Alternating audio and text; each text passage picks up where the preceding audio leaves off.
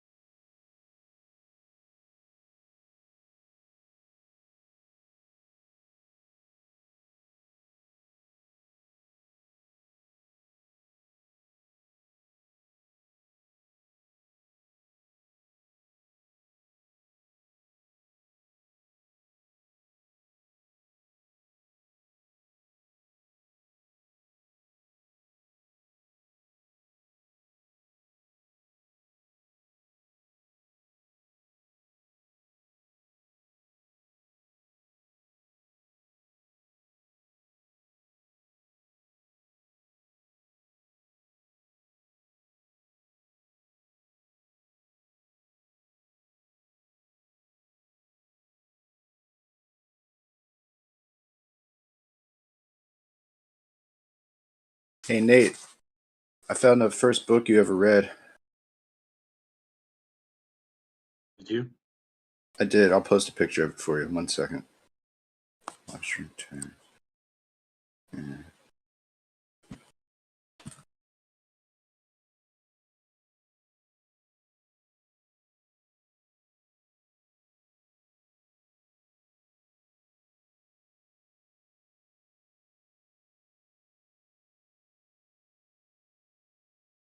Oops. 1 moment.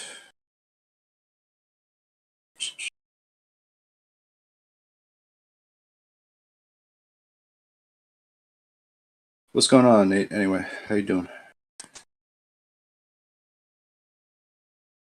I'm good, bro. Just right to work. Oh, nice.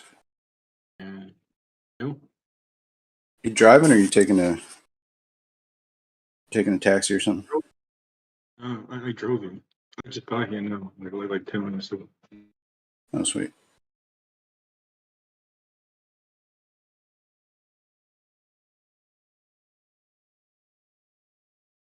You get tips at that job or what?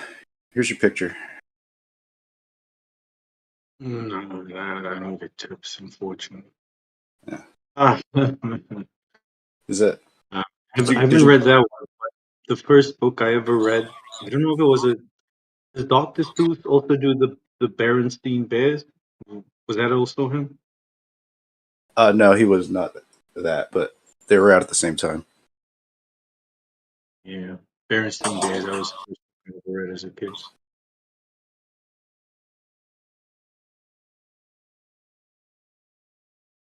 I think that there actually was a commercial that would say Berenstain Bears a lot, but I think it was like a regional type of commercial run. I feel like a lot of these I think you're right. Mandela-oids. It is. It is Yeah, go. Berenstein. Yeah, funeral. Well, but I remember like in like in elementary school, the librarians would say it was that it was Berenstain or whatever, and then yeah, but I for real remember like a whole promo about like Berenstain Bears commercials, like about like you get the books and stuff. It's like a book club. You know, it was the '80s. It was something that could happen. Book clubs don't happen anymore. But anyway, like I think that a lot of the reasons for these misrememberings are because of the commercials that are attached to the products, and then but those are bad commercials. You ever part of a book club growing up? I don't know. I can't. What would you say? Was you ever part of a book club when you were younger? I don't think so. No. I I was just mean part that of a there. lot of book clubs. Oh, you were really? Yeah, book clubs are like the shit. It was like a good reason to um, sleep over someone's place. Wouldn't really read or do anything. A lot of the times you would have the sleepover at like the teacher's place. It did get a bit weird.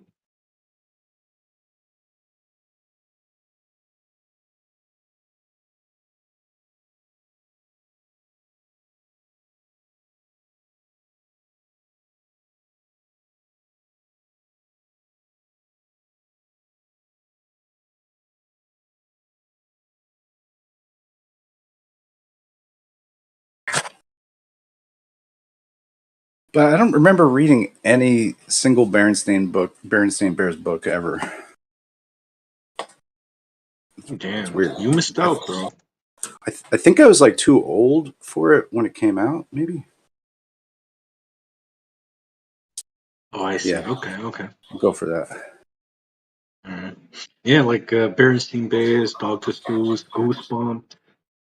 Used to love them shit.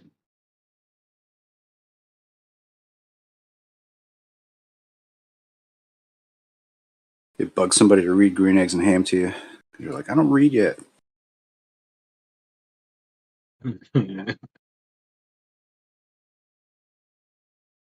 Sam, I am. Do you like green eggs and ham? That used to be my shit. I made green eggs and ham one day. I used pureed broccoli. Pureed broccoli into the eggs. Now the eggs are green, and then you put ham in it. Pretty easy. Overall, pretty tasty. Interesting. Might try that out. With the ham, obviously. Yeah, that was the whole thing. It's like a missing page out of that book. Like he didn't explain. Who's the other guy? If it's Sam I Am is Sam I Am, but who's the other guy? The other guy was the cat in the hat, wasn't it? I don't think so. I don't think it was the Cat in the Hat. Not sure. I don't remember. This is going to be a good Jeopardy question one day.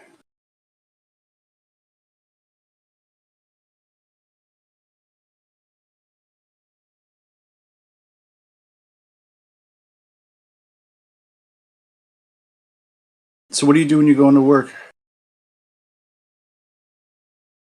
I'm not really out in the field anymore. You know, like I got a promotion early last year, so now I'm kind of like more in management, writing papers and reading reports and meetings a lot. You know, it's a bit boring, but pays better. You know, it's a bit more, yeah. Basically, management stuff. I'm not really out in the field anymore. I spend a lot more time traveling or just being in the office.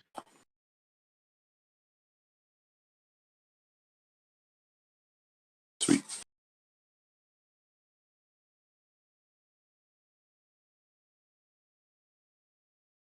So you just like yell at other people and be like, "We need more bosons." Basically, yeah. You know, it's a lot of tough conversations, a lot of planning meetings, um, a lot of budgeting meetings, a lot of networking, a lot of kissing ass. I get funding and grants. How do we spend more money? Yeah, yeah, basically. I mean, we ain't NASA, so we don't get like money from taxpayers. You know? Gotta like beg, um, either rich people with money lying around or other institutions, other schools.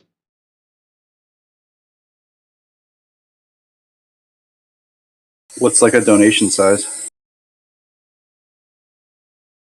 And on the project we're working on, it's like the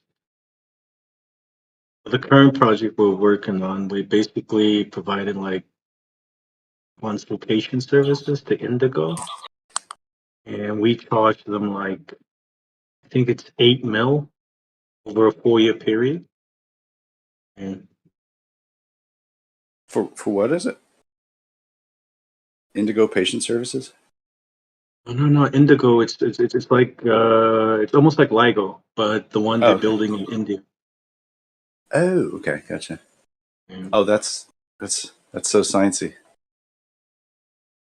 yeah, globe stuff. Indigo. That's funny.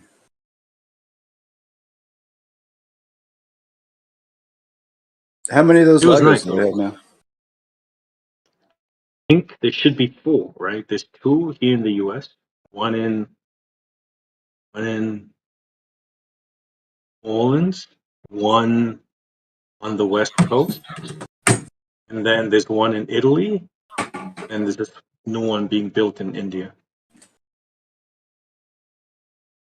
It's pretty cool.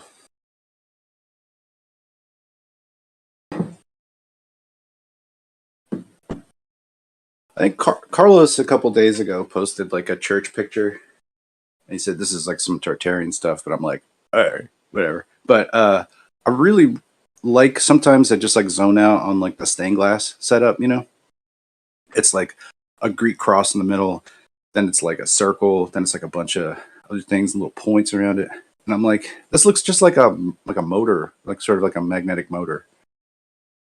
You know what I mean? Like the Did you cross is post? like the commutator. I don't know, whatever. Did you post it, Snacks? I did. I don't even know if I took a screenshot of it. It's basically 16 dots around the outer perimeter of it, then like condensed down to 8 and then 4. So that's a way that like fluxes occur, or you could like I saw this design for it's like a contactless magnetic motor. So you just like turn the outer part of it. It's all magnets. The magnets turn the inside of it, which is all steel, basically. Like so, the and so the magnets on the outer side like pair. So if you put like two magnets on the outer perimeter, they'll pair to like a center point. If it's like geometrically aligned, right? You got to design the stuff right. But anyway, yeah. So you can just like turn one gear. They don't touch, but the flux in it, the magnetic flux, is actually what moves it. Yeah, I don't know. I just think it's interesting that that these two different unrelated things kind of have a similar geometric like appreciation for what they're describing. Is that a coincidence? I don't know. Like, is there like a possibility that these stained glass, some of these iconographic like sort of things that are put on churches are actually showing you kind of how they were made? Maybe, I don't know. Or is it impossible to come up with magnets and steel, and wheels? I mean, it's not a technology like we talk about that anybody had, but it seems inherently super. It's like a simple idea, actually. I don't know. Something I'm playing around with. I'm sorry. I wish I had a picture of it. I'll look. Yeah, I did take a screenshot. Right, man.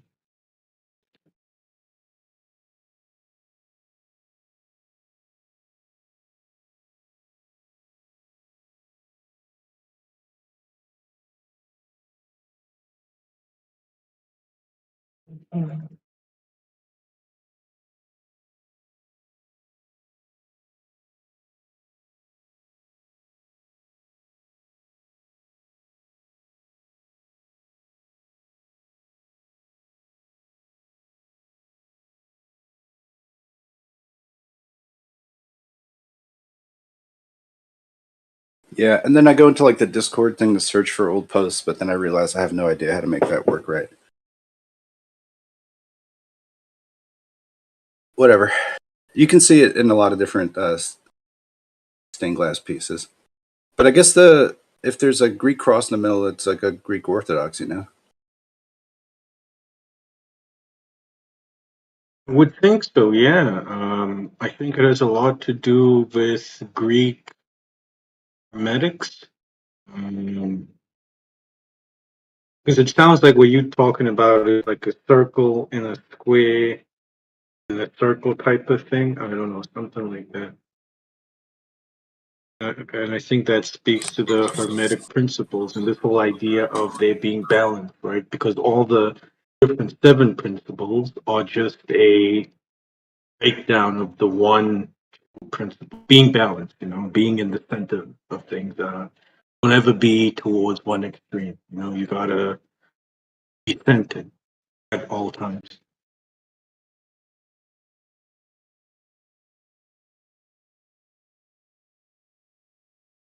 Yeah, I guess that makes sense too.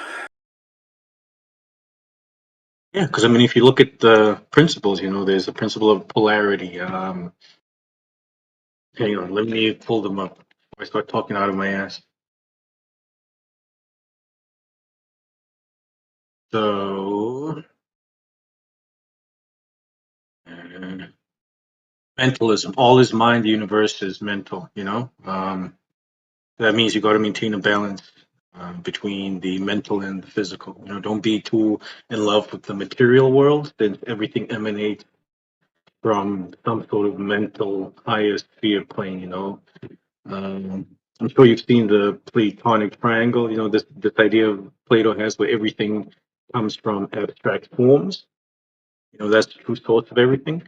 Then you got the principle of correspondence, as above, so below. Um, trying to be in the center, vibration, nothing rests, everything moves. Polarity, pole. right? Rhythm, cause and effect, and gender. So you can see they all talk about a coin having two sides, and you need to find a way to be in the center of that coin. Don't be attracted too much to one side. Coin got three sides. True. True. I never All landed right, on dude. on that side though. Real tough to flip them like that. Yeah, it's interesting. Hermetic principle. What does that come out of? Like that's the old Platonic sort of time you're talking So about. it's this idea Plato had, Platonism. You know, whether it's original Platonism or Neo-Platonic schools of thought. So Plato had this thing called the theory of form. This is the idea that the material world is not the real world, sort of an illusion, and everything emanates from a plane of reality called place of forms, basically, right? So everything is abstract. So an apple, you just see it as an apple in the material world, but its true nature is something that is abstract and without real material form. Yeah, I dig that. Mm. Pretty cool. Yeah, so it's The like a very conceptual apple. yeah. Or that basically, yeah, like physical material matter is like a projection from some sort of other energetic place or whatever. And just forms are arbitrary. They find a way. They are. Mm. Yeah, but so when he says forms, we should understand it as ideas. So the world of ideas. Everything is everything's true nature is an idea. So when we see an apple, that is the idea that comes about from the demiurge. The demiurge being the architect, basically, the creator of everything. But because we can't see Hmm. things in their true form or in their true abstract idea, we see them as these material things.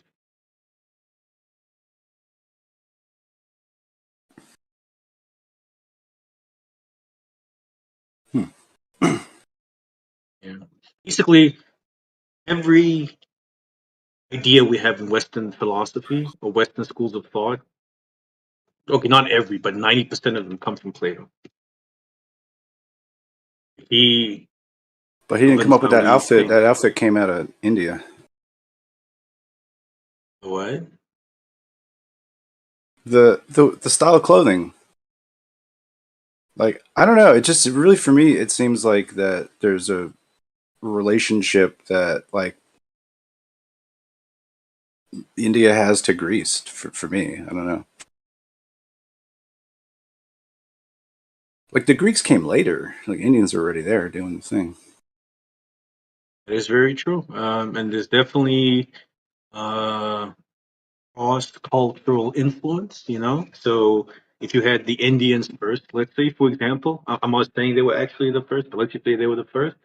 They definitely had an influence um, on the, I guess, for lack of a better word, Persian cultures. Right? So the Persians and the Zoroastrians, and then they Yeah. had an influence on the Greeks and the Romans, and the But Jews. wouldn't you also say that like that there's relationships between the Vedic cosmology and the Nordic tradition? You know, like their whole uh, Definitely, but it's not a direct. It's not to say that cosmogony is sort of the same. definitely, but it's not a direct interaction. It's not to say that Vikings went to India and learned this stuff. It's through all of these other people. So from the Indians to the Persians to the Romans and Greek. And then because the Romans Christianized the English, and the Vikings then came and interacted with the English and conquered them, they picked up these schools of thought. So they created this mixture between most pagan mythology and Christianity, you know. Yeah, that's pretty interesting. Yeah, I mean, Yeah, there's a lot of interplay happening I between mean, the his West influences, and right? Like, if we're ancient peoples or whatever, and we're from different places, and they say like, oh, that star, we call that star, or we call this constellation this, or whatever. You'd be like, oh no, we call it this, but oh, it's kind of like the same thing almost. Wow, I think that's what would have happened even if we were like way back in time, that's because exactly what happened. it's like these ideas, because people walk around ideas. People like if you have a religious tome that you can memorize, then you're a walking book. And it's possible for you to spread all these ideas anywhere, and it's also possible for you to just like die a life like where nobody remembers you very much, and you know what I mean, it's just like washed over, but your ideas stick, they carry on to other people, and they don't even, you know what I'm saying, like it's too chaotic to actually think that it could necessarily go any particular way that you could hypothesize how it goes. You know, the facts that you may dig up in archaeological dig might not support what the truth is. They might support a different narrative that like is maybe more like you can put your finger on it, but it might not be the truth. So I don't know. I'm conflicted. Yeah, Yeah. I mean, I agree. Through archaeology, you're never going to figure out 100% what was happening in the past, right? Because at the end of the day, these archaeological finds that we have, we look at them through a modern pair of glasses. You know, we try to understand them with our modern brains. You know, we struggle to put ourselves in the shoes of people that lived 3, 4, 5,000 years ago. Number one, because the way of life they had is so different from what we have today. Number two, because they speak languages that are dead. We don't speak those languages anymore. Number three, because words have meanings in different contexts, right? You could use one word like theory. The word theory could have one meaning when we're just talking about it colloquially, but a different meaning when we're talking about it scientifically. And it's hard to pick up context um, through archaeological finds. You know, it's a very difficult thing to do. It's really easy to pick up context when you're talking to someone because body language and facial expressions add to the words being said. True. True. Yeah, just like you're mentioning, like go back to Tepe, and then I mean I think that there's other settlements of the same peoples in different areas, um, in that region, or allegedly so it seems. The Yeah, and then you were like, oh well, we didn't see, we didn't find like poopies, we didn't find fires or something like that. It's possible to me, like it's and with that thing you mentioned about like just it's basically like charring, like biomatter, biochar, sort of, and broken pottery, like that whole thing of engineering soil that way. Like if people were in the habit of doing that, then you wouldn't find feces. They would use their feces to like create better soil. They'd just burn it all. Um, just a thought. Oh, yeah, but that's in two totally different places in the world, right? So go Bekli Tepe, that's like in Turkey. This terra preta, this soil they found, this is in the Amazon jungle. With Gobekli Tepe, they just haven't found signs that people actually lived there. All the signs they found point to it just being a site used for some sort of training or ritual. Well, They I might guess for find something later. yeah. Are you done? I'm sorry, I didn't mean to interrupt you. I was done, basically. Yeah, I just mean like for context purposes, like when we have like a forest fire, we're like, oh, there's people trying to put it out. Like in the ancient times, who could stand in the way of a forest fire? But you could just watch it burn, and then you would notice like, oh, from the burning, all new things like spring up, like it refreshes the world, and that's like sort of the Iranian sort of word for, the freshening from the inferno is called the Frischgard, if I'm saying it right, and that's like similar, not dissimilar to like the apocalypse or something like that, like a Aurora reset, like that concept too. Like they welcomed that this refreshing of the world occurs within some periods, and everything gets a chance to start over. Uh, you know, that's it's kind of baked into it. I think it's pretty interesting that even early peoples were able to say like, oh, okay, if we burn this stuff, it's still good actually, and it makes for good soil. But we come up with all this stuff like in Definitely. the Tartarian stuff, like where's the poop? We just want to find poops, and since we can't find them, we're like, oh, they probably didn't eat food. Like that could be, or maybe they could have used all their poops to generate methane in some kind of weird way, or they could have used it for who knows, Yeah, who could have fed knows? it But you to. definitely, sorry. Yeah, who knows? But you definitely hit the nail on the head there when you talked about how these ancient people realized that from death, life can be reborn. They had a very deep intuitive understanding of this connection between life and death. Everything dies in the winter, and from that death, things are reborn in the summer. The old die and babies are born. They had a very deep understanding and respect of that cycle. And you see it all over their religious thought, their cultural way of living. You see it in their gods. All of their gods are these gods that died and then rose again, resurrected. And they all underwent this thing they call apotheosis, where they died as men and then were reborn as gods. Hmm. Hmm. That's Yeah. interesting. So you're saying like Christian might have been a real person at some point? Jesus? Krishna, What maybe? do you say? I don't know. Like you Krishna? think Maybe. like it could have been a real person died, and then you're like, oh no, he comes back. Like he comes back. That's that guy right there. He's right there. That guy. You see him. I don't know. Like it's hard to say, but you'd see like repeating faces like out of our whatever our whole genetics. Like you'll see like at some point, yeah, oh that's that great grandfather's guy's face on that kid. How does that happen? So it's like, oh, Yeah. that's the same spirit coming back, right? I mean, I don't know how like a primitive mind like understands these things at all. I don't even know how we do, but like there's Yeah, reasoning for all of these things that they're not like so whacked out. Like we kind of amplify how wacky these things sound sometimes, because they're like, they're just like spiritual beliefs, I guess. Really, they're not of scientific order of things to test. well, there Yeah, was a science to it. Sorry, man. You take the longest pauses next. I'm honestly, I'm only running on because you're not interrupting me. So feel free all the time. I'm ready to be interrupted.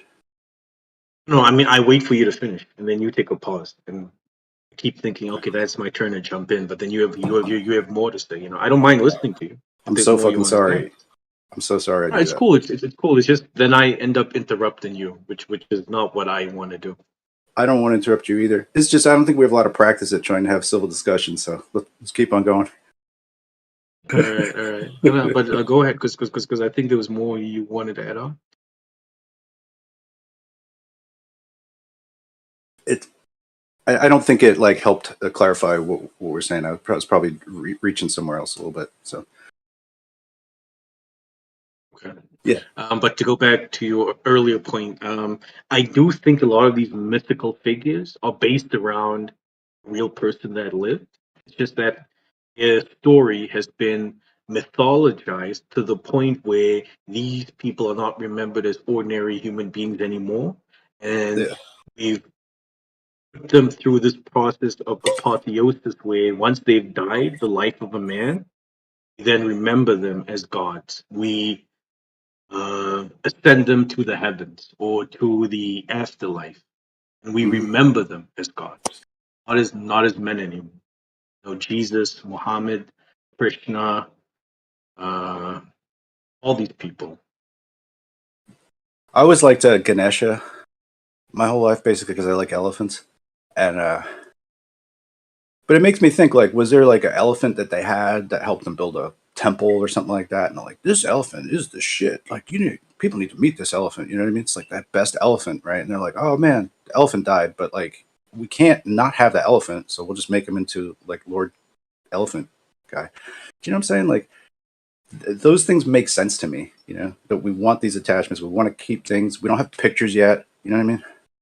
We have to find a way to remember what was good, and so it does make sense that these things kind of just yeah like occur. Maybe.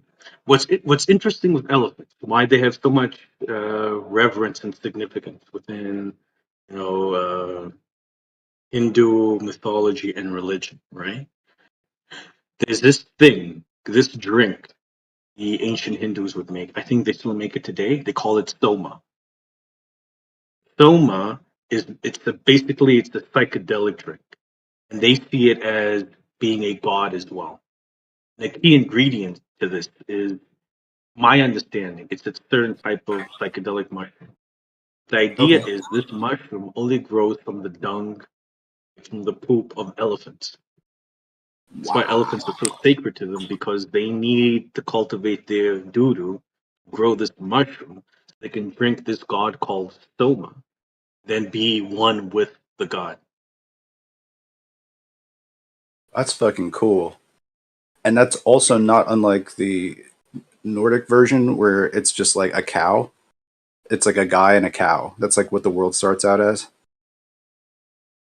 The cows they drop psychedelic True. mushrooms too in their stool. So Yeah, that's an interesting very true. commonality.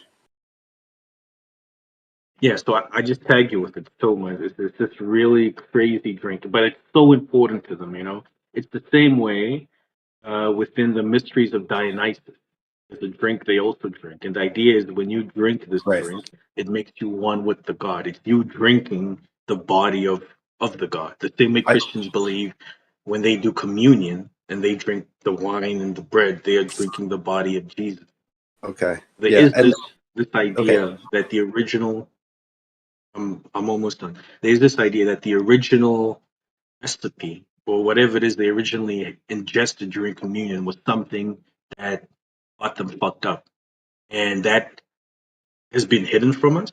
Now Christians just have this normal bread and wine. You know, they don't do what the original Christians actually did.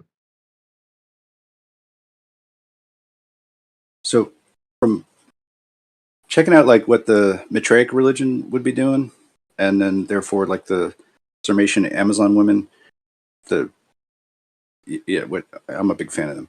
And then like basically for their communion they drink wine which is mushroom fortified, and then they have a wafer which may itself also be, it could have been a mushroom cap, I don't know, or that could have been the early thing, just take a mushroom cap and the wine. um, but in like the formation of Christendom, it's you know they're pulling people from other religions to create this, so like you know obviously we got all these amendments that go on, you know, to have this body of faith or whatever. Yeah, psychedelics really play a big role.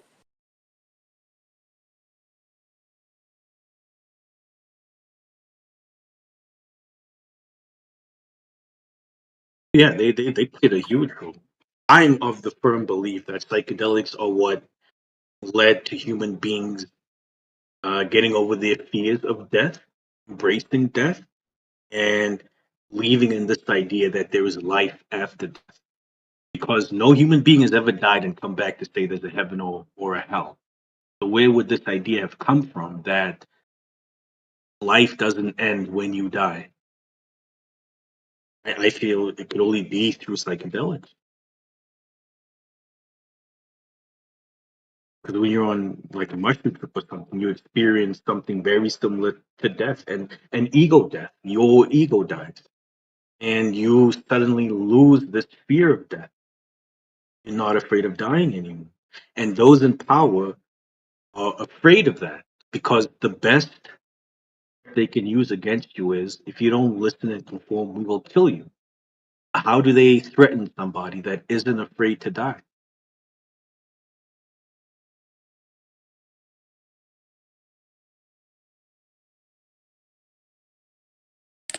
Yeah, yeah, it's a good point.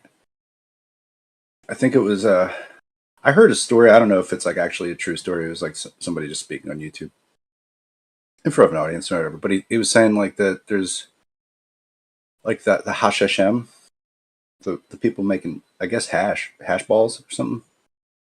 It's like hashish comes from the Hashem, which are like the Order of Assassins. Anyway, like these Knights Templar like walk up on this Sultan's area, and he's not threatened by them at all.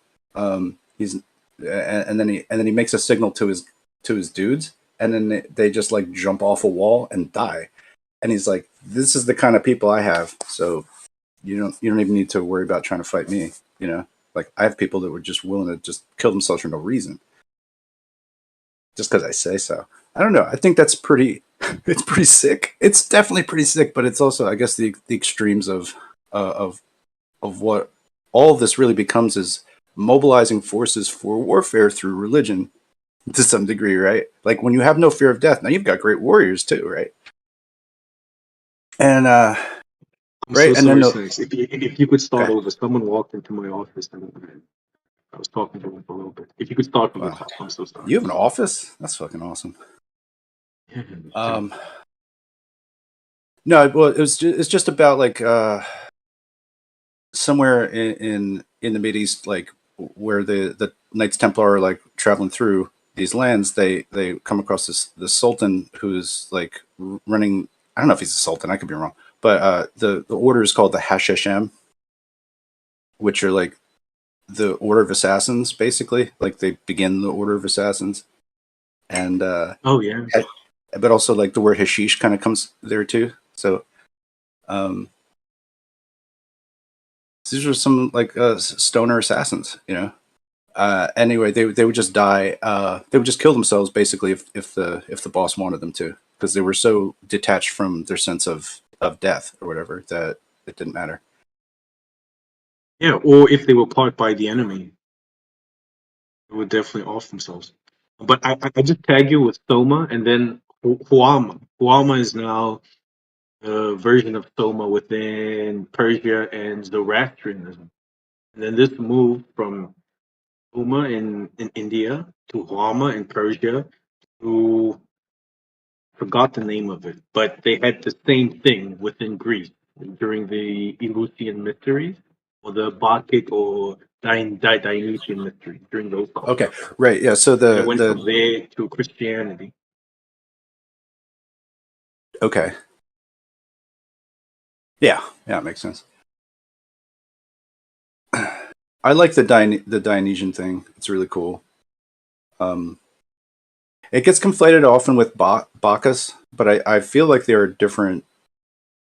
They're just different. Like we kind of call them the same thing, but I don't know if they are exactly And they're of the same. same. It's just the Dionysus was the Greek version of the Roman Bacchus.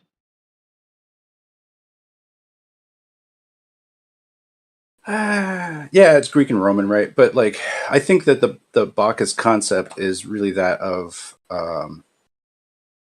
well, it's wine and it's about well, they have like bacchanals or whatever, just like orgies where they just drink wine or whatever. So there's that business to Bacchus, but I think with Dionysus, you're talking about more of a folksy kind of thing because I think this had something to do with the like when they would have like a festival for Dionysus, they the dudes would strap on their goat pants and they'd dress like satyrs and they'd throw feces like dung at each other. Like they were comedians basically, like within these spring rites, which is like the whole thing, you know, just about being an agricultural society. I think that this kind of comes through, and then we eventually we get the wines, and then we drink the grapes and whatever. So there's that. I've just read a lot of books on Dionysus like over the years. Whatever. Yeah, what you said there was crucial to it. That these are agriculturalists, and this was Dionysus, the Eleusinian mysteries. So with the Eleusinian mysteries, it involved Persephone and her mother. Forgot who her mother was. All of this, it's around agriculture and the changing of the seasons. So from the perspective of Persephone, the idea is Hades kidnapped her. Her mother went looking for her, and her mother managed to find her and try to bring her back. Then Hades, there was a whole big argument. And then Zeus said, "Okay, what we'll do is Persephone will spend half the year underground with Hades, and the other half she'll spend it with her mother. So when she's with Hades, the mother, being the goddess of crops and whatnot, would not let crops grow. Crops would die because she's sad and missing her daughter, and that would be winter. Then when the As like mother Demeter. comes, when Persephone, Demeter, yes, her. Then when Persephone comes back to Demeter and she's happy and there's spring and there's crops about, this is how they understood the seasons to happen.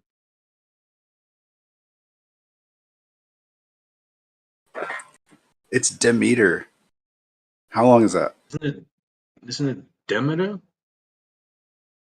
I don't know. Yeah, it does have meter in there, and meter is sort of connected to Mitra to me. But anyway, that's an interesting one there.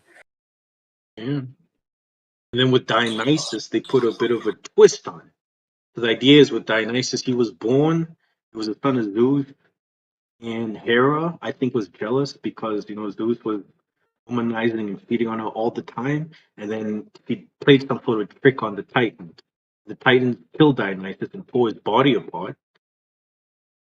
But I think the only That's like thing the they same left thing as the was. Orion myth, isn't it? Exactly, yeah. What the And F, I think dude? the only thing they left of Dionysus was his penis. I think.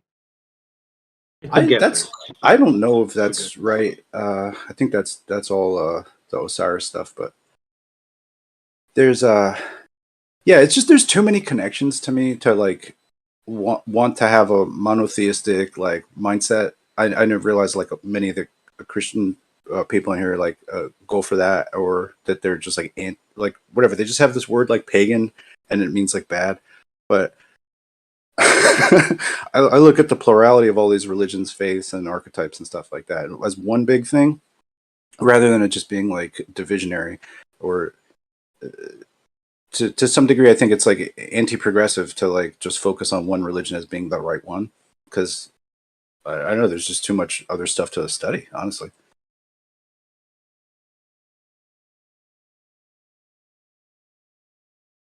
Yeah, but definitely like Osiris and them. So that's not like the Greek side of it. That definitely played a major influence on. That's the Egyptian side of it. Definitely played a major influence on the Greeks. So with the story of Osiris, right? His mother's Isis. Who was his father again? Horus? No, that's not Horus. right. Wasn't it Horus? Horus is the son, and then yeah, Osiris is the father. Horus. Okay, Yeah, so Osiris was killed by his evil brother, and then Isis had to hide the son. I forgot, man, but it's very similar to Jesus. A hmm. son born off the father from a virgin, and then coming back to defeat the father. I mean, to defeat like Satan, the Satan figure being set. I think that there's a version of it where it's like yeah, like Osiris gets ripped apart. She can only find his penis. Then, or no, she can't find his penis, so she makes a golden penis, but then has a son anyway with the but who was the same guy, but that's Horus or ours. The before Isis though, there's a different goddess called Hathor, which takes the same role, and Hathor is basically the mother goddess of Horus. Which, I mean, if you put a T in front, it'd be Thoris, you know, or if you had a lisp, maybe. But it's just like it's too much, you know, to die in ISIS, right? Okay, I mean, yeah. It's like just different masks on the same thing. It's like we were talking about the apple before, you know. It's like we got no idea the material form. We just know that the energy's there. Yo, Snacks, it's 8 p.m. It's 8 a.m. So people are coming into the office, so I gotta get going, bro. But this was a good Okay. chat. All right. Peace out then. Have a good day.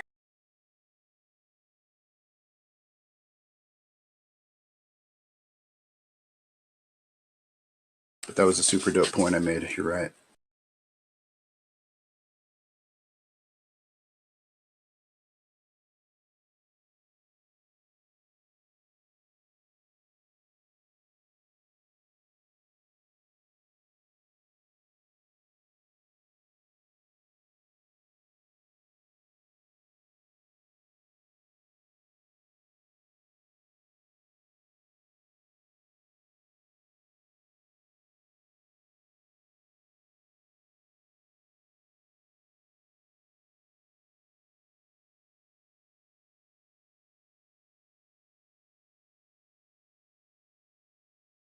Yep. Check. Check you out, dog.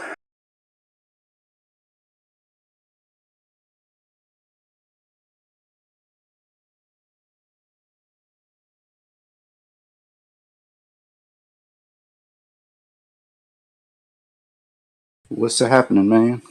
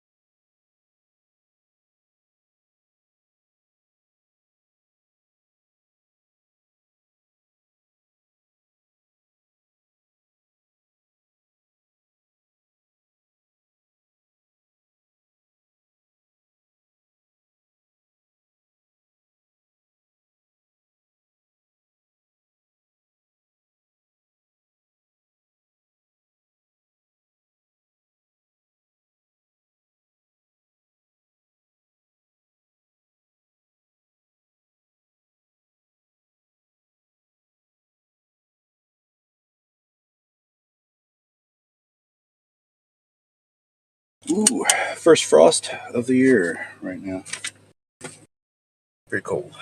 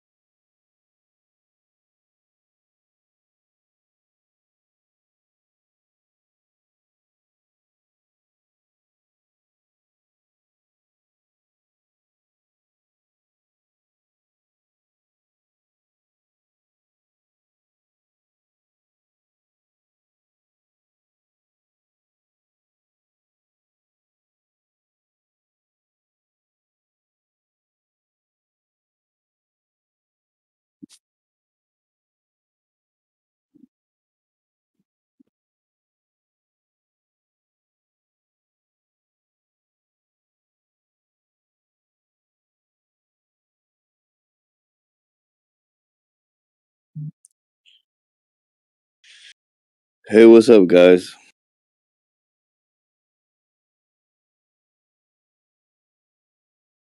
Did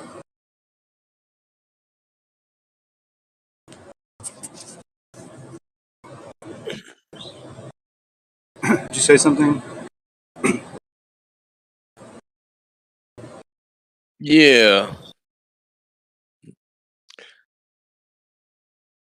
I'm hesitant to say something just like I was hesitant to turn my heat on. Oh, okay. I hope it came on. I really didn't want to turn my heat on, my gas on, but I just turned it on, so.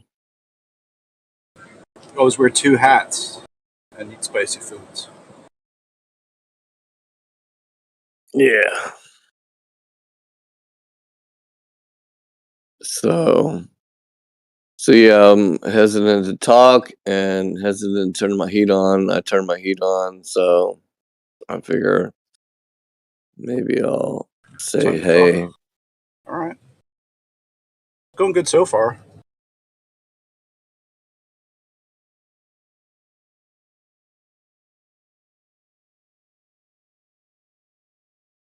Yeah. Frost happened. It is. Yeah, it's that time.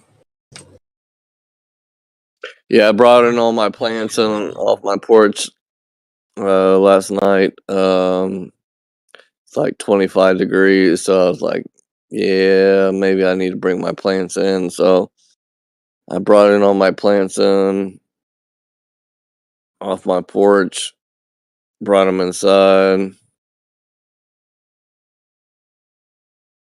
and then thought I might say a little something on here.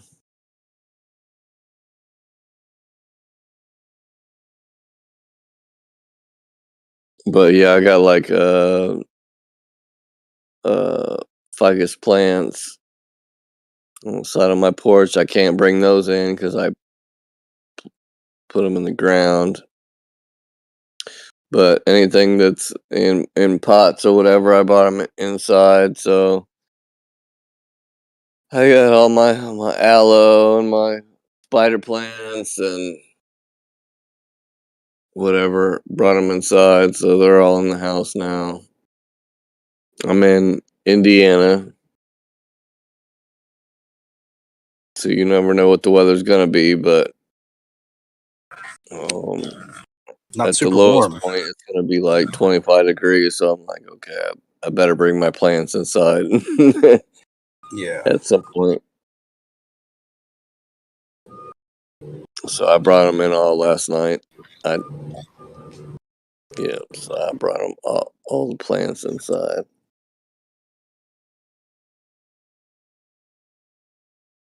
It was a little cold yesterday, but I don't think there was any frost.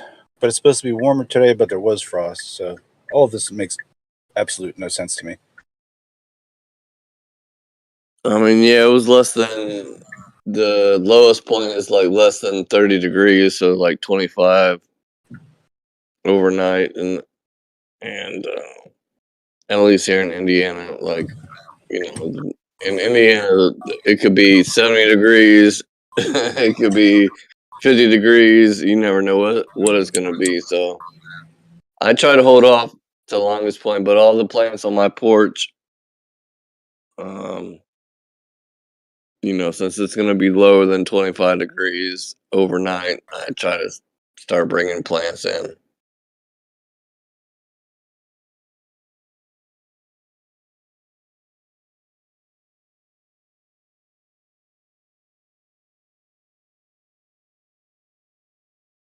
So I got my spider plant, my ficus, got all my other plants. They're all. Yeah, I'm turning my heat off right now.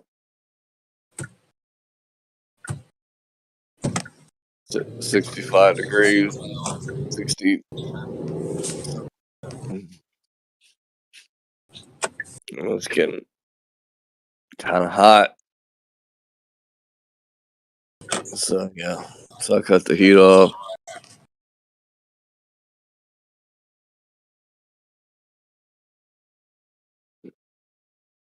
But yeah.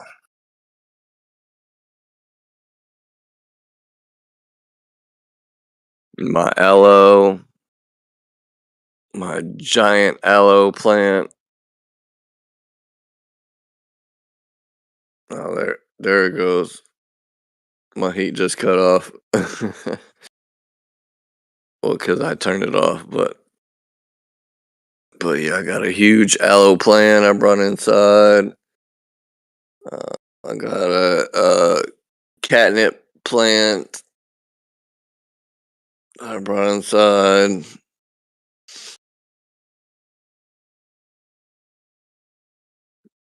Everything I had growing outside, I brought inside.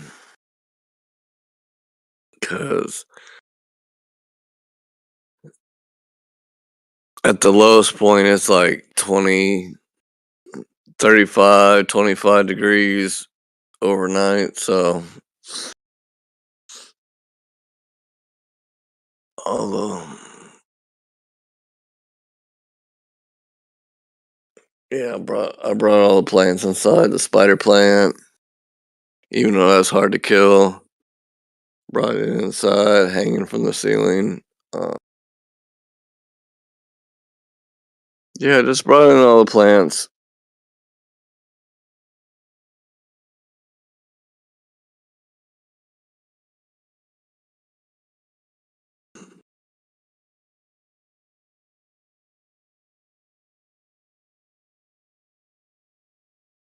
I'm going through a difficult financial time right now or whatever, but trying to keep the plants alive. I'm trying to stay alive. Trying to keep my plants alive. Dude, you got a car?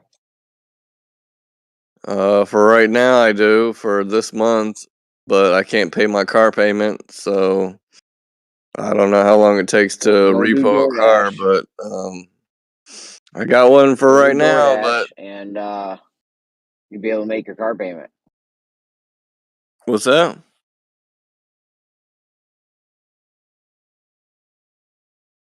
Feel me? You're gonna need that car. Well, my priority is paying the rent, and which I didn't know how I was going to pay either. And God is good all the time, and so I can pay my rent, my car payment, and car insurance. I'm not so sure. So, but at least I'll be able to pay for my house.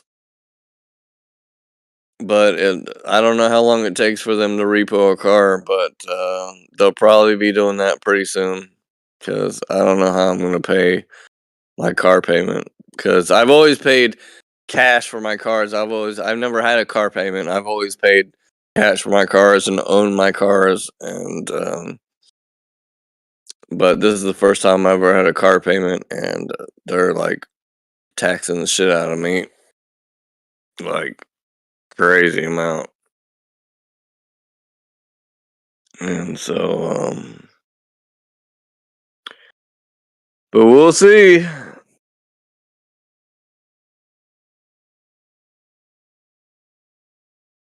We will Bro, see. if you got a car, go do DoorDash, dude. You can make enough No, I money for your tried, car payment. dog. I try to do DoorDash. I try to do Grubhub. I'm on the way in Indiana.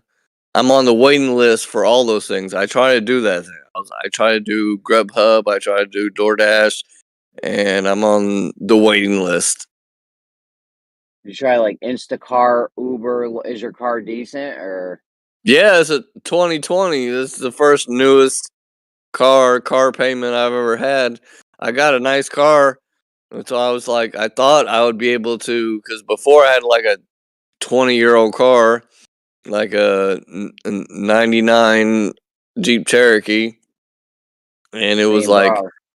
older than Go sign up the for Uber and limit, Lyft. and so I thought because I had a new car that I'd be able to do that, but no, I'm on a waiting list for fucking all that shit. Grubhub, DoorDash, Yeah, but Lyft. try Uber and Lyft. I don't think there's waiting lists for those Uber and Lyft. Well, also I've had a DUI within 6 years, Okay, so forget so Uber and Lyft. right. So they disqualified me from that shit. I've tried all that. Instacart. Did you try Instacart? Yep. I'm on the waiting Come list. on, man. There's got to be something there. I That's know. tough, dude. I know. I'm on a Grubhub waiting list. I'm on like Insta Shift or whatever, like Like fucking Amazon Flex, stocking. dude. There's so many. There's so many of those apps. Did you try them all, bro? It's a shame that you're gonna lose the car, dude. That's fucking. That's horrible. I know. Instacart doing like stocking gas stations, either cleaning them or stocking them with chips and shit. Like I tried all that. There's nothing in Man, my area. it's Nothing. friggin' brutal. I'm on a waiting list for Grubhub. I'm on a waiting list, and like I can't do the DoorDash or like okay, I can't do Lyft or or what's the other one? Uber or whatever because of my driving record. Okay, I understand that. Even though it was like 6 years ago, I had a DUI like 5.5 years ago. They won't allow me to do that. So I'm like, okay, at least I can drop people's food off. You would think they would allow me to do that. I can I'm not okay. I understand you don't want to risk whatever my driving record or whatever, but I can drop people's food off. They won't even let me do that. I mean, bro, that's friggin' tough. I know. Did you try going to like pizza places and seeing if they need any drivers? I mean, no, not specifically, not other than DoorDash or Uber Eats or Grubhub or anything like directly. I haven't checked, but Go to all the pizza places, bro. Be like, yo, you need a delivery guy. What's up? You make good yeah, I money need doing pizzas. something I did that for a while. like I'm already. My car payment was due on the 27th, $500, and I'm already like 5 days late on my car payment, and I have no idea how I'm gonna pay it. That's what I'm saying, bro. You can't lose the whip, dude. You gotta be able to move around. Go to. Is there a lot of pizza? Do you live in a big area or? I'm in a decent city. It's not huge. It's the pretty big city in Indiana, Fort Wayne. It's like the Yeah, bro. I second would try biggest the city. pizza. I would try the pizza places, bro. At least you could get you could do $100 a night easy at a decent pizza place. Yeah, I never Plus, they thought probably about give you going to a free pizza place pizza. directly and saying being a delivery driver. Yeah, bro. I used to do that when I was, when I was younger. It's not bad money. All right, I'll It's look not into bad. it. Thank you. I hate to see you lose the car, man. That's brutal, dude. How you gonna get around? Then what? Now what if you lose the car? Man, I'm just trying not to lose my house. So my number one goal is to just pay rent. I got to pay, $1,000 a month just to keep my 3 bedroom house that I pay for by myself. So that's like the main thing is not to lose my house. And then this is the first time I've ever had like a car payment. And then you got to pay like full insurance because I always paid limited liability on car insurance like 50-60 bucks a month, and then that doubled when you have a car payment, so you got to pay like $160 a month, $140 a month just for car insurance. No, yeah, driving's expensive. It's $5 a day for car insurance every Yeah. single day, 7 days a week. Yeah. So Seriously just though, to keep. try the pizza places. Maybe search the apps. There's probably other apps, dude. There's tons of these apps. Yeah, I'm trying. There's no way. And If then you got a I car these filed for days, there's no unemployment way. What's up? from my last job because I had a job. It was a forklift job. A whole long story. I bumped into a table or whatever. It's a like super small warehouse and bumped into it or whatever and caused a small water leak and they fired me like after like 4 days of. It was my like first day on the forklift without a trainer, and I never trained to pick up um a basket from like this back area or whatever, and I didn't know that I was supposed to get it with the pallet jack and not a forklift, and I bumped the table where they wash the parts and caused a water leak, and they like fired me after like my first day by myself on the forklift. Yeah, They that fired me, sucks. so like I filed for unemployment. So I've been waiting for like 3 weeks of filing for unemployment to get that to pay my rent. Um, and yeah, and then I also got an IT job. I just got hired at an IT job, but they only have like 2 employees, and they're only paying me like part time, like to train because I've never done an IT job before. So they're like, we're paying you. You're working part time, and we're gonna pay you. Is it like And a payday app you can use? yeah, It only delays the inevitable here. But you need like a loan or something. It seems like it's too much yeah, capital to no, come up with all and this. then here's the other thing Unless is you I'm can, also going back to school, so I just got this IT job part time training, and then I'm also going back to school for information technology, basically for cybersecurity because that's like a job like huge demand. Like you can make 100K straight out of as soon as you graduate. You can make 100K straight out of school as soon as you graduate, and you can work from home. So it's like a remote job. So I can work from my house, get internet, work from my house. So I'm going back to school to do information technology, cybersecurity, and do that too. So, and then I'm also trying to get approved for scholarship because I don't want to take any student loans out. And then if I get any grants or whatever, and then if I get any grants that kind of help me pay my bills to keep me going while I'm going to school. So I'm looking into that. So I'm also damn, going but back to any kind of app is going to flag you for 7 years ago that you had a DUI. Any delivery app, really? That's crazy. Yeah, I know. It's only supposed to be like 5 years. And so my DUI was like 6 years ago. And so it was like, I don't know why they're not. It Well, was keep long trying, ago or, that or it you shouldn't know, be a thing, but it is. I don't know. yeah, it's worth it to Bro, did even you like try maybe even Amazon send an Flex? email. Especially since it's, yeah, like with So Grubhub or Amazon Flex. I even try to do Amazon Flex where I can deliver packages. Like I thought, okay, my old car was like a 99 Jeep Cherokee. I'm like, okay, my car is old. Okay, I get that. But now I got like a 2020 car and I'm making a payment on it and I still can't get a fucking job doing even fucking dropping off food to people. throw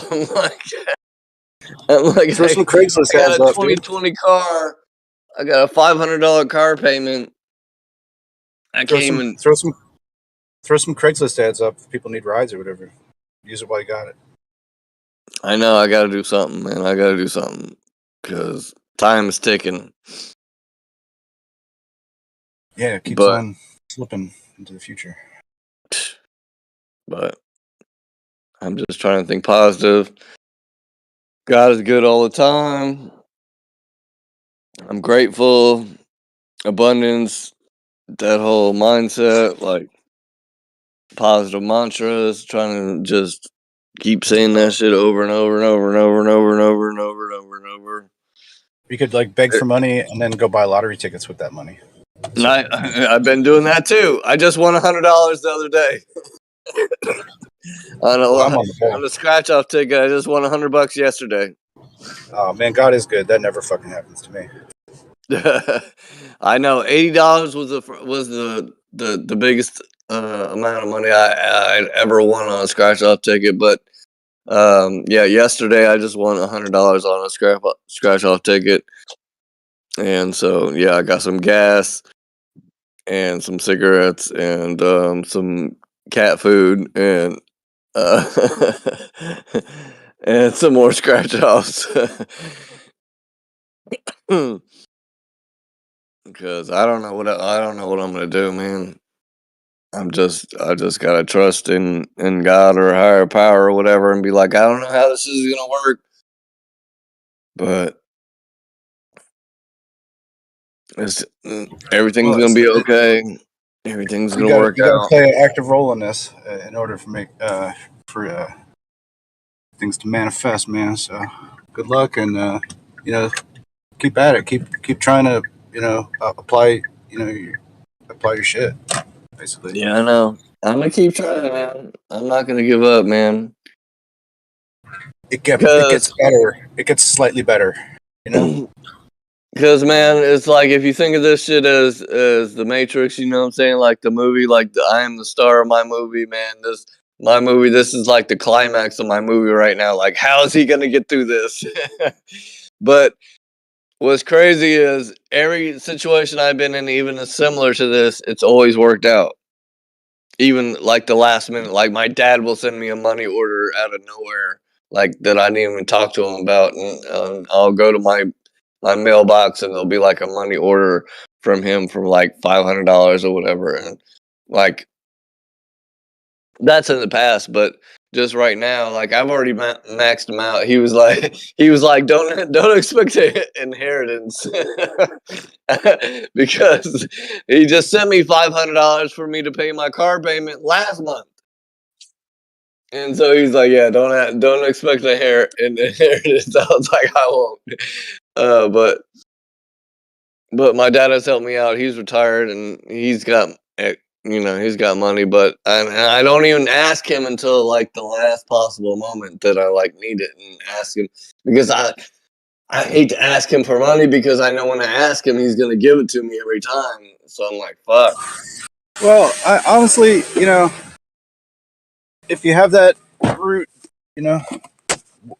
why go around the bush here? You know what I mean? But I'm just saying, like, it always works out in the end. I just wish I could just move past this and look back on this and be like, man, remember when I was doing bad and it all worked out? I just want to move past it and I can look back on this. But right now, I'm in it. Right now, I'm in it. And I don't know how this is going to play out, but God is good all the time. That's all I got to say. And I just keep, like, I'm just repeating my mantras. I'm grateful. And, God is good all the time. It'll work out. I don't know how it's going to work out, but it's going to work out. It always has to this point. I just don't know how it's going to work out in my specific situation, but I just at least need to pay my rent. Like they might repo my car. They might come take that shit. I don't know what's gonna happen with my car or whatever, but at least I need to. Here's the thing: is I got a job, IT job, with this dude, and I got but it's part time to start out because I've never done IT work before or whatever. Like we like install like security cameras and phones and shit like that. But it's my landlord's son, so I work for my landlord's son. So I figure I have some like pull in. If I can't pay my rent, I'll be like, hey, your son ain't giving me enough hours. He ain't giving me enough work to pay the rent. So I'm like using that as like a strategy, a worst case scenario.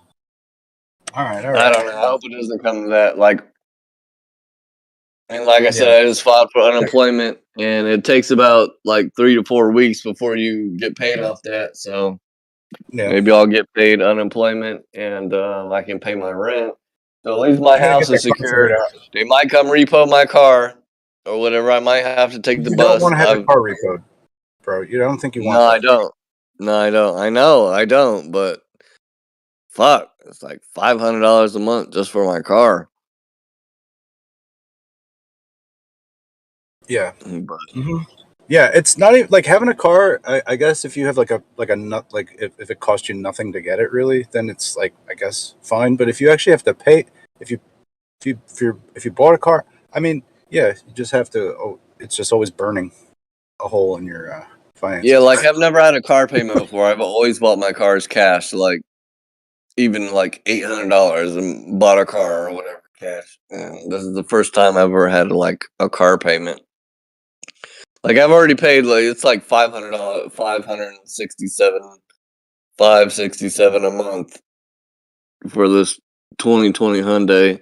I mean, it gets great gas mileage and it's a great car or whatever, but it's like the first time I've had a car payment, and it's like me all by myself. Like I don't have anybody else helping me. No dual income. No nothing. So it's just me all by myself, and then you got to pay more car insurance, all that type of stuff. So, and I was trying to find a way. I was like, okay, I got a new car.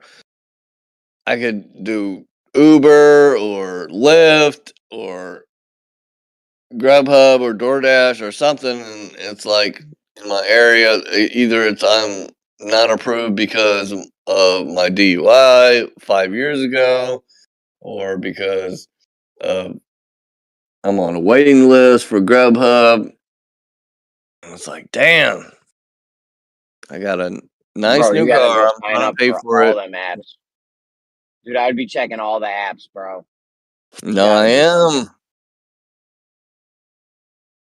Shift. There's probably apps you don't even know about. I know.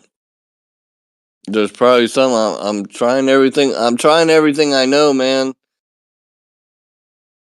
I'm trying everything I know.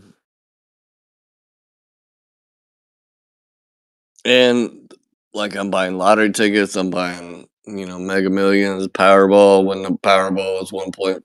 I'm like, please just like the main reason I want to win Powerball and be a millionaire is so I can help other people. Like I don't want to be rich. I just want to pay my little bills or whatever. I want to be able to help other people, and like let alone help myself. And it's like all I want is $1 million so I can help other people start businesses and invest in them and help them get them going and do stuff like that. And it's like if anybody deserves to win $1 million, it's me, because I'm just gonna use that to help other people. Like that's all I want to do. Like I don't want to be rich. I just want to pay my bills. I just want to have the money to be in the position to help other people. It's kind of like America, you know what I'm saying? Like how we're sending $100 billion to Ukraine and all this. It's like you could be using that to help our country. Like our country is suffering too. Like why are you sending $100 billion over to you? You know, to all that when you could use that here. Like that's what I want to do. I want to use that money here and help us first. That's all I want to do. I want to help us. I don't know, man.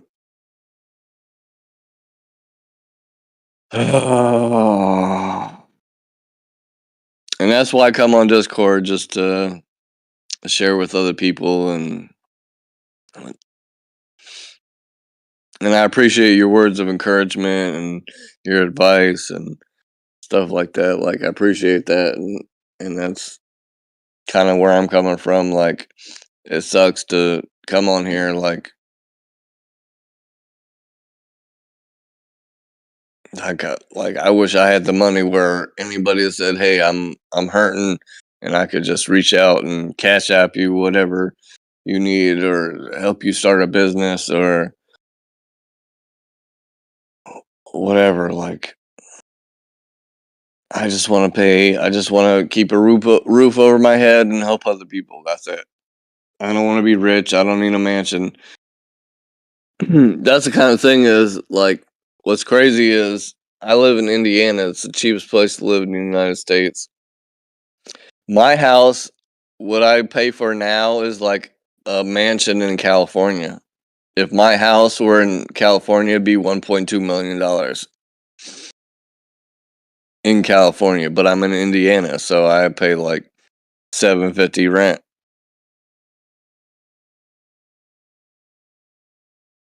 So I look at it like I'm an Indiana millionaire. Because if my house were in another state, I'd be balling out. But I'm in Indiana because it's the cheapest place to live in the United States. Like what I pay for, even like the market has changed. So what I pay for a 3-bedroom house, right, 5 years ago, I got this house, $750 a month, 3-bedroom house. Now it's like $750 for a 1-bedroom apartment in Indiana. So I'm paying for a 1-bedroom apartment in Indiana. I'm paying the same amount and getting a 3-bedroom house. And if the 3-bedroom house was in California, it'd be like 1.2 million. So that's how I keep things in perspective. And like I'm grateful. Like I have a mantra every day. Like I'm grateful for my house. I'm grateful for my car. I'm grateful for my girlfriend. I'm grateful for my kids. I'm grateful for my family and friends. I'm grateful, and repeat these mantras over and over and over again. And God is good all the time, and everything is going to work out. Everything's going to be okay. I don't know how, but they always have been in the past, and I hope they are in the future. Because I don't know what else I'm going to do if it's not. I really don't know.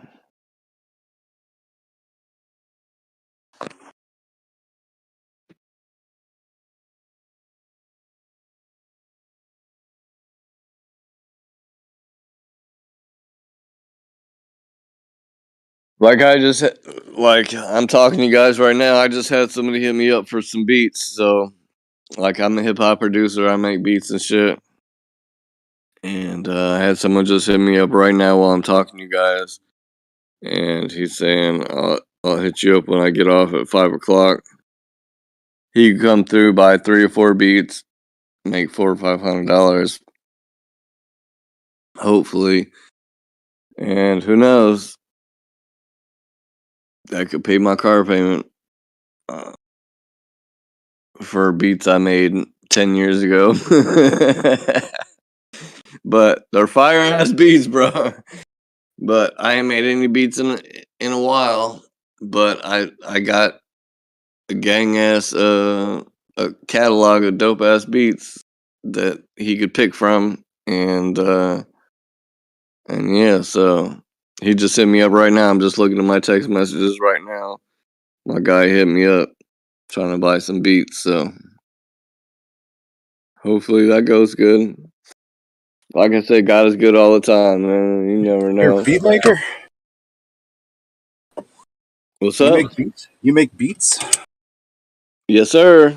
Wow, I don't know. Yes, sir. I got fire ass beats, bro. I'm not just saying that, but that's what I'm told. I can give you my I don't even know what Discord I'm in right now, but I can post a link to my SoundCloud and you can listen to some shit. Yeah, Are we in where are we at? Earth Awakening or some Earth shit like Awakenings. that? Yeah, we're on the internet. Here, just DM me directly and I'll send you my SoundCloud. If you want to check it out. Anybody that can hear my voice, if you want to check out my beats, hit me on Discord DM and I'll send you my SoundCloud.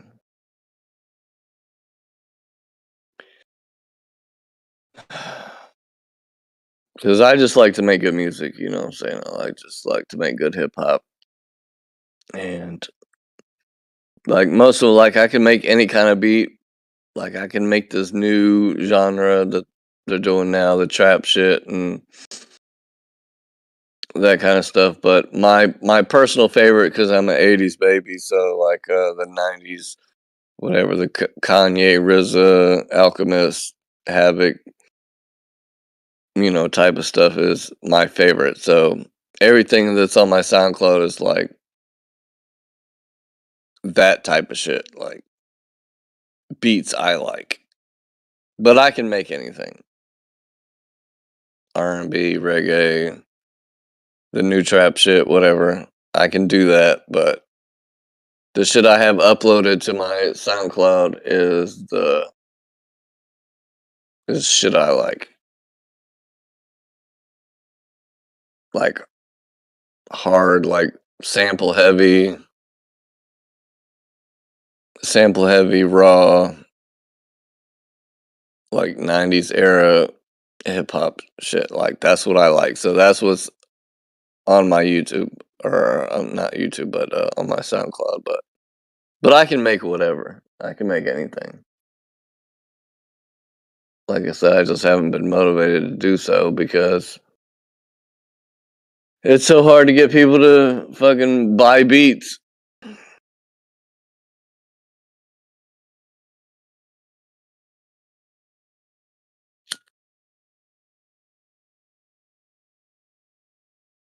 It's like you almost got to like give it away to somebody that can like give you a name, and then maybe you could charge for them. That's tough to just like start charging. Yeah. Yeah, to get your name out there or whatever. You got a couple of credits under your belt. My biggest credit is, like, I'm a big Wu-Tang head, and so Killer Priest came and did a show in my little city or whatever, and came to the studio, and then the producer had one of my beat CDs or whatever, and so of course I got like RZA ass beats. Or And did you so ever see the sample breakdown? The RZA had me wanting to learn how to play the violin back in the '90s. You ever see the sample breakdown for how he made the Cream beat? No, but I know the sample he used to make Cream. Oh my god, dude, that was But yeah, I have a beat. Like I said, I have a song on my SoundCloud of one of my beats and Killer Priest, and just to hear Killer Priest on one of my beats and him to say Wu Tang to shout Wu Tang on one of my beats, it was enough for me. Like it was like a dream come true. Killer Priest had some good albums. Dave Weiss did a podcast with Killer Priest recently. Oh yeah, because Killer Priest has a podcast, and they were like, yep, and then we're into the flat Earth shit and this and that, and yeah. Well, Wu-Tang spit crazy heliocentric bars like the RZA and all them dudes. They got a lot of heliocentric bars in their thing. I think Gravity was the name of the RZA song, Gravity. Like they just did a lot of heliocentric bars, so they're into the whole globe thing. Yeah, they are, but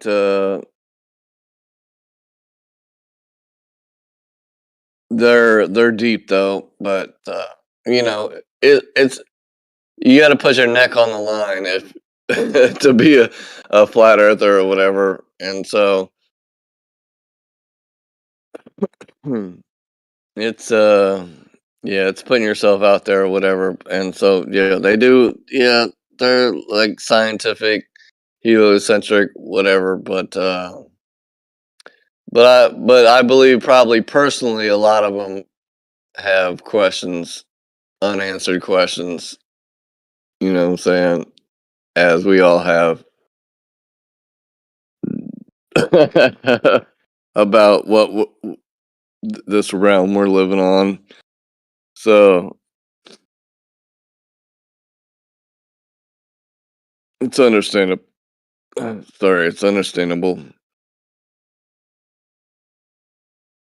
But hold on, let me see. Let's see if anybody has hit me up. Oh, nobody's hit me up directly, but anybody wants to hit me on the DM, I'll send them a link to my SoundCloud.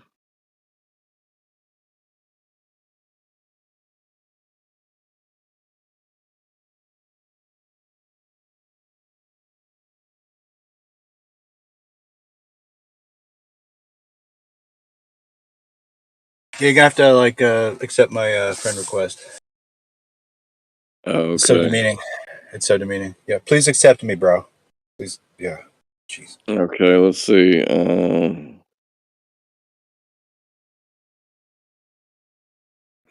Damn, I don't see it. Well, all right. I'm not sure how that works. I have a pending friend request. Okay. I can't even wave, so whatever.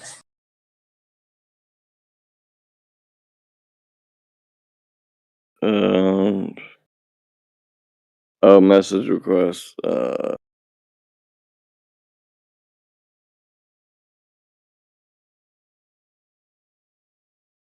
Accept DM.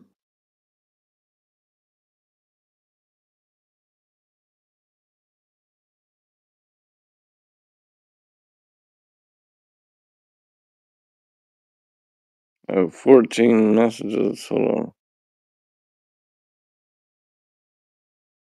Oh, shit. Hold on.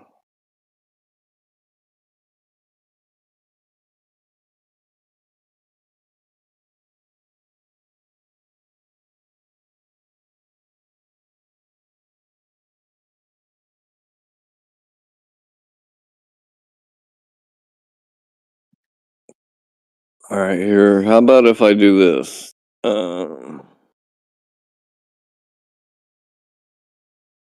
Let's see. And I'm in Earth Awakenings. Is there let's see. Chat lounge text.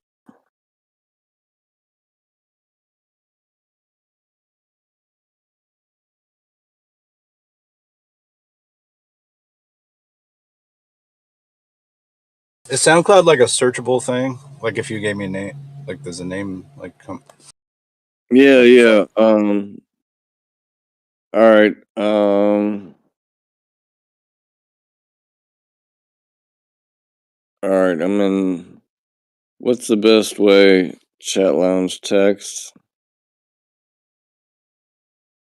Or Actually, I'm pretty sure that if you, yeah, I'm not even interested. All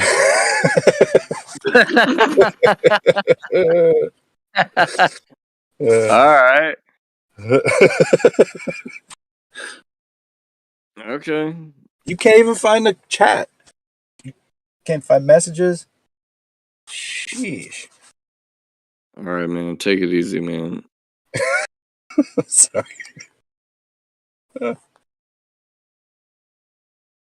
Like, all right, hold on. Okay. I mean, I can just tell you verbally if you just. No, you won't be able to type my name correctly. You sure about that? Well, I got an interesting name, so yeah. If you just Google Diami Illegal Johnson, the first thing that will pop up is probably my SoundCloud. So Diami is DYAMI, illegal ILLEAGLE, like ill eagle, like ill bird. Diami, DYAMI ILLEAGLE, Diami illegal, and then Johnson, JOHNSON. The first thing that will pop up is probably my SoundCloud. If you Google my name, Diami Illegal Johnson. Mm-hmm. Okay. And now So it's in the chat. Now I've done that already. So that's there now. Okay. I'm glad I could do this. DYAMI ILLEAGLE Johnson. Totally not necessary to say it again because I already put the link in the chat. But Oh, okay. Yeah, All right, my there you bad, go. bro. you're good. You're good.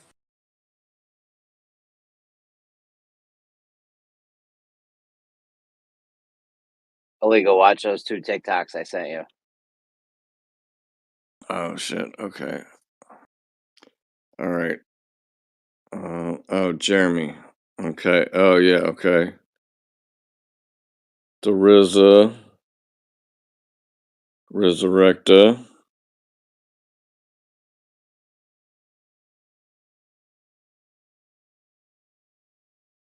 All right, Jeremy. I got your TikTok links, but I don't want to click on them right now. I guess I could. No, whenever. Just whenever. Oh, most iconic sample flip of all time.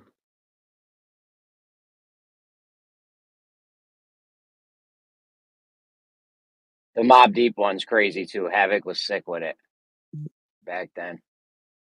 Oh yeah, Havoc. Havoc's one of my faves. RZA, Havoc, Alchemist, Kanye.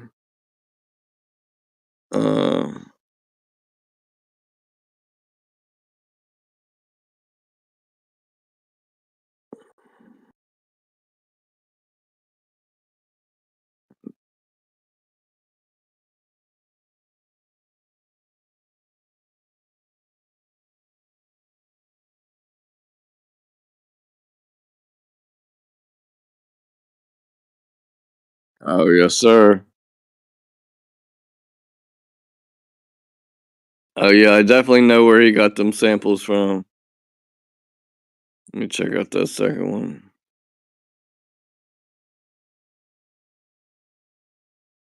Oh, Shook Ones, yep. I know what sample that came from too.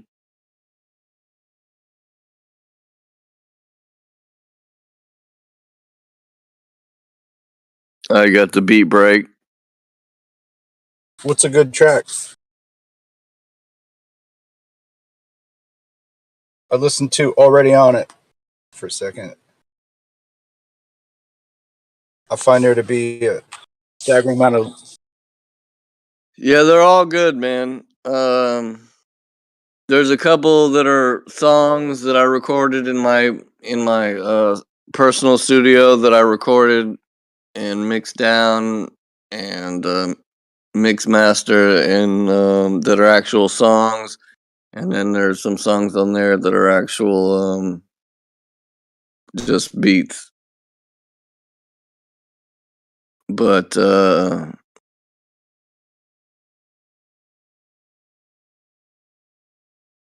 glad you at least found my YouTube or my SoundCloud page.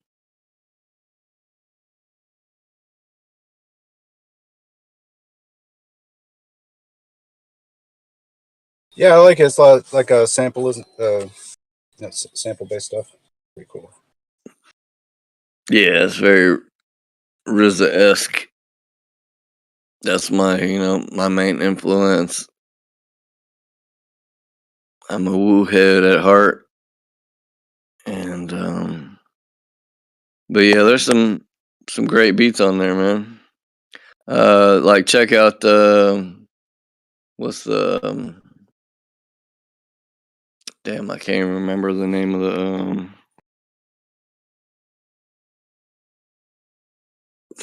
the songs.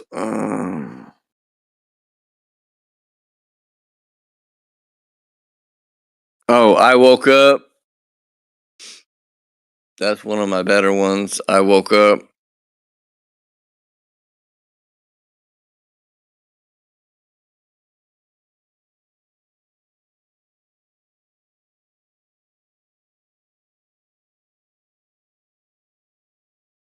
I woke up early this morning with the new. Oh, man. Where's my SoundCloud?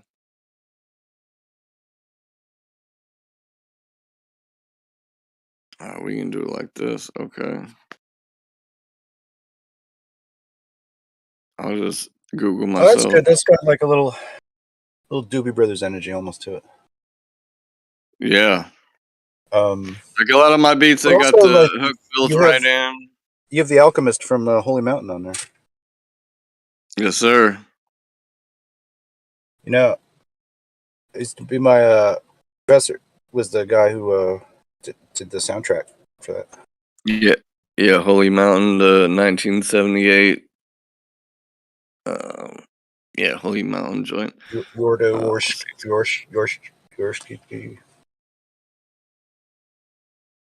Yeah, Revolution of One.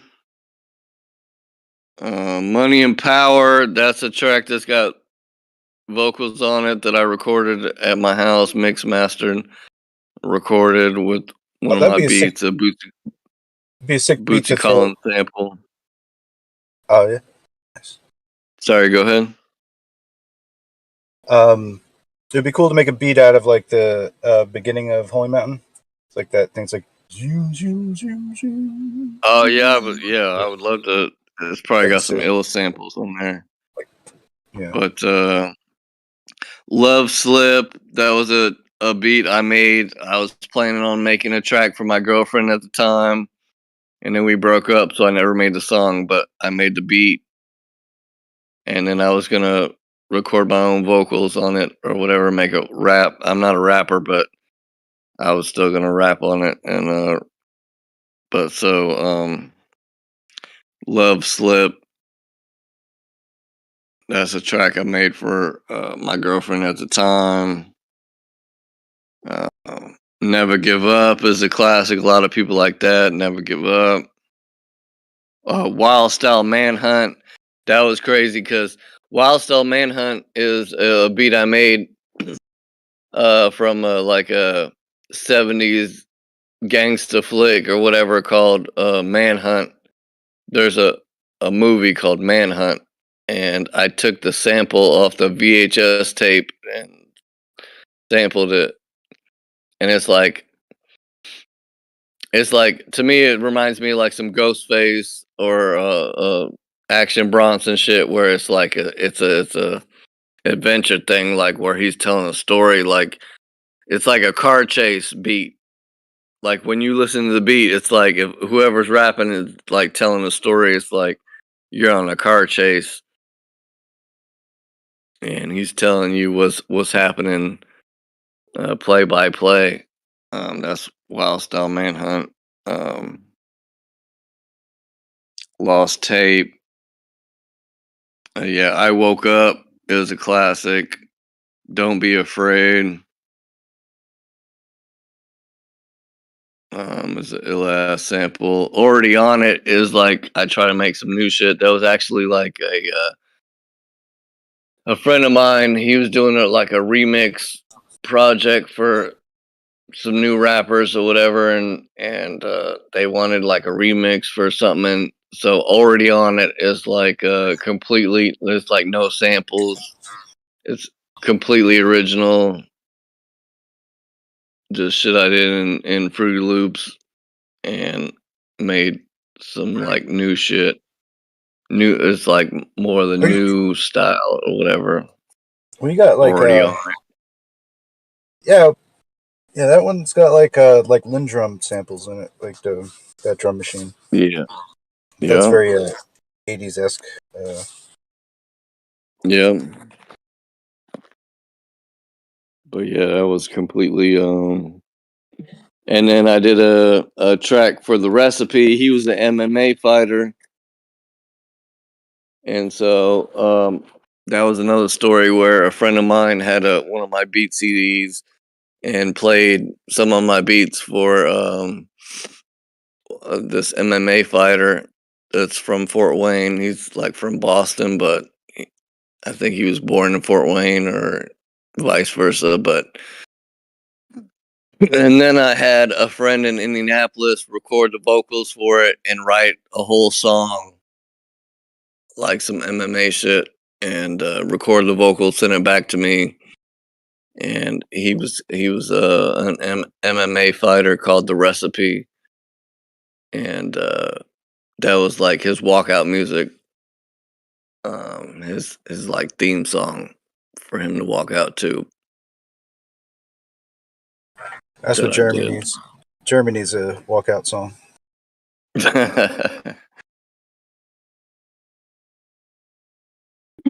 So the recipe walkout song is a beat I did, and the beat that beat that I did for the recipe theme song is actually I was in a beat battle, 2000.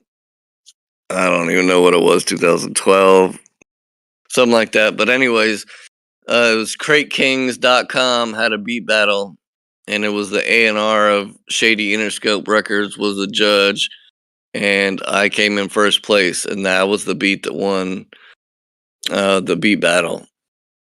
It was Well, the first which beat tune? battle I ever entered, and I got first place. They was like, "Here's a song. You can only use the sample, kicks and bass, no other instruments besides kicks, drums, bass, and the sample. That's all you can use." And so, a bunch of people entered, and that was the beat I made, and ended up winning the beat battle with Shady Interscope Records. The A&R from Shady Interscope was the judge, and yeah, I won. I won that year. That was the first and only beat battle I've ever entered and got first place. No, it was the first beat battle I ever entered, and I got first place. Let me put it like that. I should have entered more, but I entered one, and I got first place. And that was the walkout music to the recipe for the MMA fighter. Yeah, I entered having him put, like I said, I sent it to a friend of mine. He put vocals on it, rapped over it, recorded it, sent it back to me. But the MMA fighter didn't necessarily blow up, so I never got to hear it like, you know, on TV or anything. Unfortunately, but that was pretty cool. So like the Killer Priest song, the song with Killer Priest on it, and like the recipe is like my two biggest credits, I guess.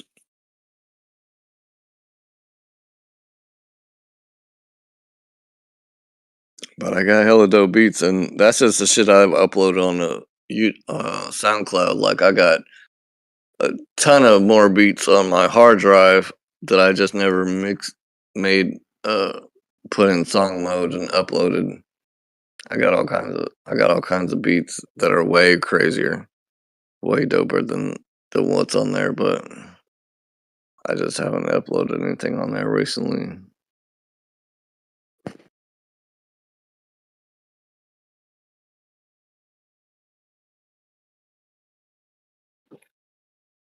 I'm glad you're checking out. I'm glad somebody's listening to it. You know, I hope you enjoy listening to my shit. Somebody's listening to it. Appreciate you.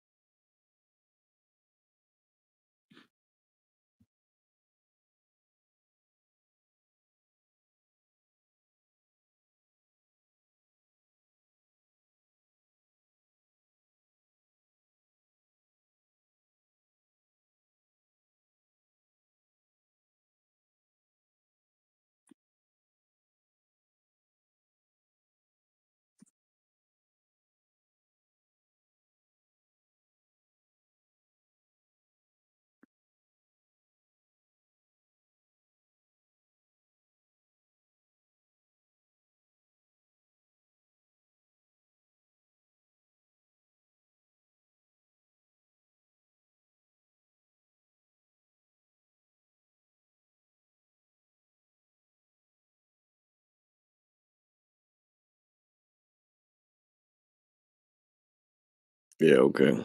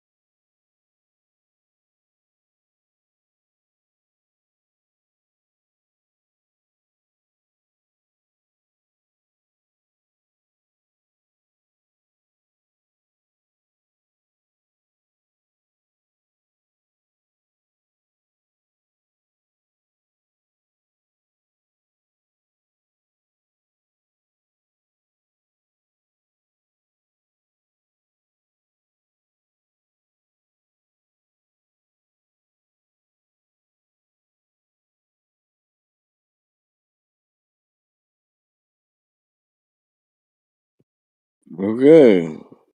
Good talk.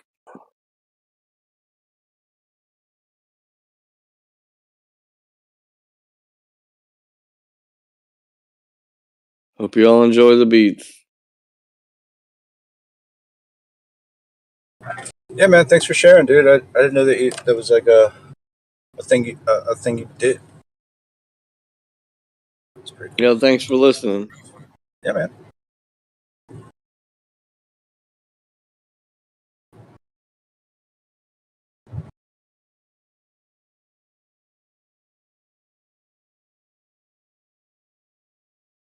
Yeah, I used to try to make sort of hip hop beats, but I really didn't listen to enough hip hop to actually do that. I think that was my problem. But I used to like chop up, like little bits. Like I just take like, remember there was like a John Lennon song I liked, like Cold Turkey. It's like, it's just a guitar hit. It's like so awesome. So I just like took that, repitched it, and then just like made that a hit, like in a little beat. That's pretty fun. And then it's like I like doing like the sequencing shit, like where you're really putting in the blocks. Yes, I guess the Fruity Loops method, but I don't use Fruity. Yeah, I started out on an NPC, but I never had one of my own. I always used a friend's NPC, and then I figured out through what's the guy's name? Forget the producer's name. Yeah, I think that's actually like 80% of making good hip hop beats is having an NPC.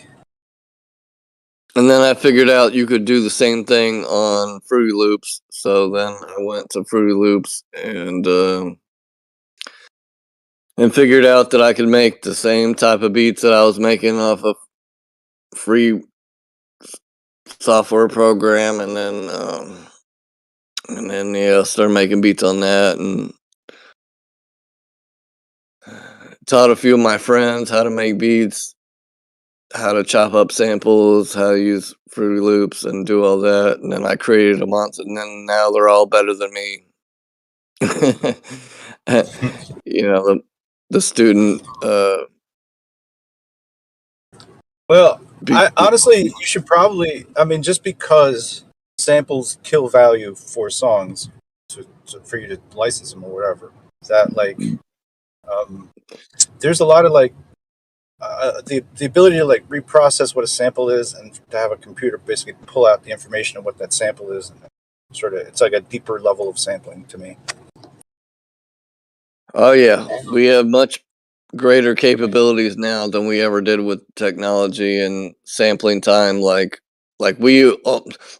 when I grew up, like I'm old, but we I'm only probably used to about have your like 10, 15 seconds of sampling time or whatever, and then now we have like unlimited sampling time. Like you can sample like a whole song or whatever. That's a phrase sampler. That'd be like a separate thing. 15 seconds. Like initially, yeah, it's like 2 to 3 seconds maybe of delay. Yeah, that's why like RZA and Kanye, like that's how the whole sped up sample thing started, is because when you sample something and then speed it up, you can get a longer sampler, a longer sample time. So that's why they would sample it and then speed it up, is because then you could get more time out of it, out of your sampler, out of the keyboard that Kanye had, or the ASR1 or whatever that Kanye and RZA had or whatever. And it was like they only had a limited amount of sample space, so you'd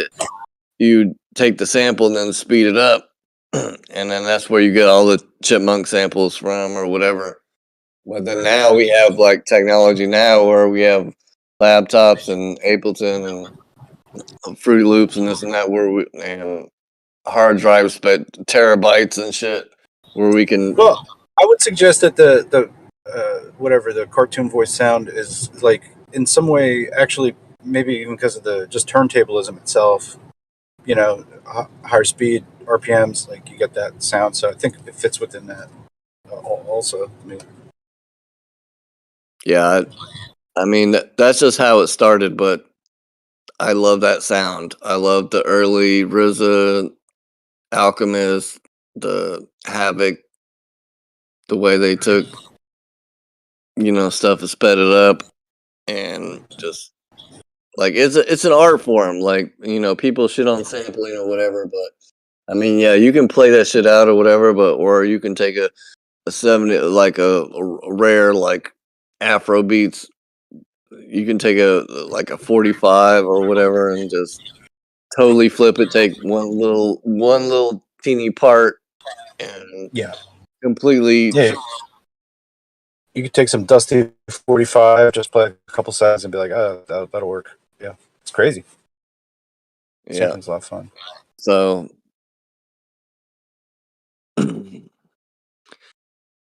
So that's where I came from, and that's my favorite shit to do. Like, I can make a beat completely original. I can take these loops and sound packs or whatever and make something crazy, with whatever. But I know like it's better not to sample. Therefore, you don't have to get the sample cleared or shit like that. Like, you make more money if it's all original or whatever. You play it or whatever, and so Yeah, that's I the can way. do that. I mean, because it's yeah, good. Yeah, go ahead. That's maybe like you're trying to compose. Yeah, so you got like little pieces, patch that together, make a beat or song or whatever. Compose something, then you can just make your own stuff. Yeah, it's better.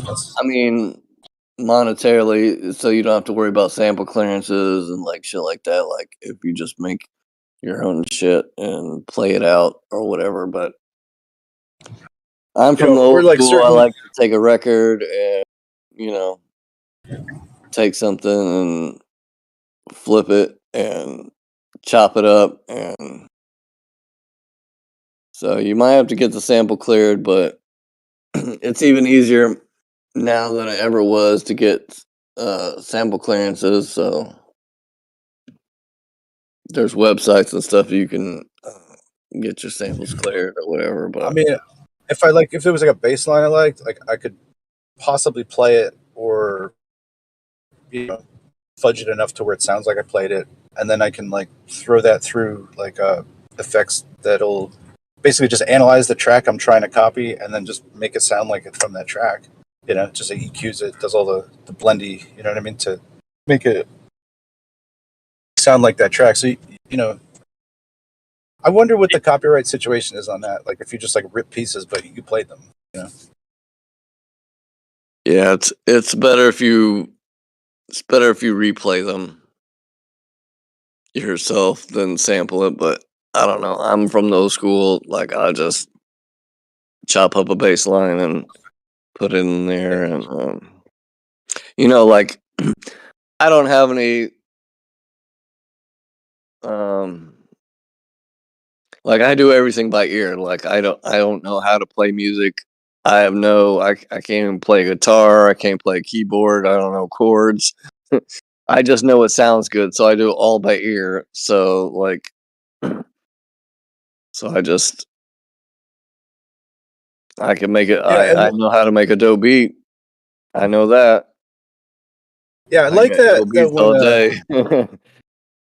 like uh, I'm already on it, like that track, like it's pretty good. I like the, maybe mix wise it's not like that whatever that sine wave type synthesizer you got is, like, it's a little, it cuts through a little, maybe too much, and then I kind of feel like they're like a slight variation, like instead of like because it's just hitting four notes, so mm, maybe subdivide the first note so it's like every alternating went through, it's like boop boop bit, yep. just to, I don't know. I mean, I did change it so that it went up and down, so it wasn't like the same all the way through. It goes up and then it goes down, and Well, like you get um, your first like 16 bars, and then it's drum break, or you take the drums out, and then it's like just that synth again. But I feel like that's where you want to like introduce like variation to the original material. yeah. I don't know, whatever. No, I get you. Music composition. If sometimes just follows a real simple rules of variations that like really improve things. Like I guess you could use big fancy words to describe what all is happening, but yeah, it's everything's simple.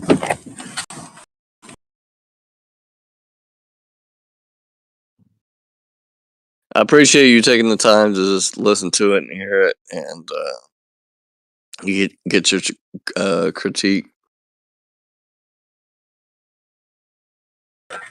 I'm not. I hope I'm. It's just feedback. I'm not trying to give you critique. No, I just appreciate you listening to it, man. I'm just like, it was like, that's one of the very uh, few examples I have of where I just did something completely on my own with, like, one of the few beats that I have that's no samples. It's all me playing shit out, tinkering with shit on Fruity Loops, and so, like I said, I have no music theory education. I don't know chords. I don't know notes. I don't know shit. I just know it sounds good and try and make it sound the best that it can. And so I know there's lots of room for improvement. But that's what I did at that No, but time. sometimes it's about leaving the room for improvement. Sometimes, like it's done. It's maybe not perfect, but some other person's gonna be on that track too. So it Yeah, doesn't yeah. have. Like I could have like that's a lot of thing. Like a lot of my beats are like raw. So like I could have like live musicians come in and play something on top of it and spice it up. And if I had the budget that Kanye has or whatever to like have musicians come in and play live keyboard of the actual sample and just like play on top of it, or Yeah, have a live drummer come in and play the drums live, right. Let's have like a Pharrell did live all that stuff drummer with. play on top of it. You know what I'm saying? It would make it take it to the next level. But those are like bare bare beats. But it still sounds fucking awesome to me.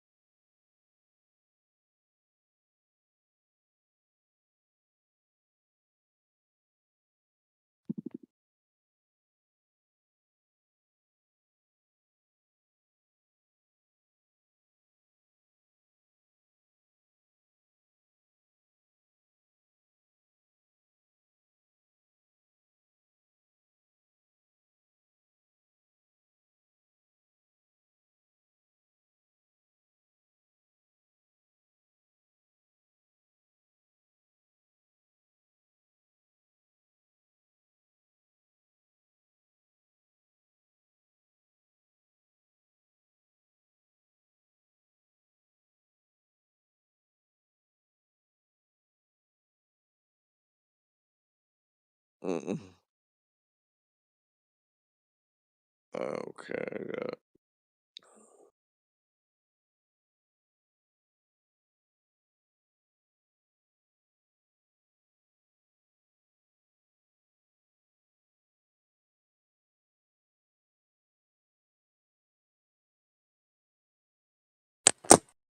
Yeah, but sometimes like I'm not even trying to make like a beat for rapping on top of or singing or whatever. It's just like just mood, with a beat. Oh yeah, I got lots of beats like that that are just like dope instrumentals. Like you could just vibe out and just listen to the beat. Like they're just great instrumentals. Like a lot of the time, like I'll sample a song and I'll have a sample for the chorus, and all they gotta do is drop in their verses. They're like, 16-bar verses or whatever. Like then the song is done. But a lot of the time, it's just I got beats on there. Oh shit, what's the song? I did an Avril Lavigne. Um, everything is everything is great. I think is what I called it. But yeah, it's just a dope instrumental. Like you just vibe out and listen to the instrumental, listen to the beat. Like it doesn't even have to be a song. Like it's just a good beat.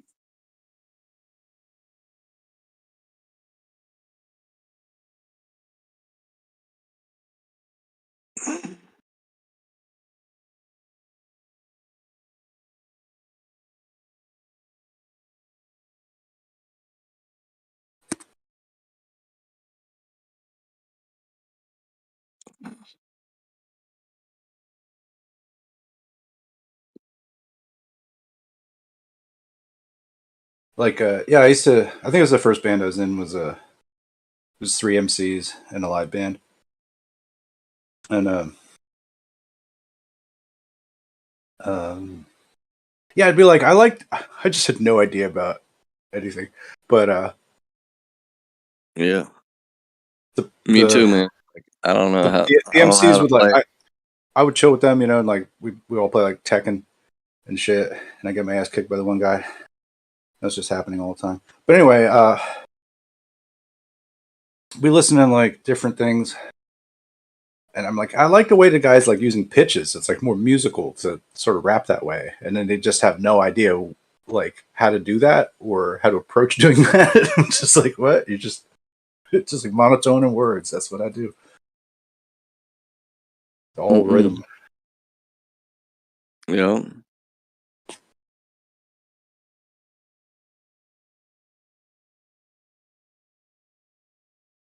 You know, people want to hide behind their rhythmical, crazy word contraptions. You know what I mean? They don't put enough. There's no heart in it sometimes, man. Yeah.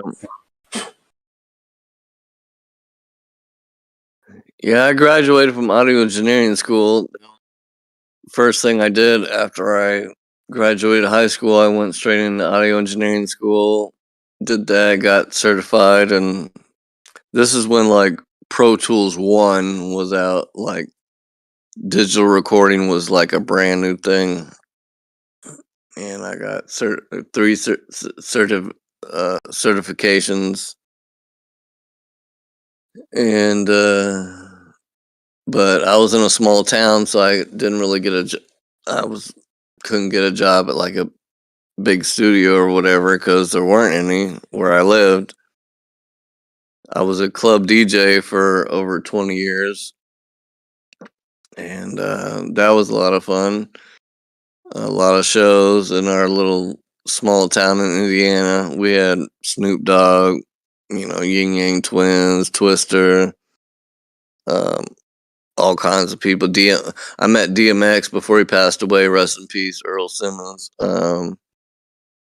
Yeah, Twister, just all kinds of stuff, and so that was great. But but never got a job. And so then that's why I kind of moved to Fort Wayne from my small town. and I'm still here. But moved here to DJ, moved here and was part of the biggest DJ squad in the town or whatever. But then they moved on to bigger and better things, and then I had my daughter, and I kind of retired from DJing once my daughter was born, mostly due to issues with my daughter's mom. I thought that if I quit DJing, then that would solve all the problems, but surprise, surprise, it didn't solve anything because it wasn't me, it was her. So I tried to work on that for a long time, and like now I got a studio. I got a studio, like I said, I got a 3-bedroom house, and one of my bedrooms is a studio, and I don't even use it. I don't even go in there. It's sad. Oh, I know. I haven't even made a beat, and I don't know how long. I'm just trying to keep the laundry fucking done. I got a pile of clean laundry that I need to fold, pile of dirty laundry that I need to wash. why do we spend time folding laundry? You know, I don't know. I don't know. seems crazy. Yeah, I know. I got a mountain of clean laundry that I need to fold, and a mountain of dirty laundry that I need to wash. I finally got a washer and dryer in the basement. I got a $1,600 washer and dryer set that I got off some rich people for like $250 off Facebook Marketplace. My girlfriend is awesome. It was like the dryer was broken, so that's why they were selling it. But she fixed the dryer. She ordered like a $25 part and like fixed the dryer.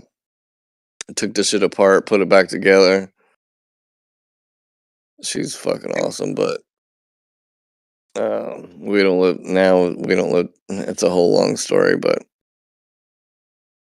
she I'm lives. sure it was. We got a long distance relationship, and so now I'm like here by myself, trying to keep all this shit going by myself, and so I got pile of dishes in the sink that I need to wash. I got a I pile think you of need a laundry. roommate or something. That's what it sounds like. What's That'd that? be helpful. It's like you could use a roommate, probably. Yeah, no, I know. I do need a roommate to. I need a dual income household or whatever, but it's like I don't have a bedroom. I have my studio, and I have my kids' room, and then I have my bedroom. So it's like if I have a roommate, they're gonna sleep in my room, and if they're gonna sleep in my room, it's gonna be a girl. And if it's gonna be a girl, it's gonna be Okay, I like, got you. You got to. Yeah, I thought you just had. I didn't know you had a kid too. yeah. Well, I have them on the weekends, so. Right on. So I have a 3-bedroom house. It's 1 bedroom is my bedroom, 1 is the kid's bedroom, and 1 is my studio / office or whatever. And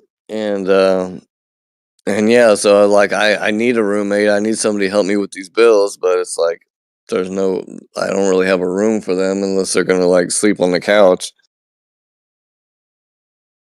And so I can't give my kids room. There's no bed in the studio. They can't sleep in my room unless they're a girl. It's all right. Yeah, no, I'm not. Yeah, don't even worry about it. I thought it would. If you didn't have if you just had 2 empty bedrooms, then Oh yeah. If it I made just had sense. 2 empty bedrooms, then yeah, I could Made rent a sense. room out or whatever. But Yeah. yeah, I wish it was that easy.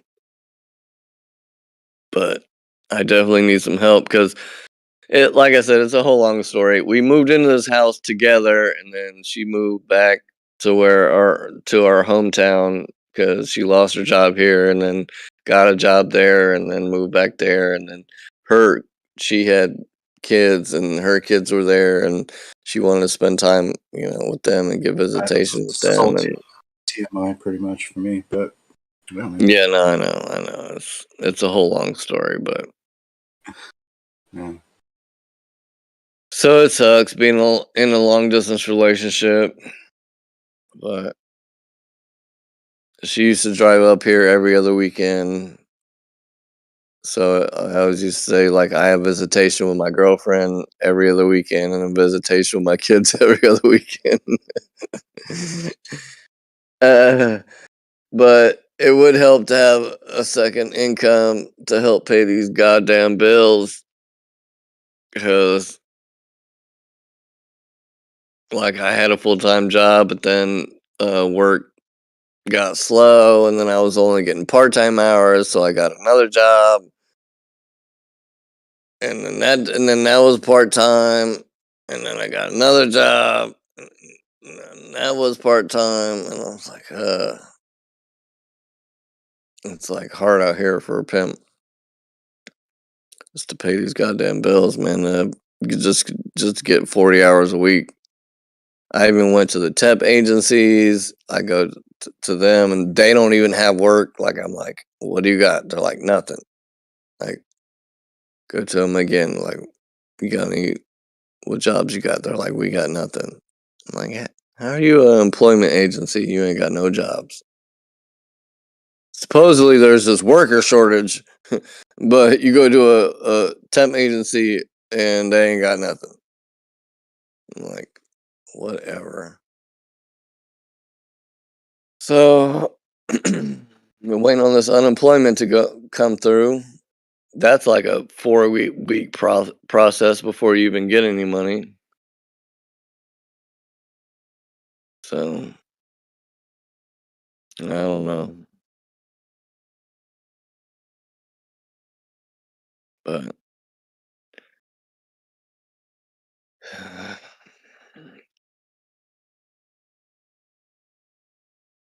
I haven't been my true self for 18 years.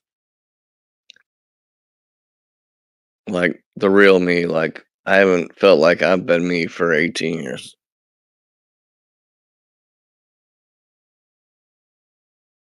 I know that's weird to say, but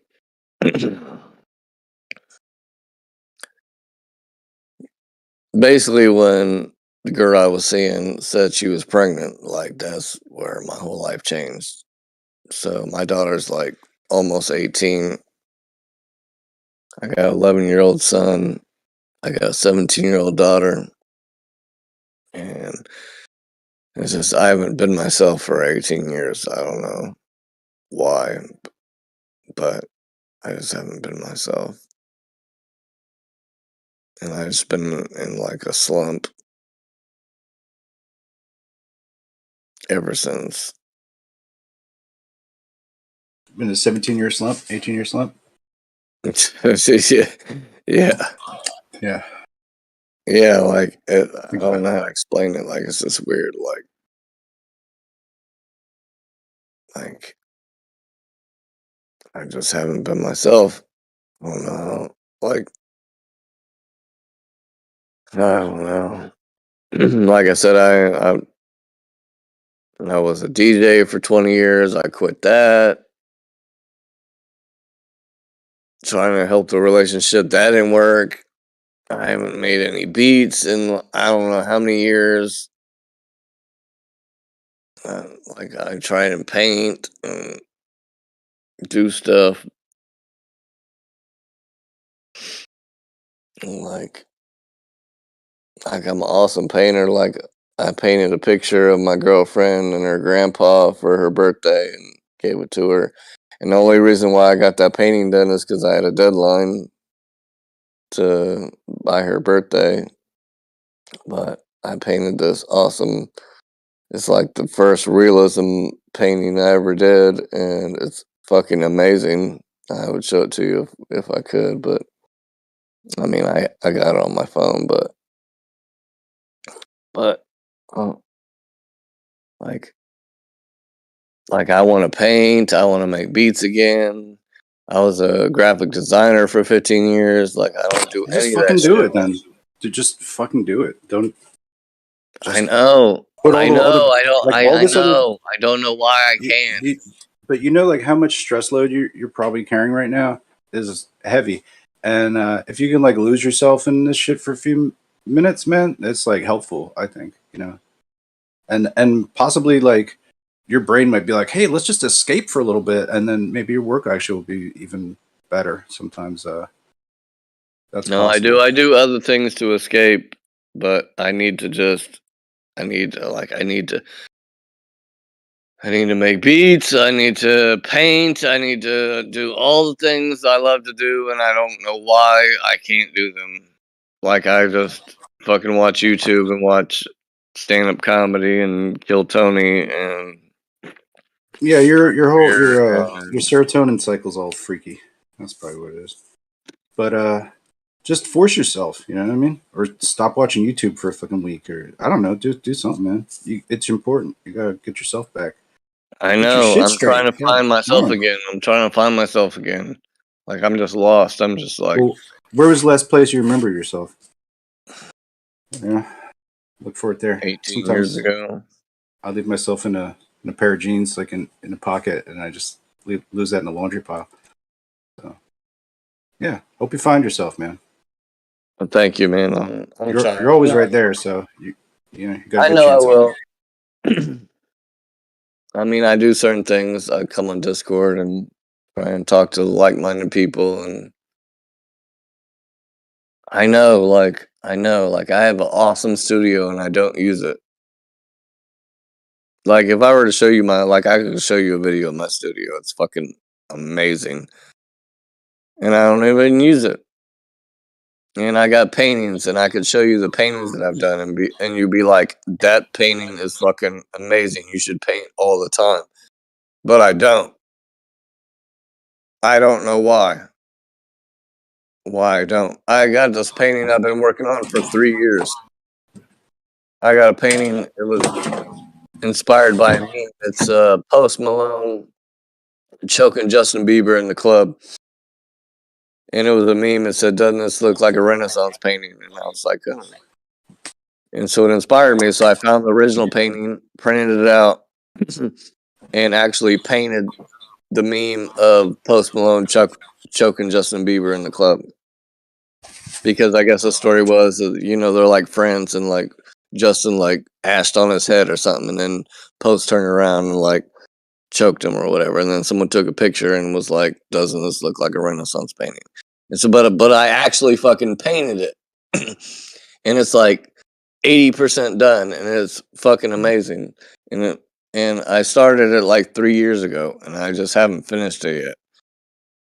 And I don't know why I haven't pushed myself to just finish the painting. Like, I could probably hit a Yeah, post well, on Twitter or something, and he'd probably buy it from me for like $5K, or like I could probably sell it to either one of them or somebody, but I just haven't finished the painting yet, and I don't know why.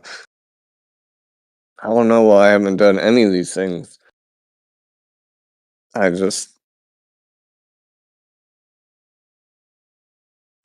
And then right now, financially, I'm all fucked up, so it's like... yeah, some paintings never get finished. Yeah, that's one of the biggest difficulties as an artist is knowing when you're done. Like, when you're making a painting, to know when the painting is done. Well, it's always done when you stop, and you can Yeah, take a look at it. because even the painting I pictured painted of my girlfriend and her grandpa, because she was real close to her grandpa or whatever. So I snuck on her Facebook and downloaded a picture, stole a picture of her Facebook photos or whatever, found a photo, printed it out, and used that and painted it. And one of the hardest things, but the only reason why I finished it is because I had a deadline, because it was for her birthday. So I had a deadline, and that's why I like the one with the Post Malone and Justin Bieber. Like, there's no deadline, so that's why I like never finished it. Like 3 years, I started it like 3 years ago, and I still haven't finished it. But it's like unless I have a deadline, then I don't finish anything. Like I have so many projects, and I just never finish any of them. I have a million projects, art projects, projects in the garage, projects that I'm working on, projects in the house, painting the house. Like I don't own my house, I rent it, but my landlord will let me do whatever I want. But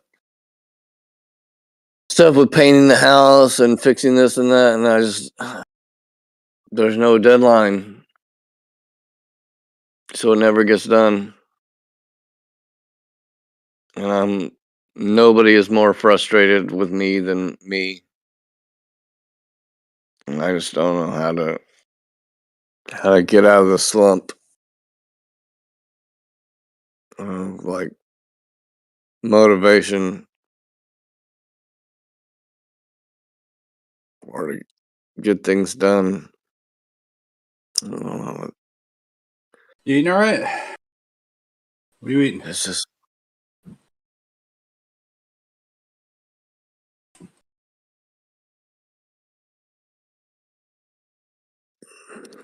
the I'm just caught up with the adulting. I call it the adulting treadmill. It never stops. You can't get off. And I'm just so caught up with that, just making sure the bills are paid, that I can't just, because I have to like focus on something, one thing, and do that, like the painting or whatever, to finish the painting. I need to just focus on that. But it's like when I got so many other things going on, it's hard to focus on any one thing. So I just let everything go. I haven't made any new beats. I got I got a $1,200 fucking digital turntable set up that my friend let me borrow because he wasn't using it. Because, like I said, I was a DJ for 20 years, and I sold my turntables because I had to pay rent or was behind in bills or something, or sold those. And so he gave me this, or let me borrow these digital turntables, and I haven't even used them. $1,200 digital turntable setup. I haven't even touched them once. I don't know why. I love DJing. I love mixing, doing mixes, whatever. I could get all the songs I wanted if I wanted. I got computers. I got multiple computers I could hook up to it, whatever. I haven't done it. I got an awesome studio. Haven't even used it once. Haven't made any new beats. Haven't DJ'd. I got a clothing line I'm working on. Got a logo that I made. Haven't done anything with it. I don't know why. It's just all kinds of. I got like 100 unfinished projects. I don't know who you're complaining to, but I know. only because I outnumber you in unfinished projects. I'm certain of this already. I'm already certain of it. It's okay, but yeah, and I wonder that too. I'm like, yeah, I have like a whole bunch of stuff, and I don't get to like use it. And then like when I think I should be in the mood to use it, I'm not doing that either. And it's weird. It's just like there's a dream that you have before all this stuff happens, where it's like, if I do this, maybe I get famous and rich and or something. I don't know. Just whatever it is that's making you do it. Like that was a big part of like, the formation of any kind of creativity. So you gotta try to put yourself back in that place where you have hope that something could come from it. That's good. But like having, when you walk the road, you're like, I know what the road looks like. There's no hope there. You know what I mean? But maybe there is. I think it's easy to get jaded in this, in arts, basically. Yeah.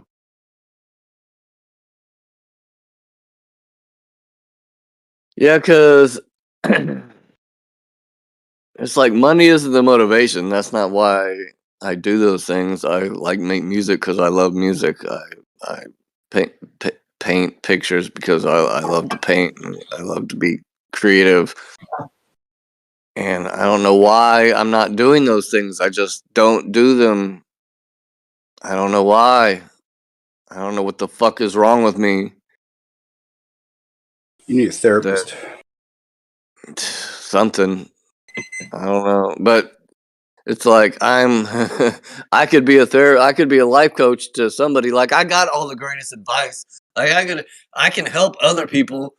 I can tell other people how to get their life together, but I can't get my own life together. I don't know why I have all the best advice but can't apply it to myself and can't get myself together. You don't care enough about yourself. You care more about other people. You care about I, your I, own self. How about I that? guess I do. I probably do. I probably care about other people more than I care about myself. I don't know why. It's so stupid. But it's like these bills and shit. It's like I just need like if I could like I don't want to be rich to have like all kinds of lavish things. I just want to be able to take a breath and like I said jump off the adulting treadmill for a second and have all my bills taken care of and everything paid for so I can like relax for a second and then like work on my painting and do all the other stuff. But it's just like ever since like I said 18 years because I'm kind of old. I don't feel old. It's weird to even say my age, but it's like If you're looking for Yeah. financial freedom, dude, buy some XRP. buy some more XRP. Yeah, just Yeah. look through your coin collection. Look through your couch. You find $6,000 and invest it.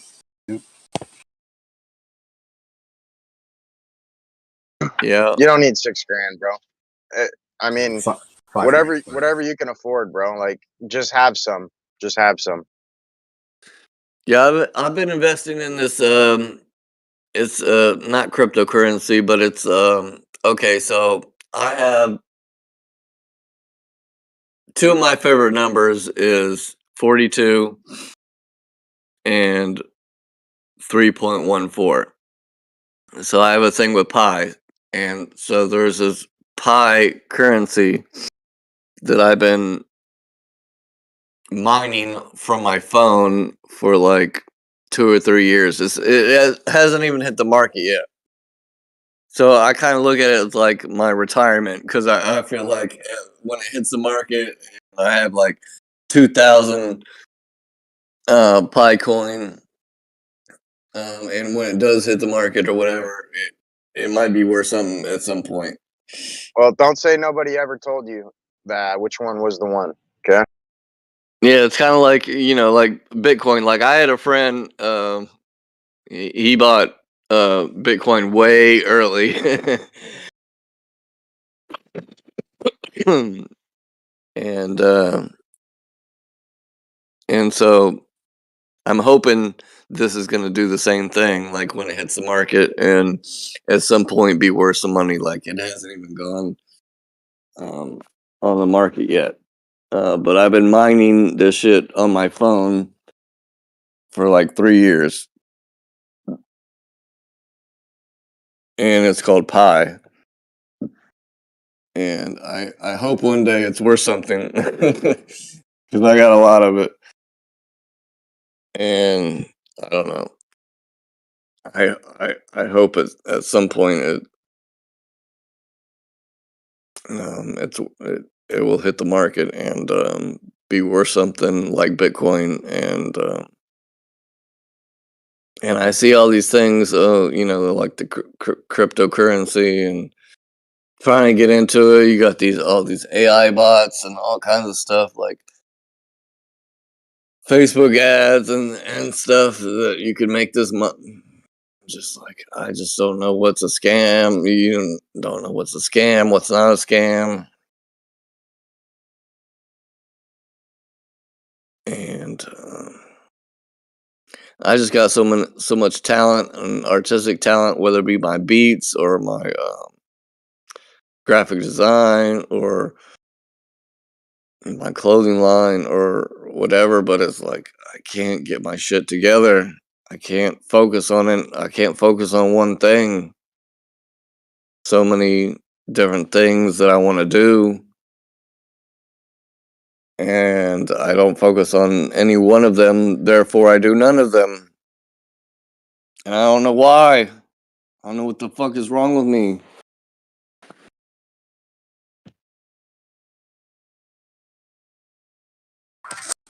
What do you think, Dice Slow? What's wrong with him? And like I could help somebody else who's in a slump and needs to get their shit together, and I could be. That's another thing I've looked at. I've looked into being a life coach, but it's like I don't feel like I could be a life coach and tell other people how to get their shit together if I don't have my shit together. So it's like I have all the answers, but I just can't apply them to my own life. I could tell so many people great advice, but I can't take my own advice. Yeah, I hear I you, don't man. know why. We're physical creatures. You gotta just take action. Stop thinking about something and just do it. That's it. Yeah, I know. That's my main thing is I think too much and don't do like enough. right now, whatever it is that you're talking, just do it. Just get up, walk, and take another Think step less and do it. and just do more. Yeah. That's what I'm trying to do. I'm trying to stop thinking about it and be about it. Do it. Just stop thinking about it. Because, man, I'll fucking sit here and think about like, I'll go to work and be like, I'm going to do this when I get home from work. And then I get home and I don't do anything. Yeah, my favorite, like thing I say to myself, it's like, it's the corniest, like, saying, right? But, like, I'll say it to myself. I say, there's nothing to it but to do it. Like, let's just get up and do it. Sometimes I'm so fucking lazy, I'll be sitting on the couch, and I'll be like, I don't even feel like going to the fucking bathroom, right? Like, I don't even feel like getting up to go to the bathroom.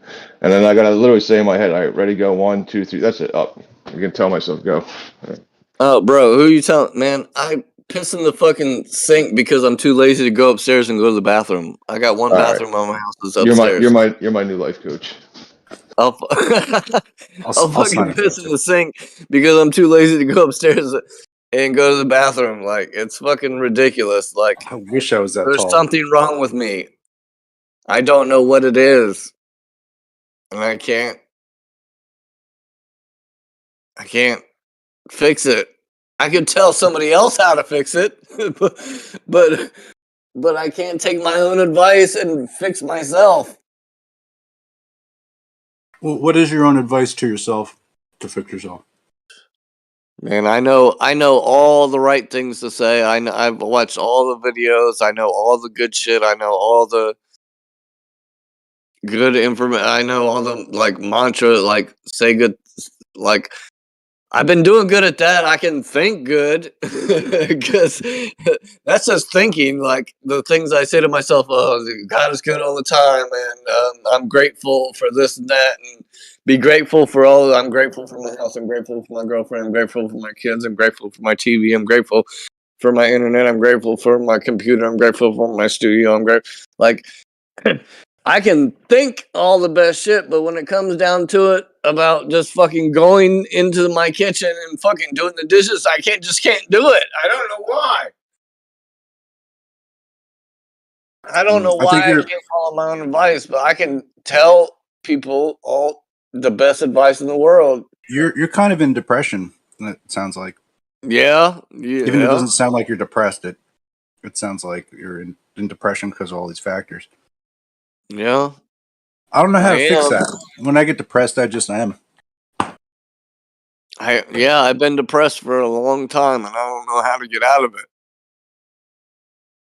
I'm all by myself. And I know there's nothing that anybody can tell me that I don't already know, but I just can't do it. And I don't know why.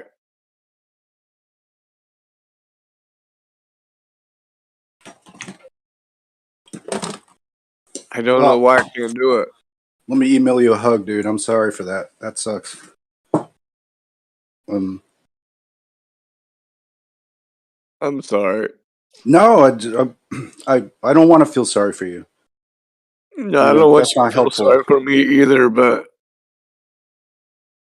I don't know how to get out of this. I'm all by Oh, it myself. sucks, man. And I know there's nothing that nobody can tell me that I don't already know. I just can't do it. I don't know Yeah, why. you already know. You already know it. It sucks. I don't know why I can't do it.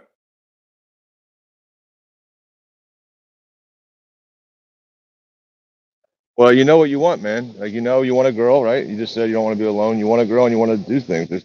Just get, you know, it'll make it. It makes me depressed too. When I know when I don't when I do nothing. When I know I'm being useless.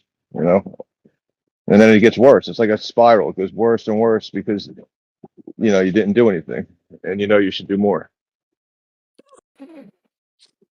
Yeah, no, that's kind of why I want her here is because that's like the only thing that motivates me. The only thing that makes me clean the house is what I know is to clean for her. But we're in a long distance relationship, so she lives an hour and a half away, my hometown or whatever, but she lives there. And it's just like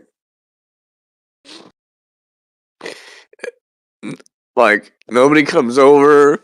I don't I don't spend time with anybody but my kids and my girlfriend. And those are the only two people that motivate me to do anything. But I only have them here on the weekends, and so it's like I'm here all by myself. And so I don't. If there's, it's like when you're a kid, your parents make you do stuff, but then when you become an adult, it's like there's nobody there to make you do anything. I was going to ask you. You don't have your mom or dad around? My dad's still in my hometown, same hour and a half away where my girlfriend lives. My kids are here, but I only have them on the weekends. Why don't you move? Be closer to your girl.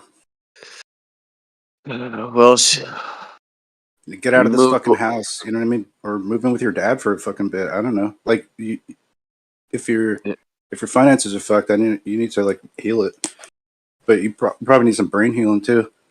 If you want to talk to me offline, you got my fucking contact if you want to. Okay. I'm sorry for the trouble, Hunter. I gotta go. I appreciate it, man. I'm sorry I'm on here venting. But my dad Don't be helped sorry, me. but I would be thankful for the fact that there are compassionate people that want to help you. No, I know. My dad has helped me. My mom moved from my hometown to where I'm at now to be closer to her grandkids. So my mom is here, but she doesn't have a lot of money. She's struggling. She got health issues and all kinds of stuff, and That's what you should so do, man. You should go to your mom's house. That's pretty much the answer. I should go to my mom's house more. I drive by. Sometimes I'll drive by. I know my mom wants me to stop in there, right? But she already stops over here enough. She's already annoys me enough over here. So I kind of like just put it in small doses. So even though I want to stop over at my mom's house, like I know I want to. I want to go see my mom. I know she's there. I see her car sitting there. I want to pull over, right? But I don't anyway. And then the next day goes by, and then I want to, and then I don't. Right? Like so, I don't do what I want. Why not? yeah, I know exactly. I know how you feel. I don't do what I want. It's the same thing. Like, bro, my mom sends me like memes on Facebook and Facebook messaged all the time, and I just feel like she does that because she could die any day. So she knows that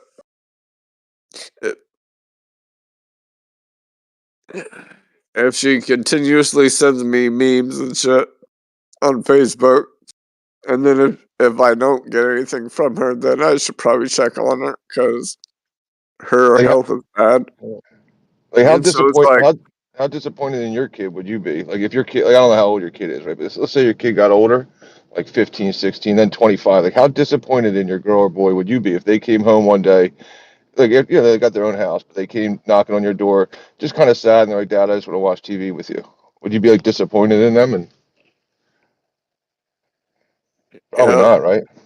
I wouldn't be. that's another thing that I wish I would do more. My point was But that you wouldn't. I don't think you would, because I wouldn't be disappointed in my kid if they just wanted to see me. Like, they were like, I don't know why, I just drive by all the time, Dad, and I should come in. You know, I wouldn't be disappointed in them at all. I'd be happy. Like, your mom would be happy.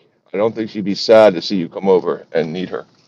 no, she definitely wouldn't. And I'm trying to help her. Like, that's another thing. Like I don't want to be rich to have like a Lamborghini. I just want to be rich to be able to like help the people that I love.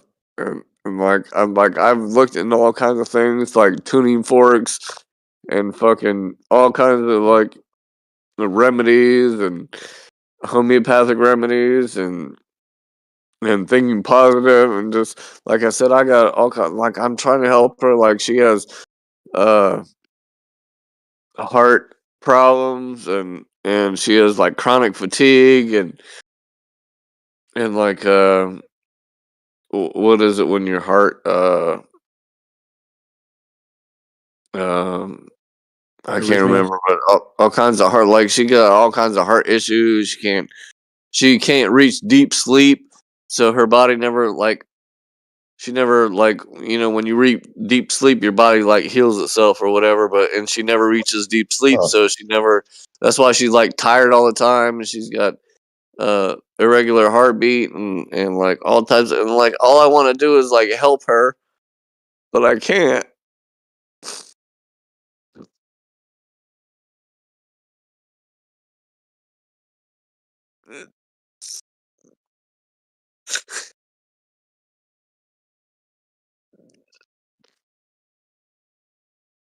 She's gonna die soon. And I just want to help her. And I can't even help myself.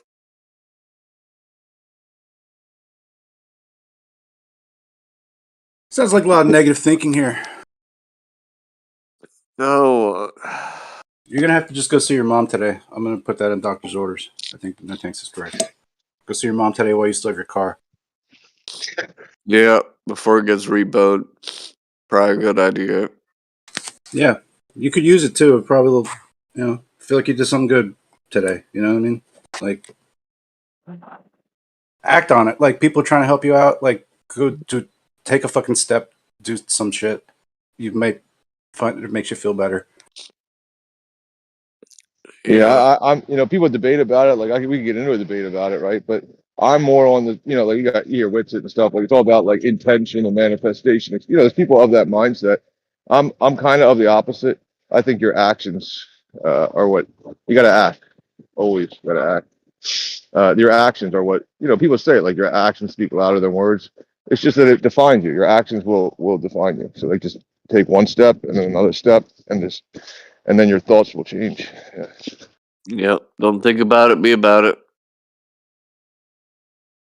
I mean, that's what I try and do. Like, instead of me even like just thinking about doing the dishes, like, just let's fucking do the dishes. Don't fucking think about it. Just fucking do it. Or just buy paper plates. Yes. That's a hell of a Trust me, bro. I definitely do that too. I definitely do that, and like I'll get it all done. Like I've even paid my neighbor.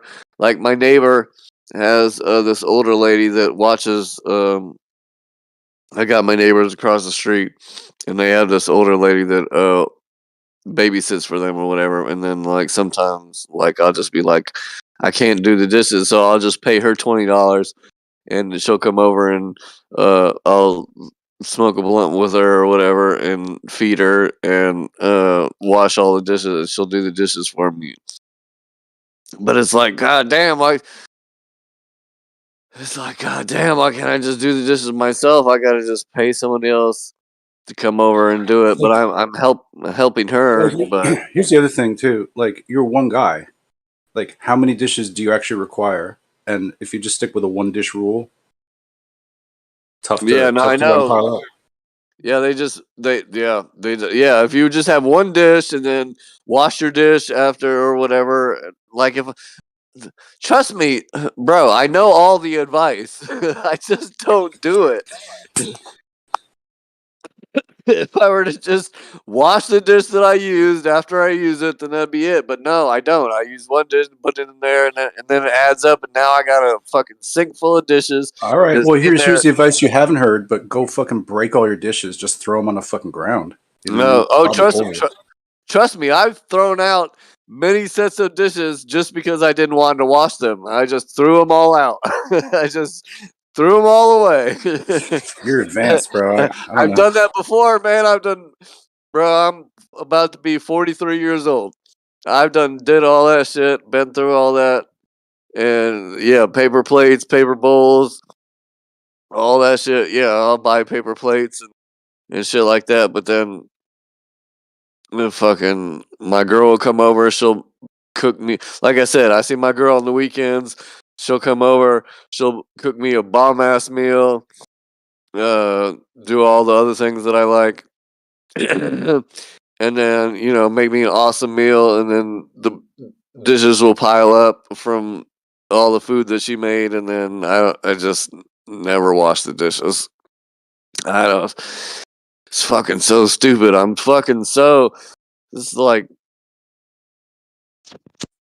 oh man, it's like this gets into the whole like traditional thing. Like, if I could just focus on paying the bills, going to work, making sure the rent's paid, and the car's paid, and the lights are on, and this and that, and then I just had a woman here to fucking cook and clean, and then we were just in our traditional roles, all the shit would be fucking fine.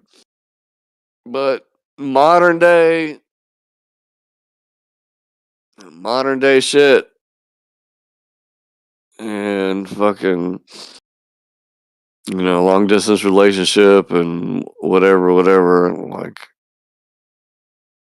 yeah, bro, I'm getting ready to take. I'm gonna take all the dishes out of the sink and just put them in a trash bag and fucking throw all that shit out and just have one bowl, one spoon, one fork. It's like a mo money, mo problems. Like I could just You also probably need more company during the week.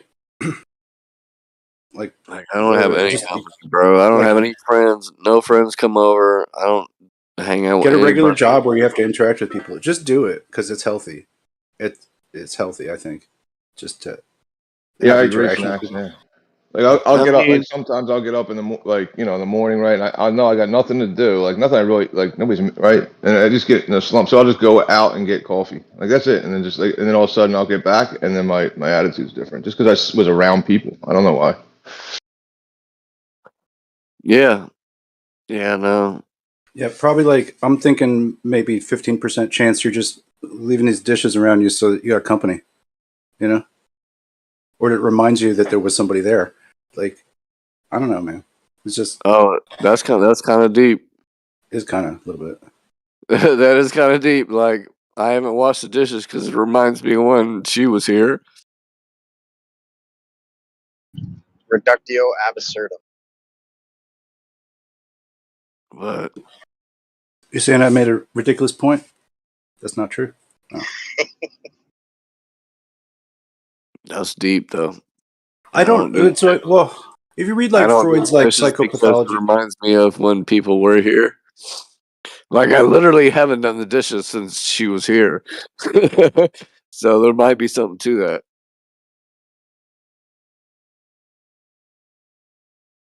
Because if it was just me, like I would just use the paper bowls and plates and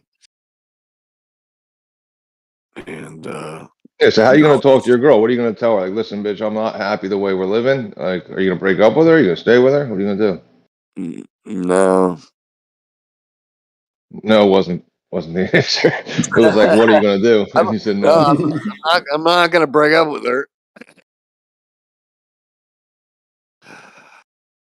I mean, it didn't turn out the way that I thought it was because we got this house together. It's a whole long story. I don't want to tell you the whole thing, but we got this house together, and then now she's not here anymore. We'll just skip to the end.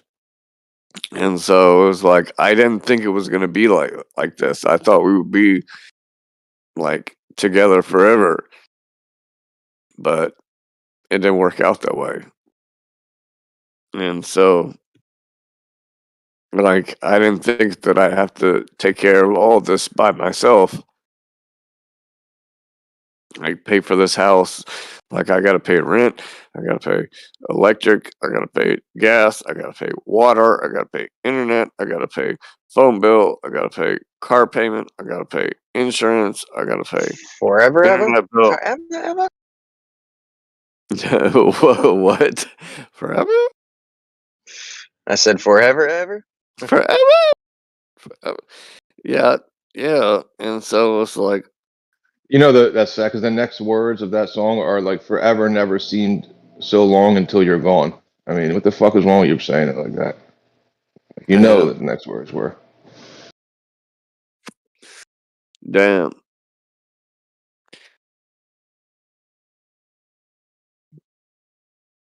The outcast rule.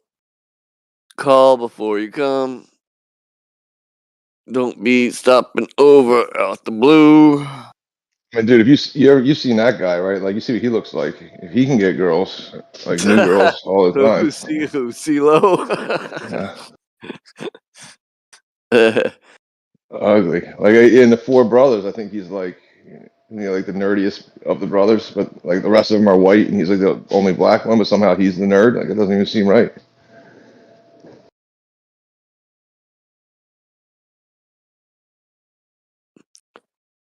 Oh, it's just crazy, man. Like, I have this amazing house. Like I said, I live in Indiana, the cheapest place to live in the United States. So it's like if my house were in California, I'd be living in a $1.2 million home. But I'm in Indiana, so I'm renting a 3-bedroom house. And it's just crazy. Like, I just need to clean this motherfucker up. Like, my house is fucking amazing. I have like an encyclopedia set from the 1800s. I got a library. I got plants everywhere. Like, my house is fucking amazing. Like, I could charge admission to come into my house. That's how cool it is. But right now, what is that thing where they rent out like a room or something? Or house? what, Airbnb? Yeah. Can you fuck with that or no? Well, yeah, I mean, no, because like I said, it's a 3-bedroom house, but I got my master bedroom, my kids' room, and then my studio / office. So there's the only place for someone to live and sleep would be in my bedroom, and I even asked my girl, I was like, "Can I have a side chick?"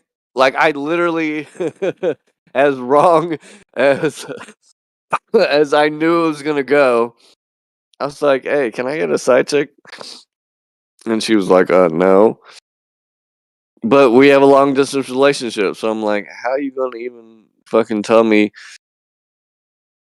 So yeah, like, I want to rent out a room, but like I said, unless I let someone sleep on my couch for $400 a month.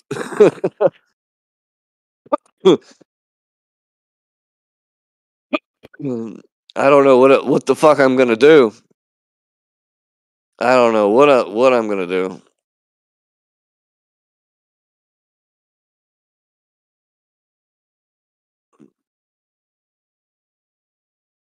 It's like I'm trying to find a job. Like, I go to this express temp agency. I go there and call them every day, and they're like, "We got nothing."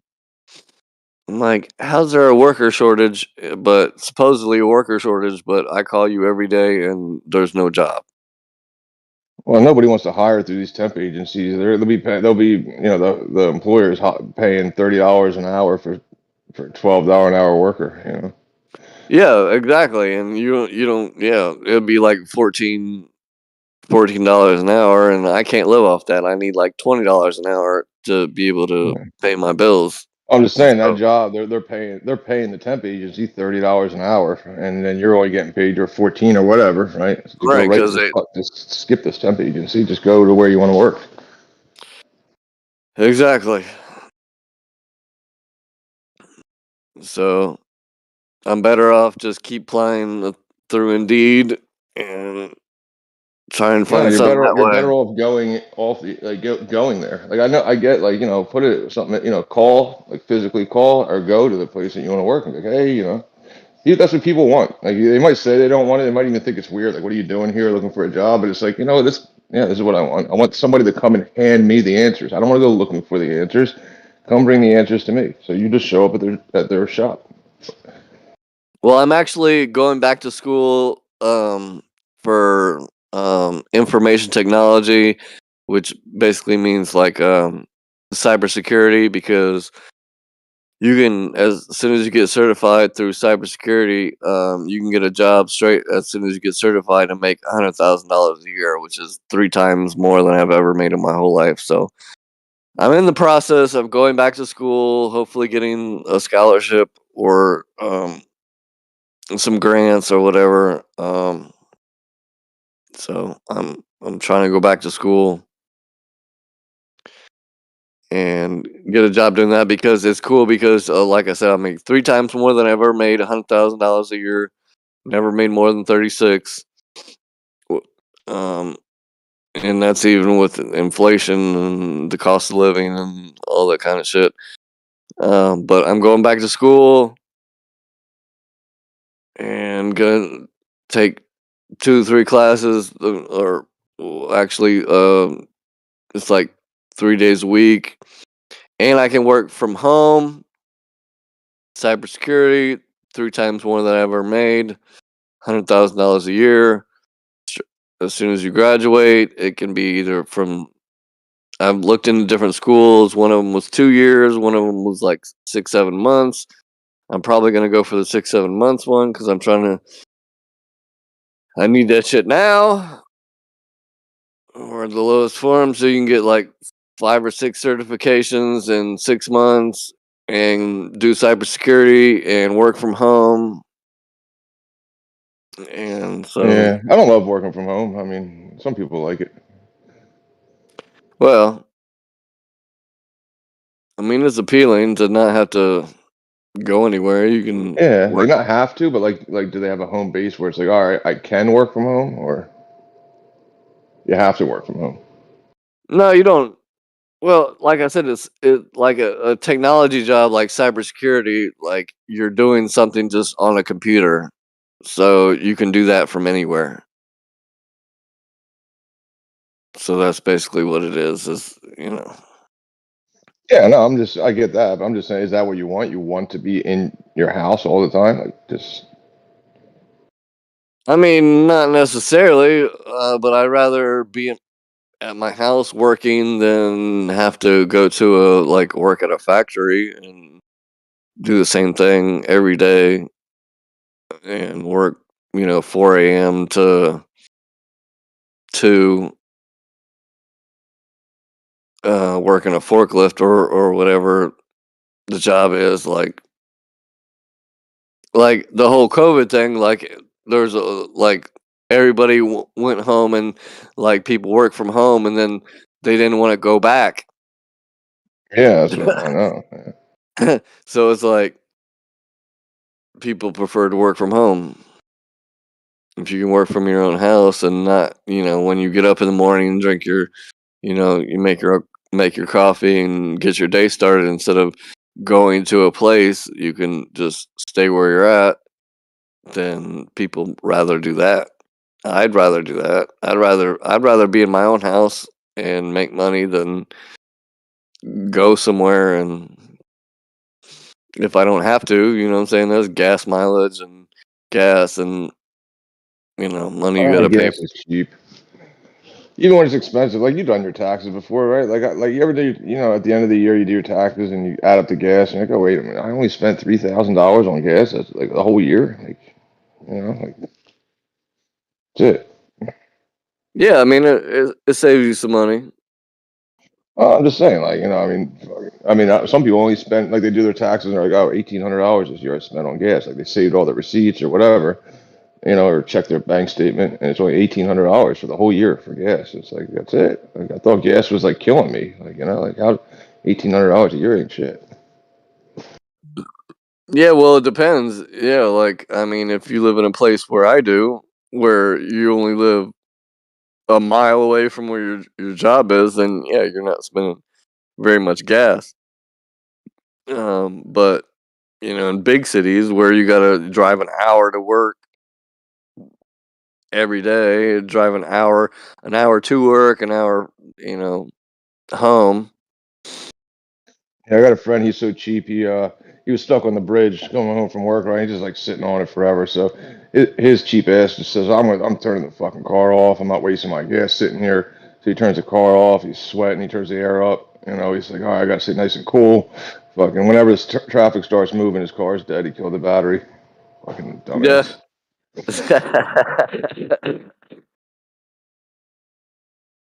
And then he got like another car, like he somehow another car, like he was like close enough that he's coming off the bridge, close enough. He's like, "Can you just shove my car with your car?" And he ended up they shoved his car to get it rolling down the bridge so he could go off onto the, because again, cheap. He said, "Well, if you're getting towed on the bridge, it costs like fucking $400 or something, but off the bridge you need a tow. It's only like $100, So that's what the guys told him when he called for a tow. So he got his cheap ass got somebody to push him off the fucking bridge, and just drive away, and he fucked his car up. His bumper's all fucked up now. He's an idiot. Yeah, that's what I'm saying. Like, if you live in a big city, if you're in like New York or something, and you gotta drive an hour to work to get to work, then yeah, and like someone like me, like in Indiana, we can go to our job. It's like half a mile away, 2 miles away, or whatever. Like, Yeah, it's as literally Indiana, don't you guys 5 minutes use to get to cattle and work. Like, horses, right? Like, you don't you're even have running out. cars. What'd you say? It's Indiana, you guys got like wagons and horses and shit, right?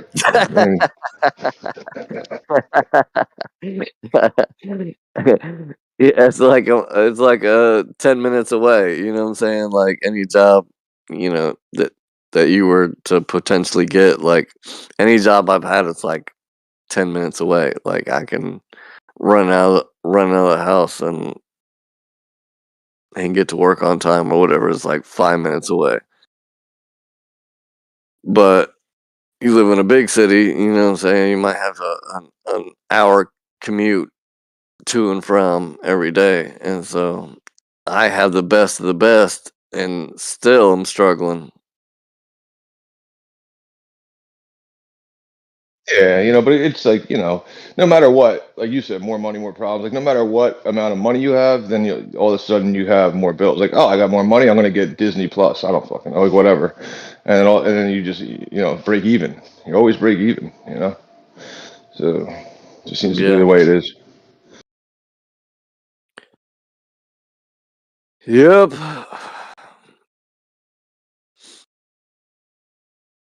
Because like So I've always paid cash for my cars and just owned the car or whatever, and then I only had like limited liability insurance, so I paid like $50-$60 in car insurance, and then yeah. you own your car, you don't have a car payment. Now I have a car payment for the first time ever in my life.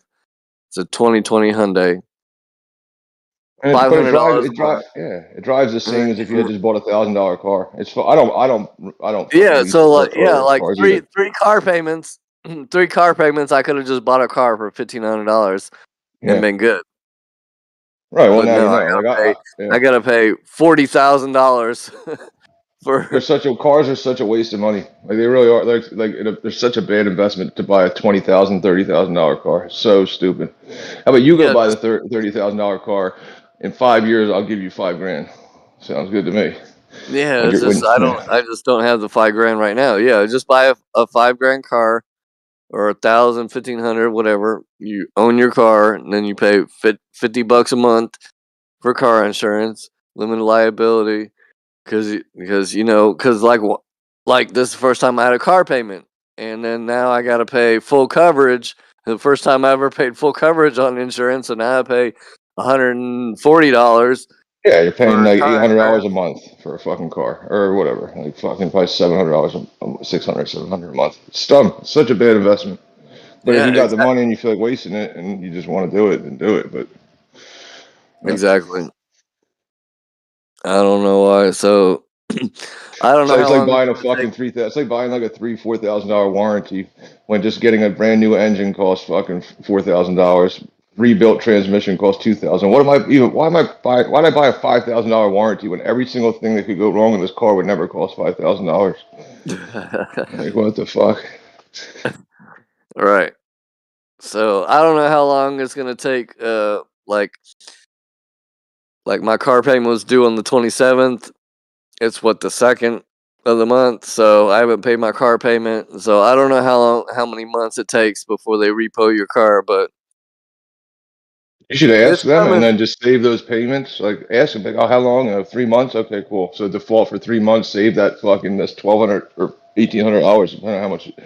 And And then then buy an yeah, eighteen and then hundred just dollar buy a car. car. Yeah, Even if I have, even if I can pay my car payment, just drive it till they repo it, and then just buy a car cash. yeah, yep. Yeah, I know. That's probably Or what's gonna dude, you happen. can always buy I mean, motorcycles are dangerous, right? Like really, like dangerous. They really are. Mm. You'll probably get hurt if you know. But if you drove, like if it was your everyday driver for from now until the rest of your life, your odds are you're going to get hurt on a motorcycle.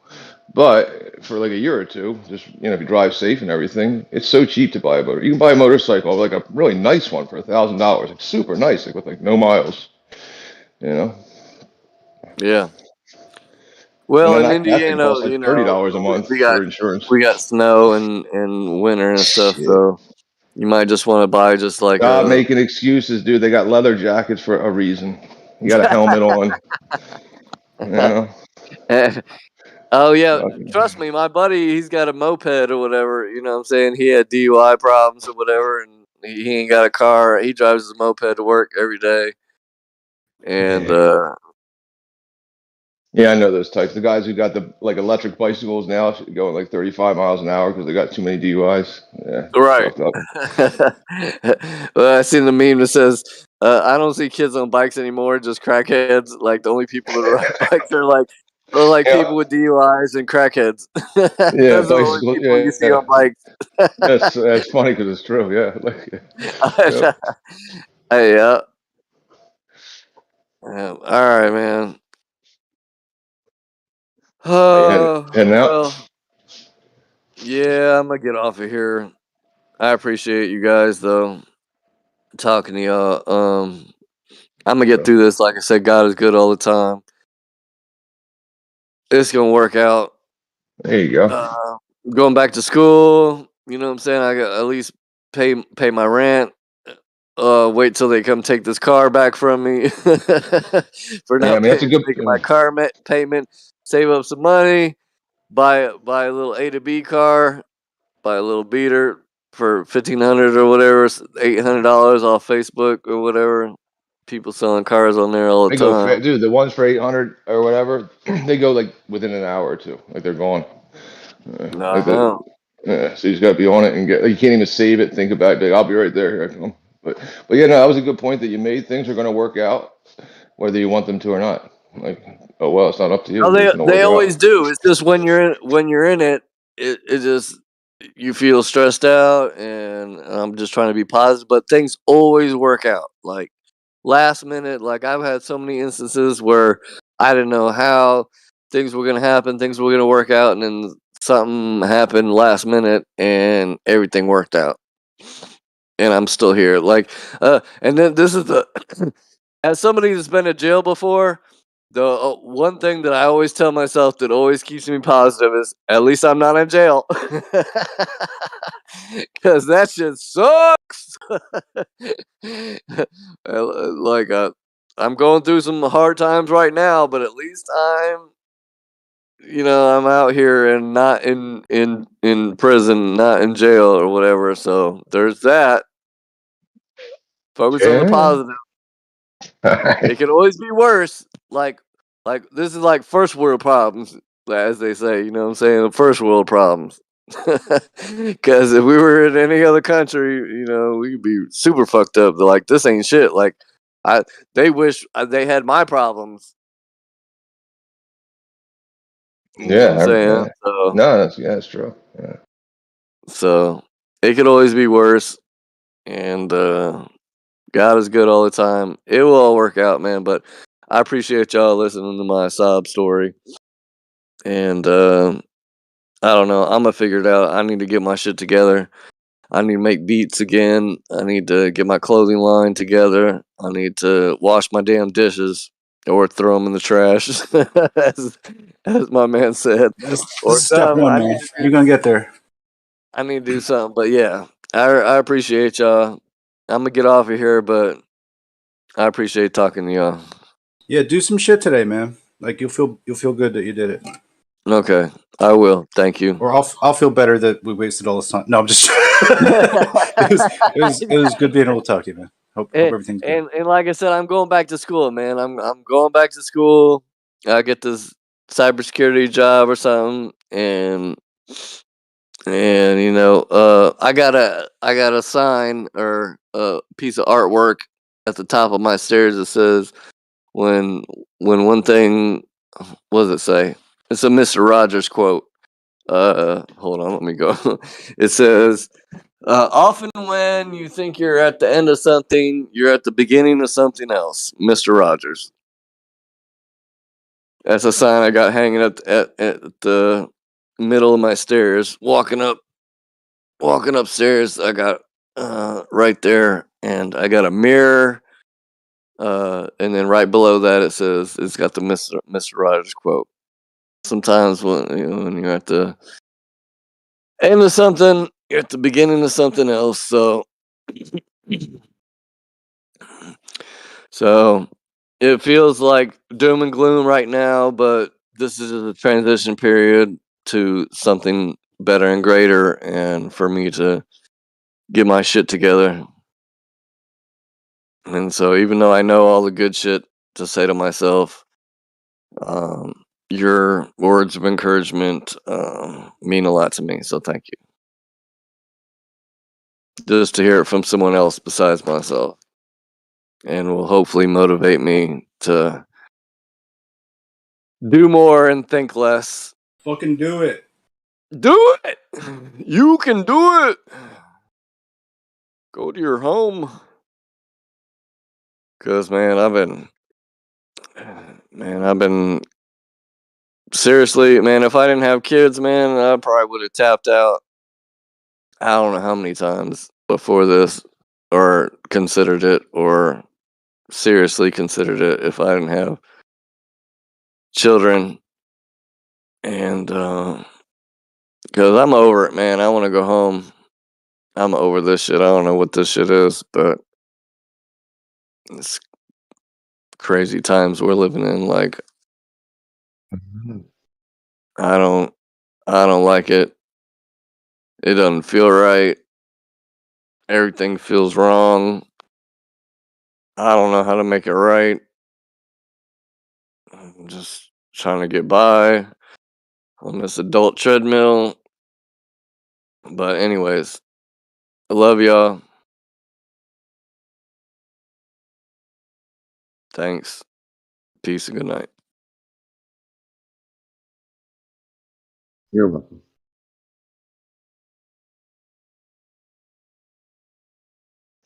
Later, bro.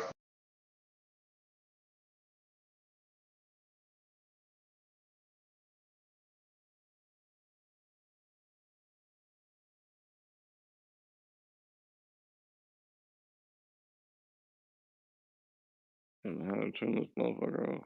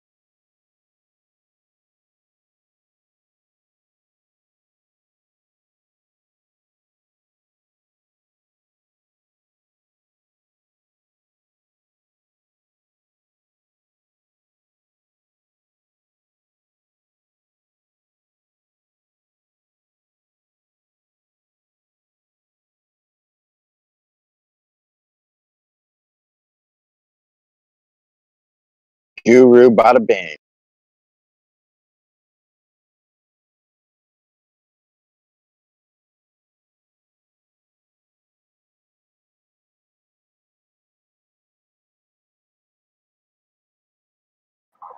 I don't know if anyone else was watching that video, but I like how he added ether to the 10 primary tenets of things that don't actually exist. Say what? What?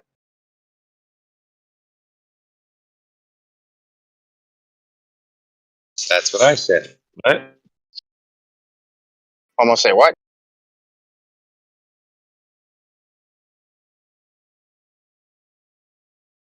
Very fun.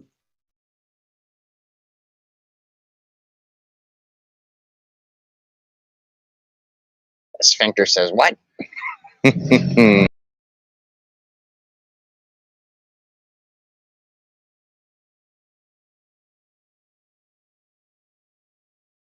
you Glover, Ryan? No, sir, I am not. Sorry, I had to ask. Most people that got cat avatars are Glovers. Oh, my bad. It's just a picture of my cat, bro. That's your kitty cat? That's a cute cat, dude. Yeah, the cool part is he looks like a kitten still. You know, he's like really small and short and everything, thin tail, and all the other two cats I have, but he doesn't get any bigger. Right on, man. Well, give him a noogie for me.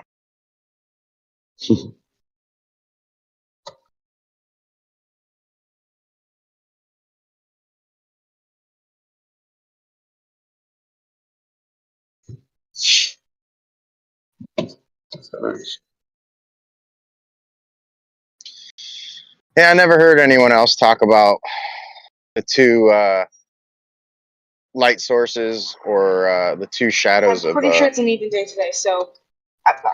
Back, okay. I'll let you know if there's. Oh my god, Hot I mic. am so scared. I'll let you know if there's Hot any. mic.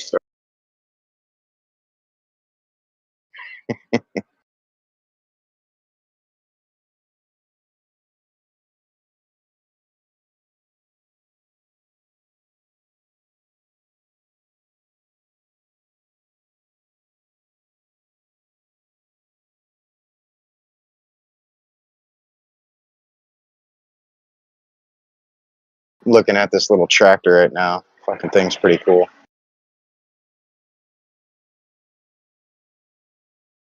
Tractor.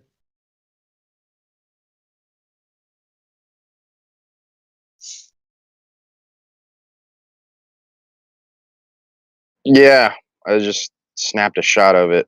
I'll post it right now. Live stream text one. Let's see. Here it is.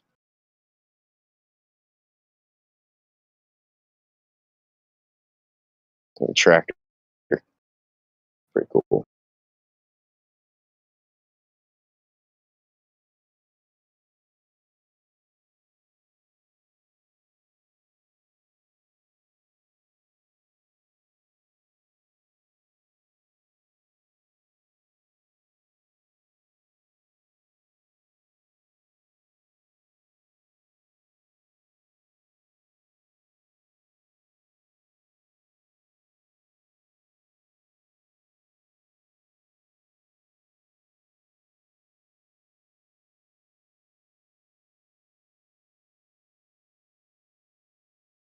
Did you say you posted something?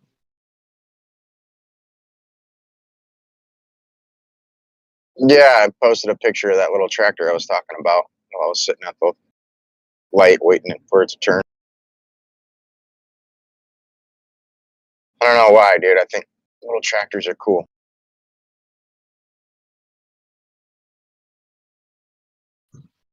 Yeah, I guess tractors, little small tractors can be cool.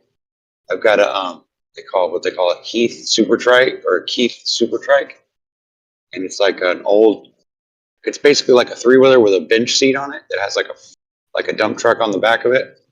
It's kind of interesting. It was actually used for a tractor for back in the day. You could buy Montgomery Wards and stuff, but they had big old 12-inch, wide tires on them, like a 3-wheeler, but they had like a bench seat, either a truck bed on the back or like a little dump truck on the back. They're pretty cool. I've got one of those. Oh, that sounds cool. Supposedly it's Yeah, an man. antique. I don't know. Yeah, I was just gonna say that thing's probably worth some money, dude. The only problem I got is that the rear end is only a 5/8 inch bar, but I can't find another one just like it, and I need to replace one side of it. It has two pieces of axle that fit together, so you have a limited slip in the middle. Pretty cool.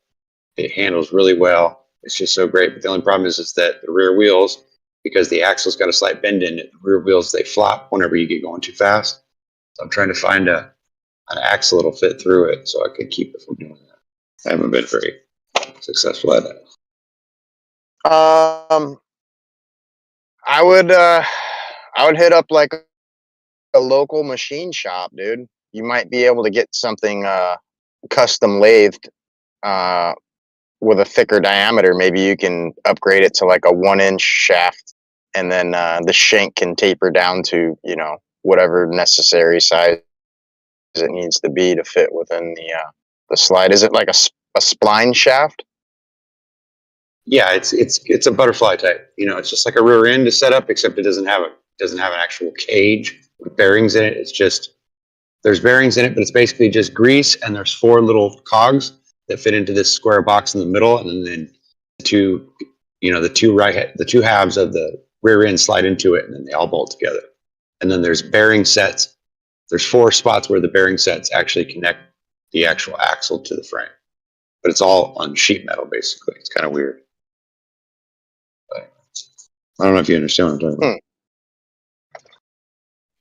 Yeah. If you look up the Super Trike drawing online, a visual. it should show you a picture of it, then you'll see what I'm talking about. Super Trike. Okay, let me see here.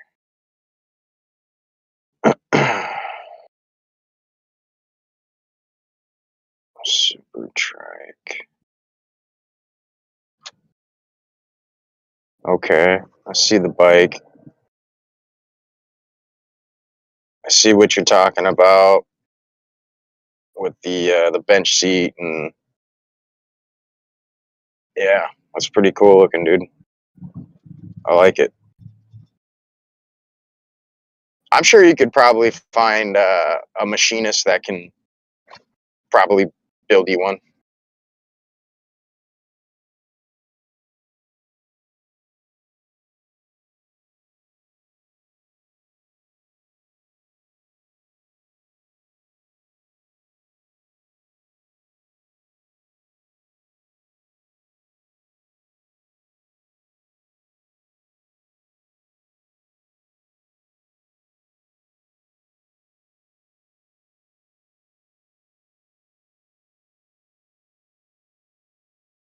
Right on. I'm glad you think it's cool. I've got big plans for it. I put hydraulic brakes on it. I put a 13 horse motor on the back of it. I put a bigger torque converter and all that on it. And I was about to change the front forks too. I was just gonna say you need some suspension on that thing, dude. No, mine actually has spring forks in the front, and it has shocks in the center, like where the seat attaches to the frame, backside of the seat. There's 2 shocks there, Right. full size ones. So mine actually has really good shocks. It's So- just the so spring it's the forks I don't seat like. I wish I that's- had gas ones. The seat is So it's actually the seat, suspended. Yeah, it's kind of weird. Gotcha. I'll show you in a second. Yeah, when I 'cause get home, it's I'll snap a picture and send it to you. Yeah, You no, get I'm an looking at a couple different. Yeah, I'm looking at a couple different ones right now. They're all rusty and shit, Right. but I'm pretty sure it's Yeah, what you're talking they're about. also all different too. You know what I'm saying? Like some of the rear ends are slightly different. Some of the forks are different. Some of them, they even have what they call I think it's called a brawn or something like that, but it's just a 2-wheeled fat tired motorcycle. And that inspired me to want to build one. So I've got one in my backyard that I'm trying to build myself. I took a 3-wheeler and I took the rear end out of it, and I put one of the wheels inside the back in the center instead of on the sides. So I'd have 2 wheels in it. I just got to find a motor that'll fit in it to power it. If the engine I My wanted to put buddy on had there was a 10 horse, it'll fit. my buddy had a Honda Fat Cat for a little bit, and then Oh yeah, those are nice. he sold that, and now he's way into the TTR 200s. I think that's what it's called. Mm-hmm. Right. And yeah, he's into the fat tire stuff too. And I think they're cool, man. Like, I dig them.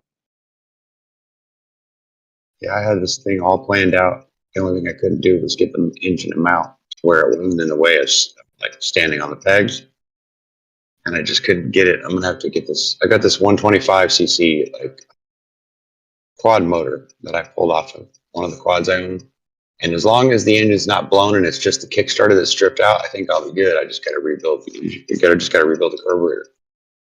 But if I get that motor going, then I'll be able to get that bike going too. But I've got like 6 backyard. They all run really good. So it's a rigid frame with no like swing arm per se in the back end, right?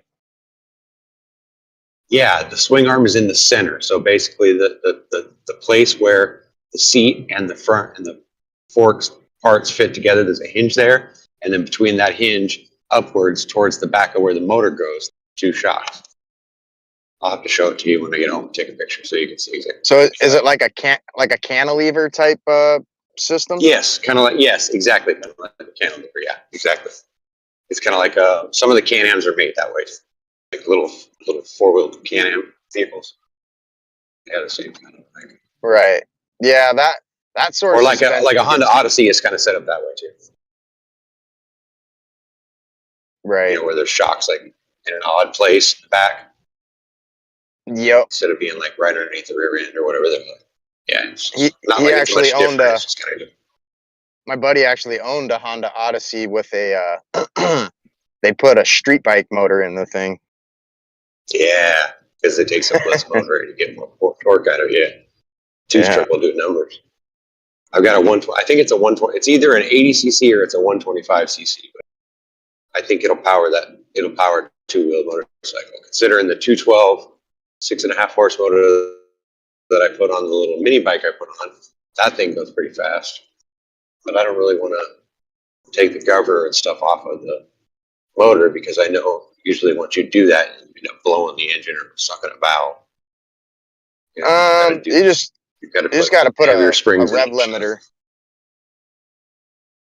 Was that what? Just put a rev limiter. Yeah, that'll prevent it from like over accelerating and going over throwing RPMs, yeah. But I know those Predator engines. They might be made well and they might last long. Some of the gears. I don't know if it's you or me. Someone's robot. My bike might be a drone. My bad.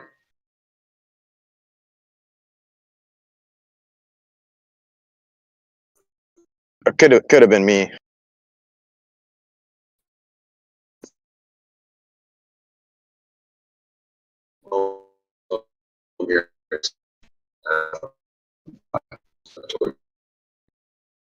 Picture of it. I mean, not like you probably don't understand, but I know that a lot of the super trikes are all different. You know, they're different. Some have like fiberglass on the back for a shell. Some have, you know, forks with shocks. Some have forks with springs. Some don't have shocks at all. It's just bars in the front. So there was like so many different options and things that you could buy for them. They had like Put a pair of truck bed thing and figure out a way to customize a pair of inverted front forks from like an actual dirt bike or something. Yeah, like I said, I'm wanting to take them off of this 3-wheeler that I've got, but they don't have any. But particularly, normally 3-wheelers don't have shocks. That's the only fucking weird part. Come on, people, get out of the street. I hate when people do that. They're pulling into a driveway, and instead of pulling over to the right, they pull all the way to the left and swing out really big so everybody behind them has to wait. Oh, it's so funny. And then when you wave on like, what the hell are you doing? They look at you like, what? What did I do? Well, you only made us all sit here for 10 seconds while you're standing there playing around with yourself. Well, Okay.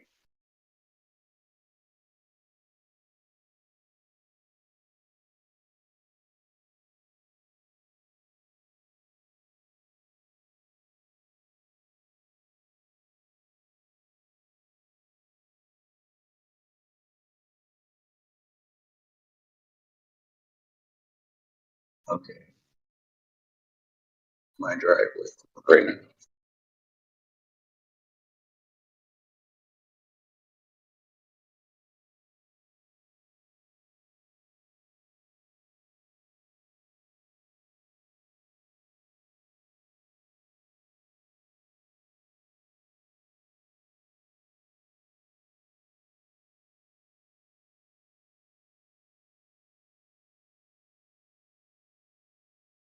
But like as far as a front end, you might have to go with something like a Fat Cat or a TTR 200, something that actually has a decent front end suspension and has a wide enough fork range for your fat tire.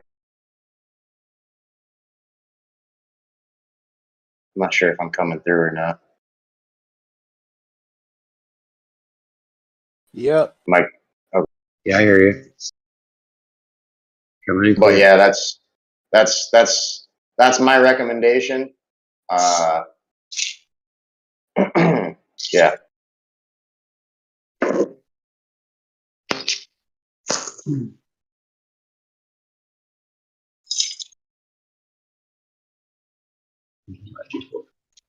It just might be.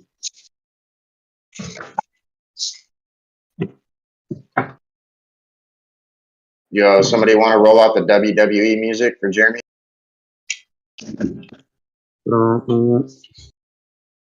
Ladies and gentlemen, boys and girls, get ready to rumble. I used to be able to do that pretty good, actually. Been a long time. Hey, what is his name? Mean Joe Green or something like that? That's his name, right? Okay, so I don't even know if I can share my screen. I might have to go in another room to show you this.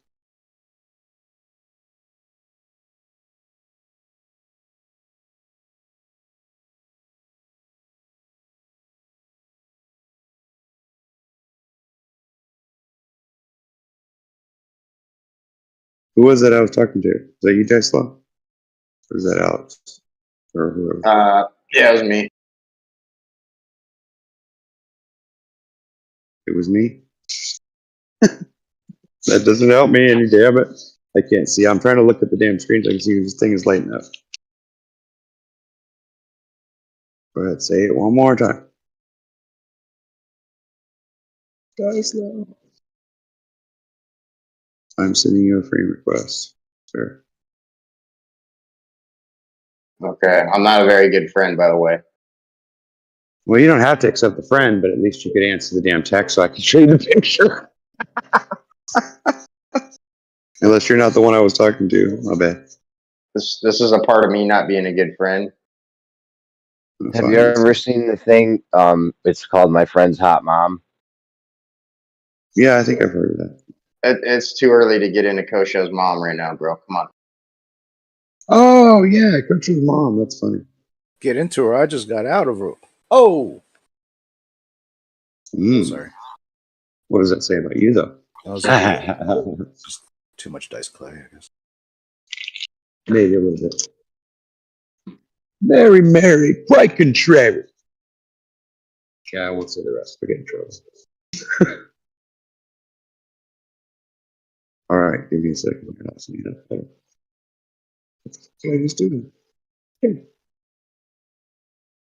just take fucking swearing.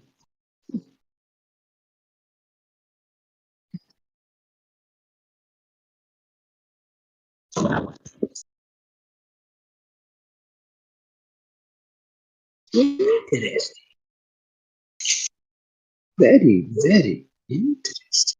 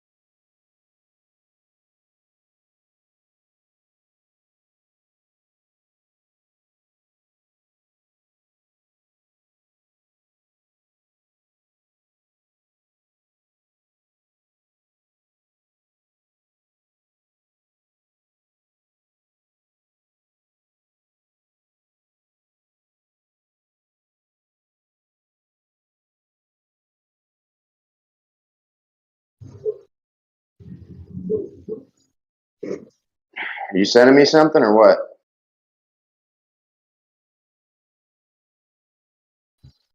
Yeah, I thought I already did, but maybe it's taking forever. It might be because I switched to my Wi-Fi.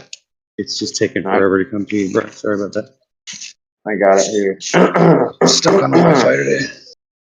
Cell service just all the way to school, so all the way to my daughter's school, so I switched over. It's kind of a small shock.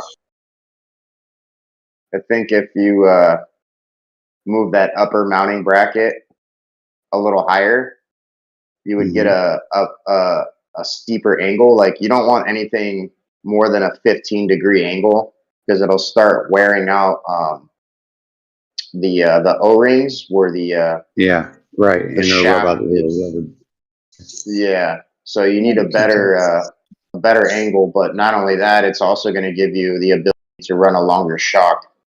And then nowadays, I could move that area. In that third picture, you can see where the rear end goes. Yeah, go ahead, Bo. No, I was just gonna say, there's 3 pictures there. The third one in the bottom right corner, click on that. That shows the little hole where the bearings go through and where the shaft goes in the rear end. That's what it looks like. You can see a little cutout where the grass is shining through, and there's 2 bolts up above. That's the brake in the front there. Yeah, you can see the brake up at the top, and then there's like a little space where the bearing bolts in the hole, in that little gap. And then you can see the torque converter pulley there to the top left. And then that second picture is actually the forks for the front end, which I hate them because they're actually just 2 tubes, one slightly bigger than the other, that slide over each other. And in the bottom, like right where the brake is at, there's a hole where you put a bolt through to hold the bottom part of the spring. And then at the top, you can see that bolt that goes right where the fender is. It's going forward from front to back. See that bolt there? That's what holds the top spring in. So the only thing keeping those forks from falling off is a bolt and a spring. Kind of interesting. But it does work, though. When you hit a curve, it works pretty good. Yeah. You can run like a PVC cutout inside that shaft where the spring goes and get yourself like a little bit more of a lift. And it'll tighten up those springs from being so squishy.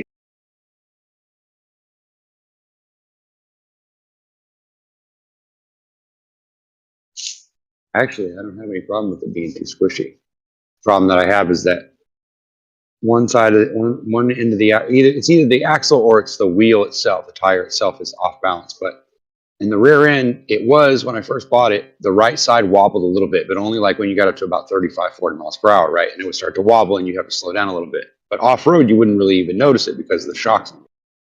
But then I think my buddy rode it and did something to it, because the last time I rode it, I just put a new motor on, a new torque converter, everything, so it's way more powerful. I actually welded the brake disc onto the rear end because it kept slipping and it kept breaking loose. So that way I could stop. And I put hydraulic brakes. I did a whole bunch of work on it, and I got it running. And then I took it out for a spin, and I got out to about 25 miles per hour, and the left side started wobbling. I'm like, oh man, come on. So now I'm trying to figure out. I've got the rear end laying here in front of me, and been trying to figure out how I'm going to figure out what's wrong. I don't know whether it's the wheels that are off balance and I need to replace the tires and rims, or is it just that the axle's slightly bent on one side and it's causing it to wobble? I can't figure it out. I've tried using washers in different places to try to offset it. Doesn't seem to help. What kind of lawnmower is it? It's not a lawnmower, it's a trike, but it's called a Heath trike. It's a golf cart. Kind of like a golf cart. Sort of. I don't know that your shaft's necessarily bent. Like you're saying, I know, it might not. That's what she said. Yeah, it could be a bearing. You could have a bearing issue, like maybe one of your bearings got a flat spot in it.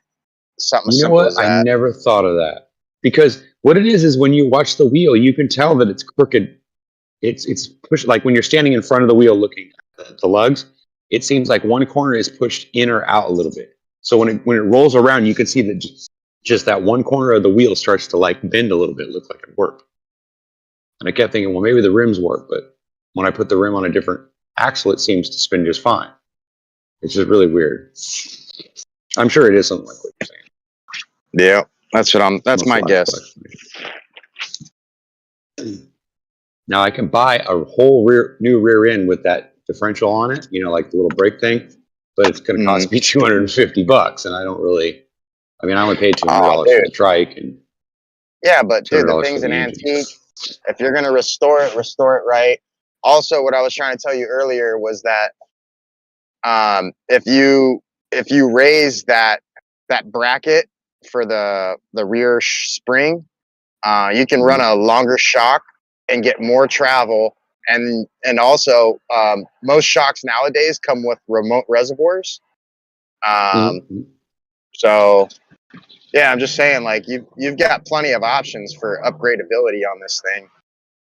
Oh yeah, yeah, dude. I would do full undercarriage, skid plate. I would do bigger shocks, more suspension. And I know that you say that it's not squishy, that front end, but being that you've got no... Oh, it is, yeah, because it's spring. You know what I mean? It's not real bad where it vibrates. Well, there's no valving. There's no valving. No, you've got, of course not. And the only no fluid bearing you've got is grease. So it's not it's like not even a real... grease. It's just a spring. Right. So it's like a stretched out spring. It's really weird. Right. Point made. And which is fine. A lot of like the dual sports and stuff, they're kind of designed the same way. The XR, which is a great bike, Honda XR has got similar setup. So I'm just saying, like, once you start upgrading the motor for more speed, you're going to want to upgrade the suspension along with it because it's not going to be comparable. Yeah. So that's my only point. All right, I just sent you a picture of the frame of the three-wheeler that I cut down to make a two-wheel bike. Of course, the forks are removed from it, as you can see, but that was the idea. But the motor that I have on there, I have a 10-horse motor. It's the same size as a 13-horse, you know, on block size. But it was just too fat to fit underneath the front there and still get a gas tank and everything. So I just scrapped it. I mean, you got so much room on that fucking thing, dude, with that rear bench like that. I mean, you could run a battery, lighting. Yep. Yes, radio. Fucking list goes on, dude. Yeah, definitely. And I plan on it too. I got another mini bike. It's a really small one. And today I'm putting the headlight coil on. I just got it in the mail yesterday. It's a posi rear end, right? Yes, it is. Nice. Yeah, the trike does have a posi rear, and so does the golf cart that I've got, and so does the what's it called? Oh no, that's right. My little four wheels. Take a picture of that. I got this thing that I made out of I went and bought this frame that was just basically the flat part of the frame for a go-kart and the front wheels. That's all that was on there, and a little Nerf bar on the front, right? And there's no seat, no nothing attached to it. It's just basically just a straight frame, flat bars, right? So I took that and I bolted the rear end from a quad underneath there and then welded it on. And then I put a little like roll cage over the top of it, some old bars from an old go-kart. And then I put big tires on it and a 10-horse motor, and I'll show you a picture in a second. It's pretty badass. It hauls buns. It does about 45, 50. And it turns on a dime. Let me snap a picture of it. Got to drive them though to really know. But sometimes, you know, because it looks like garbage. You get on and you're riding, holy crap, dude, this thing is cool.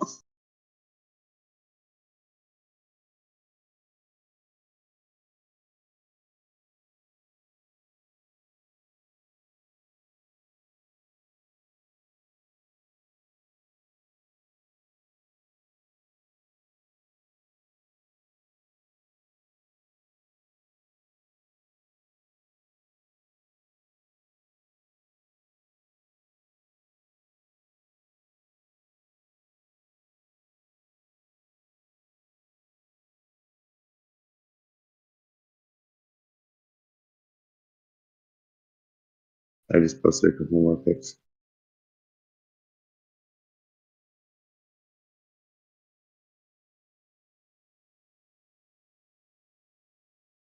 All right, let's see here.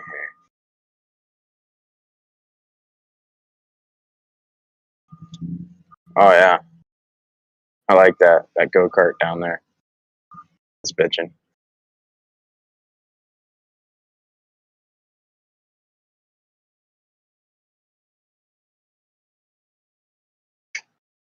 Yeah, you'd be surprised what you could do with just an old hydraulic tube bender and, you know, a couple things.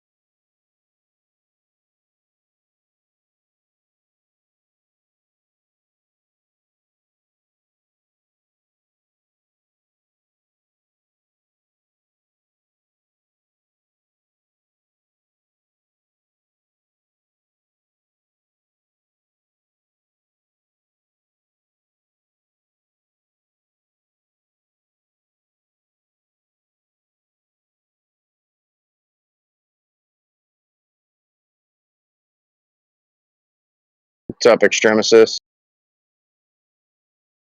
Hello. How you doing, man? What are you up to? I've been listening to Jin all morning in Jim Panda's server, and I'm tired of listening to Jin. Yeah, I hear you, dude. I'm a flat earther, and I'm tired of listening to Jim. Jin can wear you down, no matter which side of the fence you're on. What did Jin do? I don't understand that. Why do you guys not like Jin? What did he do this time? I like Jin. Don't get me wrong. I don't dislike Jin. It's just, my lord, dude. He's relentless. He's a cyclist, and he's also a cyclist with Yes. his fucking mouth. Yeah, I was gonna say the other morning when I was taking it was last week, it was Monday or Tuesday, he was on. He came in and he started talking, and then some other dude came in and started just ragging on him, and they argued straight for about 45 minutes, and I don't think either one of them stopped talking the whole time. That was him and They AJ. just talked over. Yeah, is that who it was, AJ? No, I'm not Damn, stopping that was talking until you stop talking. It's like, no, I'm going to continue talking as I have been. Yep, and for hours. And neither one of them were giving in at all. It was horrible. Relentless is a good word to describe Jin, yes. But you know what? I like what he has to say. Most of the time, I agree with just about everything that comes out of his mouth. That's the problem, is that I like him and he makes sense and everything. But yeah, sometimes he goes, of course, I do the same. I don't want to pick on him, only. Because Lord knows I'm not perfect.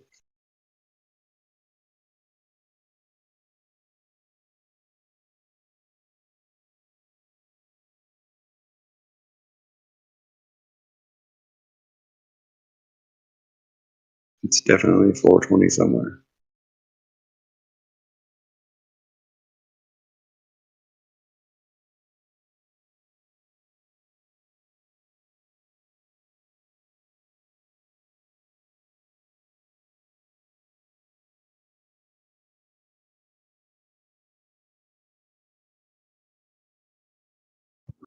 God, I hate working in LA, dude. It's fucking never anywhere to park.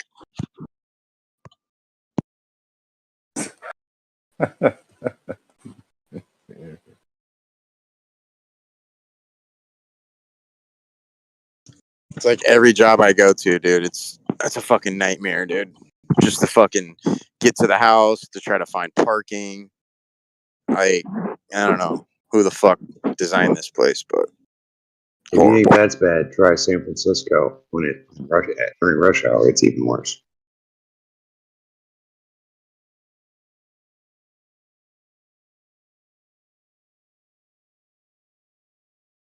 Just imagine LA, but now add steep ass hills and blind corners and one-way streets everywhere. That's basically. Oh, we got that. We got steep ass hills, bro. That fucking. I'm driving up, dude. I can't even see over the other side. It's just like you're just crossing your fingers, dude. It's fucking crazy. I just went over one. Yeah, Oakland's kind of crappy too, but I think Frisco's probably the most difficult city to drive in, especially with a stick. It's not fun because even if you're good with a standard transmission, you're gonna roll backwards a little bit because some of those hills are just insane. But of course, nowadays we have these pretty little cars that have these little clickety things in the back wheel, so that it keeps it from rolling backwards. Isn't that sweet? Damn, people are lazy.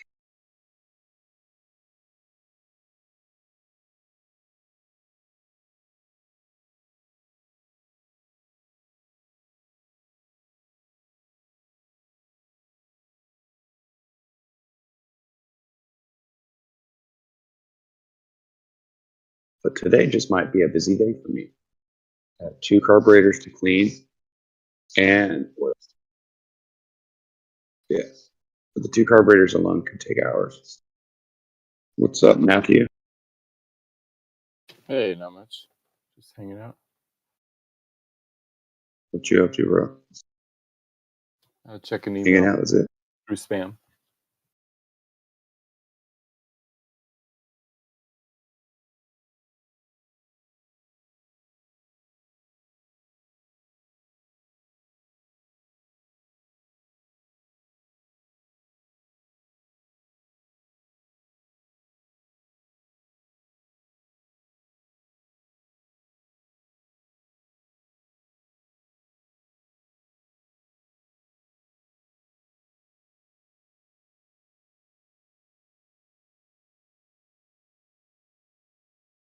So what's new, Matthew?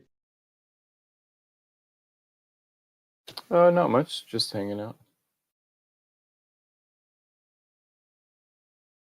Seeing what you guys are up to. Well, you know, yesterday was pretty dead. I didn't see anybody had fallen. It looks like today might be a better day. Ah, maybe so.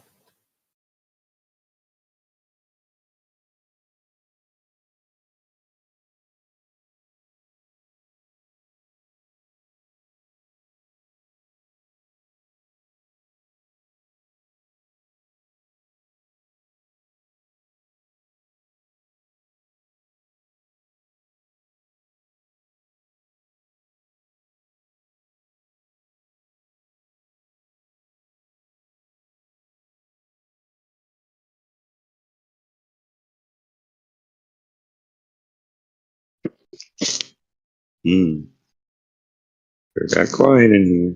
So what's up with the Livestream PC? Does nobody use that anymore, or am I going to the wrong one? Notice that nobody's texting.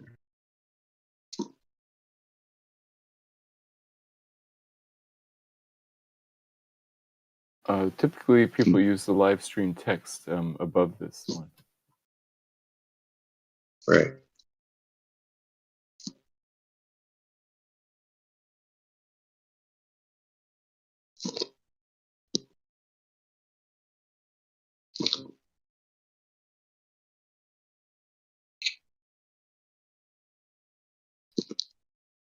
I really cannot spell this week. My fingers either got bigger or the screen got smaller. Because I type we were or the, or I cannot get it straight for some reason. It comes up every time I write R, it writes 8. It's like me nuts. I've had to edit messages all week because of this crap. It's really driving me nuts. Where? Just forget it. I'll delete the damn message. Hey, so today is the one day of the year that we're closest to Jupiter. Jupiter appears largest in the sky today. No way. Like how you said, it appears. Right on. What time of day will we see it? Like all day or just in the evening? It's so basically it's directly opposite the sun. So at midnight it'll be So highest. Right, so it'll be near the moon then. It'll be the opposite. Because last night when the moon came up, it was after dark. The sun had already gone down, so I'm assuming that it'll be a little bit later than that. Well, yeah, the moon moves. It rises an hour later every day, so it's been a few days since the full moon. Full moon was like over the weekend. Right, yeah. And it wasn't, what, 4 weeks ago or 3 weeks ago that there was a. It says today is All Souls Day. Is that something you know about, Matthew? It's a Christian holiday. Might just be pretend. I don't know. All Souls Day. Yeah, yesterday was All Hallows Day, and then the evening before that is All Hallows Eve or Halloween. Yeah. But I don't know what they mean. They're typically Catholic holidays, I think. But you're saying the Jupiter thing, and yeah, Jupiter is once a year is it gets smaller and larger and smaller throughout the year, but today's the day that it's the largest. Damn, that stuff was loud. It's directly opposite the sun today. So the sun, when the sun is up, Jupiter's down. But when the sun at midnight, when the sun is down, Jupiter's the highest.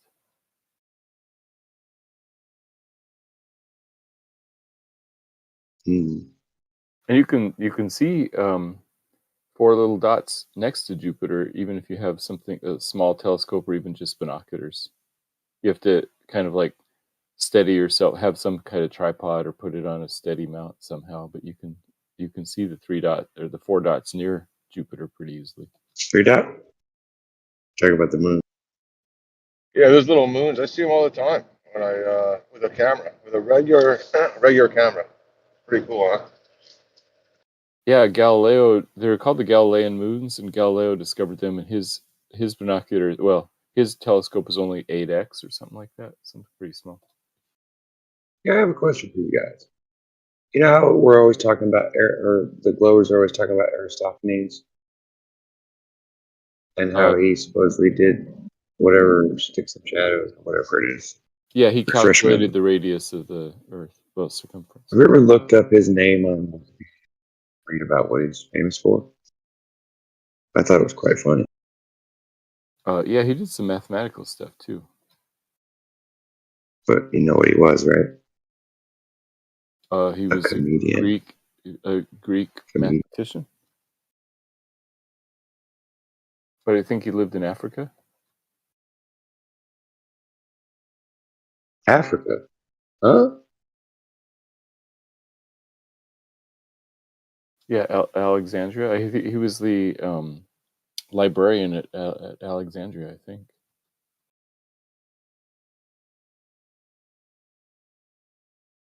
Why? What were you going to say? What's he famous for?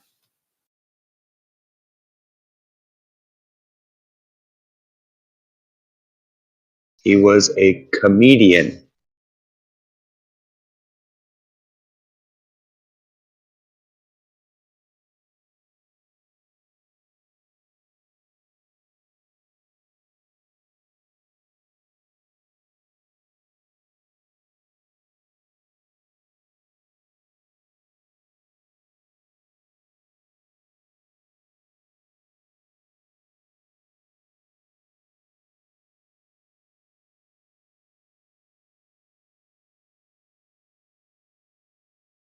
Gotta hand it to you. Pretty interesting.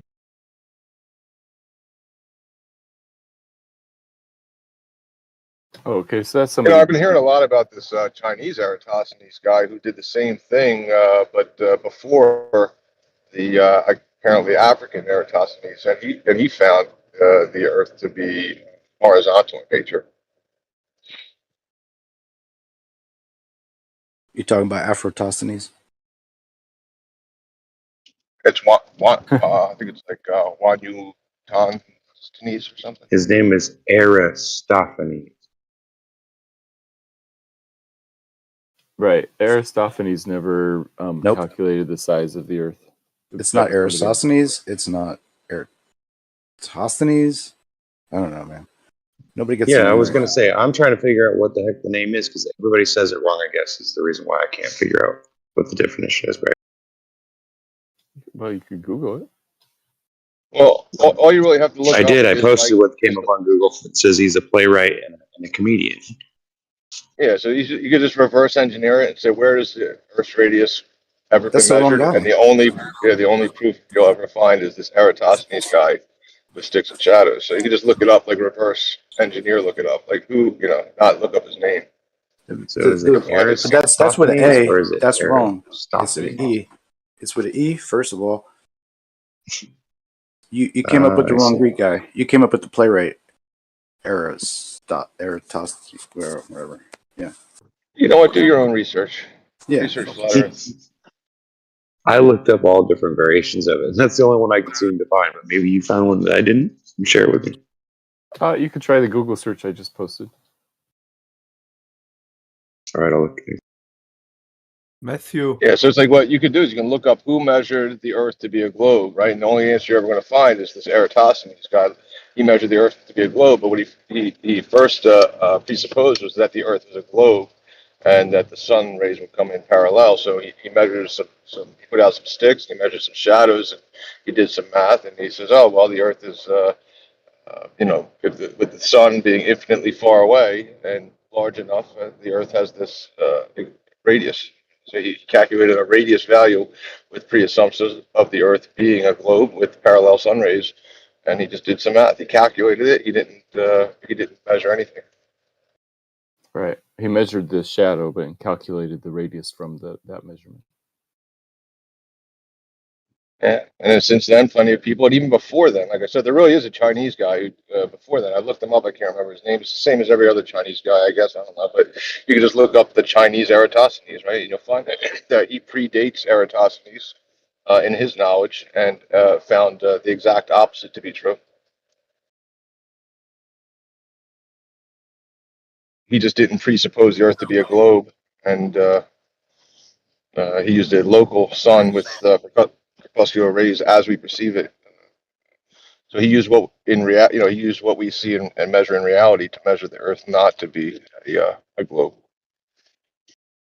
My question is, how did he measure the surface of the Earth without tape measure?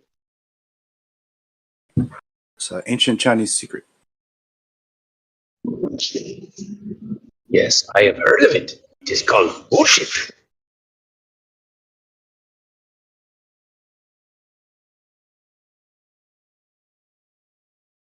I vote for Chinatosthenes. We call it that. It's about wiping off the on.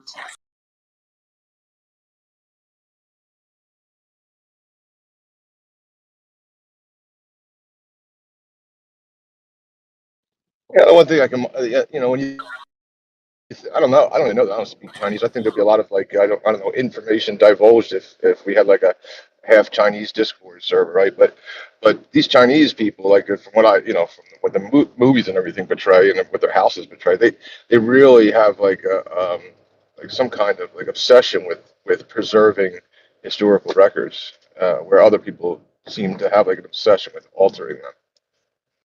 Sure. Oh, wait, preserving what? Their culture? Is that what you said? I missed the part that you said. Like historical records, like they'll like just the history of their family lineage. Right, the culture. Yeah, their culture. Yeah. Right. Well, I mean, I guess it's all involved. Yeah, I hear you.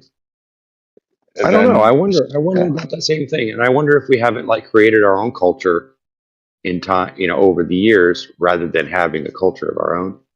You know what I'm saying? Like a lot of us are. I think we could probably accuse of that, right? Where they pick up all their lingo and stuff from other influences and then turn it into their own, and then Well, I mean, the kind of like Chinese how Americans do. Chinese are like unchanged. They're like they don't change. These Chinese people, Yeah. they're the same as they've always been because they preserve their history. They're like obsessed with it. I don't know. They worship or they practice Buddhism, correct? Is that what Chinese people practice, or is it some other form? Well, I don't know. Or is there more than I can't speak for all Chinese people, but well, no, but I meant to your knowledge, is that the basic religion of country, or yeah, but like Buddhism isn't really like a religion in my opinion. Sure. Well, I guess you're right. Religion is beyond. I don't know. All these Buddhist teachings are like pretty much at the core, the Buddhist teachings, in my opinion, right? I haven't studied it, but they seem to suggest that you should do away with all preconceived knowledge and just lose yourself to find yourself. Like that's just like me rolling it up in one sentence. Like lose everything you know, And that embrace. kind of makes sense in some ways. Like if you think about the way we get brainwashed and the way we get convinced of things that aren't necessarily true, or that we can't, actually, point out, okay, this is really happening because I can go over there and go in that grocery store and see that there's no toilet paper on the shelf. You know what I'm saying? That kind of thing. Whereas most of the stuff we hear, we can't confirm anything. There's no confirmation. It's just we have to assume that it's like a zombie movie. We have to just assume that zombies exist. Otherwise, the movie is kind of boring, right? I think zombie movies are boring, even if you assume they exist. I agree. But I'm saying, like, if you catch yourself in a zombie movie and you hear someone in the back corner of the thing going, "This is stupid. Zombies couldn't be real," you'd be like, "Dude, shut up. Everybody knows that already," right? You just tell them to stop. A Chinese person would never disrupt a movie like that.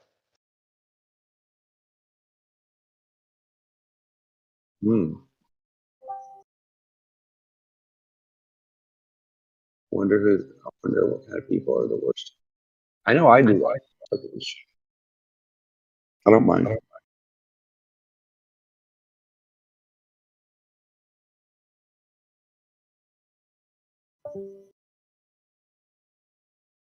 Good morning, gentlemen. If you can find any of those, Hey, how's it let going? us know. So, Dan? Yes. Hello. Howdy.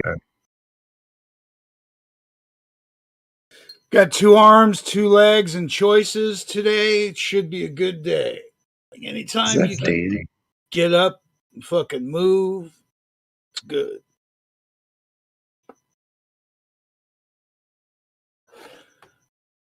Hoping it's a good day.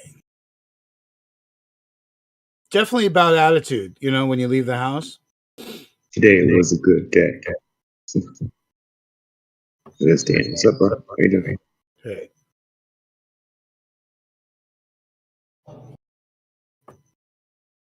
I saw you sent me a server invite. Thanks. Yeah, I did. I like to tell people normally when I do that because I know some people check it very often, but I appreciate it.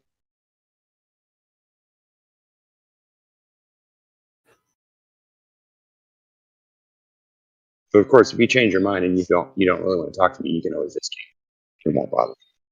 I just figure it's easier than trying to communicate with you when you can't see the notice. Well, it's like 2 weeks later now. You seem chill now. You were real agitated for a while. Yeah, I apologize for that. One of my best friends and you used to be passed away. Used to be a dick, so you're getting, you're definitely improving. I am working on it. I was having a bad week last week. I apologize so much. If you want to chew me out personally, just DM me. No, I can't remember why. Last year you were a dick. As Cookie Monster. Yeah, I was going through a spell. As the rookie. Yeah, I think it was Professor Rookie before I quit last. Well, may we all communicate well. May we all mean what we say and say what we mean, right? Somehow. God forbid. Try and keep it real. I think it would be dangerous if we don't listen. So Matthew, and I know that because I do it. Did anyone tell you about Vegas?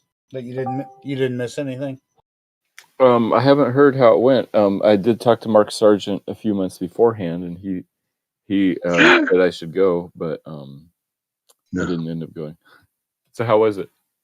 A lot of new people, a lot of young people, a lot of people partying outside that didn't give a fuck what was going on inside. Super casual. They had a blast. But had we had any formal media, we would have looked silly jump roping in the parking lot and playing with lights and being on mushrooms. Nice.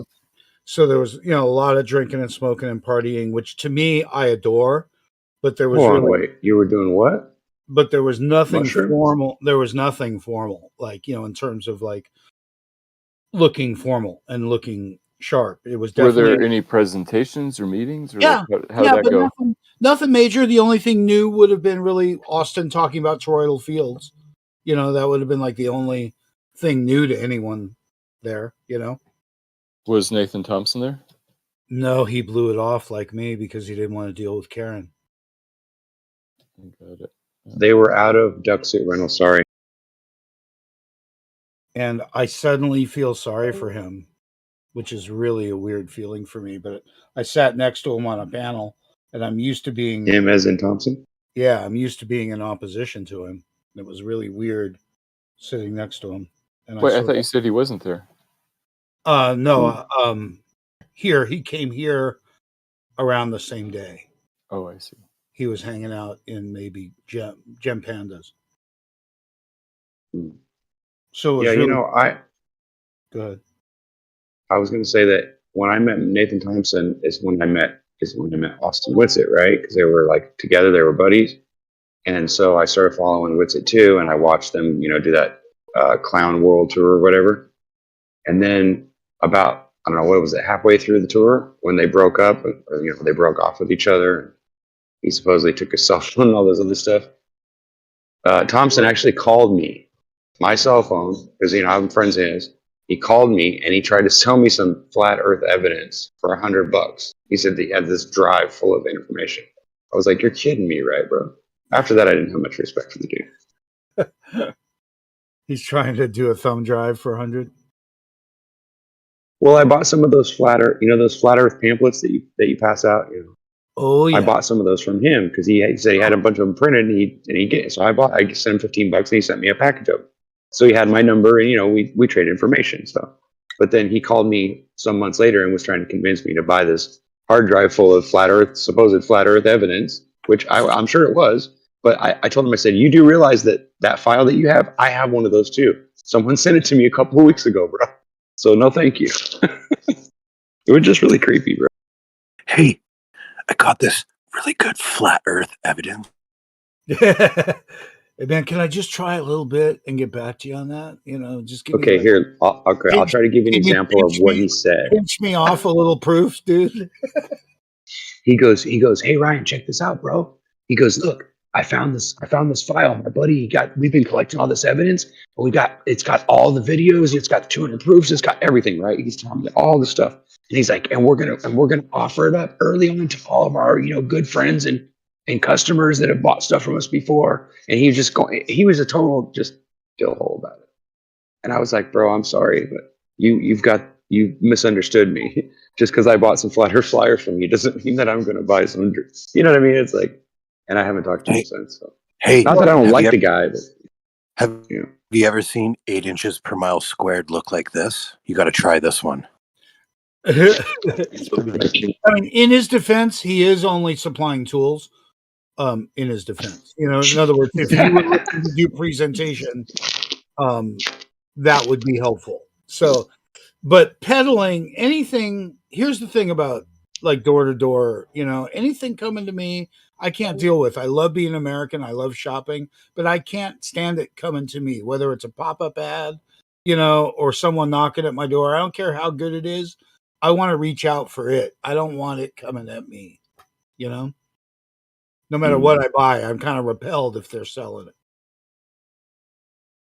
I want to find it and shop for it myself, kind of like chicks. I want to find chicks. I don't want them finding me. Well, yeah, of course. Yeah, well, yeah, no, you got to choose them. That way you get the right one. You let them choose you and you get stuck with a bad one. See? Right? Yeah. And I could get Jaren's thumb drive for $50. Why would I buy Nathan's for 100? But wait, we got to throw Kosho's mom in there somewhere. I'm sorry. Does she have a thumb drive? No, in this little love triangle that we're talking about. No, she has a whole hard drive. Damn it. See, I tried to throw a damn Kosho joke in there about his mom, and you guys screwed it up and made it not funny. See how you know about Schrodinger's mom, right? You like if I told you I did Schrodinger's mom and she's up there in the room, You don't know if it's true or Mm. not until you go there and open it. Ask her. Mm. Stacy's mom was pretty hot. So I too. can claim to have done Schrodinger's mom, and we'll never know unless you go ask. I guess you could stick your head up a cow's ass to see how good the meat is too, but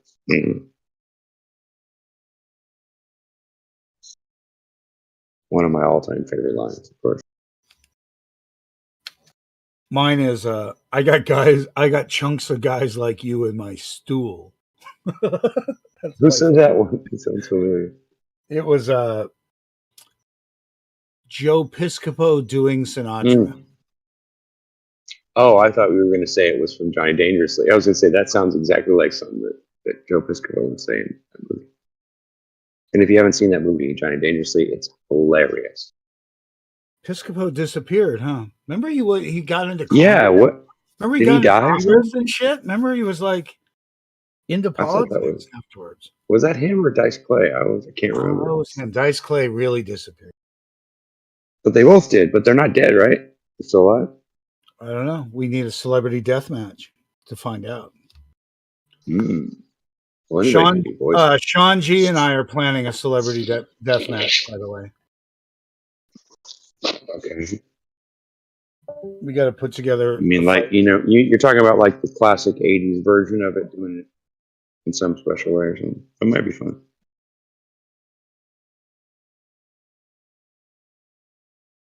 Another one that I've been thinking about for years is to make up a really, really difficult trivia that has all the different evidences from both sides of the argument, like detailed, like pointed out, and then put all the supposed legends, as Witsit calls them, put all those legends through the battery of tests to see if they can answer the questions without searching the internet to see how smart they really are. Of course, I'd probably fail it miserably, not to say that I'm smart.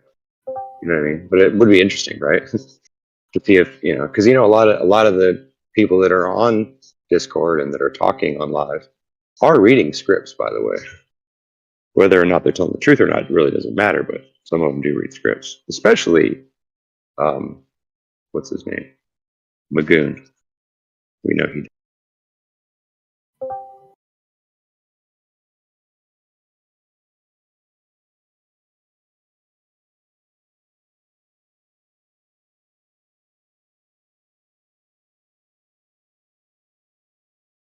Hey, Matthew. Yeah, what's up? You know how you end up doing skits, kind of, in your class because you have the crowd there and such. I haven't taught the larger classes in a while, so I haven't done that in a little while. But yeah, Have you ever done stand up of any kind since you have a reputation of being funny? You are funny, Matthew. You are funny. Thanks. I don't mean like I don't know if you're a good comedian, but I mean like you have this thing about you that makes you kind of funny. Not a bad thing, but a good thing. Well, his brain works. What I'm getting at, I don't know if you've ever seen me and the NASA pimp working together, but we've never scripted anything.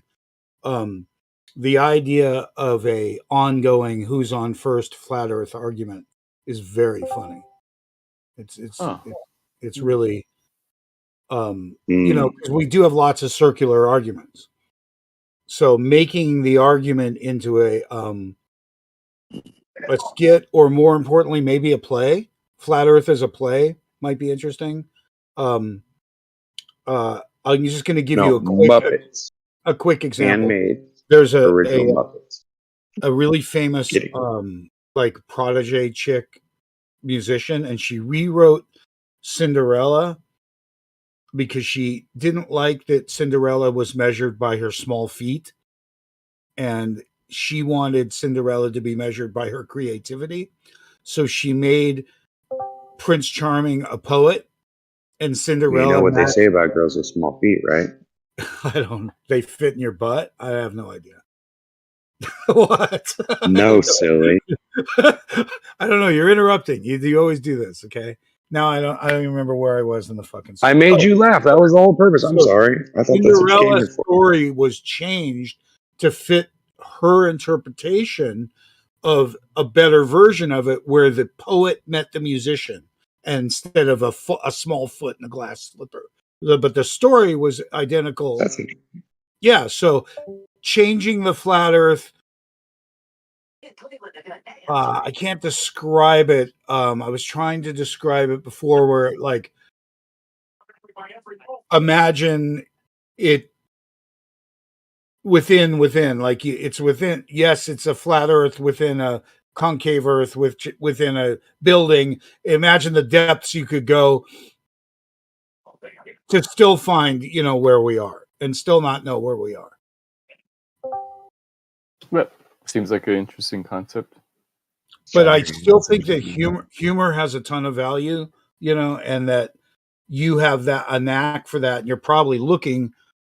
In other words, the heated trigger thing about flat Earth, I think has value, like publicity, humor, like everyone, the McToon, Absolutely. Gets they're all attention. making money because flat Earth is funny, and we're not, because we don't think about making money. We don't think it's funny, but it still has the same entertainment value for both sides. Is we like getting into it, and they like thinking that they've crushed us when we get into it. And Right. so until anything's ever proven, we're going to have this nice convection. Yeah, pretty much. Yeah, that's a good one. No, I agree with you that humor can get an idea into someone's mind in a more winsome way than just sort of saying something. Mm-hmm. Let me give you an example. I could say, I think that young children who are allegedly transgendered, that probably says something more about the parents than the child themselves. And people might say, no, that's not true, blah, blah, blah, whatever. So that's just sort of stating a fact. But if I use humor, then it's much more effective. I could say, what do transgendered children and vegan cats have in common? And the answer is, we all know who's making that decision. Wow, that's good. So that's an example. That's a funny joke. Like, it's a funny joke. So you are very smart.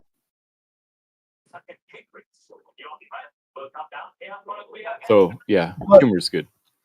So I don't know if flat Earth becomes the straight guy for you, or if it continues back and forth like a who's on first. But I think there's lots of routines that we're missing. I know when I have the NASA guy on the boulevard, he interrupts me while I'm talking to others, so we end up arguing, and people can't figure out why we're there arguing, and they walk up and can't figure out which side of either of us are on. Me in the lab coat and him dressed like NASA, and it causes a lot of immediate confusion and interest. Like, what the fuck is going on?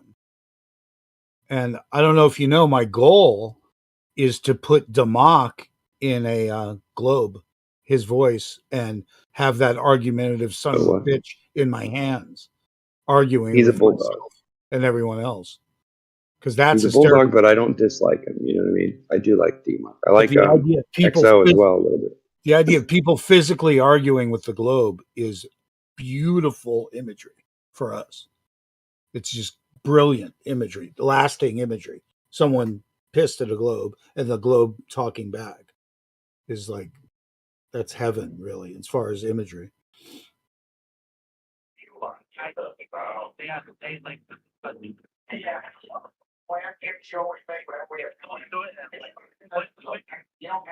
What is that? Somebody hot micing? That's either a hot mic or a low mic. Can I ask y'all a question? Kind of hive mind stuff.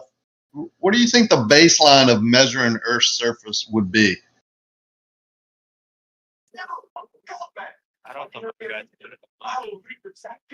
Wait, what? The baseline, would it be the land, the water, the lakes, the oceans, like the mountaintops, the sky? I would say it'd be sea level, yeah. And then everything else would be a three-dimensional plane, right? If that's what you believe. I would partially agree. I think sea level would be harder. Like you take the average and get the mean sea level. I think that's a baseline. But I think large lakes, when like water at rest would be the baseline. So water, I agree with you. Well, yeah. Water at rest would be more of a baseline, easier to measure. So does anyone know? Oh, go ahead. Say that again. It's all right. Go on, finish what you're going to say, and then I'll critique it. You said you agree, or did you agree? Yeah, I do. But I was just going to change something, but I don't remember. So go ahead and finish, and then maybe I'll remember and I'll go over. Just say, So if Elbow, you we got a hunt mic.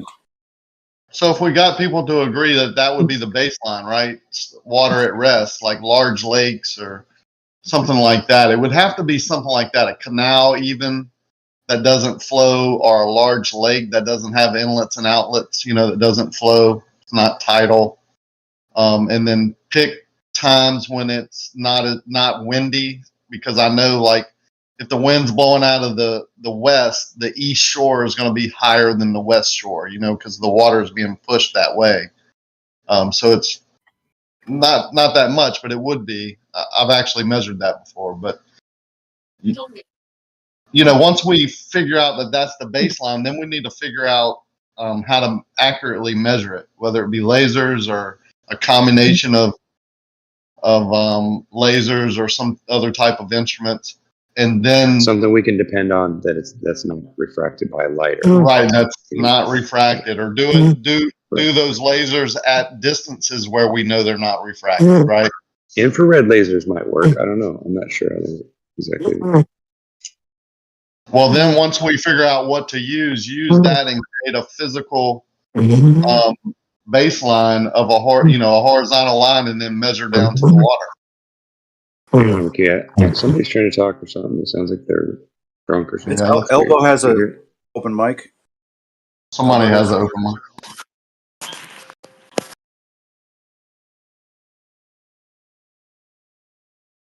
I was just going to suggest that it's really hard to understand you with the mumbling in the background. I don't know what it is. Maybe you sleep or something. I got you. Yeah, somebody has an open mic.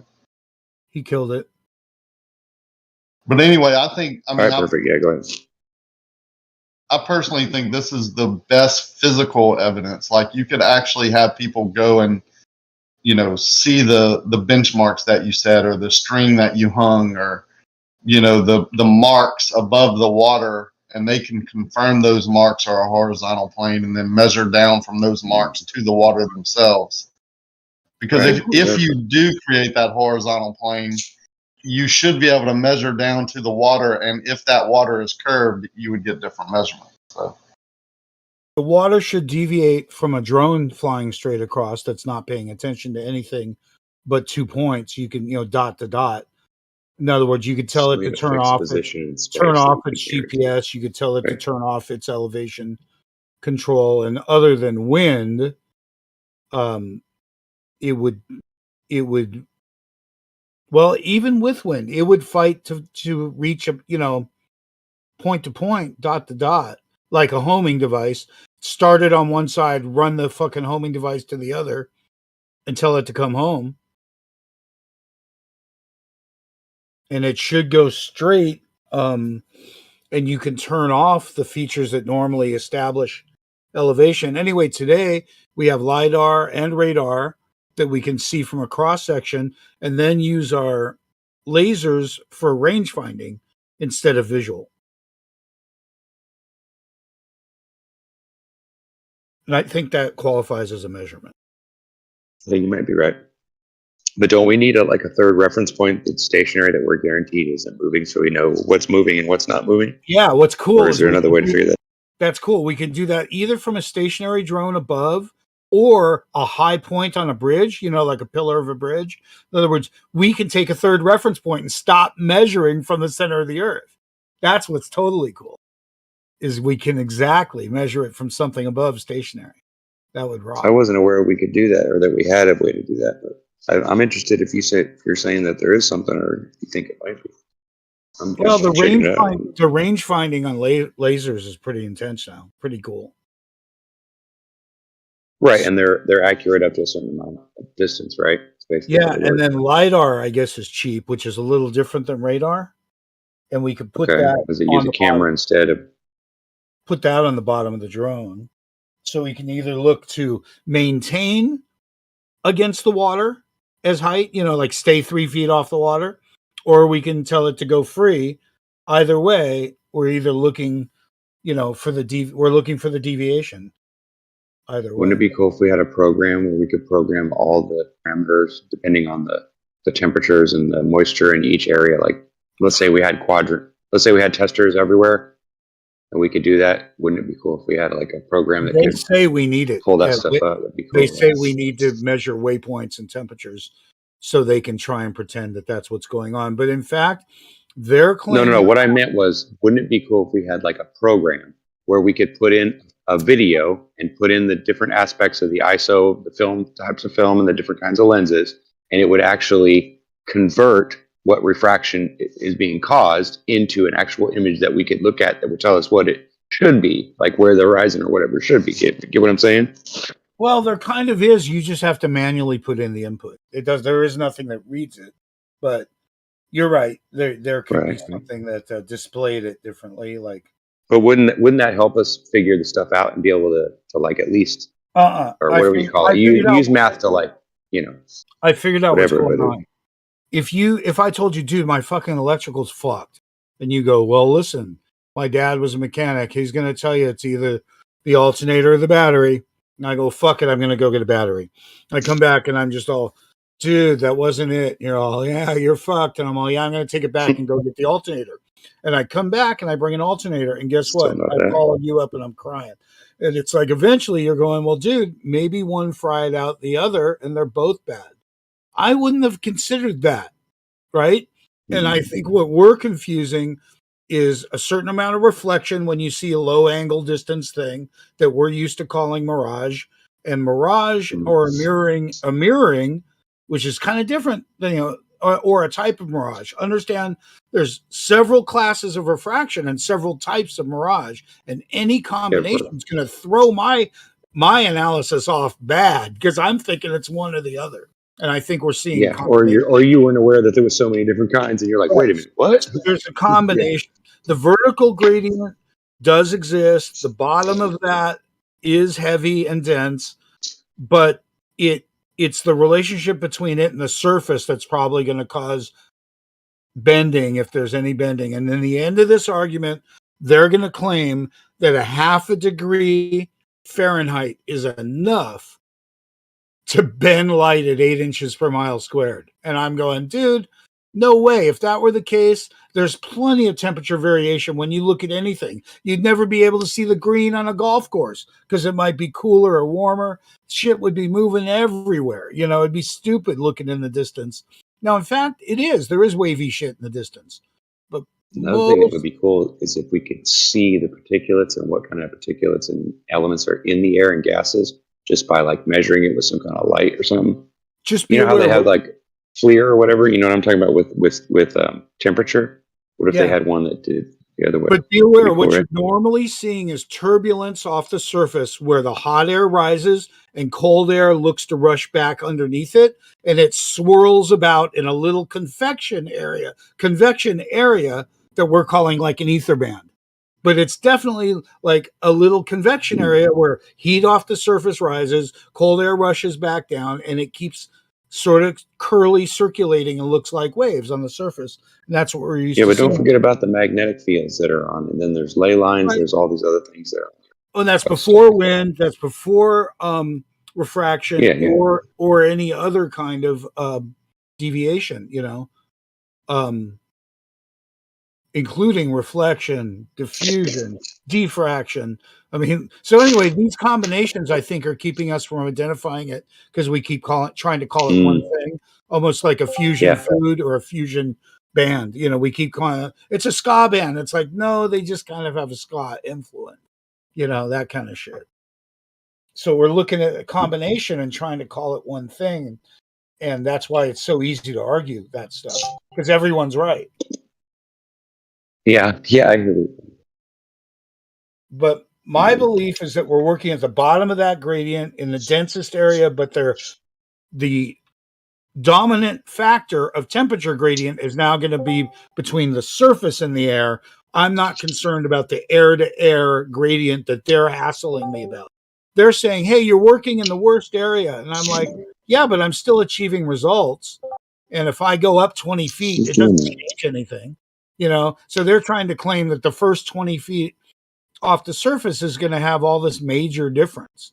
And I don't think it does. And then when I say it doesn't, they're going to say, well, you didn't check the middle of the lake, like you're saying, the waypoints in between. So it's Right. pretty Yeah. it's pretty annoying dealing with visual. I'm pretty sure drone technology is going to allow us to make a straight path, and what we hope is that it fucking stays. Well, I think what we need is like groups of drones that fly really close to each other in formation, so we can get exact measurements from each. We like if we can track them, we could pinpoint like every inch. We could have a camera every 5 inch, whatever. We could grid it, and we could get camera angles from all these different angles and different levels, so we could measure the flatness from left to right from all the. You know what I mean? We could iron it all out and figure out what we're looking at. It used to be way too expensive. I think we could do this now without great expense. So the more drones you have, it does. Yeah, the better. But there's several people that have designed a 5-star pattern, a 5-drone pattern, and a lot of proofs that we can draw in the air. Mostly 2 drones at a distance going up 90 should end up at a greater distance apart. If they both are in different parts of the globe and both go up 90 degrees, they should end up further apart from each other. That should be an easy test. Yeah, there should be a lot of stuff you can test with it. Exactly. A lot of stuff like that. But only if you can be sure that that reference point is solid in space. You know what I'm saying? Like that's, I think, the biggest argument, isn't it? Like for the spinning of the Earth and whatever, whether it's the sky spinning or whether it's the Earth. Yeah, you know what I'm saying? I think 2 drones can work off of each other, so that'd be interesting. Absolutely, but we'd have to figure out a way that we can track them in real space. Like, you know what I'm saying? Like if we had cameras focused from different angles and lots of them, we might actually be able to figure out I think what is actually causing. the real problem with that Right. is you can't go high enough up to get dramatic separation. I'm pretty sure that's a good point. That's a very good point. But I mean, like at surface level and in some spaces above it, like on hills and things, like we could test all that stuff without it costing too much. We actually did some killer shit, some time lapse shit. We went 10 miles away and then we went left to right 10 miles with a bunch of flares and lights on a truck. But really? So you did the thing that I've been talking about on, well, I don't know if you guys have heard me say it, but where you look at it from 90 degrees the other direction, like 5 miles down the way. We did it. We did it. That's awesome. And what did you find? Did you find any curvature either from left to right on the oven? We found that we didn't get center on the experiment and that it ended up being kind of lame in the footage because the thing got smaller in the distance instead of being of equal there's some images of it in chat. Instead of maybe you just didn't get lined up right or something. Yeah, like they ran into a lock gate and they couldn't get center on the experiment. So I see. They couldn't weren't get to the spot where they needed to take the camera from. Yeah, so it came out kind of lame.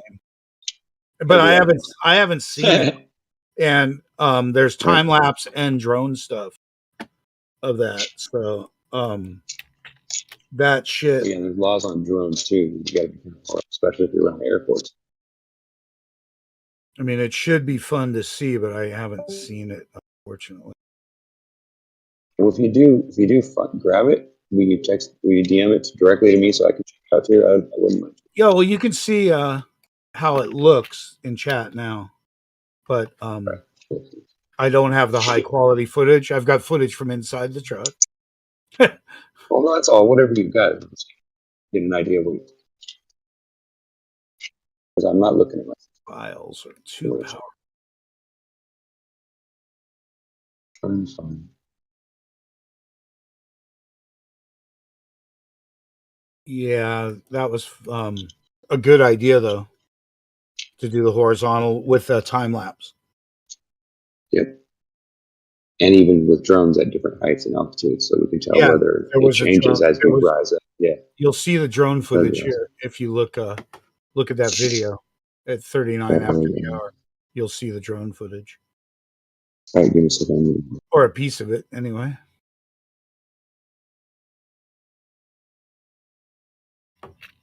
It won't let me upload any bigger files.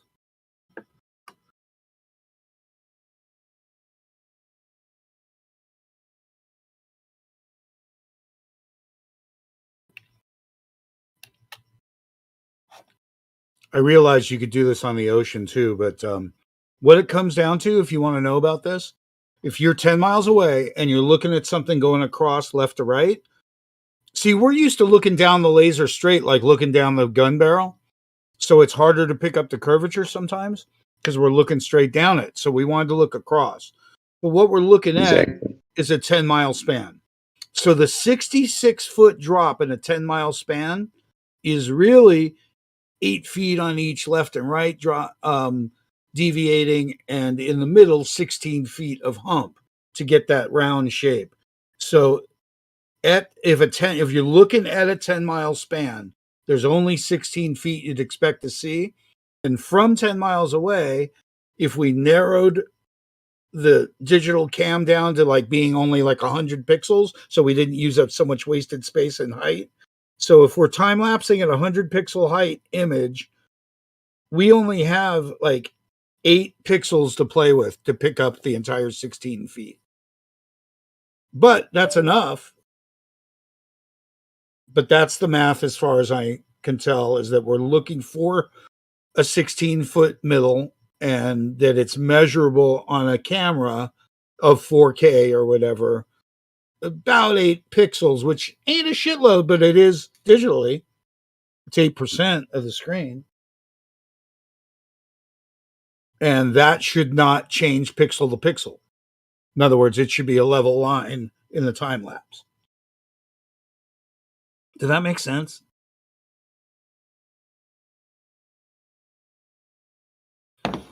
Can I get a flat amen? Yeah, you got a thumbs up from me. I mean, they're looking for some kind of measurement. That would be a measurement, as far as I can tell. And the thing is, their whole refraction, the whole thing's out of sight to begin with by their definition.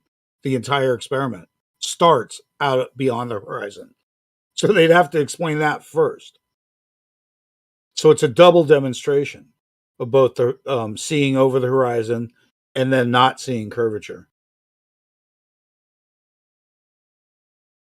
And in my biggest plan, I wanted to do it over the ocean, where I could also have a sailboat out there and do this at sunset, showing that the sun is setting further than 3 miles out, because it'll set behind the boat.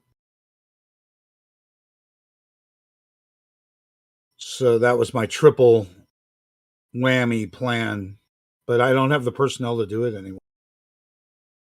Nobody cares.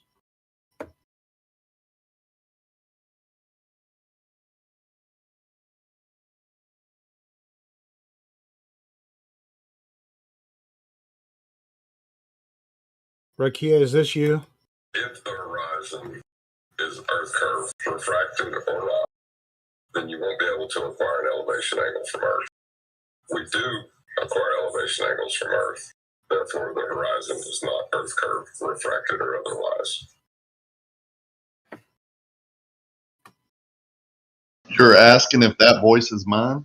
No, it's not me.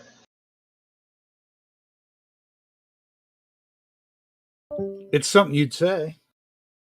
It doesn't even sound like I'm in that context, but I can see where you're coming from, though. I think you're right. A lot of people have a very similar voice, and it can be confused easily. It's got Rakia's delivery. That guy goes on Nathan's show, I think. I can't. So Rakia came up with a viable plan. Makes a lot of sense. We've been telling you guys this for years. But as soon as we finish telling you water measurement, you go to drones, you go to lasers, you go to the moon, you go to the sky. Like, is there a Q-tip problem here, or what's going on? Well, if you got a couple miles of plastic tubing, it would help. I mean, just a mile of plastic tubing might help. You see, you went to La La Land again. A mile of plastic tubing. What the hell is that? Well, like, what is wrong with you people, man? You were asking me to measure water, so I was going to use water. It's truly amazing, man. It's like nobody listens. Nobody listens. What's the method? You're not. What's the method with the? You're not Who's talking? Hold on, Dan. What's the method with the theodolite or auto? I mean, what's the method that you would suggest, SE? Well, Rakia just told you. Let's say you find the canal, right? You find the canal, water that's not moving. You establish a horizontal plane. You extend the line, and then you measure downwards. Why is that complicated? Yeah, but I understand that, but how do we make the horizontal? What do you mean, how do you make it? Rakia could make it for you. Anybody that has the tools can do this for you and extend the line forever. Are you talking about Why a is visual line? Are you talking about a visual? Because we have a visual line already every day. I thought there was only one kind of line. I don't know. We're talking about making a physical line like it's called Force the Line. I think Rakia is talking about visual stuff, and we're past that. They don't accept No, it. it's not visual at all. You can use tops of stakes, wood stakes to create your plane. You can hang string on the top of wood stakes, or you could just mark stakes and then hang a string. You can make it physical if you wanted. On bobs and stuff, yeah. Yeah, and then measure down from the tops of those stakes or from the string or whatever you make that physical plane out of, wood, metal. But you don't have to do that. You can just use tops of stakes separated by 200 feet or 400 feet, whatever the atmosphere would allow in that particular time period. But let's say it is 200 feet. If you put tops of stakes as your bench, from a benchmark and make a horizontal plane out of that, and then measure down from the top of those stakes to water that's not moving. If that water is curved and you have a horizontal line above it, it would be different measurements from the tops of those stakes. If the water is horizontal, it would be equal measurements. So which tool are you going to use with this? Any tool established to make a horizontal line, theodolite, auto level. Yeah, if you use an auto level though, then if I mean, what are you lining up? I'm not sure. One stake, two stakes. Let's go through what you're stating. Are you stating that a horizontal line is not possible? Because you're questioning the method. Yeah, definitely, absolutely. Because the Glovers there's serious issues where, and I'm even concerned where if it was a globe, you could, do some kind of thing where you think it's flat, but it's not. So I'm asking, what are we lining up? One stake, two stakes, three stakes? What are you looking at in the distance? He's talking about establishing a level surface over water. You could use plumb bobs in order to find 4 points and then draw lines between those 4 points in straight lines and figure out what level was even out in the ocean if you didn't, like if the waves were going. That's what he's trying to say, right? That was helpful. Thanks. So what are we looking at in your horizontal tool?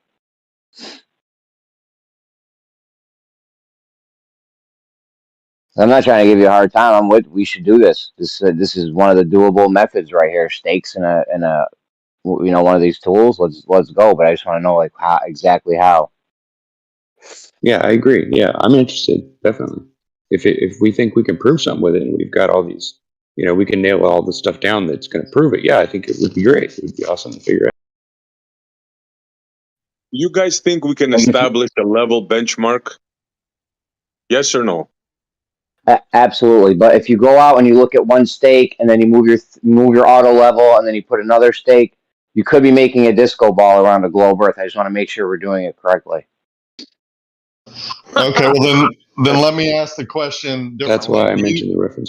Do you think you can extend a horizontal line? Absolutely. Absolutely. What method would you use to do that? I don't know. I would probably queue up 2 or 3 stakes, maybe 4 stakes in a distance. I wouldn't use the level feature after you move your tool. There's a bunch of things I would do. But it's definitely possible, right? But it's definitely possible. Yeah. Okay. Well, then let's move past that because I agree with you. It's possible. So do all surveyors. They can do it easily, right? They can use several different methods, and then you can confirm, right? You can use a different tool and different methods to confirm that what you made was a straight line segment, a horizontal plane, right? So once you do that over static water, you can measure down from that horizontal plane that you've now confirmed to be horizontal, not a disco ball, not several horizontal lines that are different angles, nothing. It's all one horizontal plane. Measure down to the water. If that water is curved, it would be different measurements from your original benchmark. If you're 1'6" above the water at the beginning and you make a horizontal plane above static water for a mile, then it's going to be more or less than 1'6" at the halfway point and at the mile mark and all that. Glad we got there.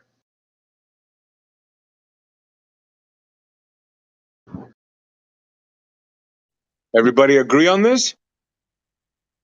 Jeremy? Now I'm with the other guys. If you can establish a horizontal line with tools that are known to do so, and then take a drone and somehow measure that horizontal line and extend it more easily over distance, then I'm all for using drones, because the distance is the problem. Doing it 200 foot at a time, a mile long, takes a lot of time and effort. Ask Yes, me it how I does. know. Like, it sucks. Okay, I'm so never ever gonna do it again, ever. so that's bad, because for my question, because I was going to ask you if you wanted to go into some of these surveyor techniques that you're talking about and we had talked about in the past, or if I should just go learn that on my own free time.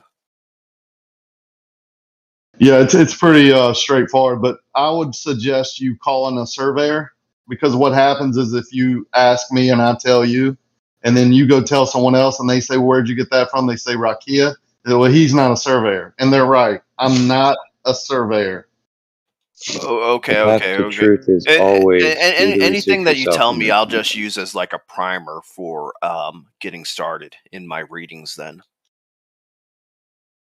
Yeah, fine with me. Go read, go talk to some surveyors, ask them how they would extend a straight line segment, make a horizontal plane, and then also ask them what methods they use to make sure that horizontal plane is a horizontal plane. Like, they didn't make mistakes, because mistakes is what a surveyor is trying to avoid, or trying to figure out if they did or not, so they know that they're doing their work correctly and they get paid. So So I'm not sure I would actually want to talk to like a surveyor about this. What I might want to do is like look at some like read up on some books and surveyor materials that would be unbiased on the topic. Because like if I'm starting to ask a surveyor and they're starting to ask me like why I'm asking them all these questions, and they might be like globe believer, flat Earth believer, then that might like this influence has their answer. this has establishing a horizontal line and then extending that horizontal straight line segment and closing the loop is nothing to do with the shape of the earth. It's all about surveying, and surveyors, guess what, love to talk about surveying.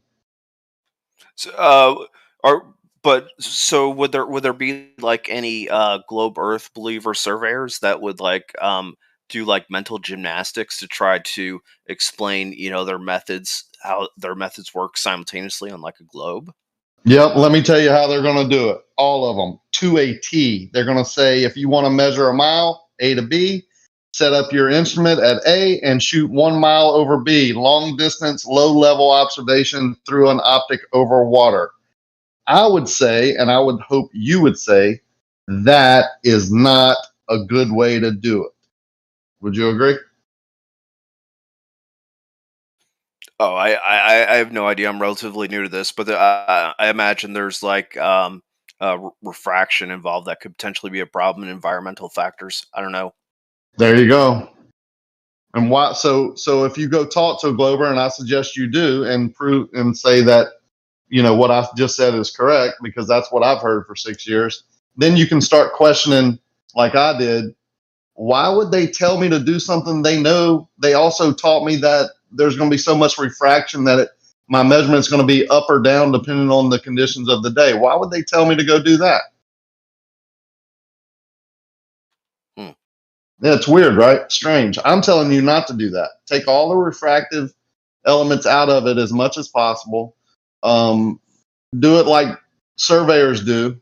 Figure out how to establish a horizontal line, how to extend that line to a distance that you're comfortable with, how to make sure that line is horizontal, not curving or not in segments like Jeremy described, a disco ball, right? How to make sure what methods that the experts use to make sure that's not happening, right?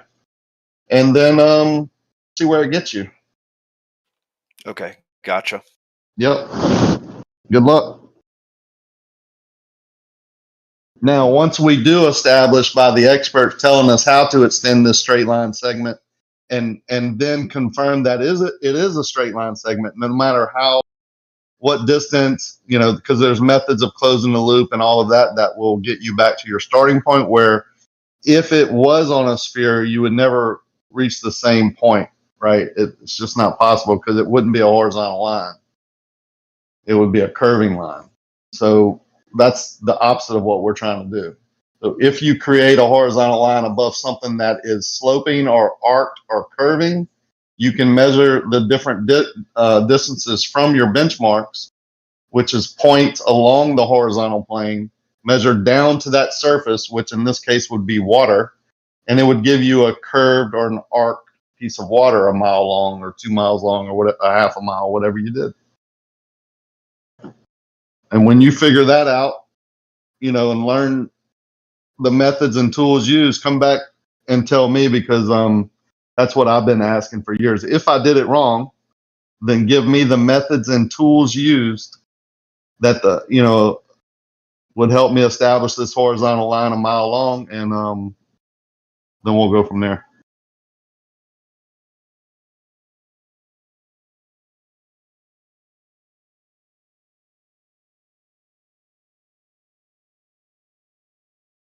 The arguments I've gotten is what Jeremy brought up. Every time you move your tool, it establishes a new perpendicular to plumb, which makes the horizontal line you're establishing different than your original horizontal line. The only problem with that is if you're getting the same measurements from your first horizontal line, then that can't be true. Errors in measurements or whatever are going to show up as plus or minuses. So your benchmark, if they're the same height as the original benchmark and every other benchmark in between, right? Even though you're moving your tool, if those measurements are the same, that means you have a horizontal line. It's not curving. It's not going up or down. It's not sloping. It's the same measurement, horizontal. Yeah. I don't think it's definitive though. If you just go out and plop one stake down and then move your tool, you got the level feature set up. You put another stake down. I mean, Now, I don't know I don't know. who would put one benchmark and then move their tool. I don't think I've ever said that, and I don't think I would ever recommend that. I'm not sure where you got that from. I like putting as many benchmarks as you can within the distance that's not going to be refracted, and that's going to depend on the day. And then you can move. Yeah. My bad, God. Well, if you thought I put one stake in the ground and then move my tool and put another one, I don't think you've been listening very well. But if you thought that, that's not what I've ever said. Well, so you were putting a bunch of stakes in front of you and then moving the tool and then still lining up those stakes and then looking the other way and shit and then making more stakes. How many stakes did you use? Well, it depends on where I was. The first mile we used a bunch. We went about 200 feet apart. But you don't even have to move. The first. Hold on, just off the first. You're standing there with your tool, Yeah. and you're looking out in the distance. How many stakes do you put down before you move the tool? You can put as many as you want. How many did you put? I don't remember. All right.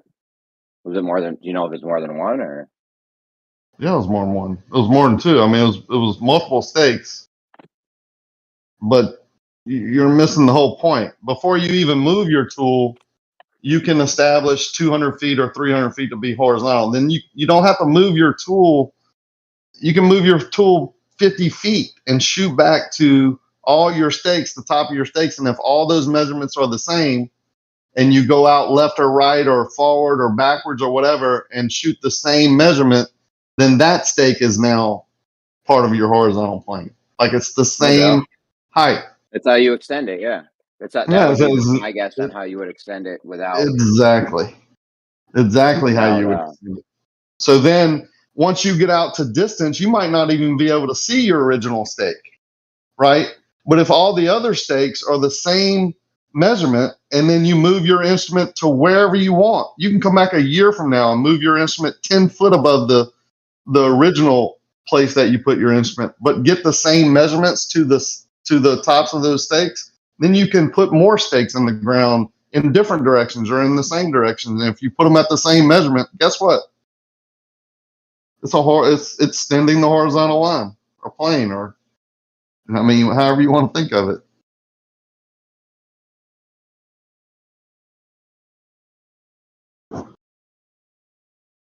No, it's dope. I mean, we should do that. I think that should be the baseline. But first of all, I think talking to surveyors and making sure we're extending this straight line segment out, confirming what I've done to be right or wrong first before we would go recreate it, right?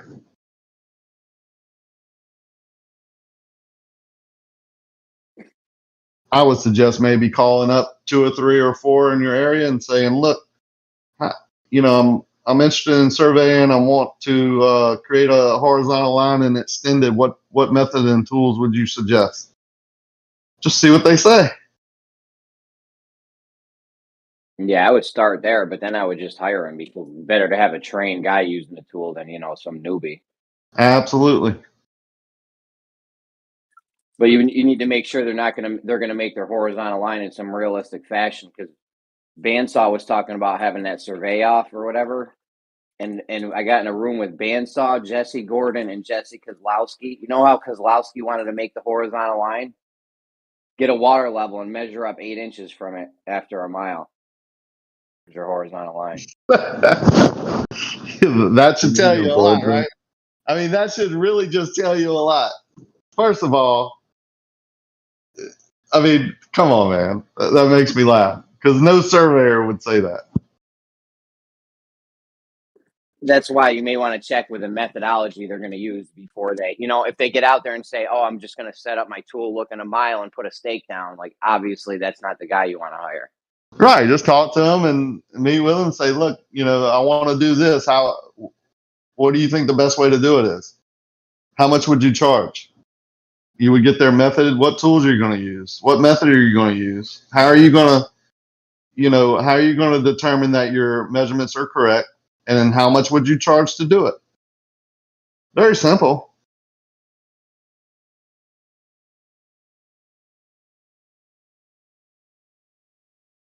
I mean, people act like I'm just because I'm not a surveyor that I haven't created a horizontal plane. Surveyors have to come back behind my work and make sure my horizontal plane is accurate. If it's not accurate, they're going to tell the contractor that. They're going to tell the state that. They're not going to sign off.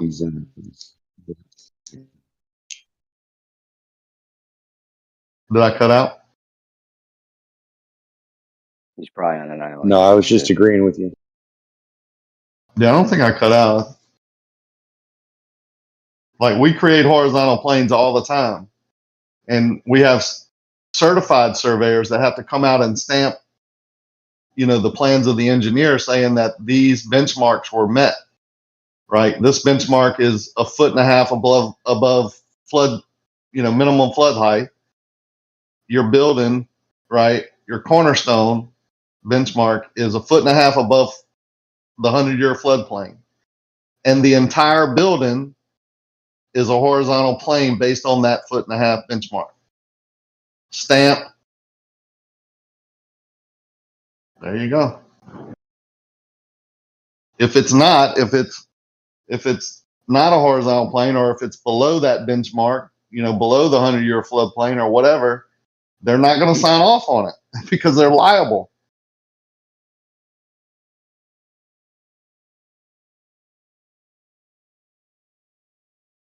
The only differences in those benchmarks that we get might be, 1.6 here or 1.4 there or 1.2 there is going to give us a slope where they want the water to drain into a drain or into a ditch or whatever. They give you precise measurements. But the part they want horizontal is all the same measurement based on a benchmark. And that benchmark in my area is based on flood elevation. How high they want their building, their floor height to be above that flood elevation.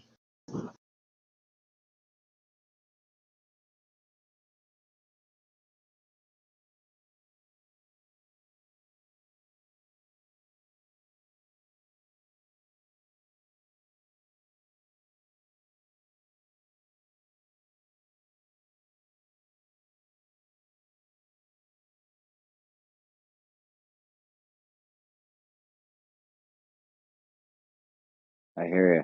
What do you think, Dan? Maybe we should call some surveyors up, see what methods they're going to use, and get a horizontal line made.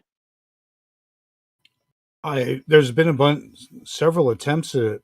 I put some of them in the chat, so I'm not sure where they failed. But under the term "force the line," and the idea of continuing a fence line out across a distance, and you maintain level, and then see if your fence gets taller or shorter across the earth.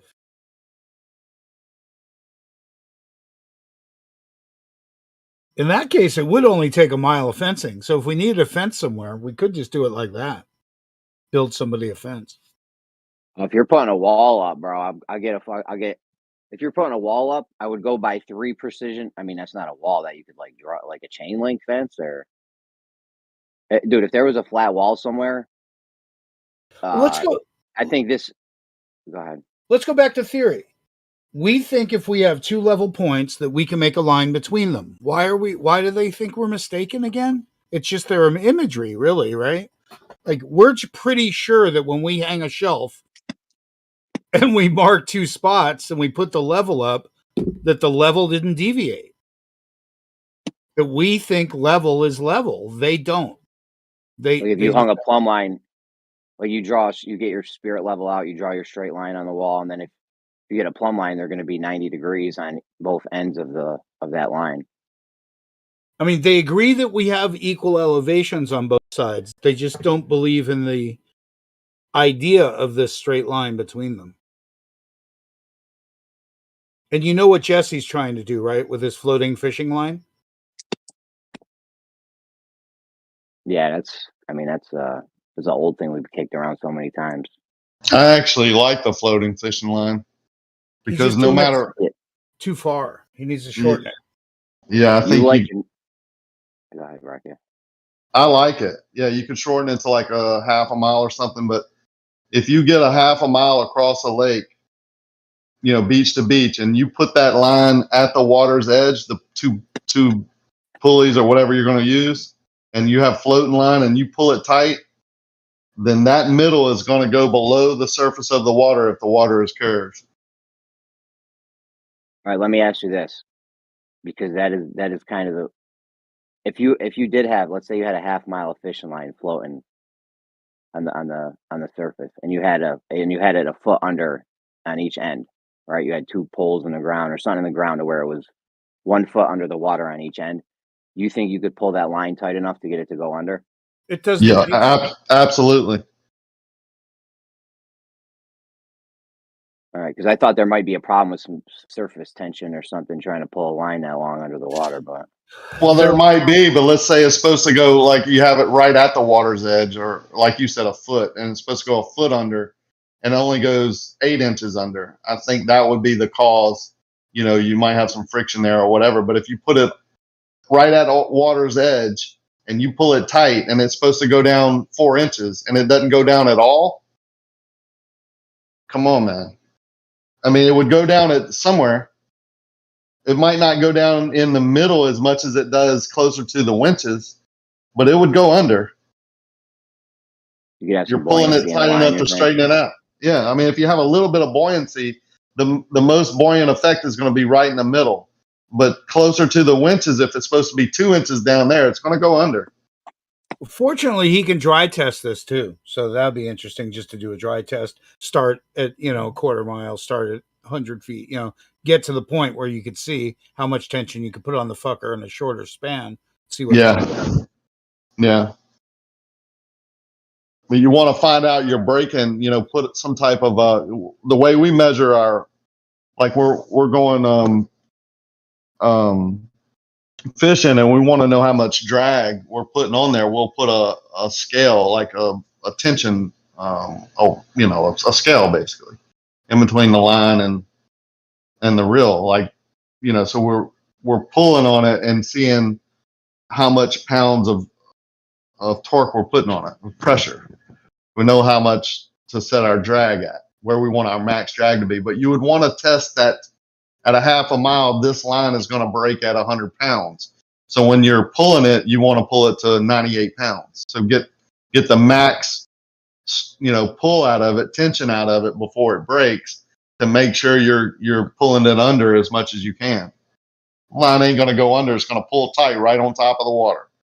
The only place it's going to go under if you have a ripple on the water or whatever. So that's the other thing. You'd have to do it on days that are just, no wind, no boats. I mean, it's tough, right? Like, I guess where are you going to pick a blowing place? off the water might be a better plan. Finding some place you could suffice as level might be better.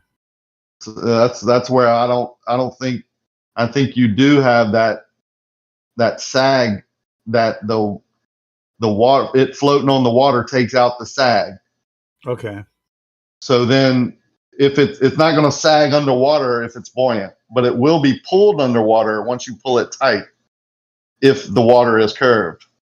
If it's not curved, you're taking out the sag and the buoyancy, and it's just going to be right on top of the water. It's just going to be tight, but it's not going to be under.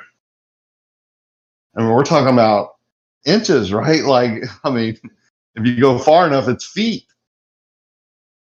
Over Lake Pontchartrain, if it was possible to do 24 miles, you're talking about 90 feet in the middle. It's a lot. I think it'd be better to do this underneath the water with some kind of neutrally buoyant line. I don't like the idea of doing it right on the surface. I don't know why. Well, you can do it different ways. Once you get that line, right, you could just use the same line that floats on top of the water and then put it underwater and see if you can pull it tight enough to get it a foot down. The whole point is if the water is curved, it's going to be higher in the middle. So you're going to measure more than a foot. If you do get it a foot under, like you put it a foot under at each shoreline, and you do get it down a foot or 11 inches, and it's supposed to be down, 20 inches. Hang on. You know that. Let's say we do need a mile of fence, and we do appreciate the term level as you and I are working together, and we make each post level to the next. Can't we just really find someone that needs a mile of fence? I mean, and do that. Level, and see what happens to the length of your boards. Knowing that you're going to be off in a mile by 8 inches. If you do it over land, the only difference would be the elevation change of the land. But fuck that if you're level. In other words, we're only trying to prove we can make a level line. So if you could be done with your fence and run a 3-foot level down it the whole way, go boom, boom, boom, boom, level, we could prove a level line. Then we could see if it deviated by the length of our boards. You would have to use this anywhere. You can't use the bubble, because they're saying gravity is the reason that it would be a hexagon or whatever. It would be, if your level is 3 foot long, it would be 3 foot long horizontal lines that barely go down each time you move the level. You could use the straight edge, like. But couldn't we verify that now with a laser across the top that there is no variation? Yeah, you could use a laser, you could use a water level, you could use a theodolite, you could use whatever you wanted to use. Yeah, so that's my whole point. We only need a mile long property and a contract to build a fence. We don't even need it to be good property, level property. We just need the top of it to be level. Really. Yeah, And and you in could a put a while, we're going to watch everything grow. Well, I mean, I wouldn't rely on the land. I would put like once you build the fence, then you want to you can get like I don't know, 20-foot water level or something and get your stakes out and then just transpose a level line underneath the. Oh, I got it. What if Underneath you the build fence. it? What if you build it in your canal? What if you build a canal on someone's fence line and let them both use it, both farms, and build it in the canal?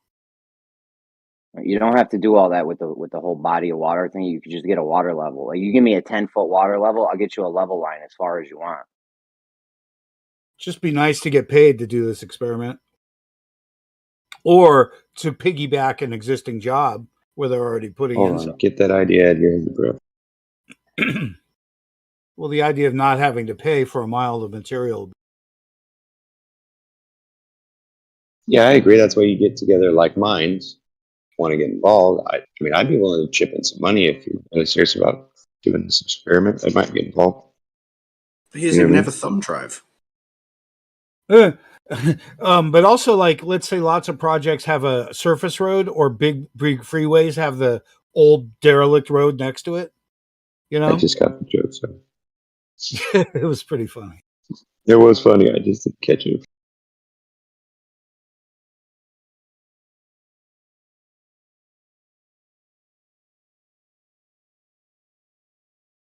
Well, it'd be worse if he's trying to sell you Jaren's $50 one for $100. That'd be even worse if it's the same data set. I have no idea which data set you're talking about, but a friend of mine did give me like a big file. Well, now that I said she, I'm just going to say it's a friend of mine that I've known for a while, and they just randomly sent it to me. They were like, "Here, I got this thing on VF Drive," and I'm like, "Yeah." She's like, "Well, I got this stuff for you that I just got from somebody, and I've been collecting a whole bunch of stuff, and I want to share it with you because I want someone else to have a copy of it, to keep on in hand in case one of my accounts gets deleted." And I was like, "All right, what the heck?" So when she sent it over to me, I was like, "Wow, there's 200 proofs." There was a whole bunch of videos in there too, and all kinds of memes and all kinds of things, documents from the government, lots of things. And I was assuming that it was probably something like that Yeah, he got given to him, and he just decided to make some money off of it. But what they're assuming and what he's assuming is that it's hard to collect that shit now. So having it collected becomes even more interesting than it used. Well, I used would to be admit, able- if I didn't want to put this research together myself, it'd be nice, but I'm the kind of researcher that wants to see everything and all the research for myself. So I kind of want to read the stuff and see why it means what it does for my own. You know what I mean? And that's the way I always suggest that everybody else does it. It's like, just read all the stuff and then think about it. He's got a preacher's method, though. He wants to give you material so you could go preach and pass out more material. Like it's a preacher's method. Yeah, you're right. I never thought about that. But there was a time where I thought that was a good idea, and I wanted to send family members at least just the cards because I thought they were kind of cute. And I read it and I looked at it. And I was like, "Oh, that's not bad for the price." I think I paid $40 for like 5,000 of them or some crazy thing. But anyway, it was. But I still get them out.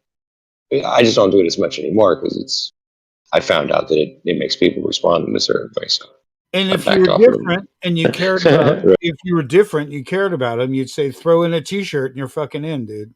You get something you want out of it. Oh, telephone be ringing. Well, what I mentioned to him was I was like, "Bro, if you really need a box out, I'll send you $40 or whatever through Walmart or something." But I'm not gonna, don't try to play me like that. And I haven't heard from him again. So I'm assuming that obviously the relationship wasn't that what I thought it was anyways. I ain't tripping. Lesson learned.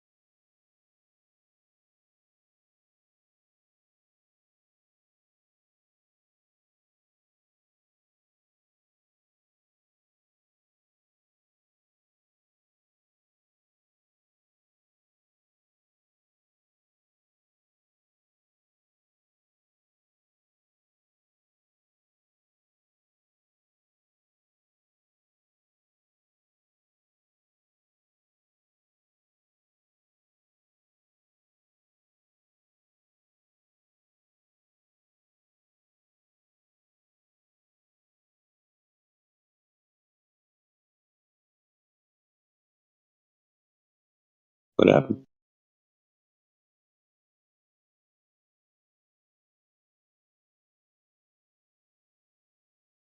At the world's longest traffic light. Oh my god.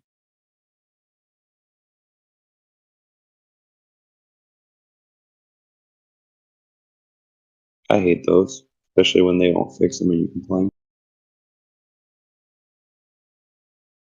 Yeah, the most counterintuitive ones. Absolutely.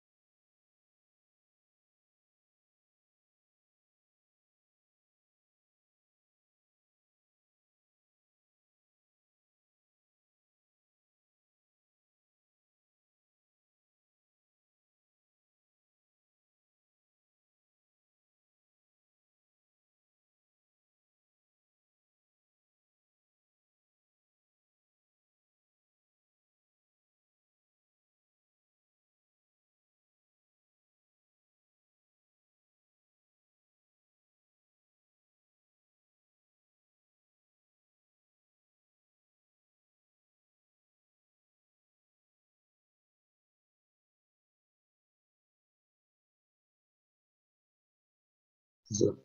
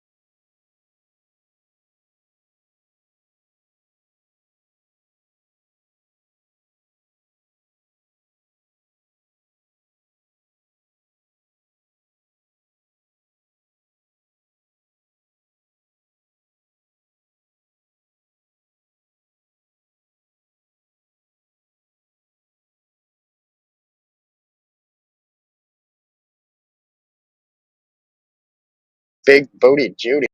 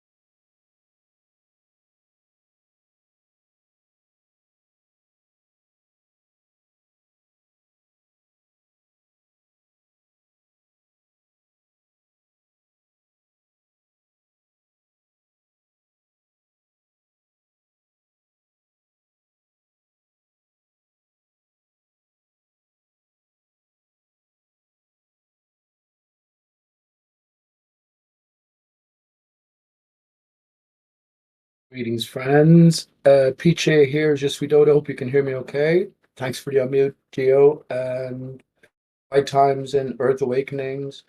I was thinking maybe I could sing a song and then get into some conspiracies. Actually, one of them's got to do with the song itself. So if you bear with me, that'd be great. If there's any problems, just let me know. And also, please join for a conversation because it is about Earth awakenings and beyond, true Earth awakenings and beyond. So hopefully this cross okay.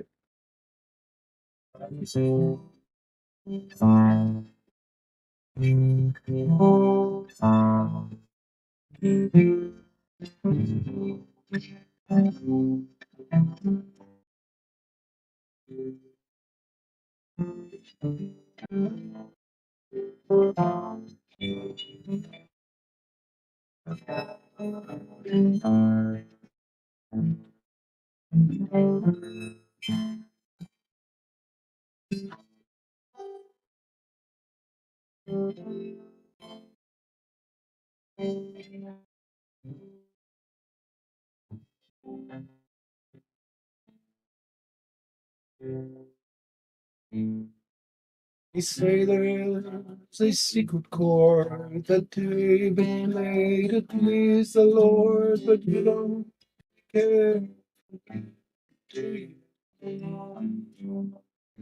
It is like this, the fourth, the fifth, and the fourth. To closing.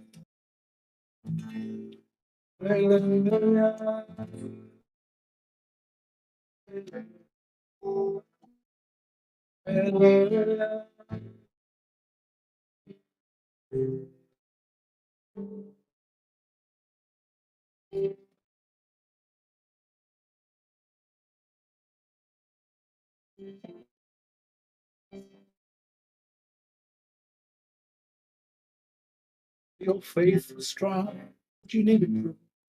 You saw her bathing on the roof, her beauty and the moonlight overthrew you. She tied you to the chair, she broke your smokes and cut your hair from your lip. She grew.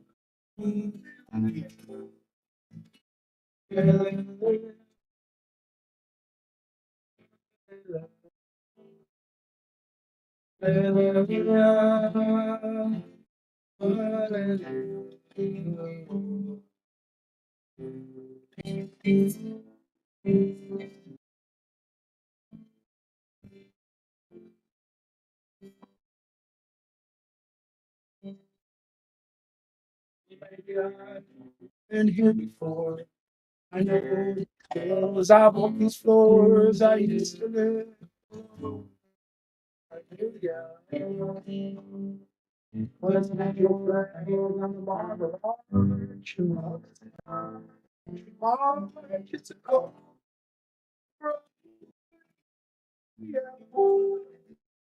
There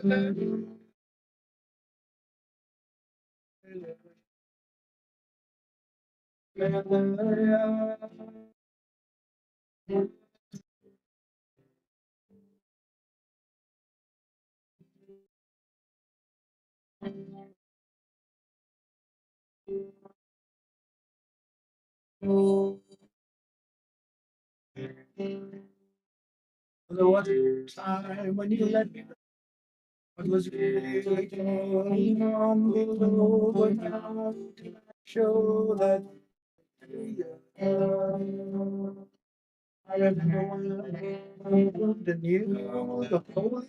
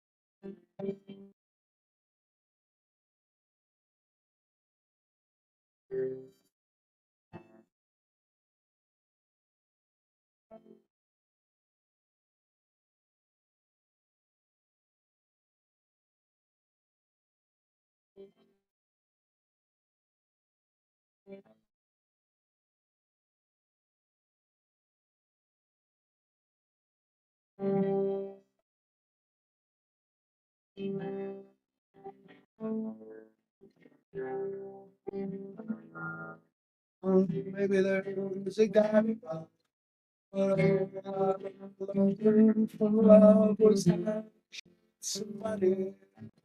Oh yeah, it's not a quiet. You're not. It's us. You see the lights go.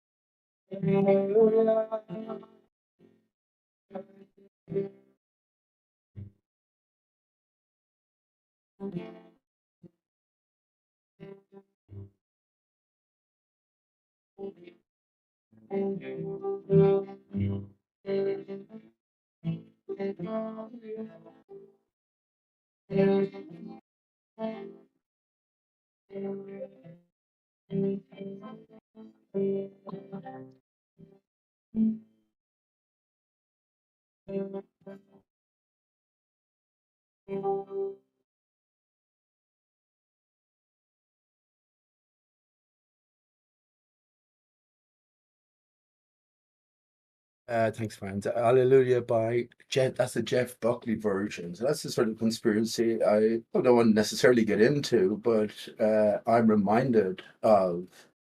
I'm not sure if anyone is aware of Jeff Buckley and his early demise, so-called demise anyway. Of course, we don't believe a word of it. So at this stage, anyway, what do we make of all of these offerings from these actors put in play? That's a deeper question, and I think I don't hear a lot of sort of this chat about songs, which I think are the psalms. That song, for instance, is a psalm. It's telling you something. You just gotta be aware of the proper context, and I think that's the whole point about coming to Earth Awakening is to realize that there is a different context for all of our considerations. At the end of the day, you're on your own, my friend. What can I say? Just like I am, on our own in these pursuits, these particular pursuits, anyway. Um, and well, the best you can do is follow the clues. What is the clue? All I and you. Yeah. What about that one? Hallelujah. All I and you, yeah. So in a sense, it's sort of telling us that we are part of, yeah, our the creator creation. And of course that's not news to any of us at this stage. Us being flat earthers and beyond. There's a t-shirt in that, Geo, flat earthers and beyond. But yeah, faked his death, Jeff Buckley. I remember when I came across him first, and I could talk forever. Not that I could talk forever, just when I was playing that song, for instance, I played it so many times. There's other things, other connections established within my brain then that I said, oh, I have to talk about that, or I have to talk about this, and generally you don't get the certain opportunity. It certainly needs time to hear it, and it certainly needs time then to sort of consider and connect it to something that is significant, which it is. Which it is. So I think that's the bigger problem in a sense with this sort of artificial environment. And of course, it's an artificial environment because you're not face to face with people having the same sort of conversation. And that sort of changes the emotion, if you want, and the emotion or the direction. But everything is as it is. So yeah, let me tell you, I came across that complete. I was non-conspiracy. I was that's about 2000 or maybe before that. I don't know. in and around anyway. But I came across that, and I bought the album when I saw it because I saw a particular TV program, and it was all of these sort of I guess movie stars or just prominent people in that sense, influencers in that sense, who it was only an hour long or something, but I'm sure if you're interested, I could find it on YouTube. But this is before the days of YouTube, so on television, as I said. But they were all bigging up this character, Jeff Buckley. Never heard of him, and particularly his album Grace. So yeah, very good. I have lots to say about that now. My interpretation of it, post sort of awakening in a sense. He leaves us with his old eulogy in the album Grace, but Hallelujah is one of the chief songs, and he, of course, that's not his song. That's Leonard Cohen's song, and they have a completely different lyrical sort of basis. If anyone is aware, I'm sure plenty are, but yeah, that's what got me interested in I bought the album and then loved it. Absolutely excellent, absolutely brilliant. Talent unknown. And then I found out about his father, who was Tim Buckley. And I bought, well, maybe it's the greatest hits album or something, but excellent as well. Now I suspect both of them faked their deaths because they're all inculcated, if you want. It's like Jim Morrison and his father being at the epicenter or heart of the Gulf of Tonkin incident that we all came out and was later admitted to be a fake or a fraud. If that was the end of the story, you'd never get to hear about it. But of course, it isn't. But yeah. Um, Jeff Buckley died. So now you read the story, it's absolutely obnoxious, ridiculous insult to our being. But he was down by a river with a friend, and he just walked into the river, and that was the end of him. No one saw him again. That was it. So he's gone. And then I heard, I guess I didn't know any of this, but then I heard all these prominent people sort of bigging up his album, bigging him up, and it's only when I got into conspiracy then that I realized that hang on, I'm talking about a few years ago, 5 or 6 years ago, whatever. Hang on, he's all part of this greater scripting. So what do we make of that? What do we make of his offerings? What do we make of his album, his talents? Is he still around? New perspective. Dave was talking the other evening about Paul/Fall. Well, listen, my friends, if you haven't realized that Paul and Fall are different people, well, then you're either crazy or you're acting your part. And I'm sure you're not crazy because you came away from insanity after you left the spinning ball earth behind. Oh yeah, but once again, it's sort of almost too obvious, isn't it? What do you mean that Paul and his and Fall were 2 inches or 2 or 3 inches in height difference? What do you mean that Paul was a genuine left-hander and Fall was a right-hander, had to be trained? What do you mean that in terms of his girlfriend, they had different atchers? They had different. Actually, let me tell you this. Okay, I won't tell you that. I will tell you that actually, because there's no one here, and maybe you might want to jump in. New perspective, if you are about. What convinced me that Paul/Fall are different is the gait, the walk of a man. You can't change the walk of a man. You can change everything else. Walk of a man. Paul, the initial Paul, who is now, once again, too obvious, the caretaker of the Paul McCartney family home in Liverpool.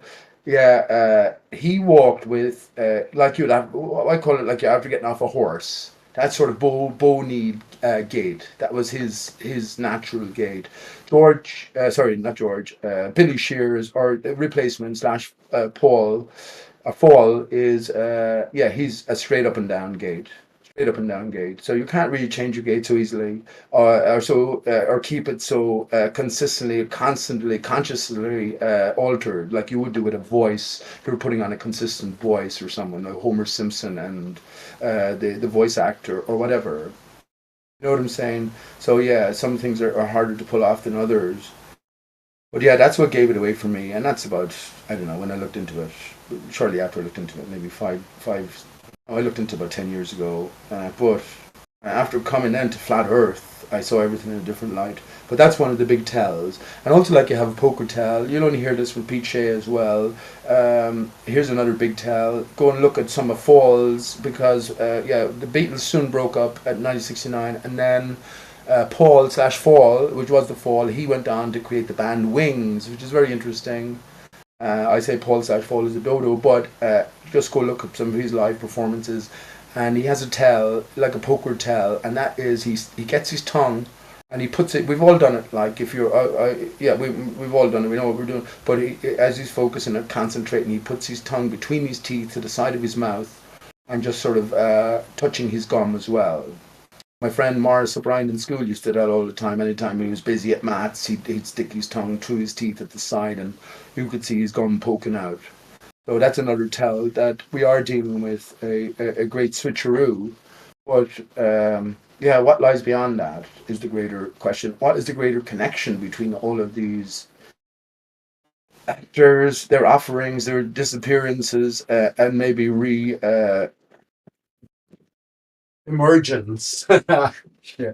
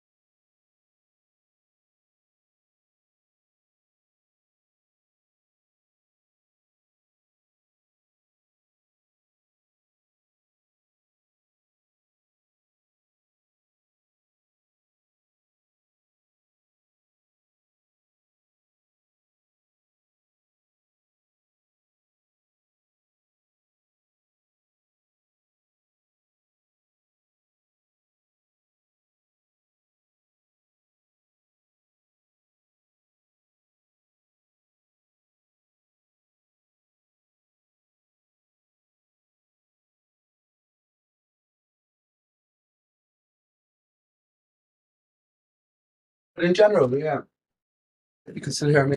In general, I think there's great benefit to breaking down songs. Maybe sometimes should be applied for a general discussion.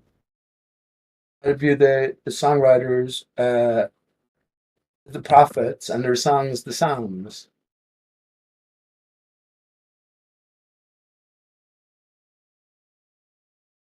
But I'm not sure what you think. If you're here, Gio, it'd be great to have a chat. But if you want, quiet times.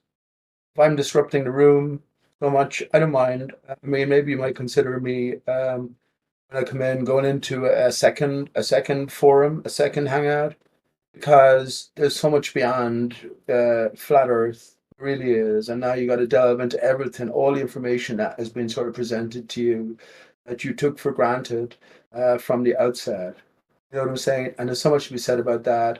I don't think it's about necessarily sort of putting our heads together and working this shit out. It's more about just a facility given to our fellow man just to express themselves. And if we're on a quest, you don't know where your next clue is going to come from. I don't.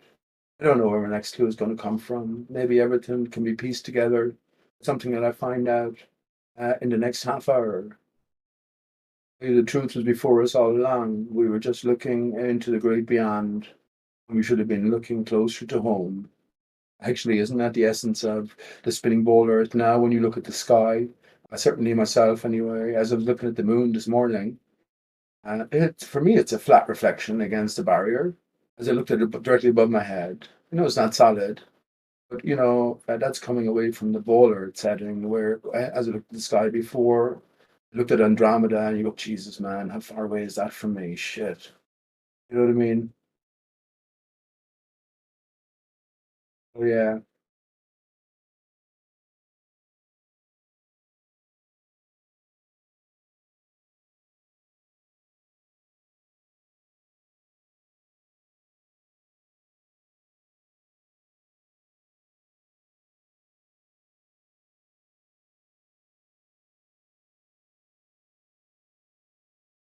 In a sense, it's all about wrapping your brain around your present condition.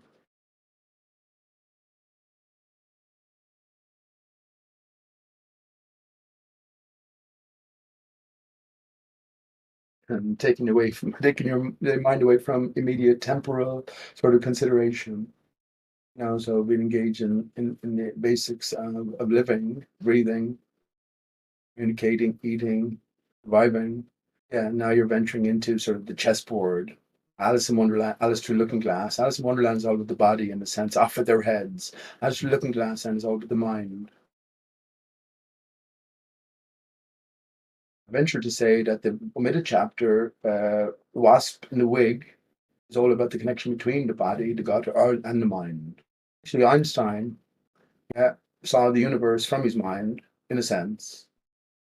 He died looking for the grand unifying theory, short and abbreviated to GUT, G-U-T, and he also died of a heart aneurysm, which is a broken connection between the heart and the gut. I think it's all a fabricated. Einstein's a fabricated character, just like Tesla. They're fabricated, opposing sort of counterparts, if you want, awaiting us. But through their story, well, truth is delivered. Just got to make what you will once you go beyond the literal. Anyway, Einstein had no epitaph. He had no gravestone. Or actually, I think he might have a gravestone, but he has no epitaph. No one has ever heard Einstein talking. Ever heard Nikola Tesla talking? No, no. You don't go from the frying pan into the fire. That's the problem about coming to flat Earth and beyond. It was always anticipated. It was always prepared in a sense. Where are all the gurus talking about flat Earth, the ones who led you here? They're silent, silencio. But that's peculiar, or yeah, ultimately hyper suspicious in your mind to be. But as I say, par for the course, pre-established. Sort of on a golf course, you're on the second hole. Well, the 18th hole is already well established. It's just like I guess you can make an equivalent sort of analogy with Plato's cave. You come out of it, and then there's a whole new world of wonders, and you're on a particular pathway, and there's all these stalls selling their wares. You just make your way through, but be of no doubt that the path is laid out. You got to find right, like a maze. You got to find the right connections. If you batter, if you don't batter, then well, what's won't be talking to you. There's no point in talking to someone who's not battering because it's so intricate. It's so far beyond in a sense, even though it's immersive, we're all part of it. It's just should you open your mind or open your abilities to make these connections and concern yourself. Well, yeah, it's all laid bare for us. But the problem is that the vast majority don't, at least as I perceive it anyway. What should you do? So then there is there is arrow leading you. There's a pointer. There is an angle. Yeah, there's always an angle.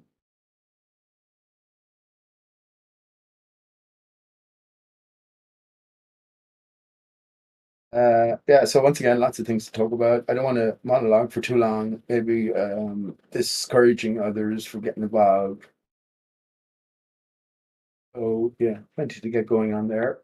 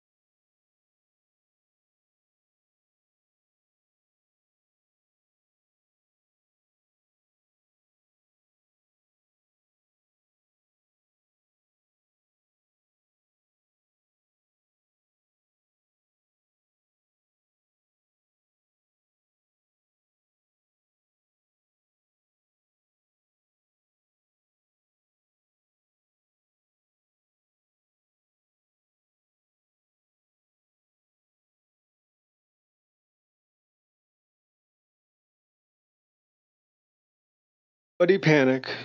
Let's see. We got Pete in here. Pete, how you doing today, sir? Hello, my friend. How are you doing? How are you doing? Hey, Baruch Hashem. Excellent. Under the heavens. Loving this water world. How you doing? I love it. Waterworld. I'm with you on that. That's a good way of putting it. I'm with you on so many things, but I really am. Really am. What a good start. What a good start. Okay. Oh man. Let me ask you a question. Riley, go I'm ahead. just talking Go about. ahead. Do you think a flat Earth was a psyop then, as let's just put it in the sense that the elites knew that we were going to immerse from the illusion, which is literal No. spinning ball Earth and all it surrounds. Do you think that flat Earth is a psyop for the purpose of getting us stuck there? You know what I'm saying, and not going beyond?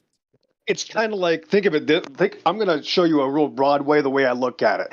Think of like the Bible. People can misuse the Bible, right? But that's not its original intention. So the Bible's not a psyop, right? But people can use the Bible to abuse people, right? So these things are really wide open, deceptions. Is the flat earth a controlled thing, like you mean? I don't necessarily believe that in the sense of, we don't wrestle against flesh and blood. So I'm going to go to the Bible and say that this is a spiritual thing. And I'm not going to have to point out the elites. I'm not even going to have to point out the people that I've never met. I can just show you the flat earth channels directly are pushing deceptions. Not here. I'm not talking about Jeremy. Geo's not even a flat earther. I'm just talking about the big flat earth channels. They're the ones that are lying and pushing many deceptions, Dodo. So that's just, sorry, Yeah. well, that's what your name is, Pete. That's just how it is. Yeah, So no, I can just Dodo tell was you good, what I bud. experienced. Dodo was That's what good. your name says. Go ahead. No, Dodo was good. Dodo was good, man. It's fine. I felt stupid saying that for some reason. I'm sorry. Go ahead. No, honestly, that's I call myself that for very good reasons. Sometimes the fool, well, we're all fools, aren't You're we? killing me. We're all fools, ultimately, in the eyes of God. Yeah. Oh my goodness, that was what my dad used to call his older sister, Aunt Dolores. Back in the day, when I had family 25 years ago. Goodness, great! I remember my dad calling Aunt D Dodo. He's just bringing back memories. It's hilarious. Yep. So I That's actually had a mad. family member named Dodo. God bless. Thanks. That's mad. I actually created something called the Dodo-isms. So the Dodo has, I don't believe the Dodo bird existed. So through it, a greater story is told. But I actually created something called the Dodo-ism. So you take a name like Dolores and, well, you just add a D-O. So Dolores becomes Dodo Loris, or, but I'm talking about more specific things in relation to flat earth. But yeah, very good. You're talking to the Dodo again. Is your aunt Let me, still let me, alive? yeah, let me give you an example. Like I get along with Nathan Oakley, but he's definitely wrong about some things, and I can't get on his channel anyway because there's people over there that just are literally racists. And if you use Hebrew, you get banned from the science versus pseudoscience Discord to go on to Nathan Oakley's. And I've known Nathan Oakley for 8 years. So I'm not saying that he's doing this. He's not even doing it on purpose. He believes his own shtick, Dodo. I don't think Nathan is conspiring. He's hurting himself. He could be making a lot more money if he was a little bit more polite, right? I believe. I don't want to talk too much about him. I'm not mad at him, but it's not like he's conspiring with people to teach bullshit. He's promoting himself, and intellectuals don't want to admit when they're wrong. Does that make sense? Yeah, absolutely. I sort of figure Nathan's role, everything he says is focused on bringing us away from the literal spinning ball Earth and all of its incorporations, the heliocentric, galactic, Big Bang model, and showing its nonsense. When you ask Nathan about the real world, which is, I think, our quest here, my friend, is to figure out what it actually is, he has nothing to say. He just says he looks with a new childlike wonder, which I think is foolish, is fun, because we recognize, hopefully, that the lie in all of its intricate detail has been fabricated off of the truth. So the truth is the only thing that's real. So you know what I'm saying? And it's Right. already Well, known to some. yeah, I don't mind the childlike wonder. I have a problem, and again, these words are buzzwords, right? When somebody says the word science, it creates a serious fork in the road, right? And now people are going to be forced to pick, what do you mean by that? Do you understand this version, that version? This is what I believe. And I don't like it when people say you have to believe in this version. If it's secular, there's actually no rules. So here's my first problem is that the flat earth channels like Nathan Oakley and the others are still using a secular system that is still that was the problem in the first place. So they're still using the rule book from these evil people that have lied to us. Isn't that kind of weird? I think maybe Nathan has said it many times, and of course I'm not familiar with Nathan. When I was on his channel, he treated me worse than anyone has ever treated me, I would say. And then he muted me, so you have no chance to respond. But that's fine. But what I would say is that, well, he says openly that he's a YouTuber. Obviously, he gave up his life. As he says, he gave up his life because he was so passionate about this. But he's a YouTuber. Right. There's a whole story to work out about him. But as he is a YouTuber operating within specific bounds, I guess you're just not welcome with your expression, which is beyond what the bounds are already set for him. You know what I'm saying? Right. So let me show you. If you were to if Geo was to, this will never happen, I guess, but if Geo was to join Nathan Oakley and just take up 25% of his time, it would drastically help him a million ways, because it would mix things up, and the monotony and the repetitive and the Groundhog Day would not only go away, you'd have a different persona speaking more gently, politely, and it would be a lot more comfortable for people to join. The problem is nobody even can join it anymore. And when they do, they're like walking in like on their tiptoes, walking on eggshells, scared to death because they know they're going to get and here's my point. Nathan Oakley is hurting his pocketbooks. Nathan Oakley could literally triple his income if he would allow I'm not going to use me. So if he just started maybe doing things like Geo does, right? When he's soft and he's not yelling and he's not being ridiculous and he's not saying you have to believe it this way. Why would you do that? My point is he's hurting himself, Dodo. He didn't conspire to hurt himself, right? No. Yeah. Well, let me answer. See, it's not about the money then. Nathan Oakley's uncle is Robin Oakley, he worked for the BBC. So Nathan is an actor from the start. He's put in place. So it's not necessarily about the money. He's making enough to get by via contributions, Patreons, offerings, views, YouTube, whatever. But yes, I think that's our cue now to move beyond. So you understand that Nathan is a sort of a limited hangout. He does deal in honesty. He has a fine group of intellectuals around him. But the problem is then when it's beyond that. So what is a real story? Nathan doesn't want to go there, and it's fine. It's fine. Right. I think it's fine. So my conclusion is: am I allowed to go talk to those people? And if I'm not, why? There's something going on. I have never broken any rules over there. I have never even gotten into a fight with Nathan. You can go look back to years ago. I've actually because I know what Nathan does when he starts doing his thing. You have to let him do it. If I get in a fight, you just get banned anyway. You got to wait for him to shut up. Right. But I'm not even allowed to go there. So my question would be hey guys, what are you afraid of? And my question, Dodo, is why are there so many? Again, nobody in this room. But why are there so many flat earthers that are so scared to speak to me about these things, Dodo? So this is a personal conversation. This isn't I'm watching a TV show. This is me personally. I've been around these conversations for 9 years, going on 9 years now.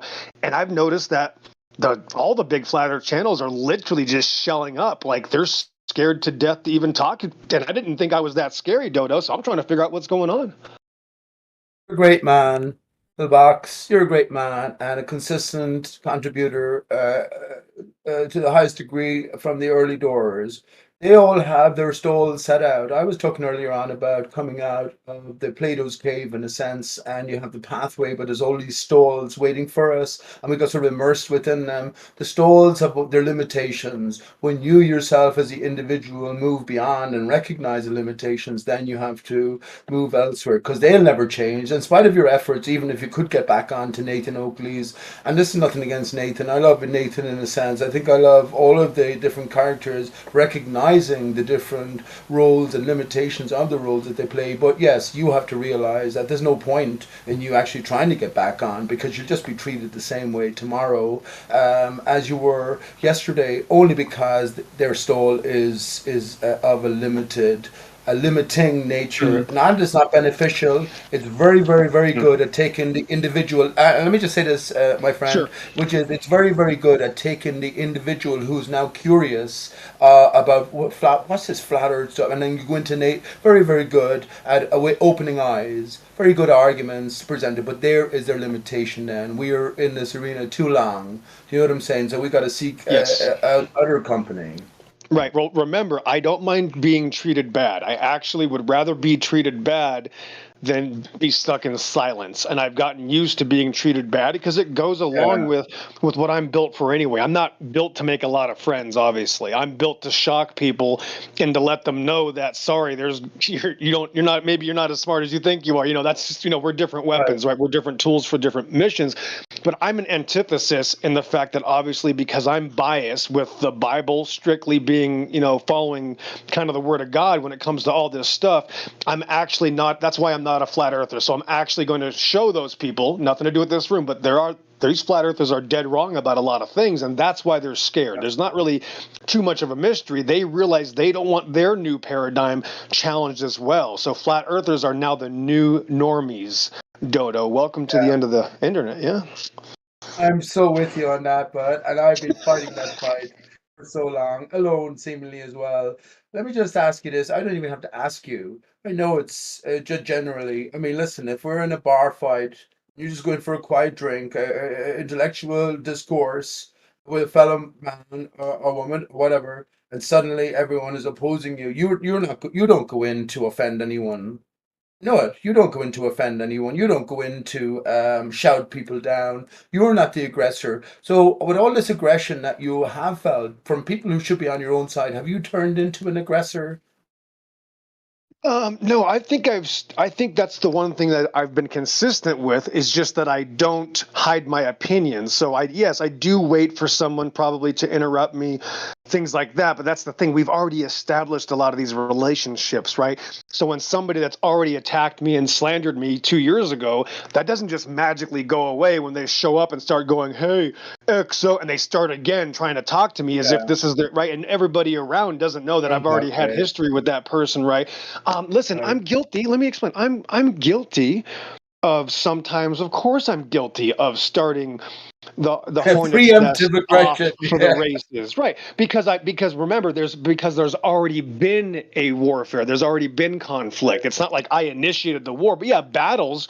Absolutely, I'll start a battle right now, right? That's just normal. When we don't like, if your ex-wife came by, and she owes you money, you might bring it up. I'm just, you know what I'm saying? Like it just happened. That's just normal. Yeah. And this is the thing. This is what we mustn't forget. That there's such It's a a ultimate terrible. I'm sorry. That was separation. a terrible analogy. I would never ask my No, it ex-wife for was any good, money. Go man. It ahead. was very I good. It was had one. very Go good. ahead. Sorry. It was very good, man, because our own, that's what I was going to say, our own lives and our own considerations, our own memories, our own experiences, just encapsulated within us. And there are real considerations. We're talking now about a sort of a more general theme. But yeah, I'm with you, man. You have your heckles up.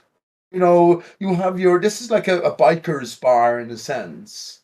And I just want to fucking drink and I want to discuss things. But then, and no matter if you discuss something controversial, you have tons well, Nathan, I'm going to say Nathan Oakley, but again, it's Mhm. like tons of oppression, tons of, what do you call it? Pressure, tons of pressure down on you. Sure. Only when you're, I'm trying to figure out what the fuck is and Right. following. Yeah. Yeah. Also, you got to wait in line. Yeah, it's hard to compare this arena to a lot of things. I compare it to the Catholic Church, right? Like, let's say people in prison wake up to being a theist, right? Which is good. They went from atheism to theism because they met this Catholic. Let's say there's some Catholic guy, right? Who knows, right? But that doesn't mean the guy knows the truth, right? Yes, he made the right decision, right? Yes, he's right for becoming a theist. But now the Catholic organization that he has joined is another complete and total deception. And that's kind of what flat earth is. Yes, flat earth starts off correct. Right? Yeah, they lied about this, they lied about that, but then here you go. Here comes what's his name deep inside the rabbit hole and other people to now give you their religion and to totally go into a realm of more fantasy, more lies while they're still pushing secular information. And that's what a deception is. A deception starts off with that truth. But I have a hard time letting people know that it's okay not to be a flat earther. Because flat earthers, I get the most flack from flat earthers. They say, no, that is what we believe. That is what flat earth is. Like, no, it's not. If that was it, you would be saying it. You're not saying this. And they try to change their mind. They try to now all of a sudden change what they're talking about. It's like, wait a minute, bro. That's not what you said. I'm not the same person. I want to be a different person. I'm sorry. I'm not a flat earther. I can prove it because flat earth is a deception. It's that simple.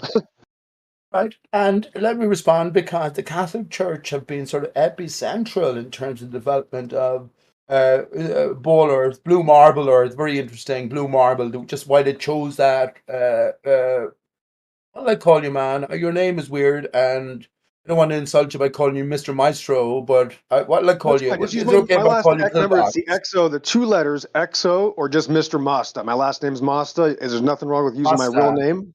I like being at that really is level. XO, Go I'll ahead. call you XO then. XO is good. Okay. Perfect. This is what I'm saying. The Catholic Church, XO, are I have a riddle about XO actually. I made it up myself. Anyway, the Catholic Church, oh, so if front and center in terms of the blue marble, heliocentrism, Copernicus. Okay, old Nick is the devil, right? But anyway, they're front and center in presenting this elaborate, exaggerated, extraordinary lie, which is accepted as truth for the vast majority of the people. So yeah, my point is that at the heads of the Catholic Church, at the initiation and the development and beyond, there was always the greater knowledge that the true nature of Earth was something different. So that's what I gotta get into the mindset of. You know what I'm saying? So I agree with you. But I do think that there is greater knowledge, and you have to accept it just by this admission alone that, well, they are at least 500 or 400 years ahead of us, in terms of knowledge of the greater Earth itself. Be inspired by the creator, so they might be holding back, but at the same time they have all of the technology and they have all of the greater findings that I don't. You know what I'm saying? Yeah, keep talking. Give me about 97 seconds. I'll be right back.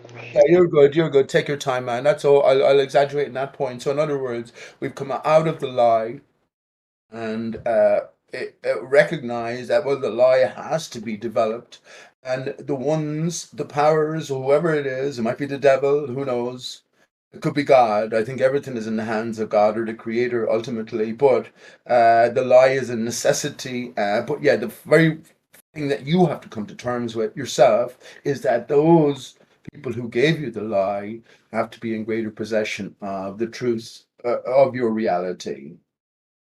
I'm not saying in complete possession, but they have to be in greater possession because they developed a lie, and that's indeed where it helped me to understand that all of us are in Underland, Alice in Wonderland. All of us are upside down, topsy turvy, and the lie itself can only be built on the truth or knowledge of a greater truth, and that's where decoding comes into it.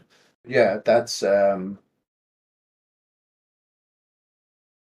beyond Nathan Oakley or beyond any of the other channels 24/7. Yeah, it's the same thing. Same thing. They focus on the newcomer. They focus on the newcomer and provide great argumentation to sway, which ultimately fun. I've thought about this a lot while I'm waiting for EXO to come back. Is that, well, foundation of the ball Earth, which is a lie as well, is that Pythagoras decided to have a ball. And then everything stemmed from there. Eratosthenes then decided that the radius of the ball, it took up to Einstein and beyond to decide whether the ball is moving or not. We remember Mitchelson Morley, but that's the foundation of the ball Earth story, which is the rotundity was established before the motion.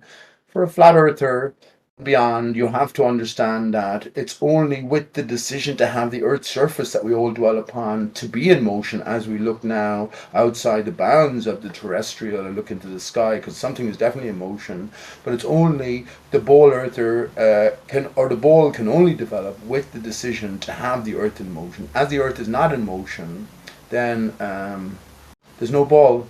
There's no ball. So the lie is within the Pythagoras, that they made the ball first, or it was established that the ball existed first before the ball in motion or the Earth in motion existed. So that's just my own avenue of consideration. It's like a game of clues, waiting for EXO to come back again. It's like a game of clues. Mark Sargent, indeed, he mentioned David man. Weiss deep inside the rabbit hole. Go ahead. Yeah, man. You know, it's funny. I met Patricia Steer, Nathan Oakley, and Antonio Subarats all at the same time in July 2016. I might have met Nathan actually one or two times, you know, passing through the hallways of this thing, you know, that was when Nathan did the tracking the sun thing, you know. That was a long time ago, bro. That's like 8 years now, almost 8 years, and I remember it. Yeah, I you was know, there. so I do believe that these people are real. I just think that they have their own agenda. I don't think it has to be a conspiracy, because the love of, you know, I guess self-preservation is so powerful. People's hearts wax cold. They love their own accomplishments. You see, Dodo, they love themselves, so that's what they get carried away with. They don't have to conspire. It's just naturally what people do. They want to be the best. They want to be the smartest. They want to show off. That's why, I mean, look, that's why men buy cars and show off, and that's why people do things. It's just normal, to be honest. So I don't really believe in conspiracies. I believe people are selfish. I'll put it that way. Yeah, but that's the problem then.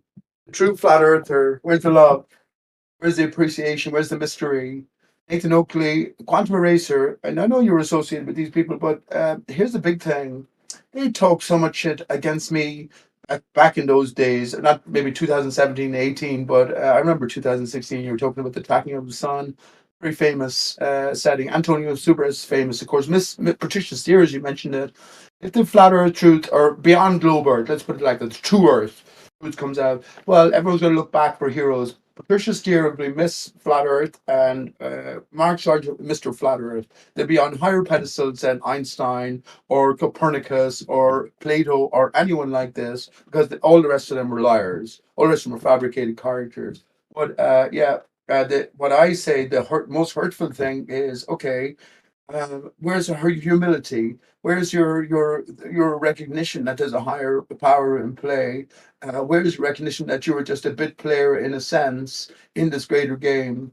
You know, so there's no room for lies for the true flat earther. There's no room for lies or deception or haughtiness or pomposity. Is that a word? Pomposity? Well, that That's what I sounded was like going you to say. said Just about, yeah. capacity. I don't know, capacity. I don't know, whatever. Go ahead. No, pomposity, pompous. There's no room for that. But that's what I was going to say. That okay, by the limitations you recognize the character in a sense. They hate ether. They hated ether when I talked about it back in 2016 when I was on the show regularly enough. They hate ether to this day. Look at the way they treated Aston, who never has a bad word to say about anyone on their channel, just mentioning this possibility. You know what I'm saying? So there's something else going on. You could be brought. Let me just say this, EXO. You could be brought to ultimate anger, ire, hate. It's a passionate day today, but you know what I'm saying, because these are the people who should be standing by us, because we're all together now in this new boat. But yet they're the ones who are sinking the boat. Yeah.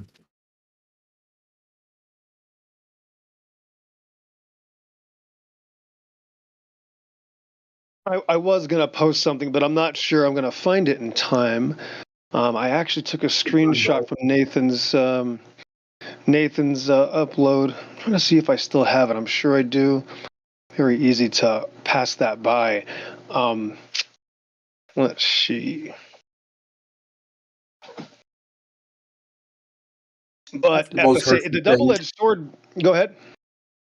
I was just going to say that's the most hurtful thing when you find yourself in this new. We were when you were talking about that the sun reckoning. I was there, and there was a massive effort around the flat Earth gauging the sun, and some very, very surprising results came out. So these people, for me, Antonio Subras was a hero.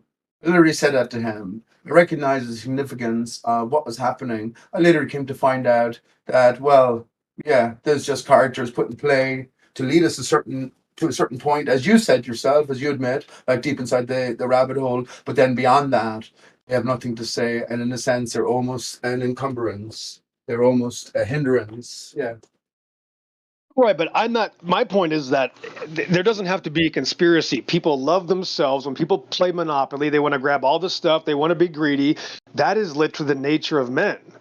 So I just think that people get caught up, and once they make a little bit of money, once they have 300 viewers, once they have tens of thousands of subscribers, and that just goes to their head, now they turn into a psychopath. And that's what happens to a lot of those flat earth channels, and they start going insane and start talking about a lot of nonsense, and they start pushing lies and craziness, and that's just normal though. I'm not, well, my point is that they didn't have to plan to do it. There's no giant conspiracy that needs men to do anything. That's what they do normally. But I am bad. Hang on. We'll be talking about that because I think that's the point that they don't push you into craziness. They have a restriction, they have a boundary. They have a limitation, which is they want to keep you in rational, reasonable, logical land. And that's just to bring us away from. And I have great respect and love for the characters over in 24/7 Discord. No, I'm not talking about, yeah, I guess I'm talking about Helios Discord. But, I have great respect for them because I realize their limitations. You know what I'm saying? So I don't think that they're taking you into La La Land. They're just stopping you from venturing, yeah, into those greater speculative bounds, which is what you deal in a sense. You do. Your faith in the creator or a specific creator leads you sort of to specificity. And I'm not going to take that away from you, man. If you're genuine, you're good. You're genuine, you're good.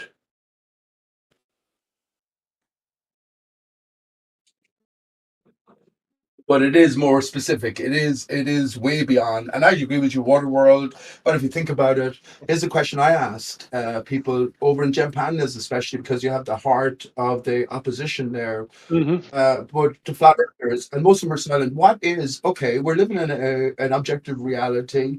Flat Earth is just a stepping stone off of the ball Earth. But what has replaced the vacuum of space in our mind, in our mind's eye? Let's say waters like you, maybe like you. Go ahead, yeah. I say waters like you, and I say that the Spirit of God then acted within the waters and created a bubble. We live in a bubble. Water world. Hold on, I got an interruption. Just give me about, I don't know, a few minutes, Dodo. I'll be right back. Don't touch that dial.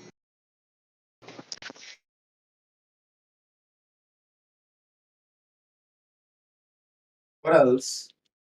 What else can you picture? Remember, blue marble occupied your full sort of mind in terms of what the earth was. You immediately can bring it to mind and break it down in all of its different layerings. You have the empty space beyond, you have the atmosphere, you have the waters, you have the earth's surface, its rotundity, you have the mantle, you have all of the different layers all the way down to the molten iron core. You know what I'm saying? It's just a picture that you have intrinsically sort of accepted once you accepted the truth of, well, the blue marble. It's not about the see, this is the trick about it as well. It's not about whether the earth is a globe or flat.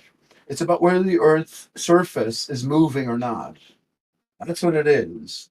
And that's getting back. And listen, everything becomes simple. Don't think that anything is complicated. That's what we left behind. The Einsteins or the Stephen Hawkings of this world. Do you know what I'm saying?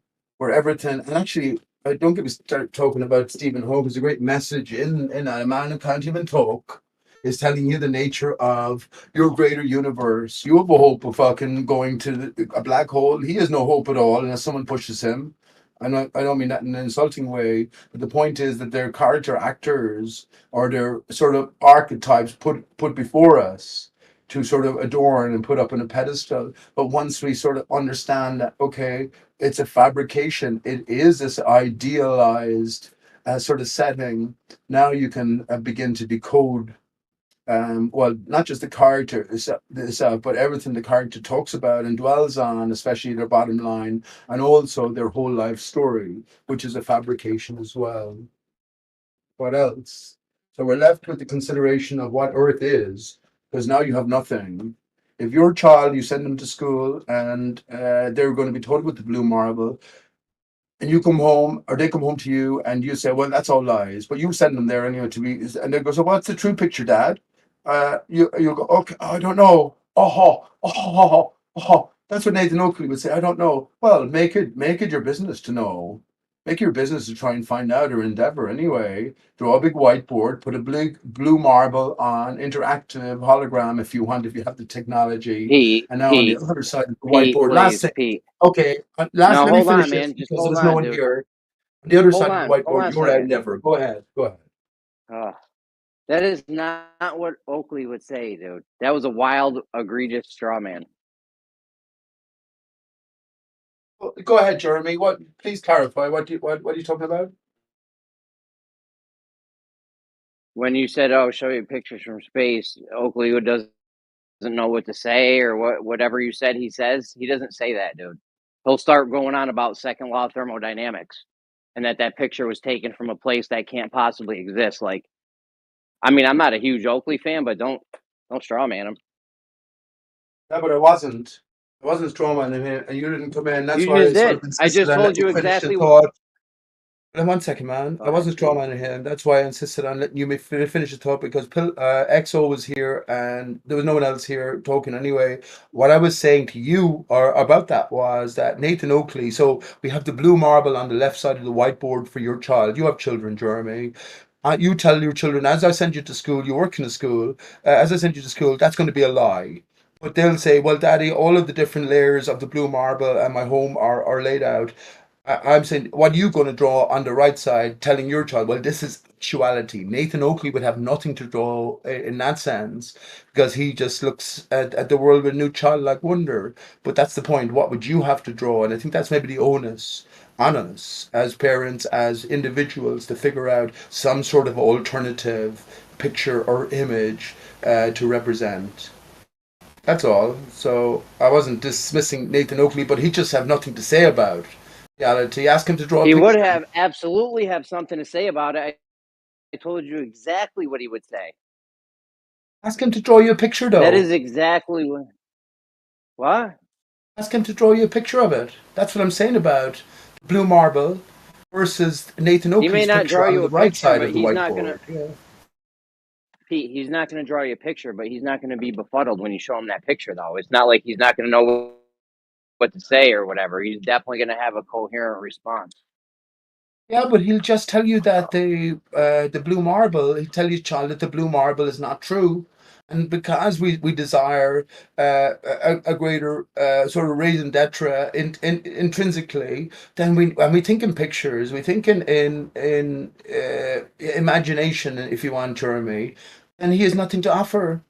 It's just a blank white half, white half of the whiteboard. The blue marble is just a big X through it for his child, but there's nothing to offer. Is he going to draw a line? Is he going to draw an enclosure? He won't go there. Is he going to draw an ether? Is he going to draw what's beneath? You know what I'm saying? That was more in context with what XO was talking about in terms of his objection to Nathan Oakley and where he's come. He actually mentioned, and of course we know it's true, Jeremy. You've been to all these forums. If Nathan just what do you call it? Invited Geo on. He mentioned Geo. Yeah, he would get so many more viewers. Geo has a great personality, great breadth of knowledge, but he talks about Earth awakenings, Earth and beyond. But Nathan Oakley won't do that, and Geo was sort of or not EXO was which is Pillbox was sort of perplexed by that, but I'm saying no. Nathan has his limitations. He's still laid out. There's no No, moving from I'm it. just saying, like, just a style change up, and just a couple tiny little tweaks would just drastically help him. And I'm just pointing out that Nathan doesn't hurt himself on purpose. That's I'm assuming. Okay, I'm guessing. I believe, right? I don't believe Nathan would hurt himself on purpose. I'm saying if he changed it up a little bit, he would make more money. He says it's his job. This is what he's doing for a living. And I'm just saying from that aspect, if you were just change, I'm not even going to talk about details. You know what I'm saying? So that's not a conspiracy. I'm proving that people think they're telling the truth. People think they're doing a good job. It's not like he got together with Quantum Eraser and said, listen, we're going to belittle and berate everybody that comes in here. No, they got together and said, look, we found out stuff. We're really smart. And now we're going to make sure people can't talk past us, and we'll use these. They think they're doing a good thing, I'm assuming. I really believe that they believe they're doing the right thing. That's the deception. Well, let me respond to that, and let me decode it for you in a sense. Quantum Eraser is Nathan's mentor, and as Nathan openly admits, but what Quantum Eraser brings to the table is, well, the double slit experiment. This is all coming back to the nature of light. So when ether is mentioned, it doesn't fit into that paradigm, and therefore it has to be objected. Do you notice that all of the people on Nathan's crew abhor the idea of ether? It's so strange unless you realize, well, yeah, there's something else going on. Well, that's actually, I mean, I guess that maybe it's time to go down that road, but ether is also a secular ideology. Now, do I care about that kind of discussion? No, because people are going beyond what they've done anyway. Nobody has the right to talk about how the breath that we breathe in this, under the Shamayim, with this energy that we have, you can't describe it anyway. So no man has a right to describe it. We can't do that, those levels of, extrapolation. However, the quantum thing is also very flawed. So I'm just saying that I just got to be honest with you. Both sides are wrong about these things because men go farther than their own abilities. It's just that simple. Well, okay, it's not that simple. Actually, it is simple, but it's not as you express it. As we find ourselves, I already mentioned this while you were taking care of what you had to do, right? But I already mentioned this. The difference between the ball Earth and the flat Earth is the decision to have the Earth's surface in motion. The ball Earther, they don't admit this. See, the ball comes in its entirety from Pythagoras. Everything is justified after that. So the ball came before the ball in motion came. But now in our real and true minds, in the mind of man, we understand that only with the decision to have the Earth's surface in motion does the ball develop. By now referring to something outside of our terrestrial consideration, which is the sky, and all the skylights. So there's certain sort of implications or logical sort of progressions that each and every one of us have to make. For instance, if we are as flat earthers decide that the Earth's surface is in motion, now it's clear that there's something in motion giving us a unified sort of expression on a daily, nightly basis as we observe the skylights. So that brings us then to further consideration. Once we consider Nathan Oakley's, for instance, pressure, you can't have pressure without a container. So we're in an enclosed system. So now we're sort of led along a certain necessity. You know what I'm saying? And there's no escaping it. And can I just say this to finish, XO, which is that the ballers, if you haven't realized it by now, the average baller, the returning baller, and there's some great minds, their Achilles heel is they can never give an inch. Because should they give an inch, they'd have to give 1,000,000 miles. In other words, they won't be able to develop a model based on a stationary Earth surface. Yeah, very true. That is correct. When people are stuck in their religious paradigm without an ability to look at something else, they won't, not only will they not give an inch, they won't answer questions. It's so easy. That's why I never debate. I just talk. And that's really, it just makes things so simple, because people that need to debate, they have to make it to protect themselves because they know they can't answer certain questions. And I'm not saying that's everybody. That's not a broad, paint job, but that's just the way people are, bruh. I don't debate because the Bible talks about debaters. It's really simple. Like, I will discuss things. I would love to show you something, but I'm not going to go back and forth with you, Pete, and show you, no, this is why the Bible is true. I will show you what the Bible says, but I'm not going to say you have to believe it. It's, you know what I mean? I'm not going to, there isn't an argument, right? Like when I show somebody my photography, here's Puget Sound, here's Seattle, here's Mount Rainier, 50, 60 miles. That's it. If they don't like it, tough cookie, princess. There is no debate about reality. So I literally will just tell people, sorry, listen, I thought this was going to be a real conversation. If you're not interested in having a real conversation, I'll just bow out. You can talk to somebody else. That's it. I agree. But yeah, North's it, been wanting to have a yeah, go ahead. conversation with you, XO. Yeah. Oh, thanks, Pete. Thanks. Okay. Yeah. The person that's another perfect example. Yeah. That person has been doing many, how do I say, criminalistic things for several years. So why would I talk to somebody that's already been caught and exposed years ago and is going around talking about me in public? He's slandering me, saying things. So that person will never have any and that's my point. He asks for a debate showing that he has no idea what the Bible says. He already destroys himself. It's pathetic. Yeah. Okay, well let's not get too crazy. Jeez. Yeah, I'm not interested in having. I don't have debate. That's the point. Yeah, somebody keeps asking you to have a debate.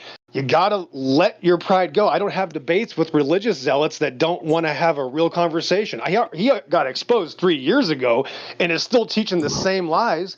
And anybody and everybody that listens to North Star can't defend any of it. They say you got to talk to him because that's what a cult is. People that are in cults spread their bullshit and they go around attacking people. That's my point. That's why none of them have anything to show for. Absolutely zero fruit, period.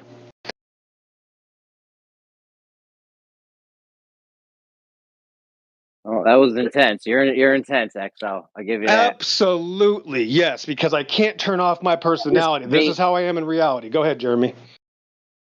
You have this debate kind of tone to your voice. Like if I hear you talking, I feel like you're trying to debate.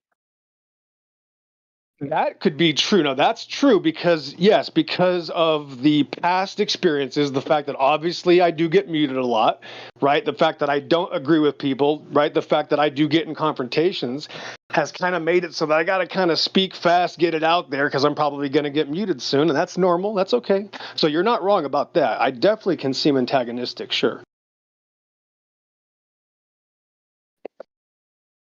But I mean, it's real simple. The earth is the Lord's and the fullness thereof, and they that dwell therein. So I'm not telling people what to believe, Jeremy. I just want to be able to speak sometimes. That's all. I'm not going to, to be honest, Jeremy, I thank God that almost nobody agrees with me. I'll just leave it at that.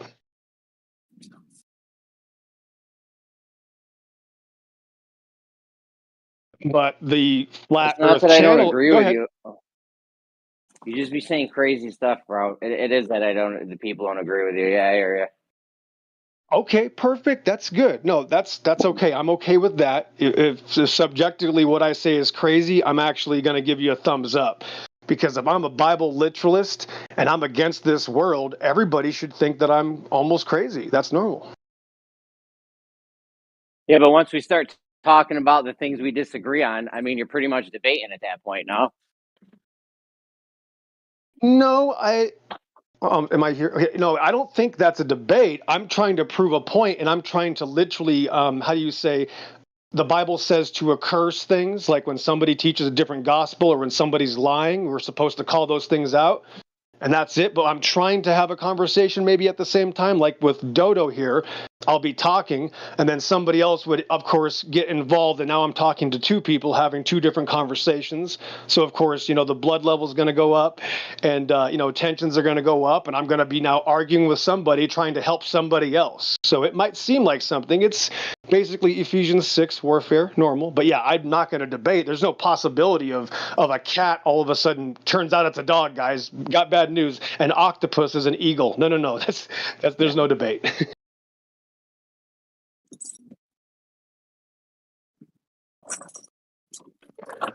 But Jeremy, I'll speak to you. I'll speak to anybody that's not flat out disrespect me or slandered me. I don't think you have, Jeremy. Yes, we have certainly butted heads. I don't. So, I mean, I'm able to talk to anybody. I talk to communities I won't even mention here. I'm actually extremely liberal because I got to preach this word to any type of person, whether they're a 5-year-old child or a 95-year-old man or LGBT or any group. I'll talk to anybody as long as they're respectful. We'll talk all day. I've definitely slandered you, so I'm pretty sure, amongst other things. We've all done that. We've all done that. Let's forgive. A spirit of forgiveness. Well, the fact that you just were honorable enough to admit it literally just wiped your slate clean. It's literally, I mean, the fact that you just admit it, I don't even care. And I don't even care what you said because why would I, bro? Like, who cares? Yeah. So, I mean, Well, if you would have excellent. asked me Although something right now, we'll talk. Go ahead, Dodo. Well, no, I was going to say excellent for the forgiveness, but you said I don't even remember or care what you said, so that sort of ruined it a small bit. Well, that's my point is that why, Jeremy, I want to know what you said. Like, I just don't care, bro. Like, I just got to think about what's important. People say bad stuff about me. Great. But there's a limit, right? I have a limit. Yes. If you were to start stalking me, Jeremy, and talk about me when I haven't even, seen you or talked to you for months and just blabbered and said the XO did this, then I'd be like, okay, fuck that guy. Absolutely. If you constantly did something like that, I'd be like, yeah, bro, what the, but you don't. Obviously, I'm sure I've pissed you off. And yeah, in the moment, I'm sure you're going to say something, about me. Sure. That's okay. Hey, you cunt. I don't stalk grown men. I don't stalk grown men. I'm not the predator. But I have a lot of things to say about people that have one general, like, what I call that stereotype. But I'm pretty sure I have that going on. Yeah. You sort of broke up, Jeremy, but I think in general I got your. Yeah, I got him.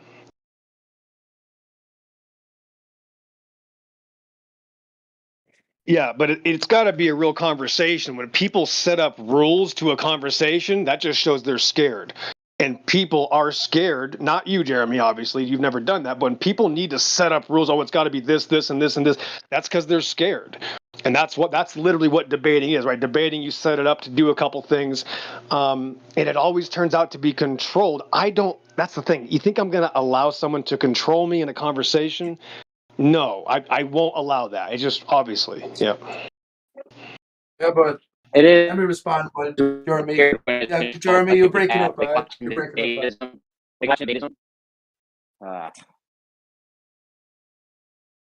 Yes, I don't debate. I defend the truth. So I know it might seem like it sometimes, but no, call me out when you think I'm debating. I'm going to show you I'm not. Go ahead, Dodo.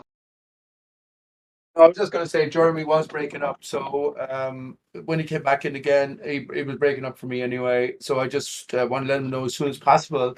Okay, well, what I would say about that is, I'm losing my point. I'll get back to it. Okay, we'll get back. That's the thing. I'm obviously not, how do I make this simple, right? Like, I'm a Dodge Ram guy, been driving a Dodge truck for 21 years. So I'm not going to go to the Subaru dealer, right? And talk about, hey, look how much better my Dodge Ram is. No, you know what I mean? Like, I'm going to have to find people that talk about what I talk about.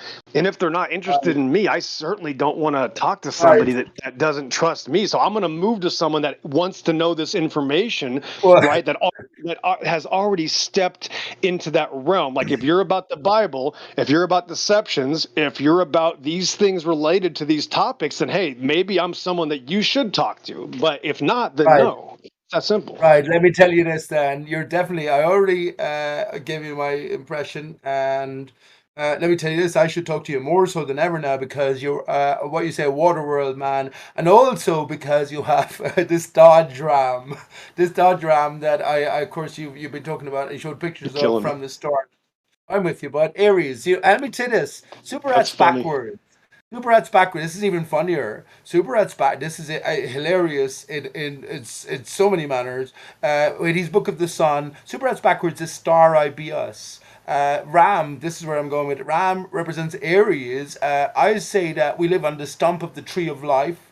and literal and metaphorical in a sense. I had to come up with a new word, exo, which is metaphorsic. So we live in a metaphorical, or so we live in we live in a metaphysical world, metaphysical venture, and the truth is delivered via metaphor. So metaphorsics rules. But yeah, just to get back to your point and mentioning super rats backwards is star be us. So if we're on the stump of the tree itself is ri starcus, ri starcus. So super rats backwards is star, stari. Be us, and I say ri star ch us is the tree of life. Shit. Right, and I admit, guys, that I am incompatible, so that's probably why you guys are hearing this information now, because it has been, how do I say, it's been kind of shut down for a long time. I would say about 3 years. I started discovering this about 3 years ago, Dodo, with, I will consider these kind of some supernatural experiences. I'm sure you can believe in that, Dodo, right? So that's I can't. Myself. Right, I'm not going to be able to explain. Most people, my wife and a couple close friends, and if we go down to my server, we can talk about my, supernatural experiences, and we can go deep into the Bible, right? That's not what we do here, but that's not what people do here. But obviously, I'm going to bring the Bible everywhere I go. So the point is, I understand that most people don't want to hear this. That's okay. I get it. That's fine. The reason, just to finish, so Aristarchus, Aries Starchus, Aries is the first sign of the zodiac, and that's where Geo comes in, has a great knowledge and all this sort of stuff, which I am not so sort of au fait with. But yeah, I know the story. Exo, is it Exo or Yaxo? Did you say I thought I heard you saying there was a Y in there. No. Yeah, it's just the two letters. Just think of tic-tac-toe, the only game I know how to play without hurting myself. XO, that's it. Yeah, here's the riddle I came up with, which is two C's. Hang on, let me get it right. Oh, two T. Sorry, here we go. Two C's lead to tic-tac-toe. How so? And you have the answer. All you have to do is mention your name, which is X and O's. X's and O's is two C's. So how two C's? Well, if you just connect the two C in one way, you get an X, and if you connect it in another way, you get an O. I didn't listen. I never name me. I do not name me. So I apologize if I offend anybody. But anyway, so welcome to Waterworld, Dodo. And the reason that's the only safe claim, you know why that's the only safe claim, Dodo? Because they cannot ask you to explain how do you explain this? No, there's no such thing. All that's gone. And now you are just expressing that everything's very different. If you live in a water world, it's literally reverses everything. Instead of an object holding water, now you have the water holding the earth. It's literally the polar opposite. And that's why I try to stress, sorry, I'm not a flat earther, period. End of story. It's that simple. Right. Me neither, bud. And I've said this for the longest of times. No, I'm not a flat earther. That is a psyop in a sense, because you haven't said what Earth is. Unless you can say what Earth is, I ask the question often, XO, which is, what shape is an elephant? Well, an elephant, the only answer you can give is elephant shape. Yeah. Now, here's the thing I would ask you, though. In the book of Ezekiel, God gave orders to the angels to cut down the trees. If the waters, if we're in a water world, and maybe the oceans, because they're underground cities, are an inundation from resulting from a collapse of a prior sort of state, where does that lead us? I mean, it seems like that's where we've been led. But imagine no forest. It's so deep. Yeah, I'm going to tell you, it's a scam. I knew it was a scam in 2016, 2017. Yeah, it's a lie. It's a deception. It's a huge deception. It's way, way out there too. I don't want to talk about that. Unless you want to tell me something, Dodo, go ahead. But I mean, I'm not going to really discuss it. I'll just give you my opinion. But go ahead. I'll tell you something, definitely. It's not a scam, but it is a sort of limited. David Wise, Deep Inside the Rabbit Hole, was the first to present, to promote it, and all the rest of them there, the characters that we're aware of put in play. But yeah, It's not the whole story. Go around. Have you Google Earth? Go around Google Earth. Just take an island like Ireland. Ireland actually is land. So, in other words, yeah, everything is land, but we're just jutting above the invading waters. I will challenge anyone here to go around on Google Earth around the island of Ireland or Era, which is the complete land itself. And I'm king of Era, by the way, and I mean that in maybe a sense that you don't maybe appreciate. But go about, let's say, 2, 4, 5 miles around the coast and zoom around the coast, and tell me by the end of it that you're not living on a tree stump. Tell me you're not living on a tree stump. And I think the limitation of no forest and flat Earth is that, well, you're limited to individual sort of tree stumps, massive trees being cut down, whereas the whole of the Earth is a tree stump. Whole of the Earth is a tree stump because we live in a fractal expression of the mind of the creator. But the creator can't know sin, so he had to create the devil. You had to create the opposite to do agency. So that's the way I see it. That tree stump itself is Aristarchus. The landmass itself is Dodo. You know, Michael Jackson faked his dead and came back as the five alive Dodo. That's what I'm saying. Nothing new or nothing new under Aristarchus. You got to follow the clues and put the pieces together. But that's just my own interpretation. But please do that, EXO, about going around Google Earth, go around in about 5 minutes the island of Ireland and see it's a tree stump. It's just a massive tree stump. Same thing applies to England. Same thing applies to Isle of Man or pretty much Okay. every limited Well, landmass. yeah, I think that a lot of I just have to use a normie word, continents, right? We can say that, I hope. I think. We'll find out later. I think the continents can be shaped like that, but I would have to just say that that's the dry land coming out of the water, right? So that's the land masses, right? Or the parts of the earth, the islands, as the Bible calls it. I guess I'll just stick to that. And I would not subscribe a shape to it, and I would have to just say that's just Earth, right? They're really like, what's this? What's the shape of an object? You know, it's the same problem. There's no such thing as a shape of an object. There's no such thing as the shape of the Earth, right? So we can describe it, we can touch it, we can feel it. About how much? About 0.0000, who knows? Very, very little, right? We can touch, taste, and feel a very little part of Earth, let alone the rest of creation. Pete, that's what you got to think about. Remember, there's the heavens, the earth, and the seas, and all that in them is. And that's one of the reasons why flat Earth is a deception, because it cuts out the whole thing that was already cut off. That's what Satan is. Satan already cut off all that, and flat Earth still cuts it off. Isn't that ironic? Well, I'm not so concerned about any sort of individuals at that state. Obviously, you have a gripe, and it's fine. I mean, I understand that. What I think we should all be about is sort of figuring out the now, the reality we're placed. Do you have faith in the creator? I don't even need to ask you, EXO. Do Oh, you have faith in the creator? oh, bro, I'm riding on his faith, bro. I'm flying on the faith of my Lord and Right. Savior Jesus Christ, bro. Yeah, go ahead. Right. So do you think the creator has faith in you? Are you worthy? Platypus actually answered the other day and said he wasn't worthy of that faith. Do you think the creator has faith in you or your Lord and Savior Jesus Christ? And it's a genuine Yeah. question. This is, well, it's a scary topic, right? Because it's a very personal topic. It would be easy if it was just you and me. So I'm gonna tell you, right? But I got to be a little bit reserved. I can't just boom and explode answer this in your own answer, right? way. I'm not just gonna go boom and turn into pillbox again, right? We got to stay calm. I'm gonna try to stay calm about this. Yeah.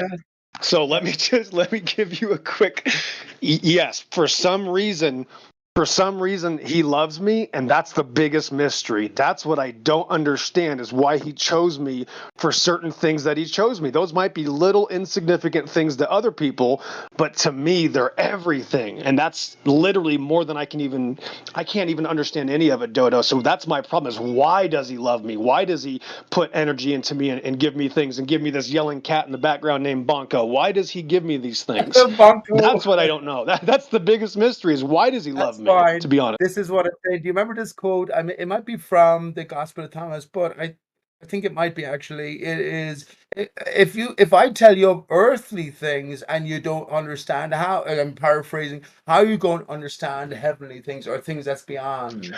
That's right. I think, Amen. yeah, The reason I asked you that That's then right. was because we are in this earthly surround. And the reason, and I do listen, your own story is your own story. And Jesus is my best friend, would you believe? I've talked about this on my own channel. I even brought in the statue, but it's fine. It's not about a statue or an idol. It's about something else, ethereal, if you might say, metaphysical representation. But here's the thing: I'm saying to you that this material surround is the minor.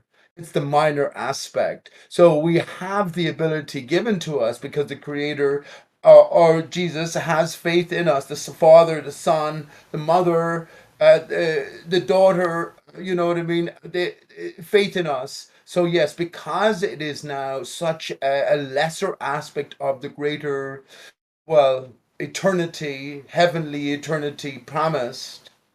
Yeah, I think we have the ability to paint our picture. And that's all I was trying to say. That's an onus on every individual. And let me just say this to finish, my friend.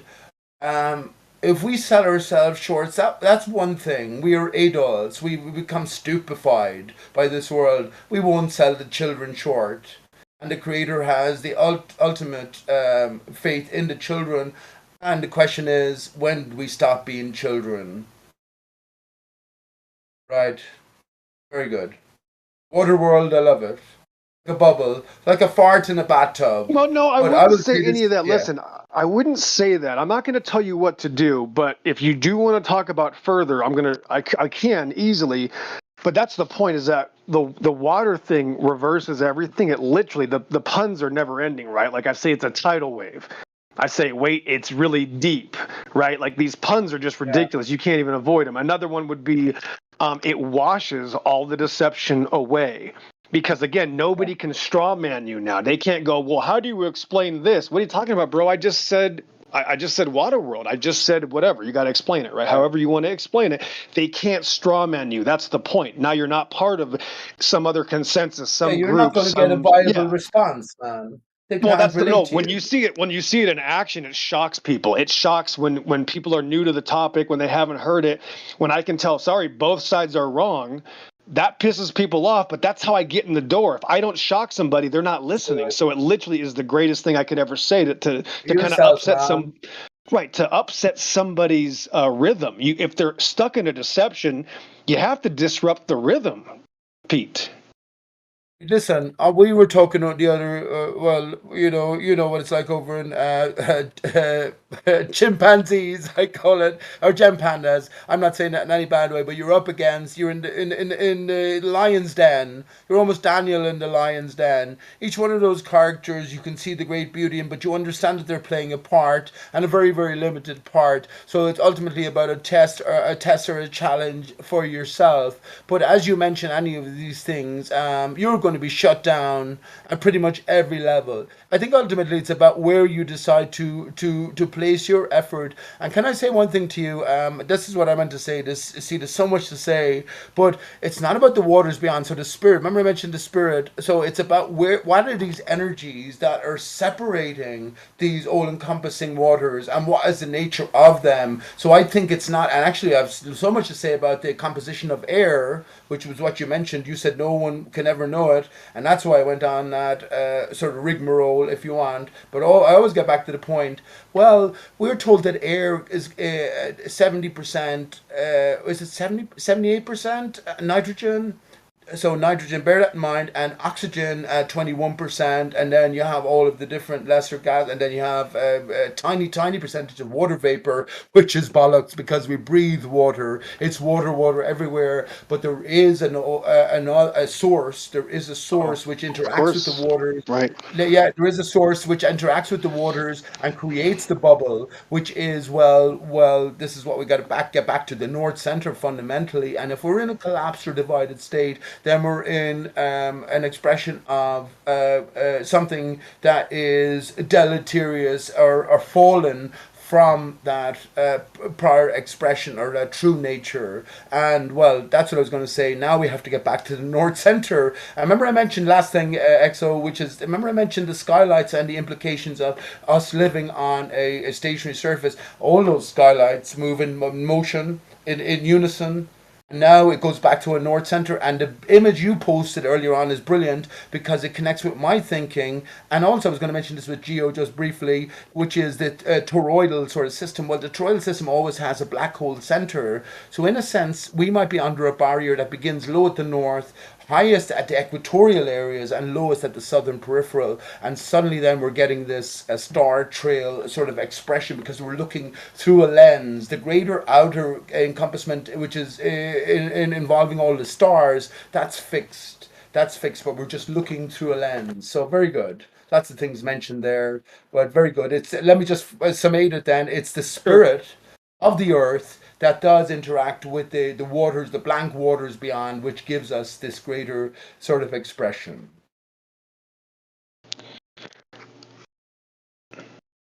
That's a lot. And nitrogen, by the way, nitrogen is fertilizer, soil fertilizer, isn't it? Yeah, man. There's so many things in the system that required, right, for the systems to work. And it's beyond my understanding. I don't know how those systems work, but I do know that here's a problem. I can take away a lie because Earth is not a system. You see, so both sides, in a sense, all sides, tell the same lies in a sense because both are full. One side says it's an open, one side doesn't matter. It's not a system. Earth is part of a system. Right. So that's how, even though I'm right, like maybe this guy's wrong, what he's saying is wrong, it doesn't mean that I can now rename it. Right.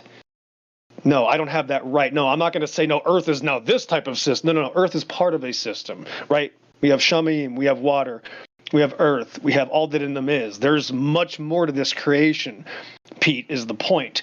I'm not going to tell you what to do, but I won't use those other words to describe, the heavens above or the energy or the air or when you say something like toroidal field. I'm never going to say something like that because I kind of think it's implying too much knowledge. I don't think men understand how this heaven system works. I won't even say it's a container.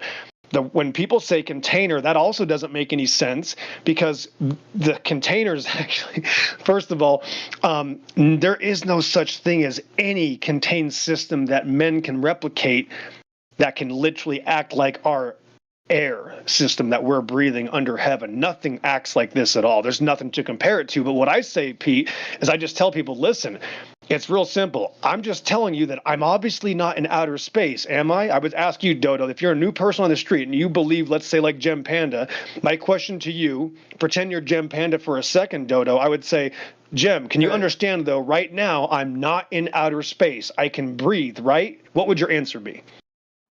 Well, I can answer you. Pillbox. I can reach you first. Listen, I could be the best bowler ever. Could be the best bowler. But do you see where I'm going? Don't get too off Yes, track. I do. You see Yes, what I I'm doing? do. So Yes, what I I'm do. doing now is hang on, please. Hang on. Go One ahead. moment, Go please. ahead. One moment. I'm going to answer you, Gem Panda. You are just a man. You have your own thought process. You have your own book of belief. Everything that you express to me comes from your mind right now. What I rely on is the greater endeavor of mankind, which is all of us, and not just ordinary mankind. It's the greater minds or the giants of science from the past, which have already established that, yes, indeed, we are within a certain system, within a greater surround. Who are you to question it? Who am I to question it even? I've seen images, I've seen testimonies, come on. All right. I read textbooks, Come on. etc. You're killing me. Right. So maybe I won't get an answer out of him. So let me just give an example. So my attempt would to get the normie outer space believer to just admit, yes, you're breathing. And then I can go, great. Yeah, I'm breathing. I don't have to explain anything. It's over. I'm the one that's breathing. You're the one claiming that I shouldn't be breathing. You're claiming that I'm in outer space. Does it look like I'm in outer space? No. And that usually is the end of that conversation because why would I even discuss it? I'm experiencing this reality. I'm not experiencing outer space. Let me give an example. I'm still Gem Can I finish, Panda. please? You're just going to jump on me? Great. Go ahead. Great. Go ahead. Yeah, I'm still Gem Panda here, so I'm going to tell you, and honestly, I told you I could be one of the best bowlers. Well, you are limited now within the scope of your own experience. Who knows how it's been corrupted?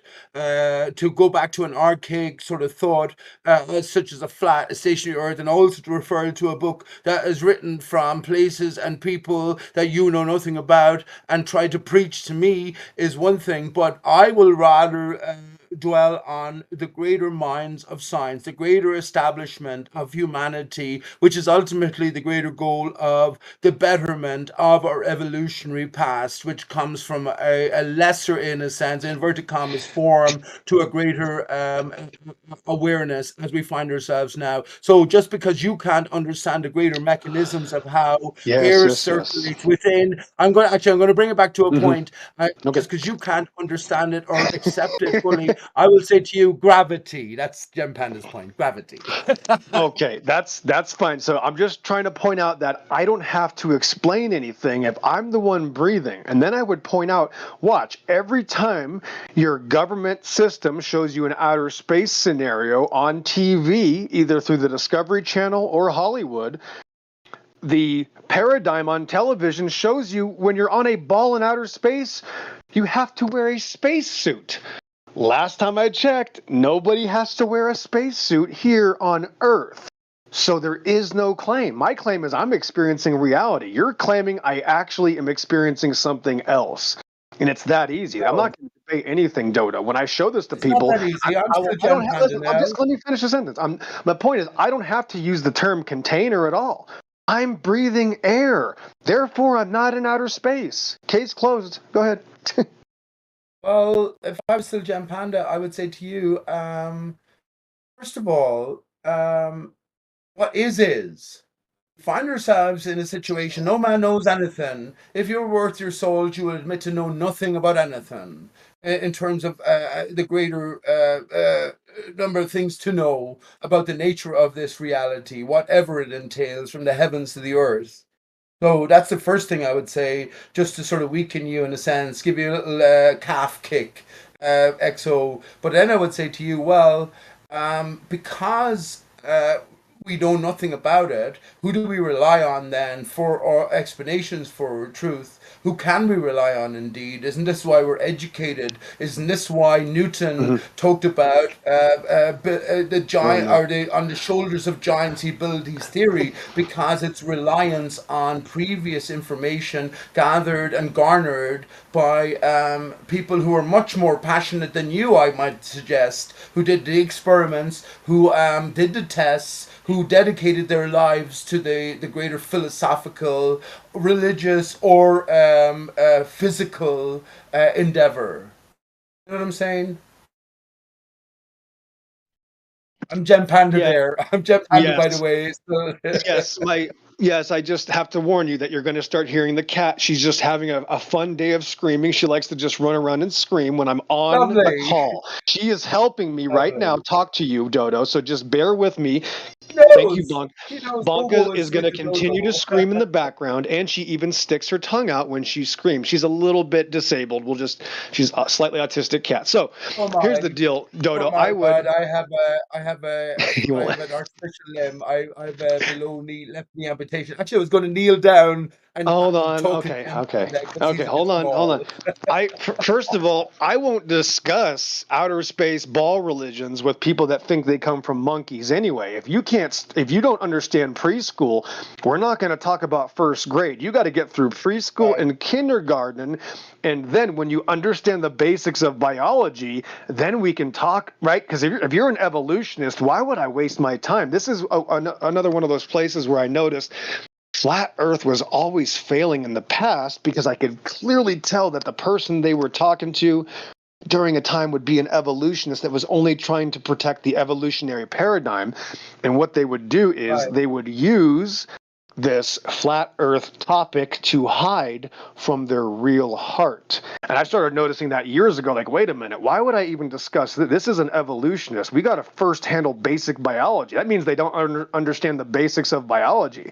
So if you don't understand the basics of biology, you're not going to be able to let go of your outer space balls anyway. It's that simple. Well, it's more than that. It's more than that. It's worse than that. He's dead, Jim. He's dead, Jim. Dead. It's more than that. The evolution of the Earth and all of its sort of stories, right? And how it got to where it is. It's sort of reflected in the evolution of man. We came from nothing. It was, whatever. But ultimately, in terms of life on Earth, everything has a source back to an initial sort of reaction. So that's the story. But intimately connected with that development is the evolution of the Earth. But when you ask the ball earther, well, what's the actually very good now, XO, very good, because I'm going to ask you now as PJ the next question. But when you ask the ball earther, what's the alternative model? The scientific mind will be to test because you're being reliant or you're being faithful to the great minds, honest minds of the past. What is the basis of the alternative suggestion to test your model against? That's why they can't give 1 inch because they'd have to give a million miles. If I won't give you the answer actually, but let me ask you this: what is the basis of flat Earth thinking? Is it non-rotundity or is it non-motion? Great question. What is the basis of flat Earth and beyond thinking? Well, everything developed around that premise. Well, Yeah, go ahead. I can only talk about my biased self, right? So if I go back in time to 2015, let me just go fresh XO, right? Like pillbox days, right? So if I go back to 2015 and we're having our little powwow, we're having a 3-person conversation, and I heard Rose Patton say it's flat.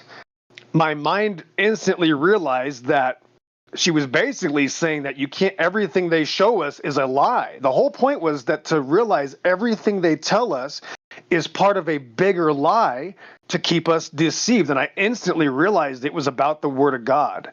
It was instantaneously that I realized, wait a minute, this is about hiding the Word of God. It's not about shapes, but I did use the flat Earth term for a little while because I was just some guy. I got sucked into it. I didn't ever think I was going to become the XO Pete and then go out and do some photography that is at a different level, blah, blah, blah. Who cares about my resume? I didn't know I was going to transform into what I am now. I was just going to be some dumb little kid, right, that wanted to, of course, defend truth, right? We call ourselves truthers back then. But here's my point, is that it's about many different things for many different people. So I can't speak about them. But for me, it was about realizing that everything was a lie so that now you could realize that you now can have a very special relationship with God. It was literally instantaneously, it put me right in front of God again.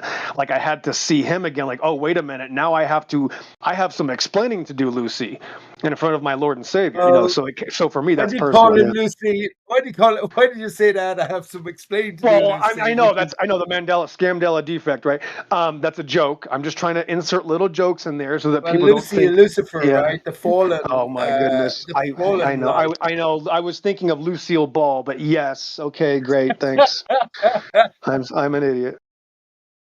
You're not. You're good, and you're All always right. good. Okay. And let me just say Let this to that you. one slide. Let me say Let that this, one slide, Echo. please. Yeah, it's fine. It was good. Let's take it as it is. There's always the now. That's all there ever is. But let me say this.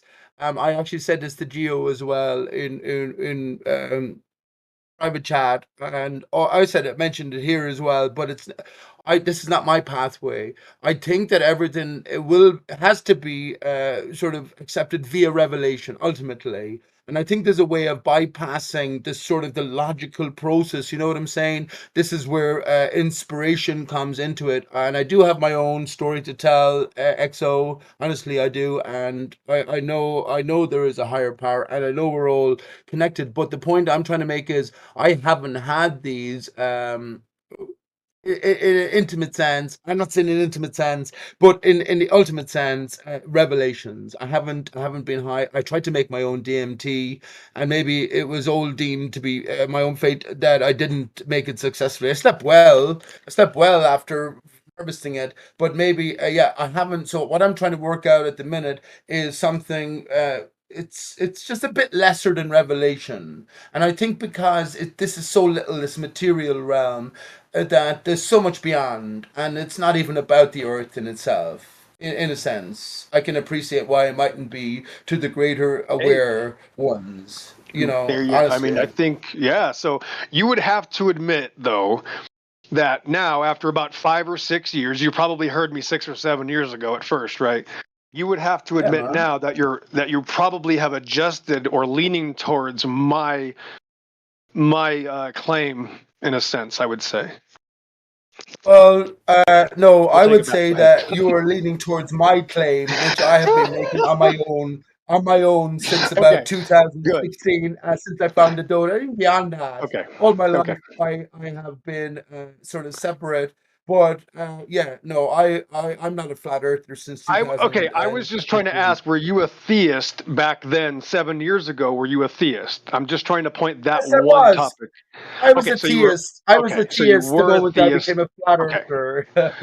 Okay, so you were already a theist. Okay, so you're pretty much the same. Okay, fair enough. All right. I would say that No, I'm but I not the was same, hang on, but bud. I considered sure. flat Earth in 2011. I would land solidly at the end of 2013 as being a flat earther. Mark Sargent, remember I mentioned if imagine the truth was revealed to the populace. Imagine everything that you're proclaiming in all of its glory. XO, my friend. I don't know why you're not OX. What's the difference between OX and XO? I wonder. Executive. I think Okay, listen. order It plans. means It's the difference I between just really got God that. and Can dog. I just tell you? Can I just tell you? We can get it over with. So, executive officer is a military title. Someone named me that, and that's why it's short. Is XO. Like in the military, you would just say it's the XO. Like the captain is above the XO, right? You go captain, XO, first mate, whatever, janitor.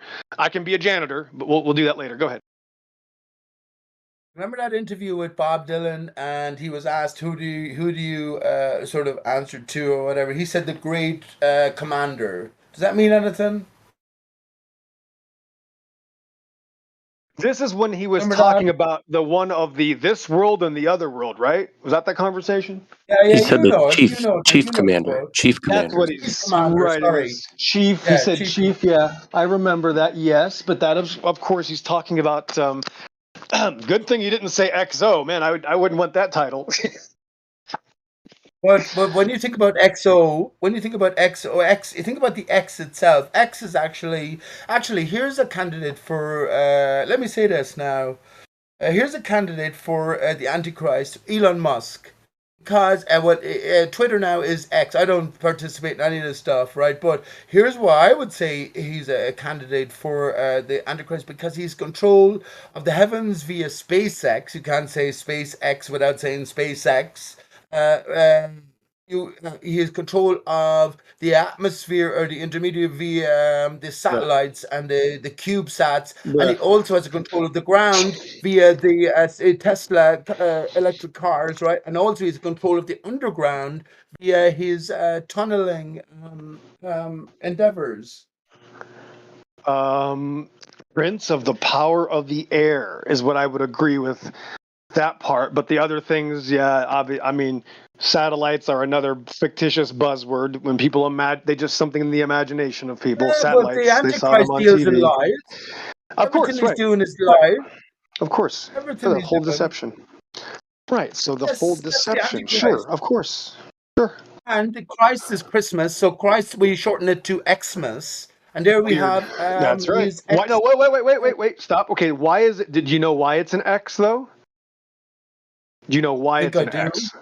Okay, I it's think in the I Greek. do. Maybe now you do. It's in the Greek. That's why. Because look at it in Greek. When you say Christ in Greek, look how it's spelled. No, I don't need to care about the Greek. I need to Mystery care about the solved. Hebrew. You live. No, 1 second. 1 second. 1 second. XO. I say to you, as I've been asked many times, how does all of your wordplay and letter play arrangement work in other language? I say it doesn't matter. The Creator has faith in you. You just deal in your own language, and everything is sort of revealed in a different way. Why is God dog backwards? Can you answer me that? Is it pure coincidence? That's what the baller would say. Oh man. Say that Okay. everything is arbitrary and we live for Okay. never. Yes. God is not the original term though. God would be a newer term. You understand? So when we go back to the Hebrew, we look at Elohim. You know, dog is obviously not Elohim backwards. You know what I'm saying? So we go back to the older languages to figure out the true etymology. Does that make sense? I don't think that. That means that the Creator has Okay, no we just faith disagree. Okay, in we humankind, disagree. then, because most of us will never get Okay, move to on. this level. Go ahead. I'm not gonna sweat the small stuff. Like you want to be named whatever you want to be named. Look, I'm using Hebrew, right? Because I might have a tribe. I might have a connection to a tribe in the Bible or a family or a man, right? So that's why I use that name Rami. Which I have in Hebrew because I identify with that. What can I say? But nobody has to use it. Nobody has to believe it. Nobody has to learn it, right? That's kind of my personal thing, right? It doesn't matter. I got to help, whatever. Maybe I can't help people, but if I'm going to help somebody, I'm going to help them with the very basics, the simple things, the stuff that you can't escape, like up is up, down is down, water is water, and earth is earth. That's it. I just keep it really basic and simple. And that's why, if I have any success at all, it's because I do that. When things are complicated, people they turn into intellectuals and it's just about them seeming smart. I don't want to do that. I want to help somebody understand something that they now can use or whatever. Or I'd like to show somebody else, watch, this guy is going to lie to me. I'm going to predict he's going to lie. Watch this when I have this conversation. I'm going to show him evidence. He's going to hide from it. That helps people watching the conversation, Pete, right? So it's not just like I'm talking to one person. When you're doing this, you're affecting many other people. And again, I'm not going to worry about what's your favorite color. What kind of, what's your favorite kitty cat name? Mine's Bianca. That's why we call her Bonka. That doesn't matter. I want to get to, what's important here. Did you want evidence for something? Great. I'm a photographer. Here's my shot. Here's 50 miles. Here's 70 miles. How do you feel now? I'll tell you what, that shocks flat earthers, Okay. Pete. See what I'm saying? So I just keep it real simple. I look at something, I see it. There it is. Go ahead. No, that's fine. And as you say, I'm aware you're in this arena fighting the fight for years. But when it comes to sort of considerations and beyond, I reject evolution. Actually, I think we shouldn't reject anything completely. Nathan Oakley, just to briefly mention it, this is what I sort of decoding of it. If you notice at the bottom of Nathan Oakley's screen, there's a big O and there's an N-O. In a sense, it's a limitation. It is a deliberate restriction in the mind of the individual, and we won't lose faith in the children. If we've lost faith in ourselves, we have the ability to put the pieces together and realize the truth via the lie. Indeed, I think that's the only way that we can come to realize the truth. No longer do we live for 70 years. No longer do we have never to rely on. We have the potential ever. And this is where I think you come in a sense, and you say, well, you have to put your faith in a higher power, but you have a specific higher power in play, and that's a bit limiting. It's a bit limiting. What are you trying to sell? We all are of the same source, if you want. So everyone has to be allowed to sort of make their ventures beyond the certain limitation. And remember this as well, if we were to take the literal into consideration, God granted Noah 800 years. God granted Methuselah 969, a funny number of years, even the name itself. But yeah, I have to work it out. I have to work out my eternity in heaven is reliant on me working it out within I'm 51 now. 52 next year, but yeah, or else I'm fucked forever. Shit. You know what I'm saying? I think it's all about, the never narrowing road. You decide who you're going to talk to. And I appreciate what you said in terms of all the objections you've got throughout the years, MG. Honestly, I appreciate it. I'm in the same boat. Where you're going from here, you're just saying I can't know anything. I have to put my faith in your idea of God, which let me just say this as well. The Irish origins of civilization.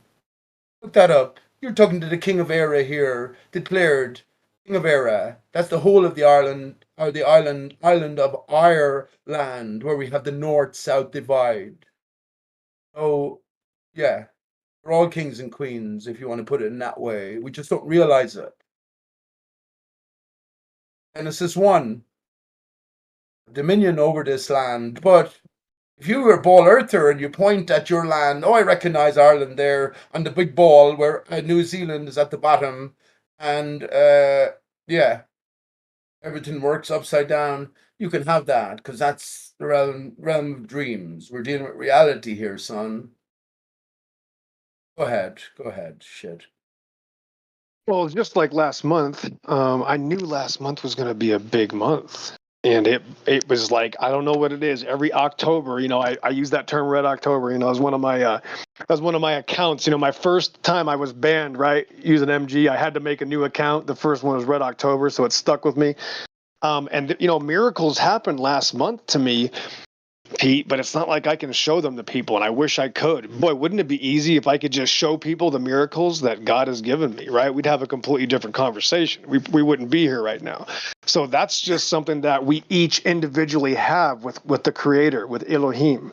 So that's not something that I can I can show you some things, but there are just 98, whatever, the vast majority I'll never be able to show you, right?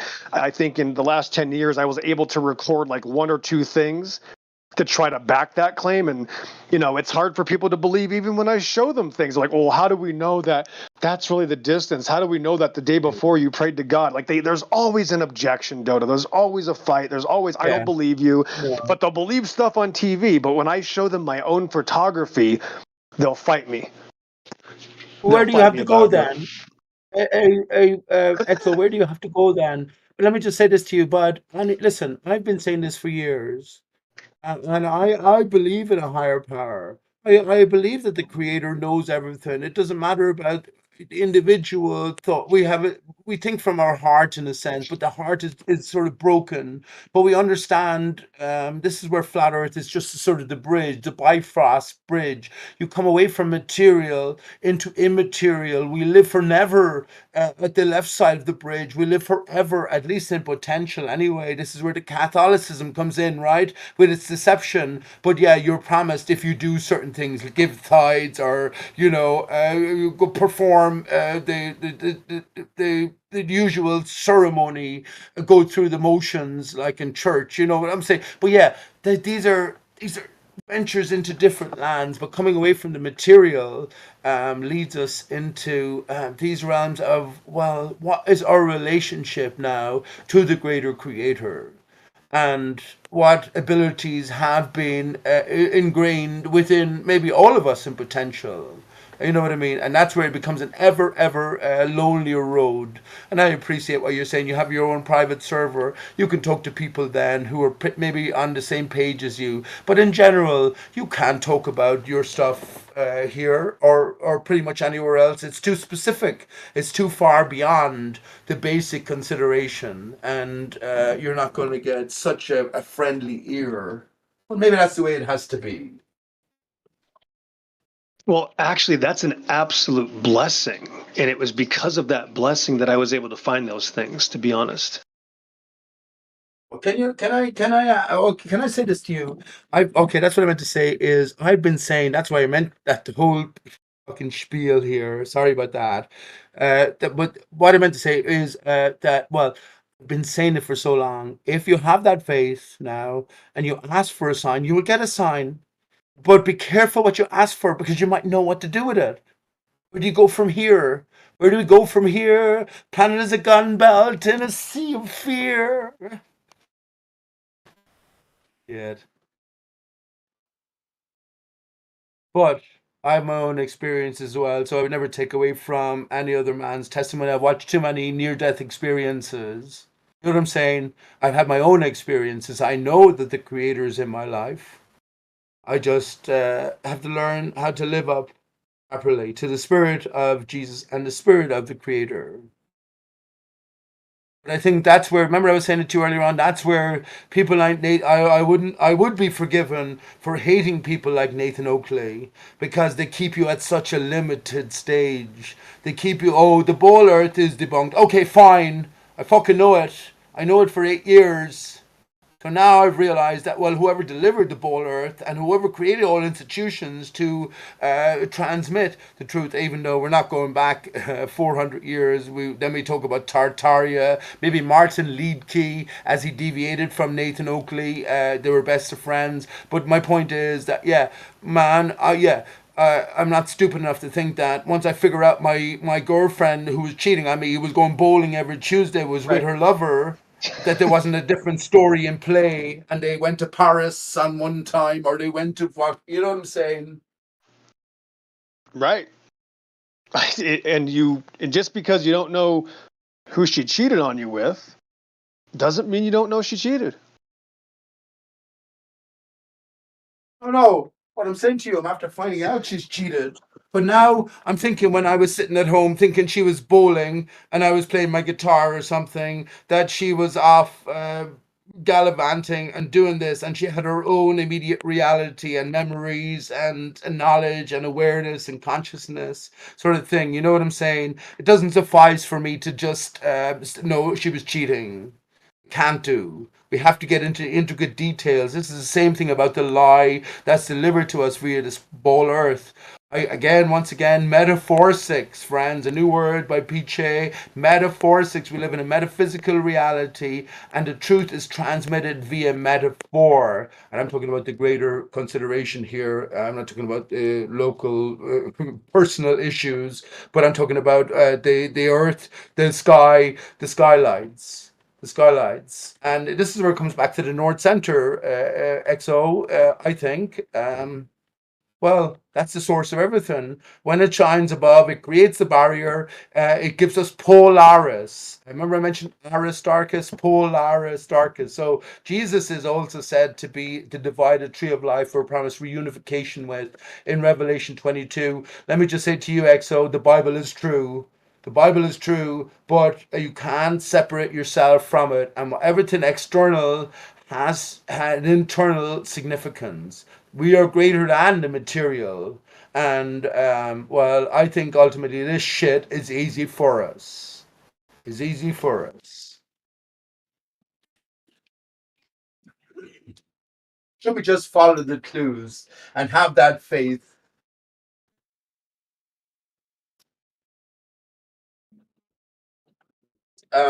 I know you. Message. I know you messaged me. XO. Maybe I'll respond. I'm not What's sure if that? I ignored your message or I Okay, no did, problem. but maybe I'll tell you my story about what happened to me. I was expecting something massive on 2020. Oh, I won't go into it here, but the 21st of December 2012, and at the time I was with Sarah, my son's mom, and my son, and we went over to the park across the way from where she was living. I was living in a separate place, and nothing happened. Nothing. It was a foggy night, and we couldn't see beyond your eyes, and nothing at all happened. I was so disappointed. I was so disappointed. But here we go. About, and it's actually funny timing as well. It was about the transition of the popes from the previous pope to the Benedict to, is it Benedict? Dominic Benedict? I think it was Benedict to the current Francis. It was on exact, I think it was exactly that day I jumped in the lake, so I rebaptized myself. But before that, I saw the hand of God, and I I would have to explain it a little bit further because it went on over the course of the day, and I'd also have to explain where I was living at the time.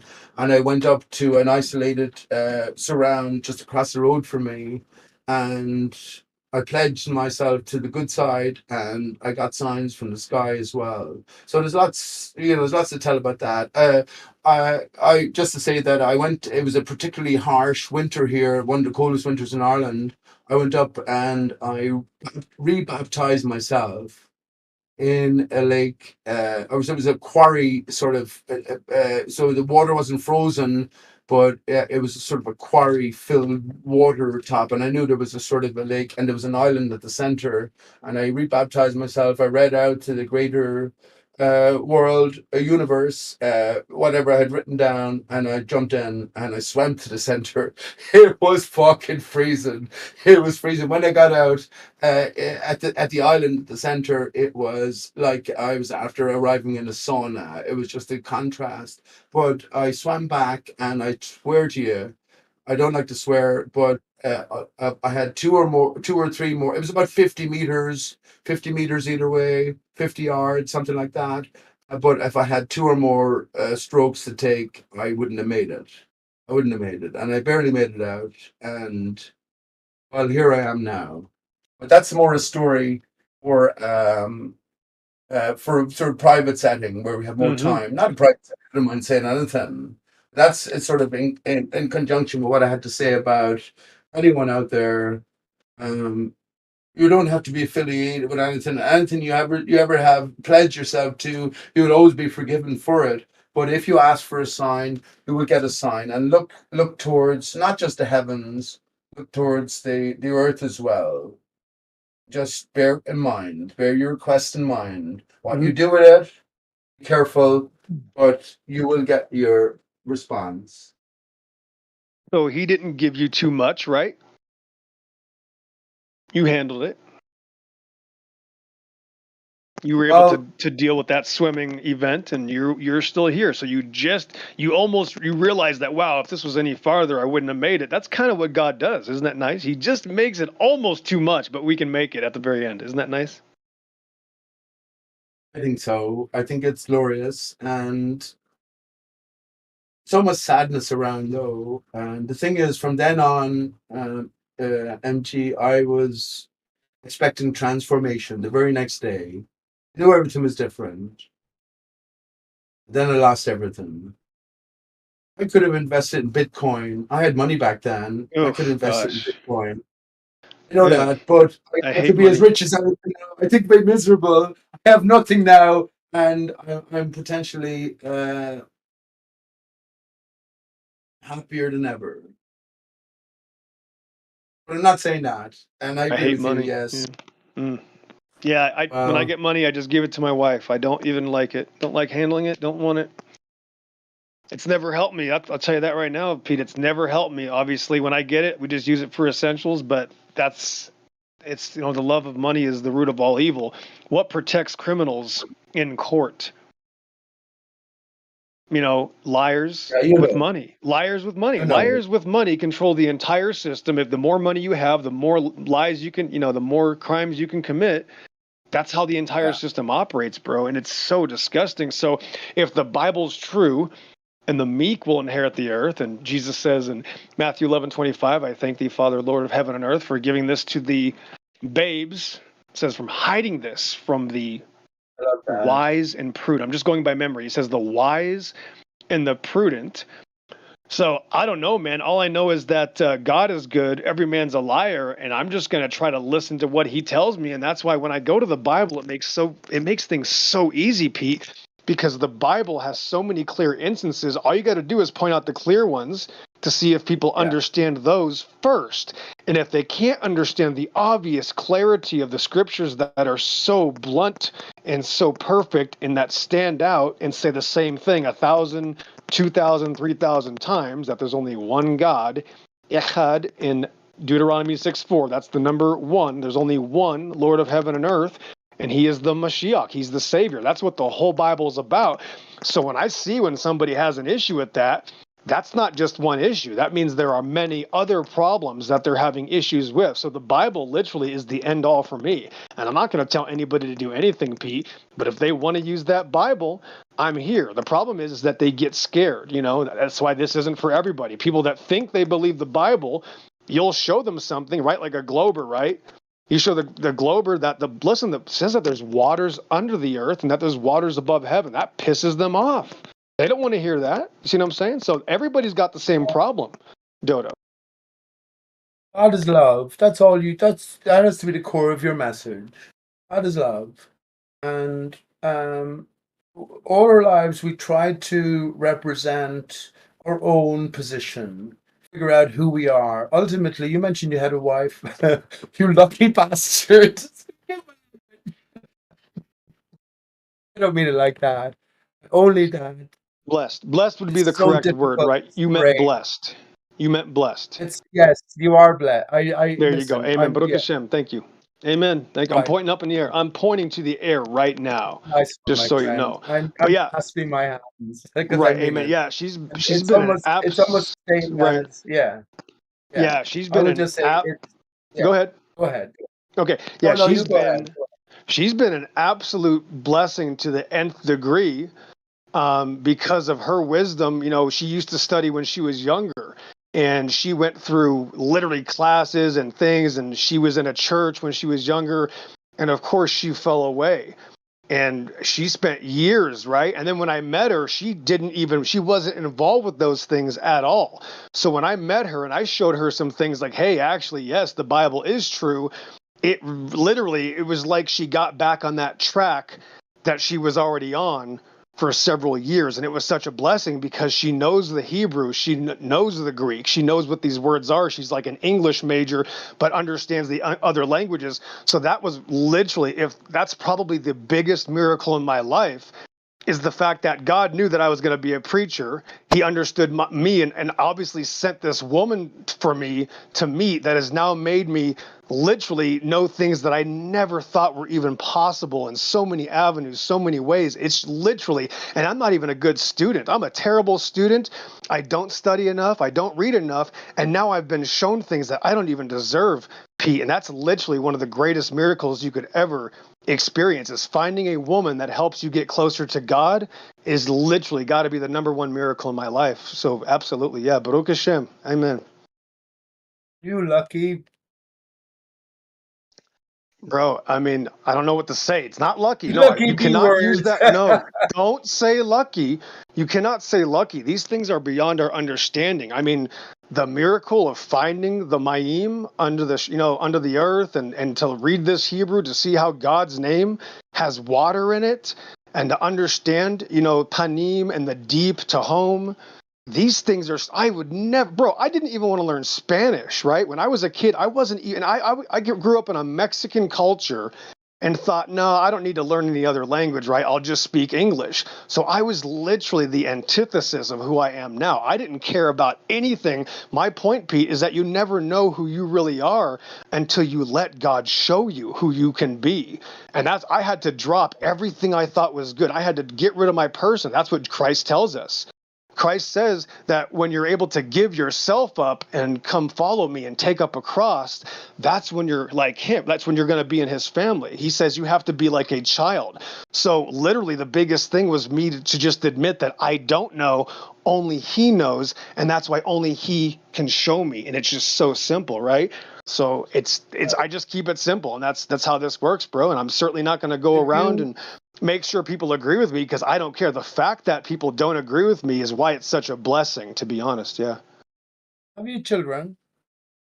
Well, I don't want to get too many details into the children. So we have disabled children. So that's kind of a big deal, right? When I met my wife, she came with a 15-year-old boy. I don't know if you know this, Pete, but you this don't have 15. to say this if you don't No, let me want, explain. No, I'm going to tell you about that. No, you mentioned children, so I definitely Yeah, want to talk. okay, Here's a huge miracle, bro. This boy was the package, right? He comes with my wife, right? It's this 15-year-old boy, and he can't speak. He can't help himself to eat. Everything, he's completely disabled. At the time, they thought he had a syndrome called alpha thalassemia, I believe, or ATRX. Anyway, it turned out to be wrong. And I took part in reevaluating his diagnosis, which is another miracle, right? I'm just some punk kid, right? Barely passed high school. And now I'm showing I'm explaining that 20 years of doctors with the help of my wife, of course. This was such a big deal, Pete. Let me explain. When I met him, he's the reason I changed. It wasn't just my wife. It was when I met her son, which was how God put me in check and said, no, we're going to see if you're real or not, Mr. Master, right? And I was put in check like never before, because now I'm meeting this 15-year-old boy. He looks like he's 9 years old. He can't speak. He can barely look at you. He can't even stand up straight. He's never said a word in his life. He can't even walk. He has to be in a wheelchair. And now he's drooling on me. Could you imagine the emotions I was going through, right? I had a battle inside of me right then and there. But what I knew, Pete, was that God was watching, and God was like, are you going to be my son, or are you going to be like all the other men? And I knew right then and there, I literally realized, because of this boy, I was going to marry this woman, and she was going to be my wife. What a crazy miracle. Then 5-6 years later, she is now decoding the Bible with me, and we've found things that have been hidden for thousands of years, bro. And you can't even explain how many miracles have happened to me through the Word of God, through the Bible, through letting myself go, admitting that I'm wrong, being able to change, repent, lose my stuff, lose my cars, lose my house, lose my money, lose my animals, lose my entire family. I lost my entire bloodline, Pete, and it was the greatest thing that ever happened to me. And now I am who I am because I was able to give it. It's such a wonderful miracle, bro. You know, so losing everything was the greatest thing that could have ever happened to me. It's that simple, Pete. Well, it's that simple and that complex as well. That's a wonderful tale. Thank you for sharing. Can I ask, how's the boy doing today? What is it, 7 years later? Yeah, good. I mean, 8 years later, he's basically the same. He at about 24 years old, being about 8, 9 years later. Yeah, 24, 25 years old now. He is finally, his voice is finally changing. So he didn't reach puberty until literally he was 24 years old. So it just shows us that, wow, the body that God has given us has a way of doing things depending on what it goes through, right? So he proved a lot of doctors wrong.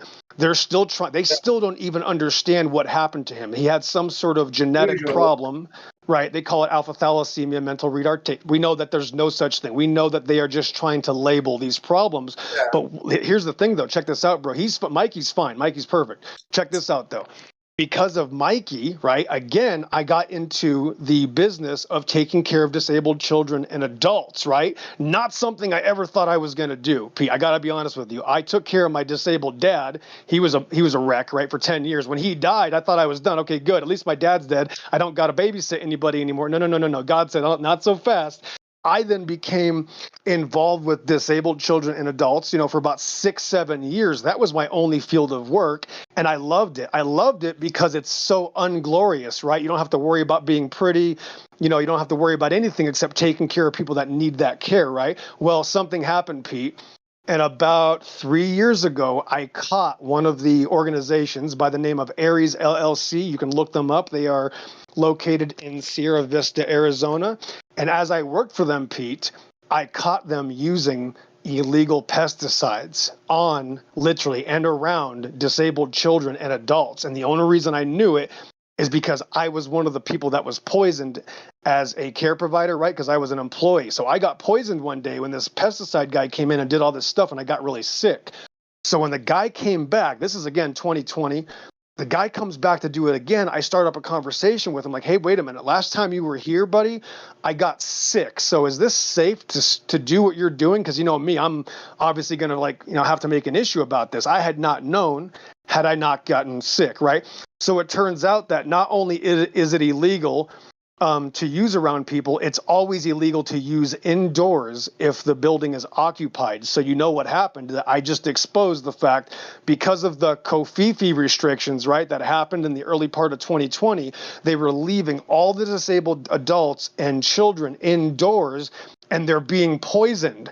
So all of a sudden, God put this on me and put it on my shoulders that I was going to find out that they're poisoning millions of people indoors during that during the endemic issue, right, when they were keeping people inside. So, of course, the next day I filed an incident report and I made a bunch of phone calls because I found the label to the pesticide. I called the pesticide company. I said, hey, so-and-so, can you send me the pesticide label? Because your pesticide guy, the applicator, said that this was safe to spray indoors. Can you please just send me the label to the pesticide? This lady sent me the label. And this was the biggest regret this company ever did. They sent me the label, which showed that it's illegal to ever use when a building is occupied. So right then and there, I knew that God had now put something bigger than anything I could have even realized, like a crime this big on my lap, on my shoulders, and now I had to start dealing with that. I did not expect that to happen, Pete. They not only fired me because I caught them what they were doing, they then had to fabricate stories and conspire to cover up what they were doing. And I reported it, of course, to the FBI and the CDC and the DDD, Department of Economic Security, Department of Developmental Disabilities, because I was a mandated reporter. Check this out. Watch this. Hold on. Let me finish this. Check this out. Because of the law, by law, not only did I have to report the crime, but by law, I had to then push and make sure and follow up with the fact that I reported it to make sure something was done about it, because that's what mandated reporters have to do. And as a mandated reporter, when you sign up to do that kind of job, you are obligated to report it. So I reported it, more than happy to, did the whole 9 yards. And they literally are still in conspire. Not only did they conspire to continue to poison people, They not only fired me, they not only slandered me. Yes, I got in trouble. They almost killed me. That's for another day. They are now trying to justify it and saying that it's okay to spray people around these pesticides that are illegal. So they literally are going away from the law. They are superseding the law. They're saying the law doesn't matter. And that's just because one person caught them doing this, Pete. And it's Okay. literally one of the biggest miracles I ever experienced in my life. And I thought, wow, God, this has got to be the last thing you're ever going to show me. And he said, not quite, my son. So these Okay. miracles had to all happen during this, Well, secession over and over. These are crazy events. And I'm just giving you a real, shortened, condensed Reader's Digest version, thank you, Pete. bud. But this is just a chip off the block of what I've had to. So this has been a Okay. lot of pain, a lot of suffering, a lot of headache, but it's actually been a blessing. Without that persecution, without that hatred, I would have never developed such a relationship with God and become so close with the Word of God, and now studying it, decoding it, doing what we do now. It's actually been the greatest blessing I could have ever asked for. So because of those terrible things, I'm literally flying high now with God, bro. It's such an amazing blessing, to be honest. Okay. Thank you for that. Again, very in depth, man. I mean, I didn't mean for you to get into such detail, but let me respond in from my own impression anyway of all of those times. The biggest crime, in a sense, only for I believe in the Creator now, and we're bound for heaven if you want. I have enough evidence to think that the most horrific crimes were committed against people. You said you worked in disability. Actually, I have more to say about that. I have an That's artificial right. Yep. limb. Go ahead. Yep. Exactly. I Terrible would, crimes. yeah, okay. Let me see. I have lots to say because I was listening. But anyway, I've been out to when I was in England, out to an artificial limb center. And if you feel bad for your own circumstances in life, like I did when I lost my leg, go out there and look at. You see children with no arms and no legs laughing away because they're coping with what they have to do in a true way. It's not a false laugh; it's a genuine laugh. But they just come to terms with it. For lots of cases, they didn't know any better. But yeah, the biggest crime over the whole pandemic, if you want, I see this is the whole problem with 1984 restrictions and discord here. It would if it was. Okay, I'm not going to say that, but it would be called harmony as opposed to discord. Discord implies certain sort of Hey combatants Pete, in a sense. But let me say this. Let me say real this. So quick. over Hey, the whole, hold the on, biggest Pete. crime, Maybe we the shouldn't talk unsolved about that. crime. Yeah, okay, I won't Hey, talk but about let that. me But I'm ask you just talking one about important the. question, Pete. Yeah, but can I Okay. just make my statement and then it'll only take a sentence, right? The biggest forgotten victims were the people in the old retirement homes who were just left isolated until they demised. Go ahead. Are you done, Pete? I'm done now. All right. Hey, this one's for XO. Do you have any proof of whatever you think the Earth is? Yeah, it's everywhere. It's just dry land coming out of the Mayim, the waters of this creation. Yeah. I got some But pictures. do You need my you? pictures? I can show you my own photography. Sure. Do you want to see some pictures real quick? No, not up close pictures because like I could take a picture up close of an apple and like not tell it's an apple and just see like it's red. But if I'm far away from it, I can pretty much, take multiple pictures of the whole thing, like Uh-huh. from different angles, and then I can verify what it is. But as far as the Earth, have you ever done that for the Yes. Earth? Like Yes. verified all Yep. sides from a far distance to tell exactly what it is? No, it doesn't. It doesn't have multiple approachable sides, so it just makes it so Then easy. It then you only has can't a. see the entirety, Oh. Are right? you okay? Oh, do you want to have a conversation, or you just want to talk through me? Well, I just wanted to tell you before you continue, Uh huh. then you don't know what the whole shape is. You don't know what the whole thing is. You've only Yeah, there's seen no parts such of thing. it. Yeah, there's no such thing as you knowing something. Yeah, like that. Yeah, the Earth isn't. It's not even visible. It's covered mostly by water anyway, and the Earth is not the water. So the Earth is the dry land that's coming out of the water. It's even the land that's underneath the water, as it says in 2 Peter 3. For this they willingly are ignorant. By the word of God the heavens were of old, and the earth standing out of the water and in the water, right there, whereby the world that then was, being overflowed with water, perished. And of course, at the very last end, 18, but grow in grace and the knowledge of Lord and Savior Jesus Christ. To him be glory both now and forever. Amen. So that's what I believe. I Okay, believe so the word now of that God, you're bro. done like preaching and like just kind of like declaring from a book, that I said uh-oh. pictures. You wanted pictures, and you You said sounded no. like Rain Man. You said Uh-oh. no. You said no. Have you Oh, seen yeah, that yeah. movie? He's scared. He's getting scared. So I have pictures. What do No, you I'm have? not scared of He's nothing, bro. scared to death. So this is my point: is that perverts on the internet like to attack people from the safety of the internet. You don't even have a claim, Dude, why are princess. you defaming my character, Yes, bro? Do let's not meet up call and me a pervert. let's meet up. Apologize. That's what you are. You're perving. You have You're a perving problem, right bro. now, bro. Let's meet up in person and see how you're already insulting me, calling me Rain Meet up Man. in You're a person? little pervert on the internet. Congratulations. I proved my point, Pete. I'll see you later, guys. It's Dude, been I fun. never I insulted shall you. I just thought it was a... return. God bless. Yeah, dude. God, that guy's such a freaking... Oh. Hey, good white light. Since he's Yeah, I gone, stopped okay. myself. I thought you asked a reasonable question, and it was if we're in a water world, well, what is the nature of the Earth in relationship to the greater surround, which we all accept as flat earthers and beyond as being some sort of an objective expression. So I didn't think it was too intrusive a question from you. No, I got out of hand, but fuck, dude, it's hard to keep it in line with that guy, dude, because you kind of just want to like, you know, let him know that he's using anecdotal evidence, like reading from a Bible, like, you know, it's Right. And I testimony. did, It's yeah, not empirical or scientific proof. right. It's basically other person's testimonies, and you know, it's anecdotal evidence. That's it. That's true, and I did broach that earlier on. It leaves us in the particular situation as to, well, what is the true nature of this experience we're having externally and maybe internally as well. And XO says ultimately that you can't know. That's why I question him, and maybe you can know to some degree. And I went down that whole. Well, yeah, we had an interaction, and I think the Creator has faith in us. I'm not sure about your own. Actually, can you answer your own question? Would you be able to answer your Hey, own question? he did let that one slip out, right? He did say he didn't know, or no one can Yeah. know, or He said we can't know. Man or can't know. Yeah. can't know. Yeah. So That's at what I least we objected got him on to. that Yeah. one.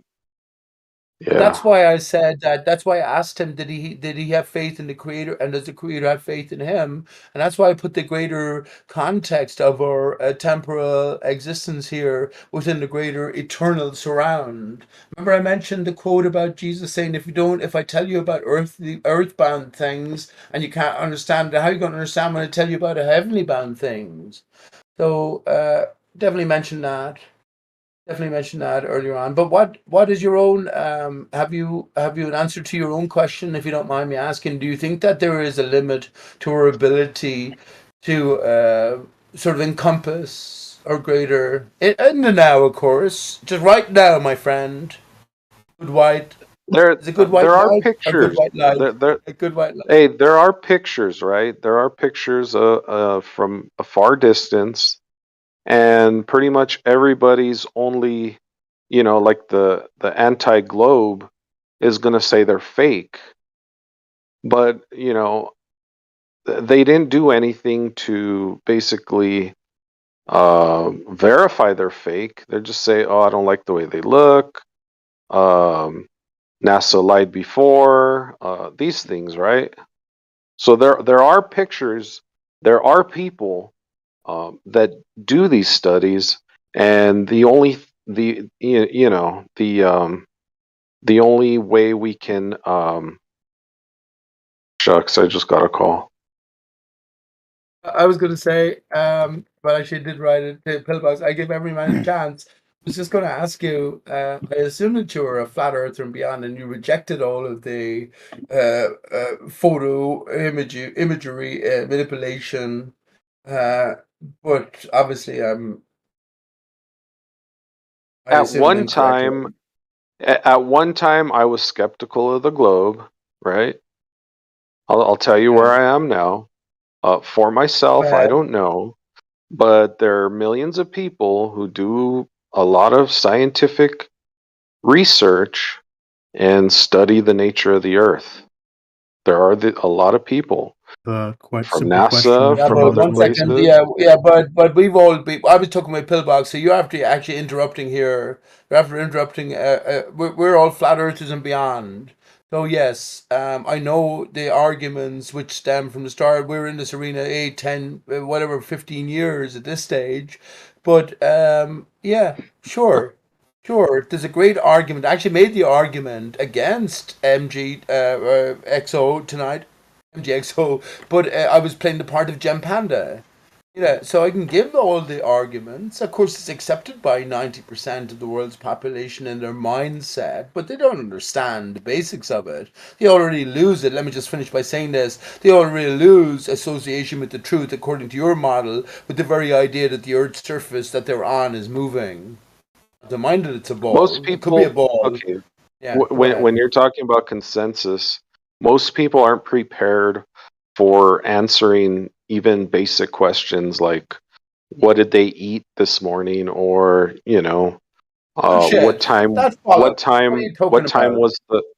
what time to the minute was the sunrise, even though you know if somebody was astute enough, they could know in 1 week, like No. 7 days, what the time of the sunrise would be. But most people, Everyone you'll ever they're not speak to will tell prepared, you what they bro. had to eat this morning.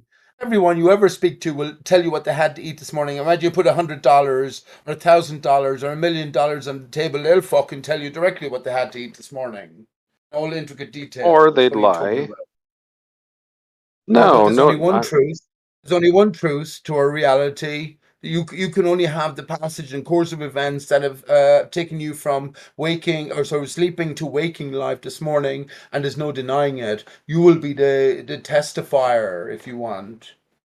Can you prove it? That's a different matter. dude, this But is there's no just an denying. analogy of how people aren't prepared to answer questions about, the nature of Earth. Ask your question, That's man. what Ask I'm Pete getting your at. question here.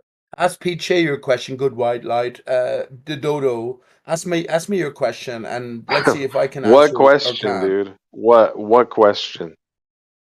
You said that we can't. I'm just basing on what you said. Most people you've encountered haven't been able to answer the most basic questions that you have to offer up. Ask me a question, whatever you You're want. prep, dude.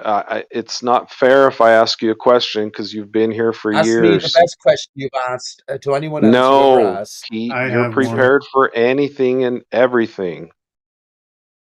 I It's have one. not the Well, I'm not same. prepared for anything and everything. I just have an Yeah, you honest are. viewpoint. But I will tell you, I will say to you, are you prepared for the decision to have the Earth's surface in motion as opposed to not in motion? Because that's just the ball Earth or flat Earth or sort of paradigm. You have the Earth's surface in motion, your life experience lived on the spot. If you decide to have it in motion, then you're going against your greater reckoning. That's all. If you do that, you'll never know where the truth lies because you're already going away against your experience. That's all. That's where Stephen Hawkins comes into it in his wheelchair. The greater universe is sucked into a black hole. I That, have that an was actual terrible. That was question more if like you want to Yodo. answer questions. Yoda. Hey, somebody else You know what wants I'm to get saying? in. Yep, What's up, bro? that's okay. Um, just curious. So, I'm sure you guys have heard this question a million times, but I was told to come here, so I have it answered. So I want to ask about the northern and southern hemisphere flights. So I'm using a website called FlightAware to see the total distance covered and the flight routes of different flights and their total time taken. I can share my screen to make it easier. I'm not allowed to. Sorry. But There's if a you couple mods in here that maybe would be able to. I don't know if they're available. I think there's 3 mods in here right now. if Yeah, if they don't want to give yeah, but me one sec. Yeah, Well, hold One on, second. Why Jeremy. did you He put just pressure came on? off Why did mute. you put pressure on MG Pillbox to leave when you came in with a totally different topic? You sort of pretending that you never had these conversations before, and now you're changing it to something different, which is a valid topic. What Who's? you're changing it to, but why did you Hey, pretend that? relax, Pete.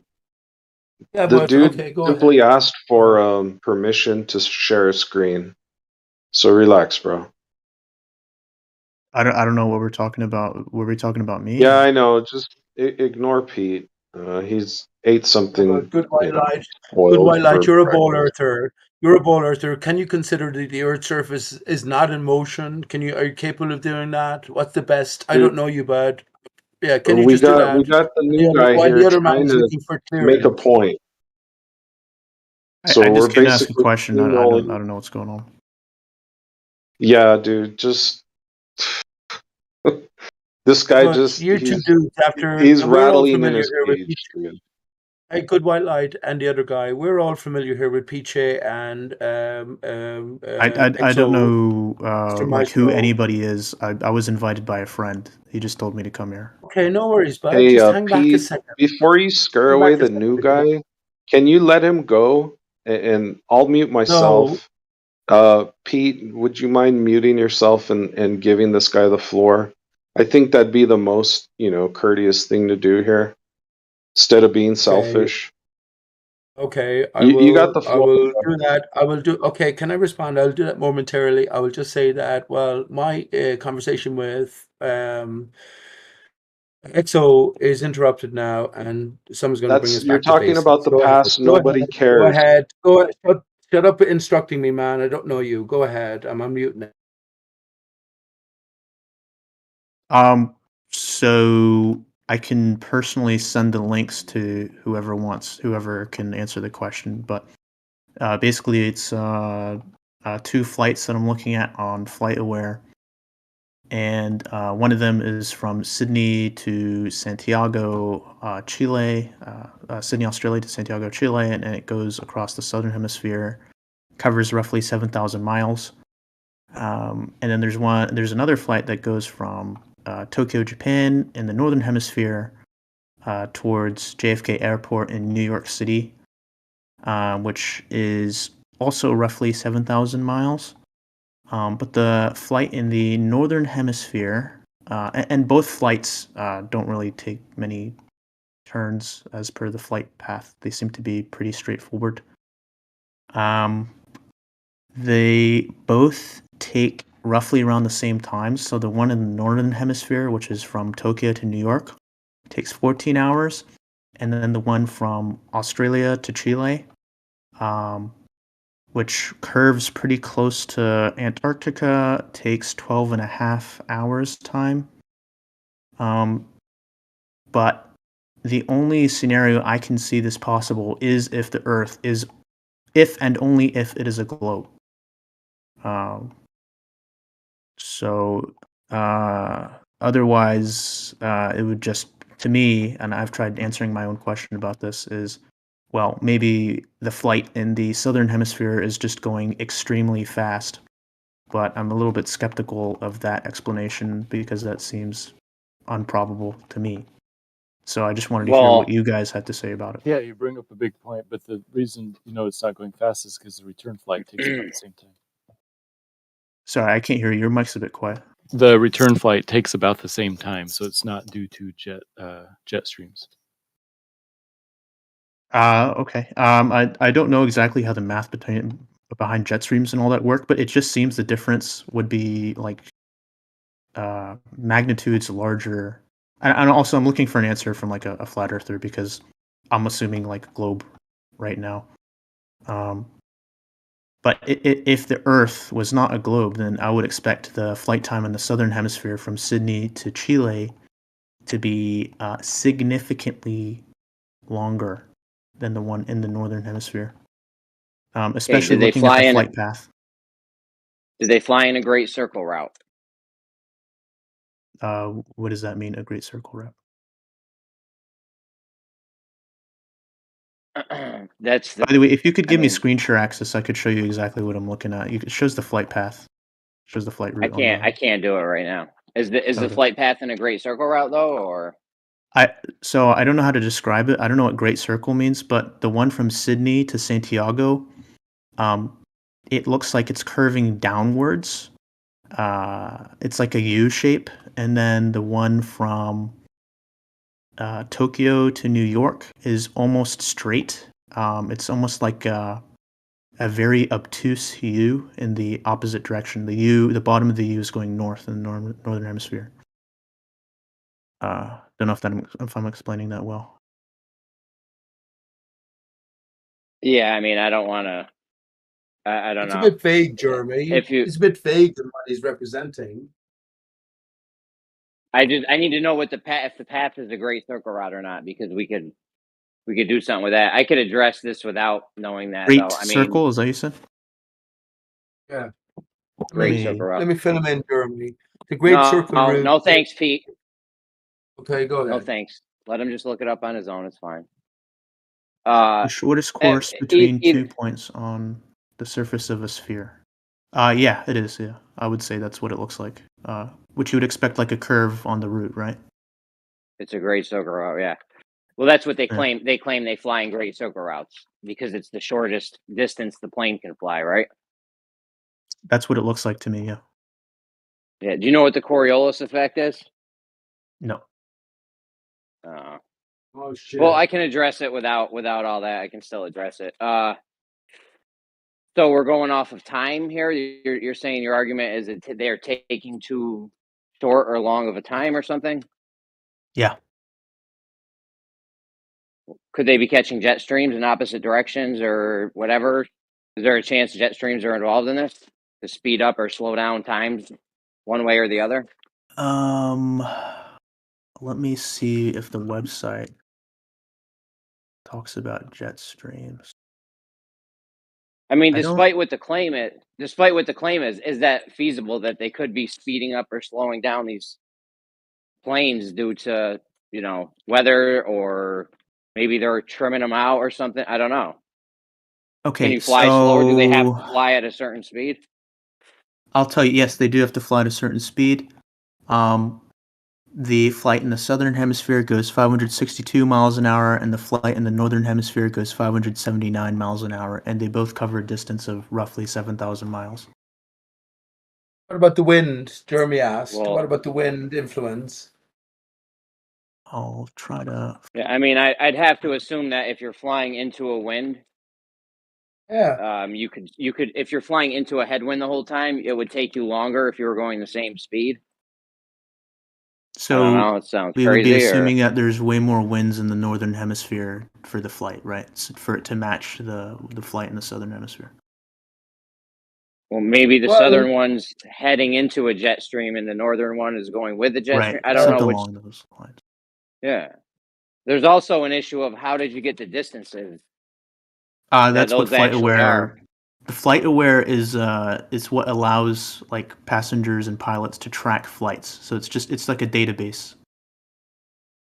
Yeah, I know, but how did they? I know, but Pete, can you hang on for 5 minutes? Pete, you good, Pete? Go ahead. Oh, thank you. Thanks, Pete. So, hold on 1 second. Hold on. All right, I fixed it. There's an issue of how they got the distances. I realized you looked them up on the internet and they said, "Oh, this is 7,000 miles." How did they get the distance?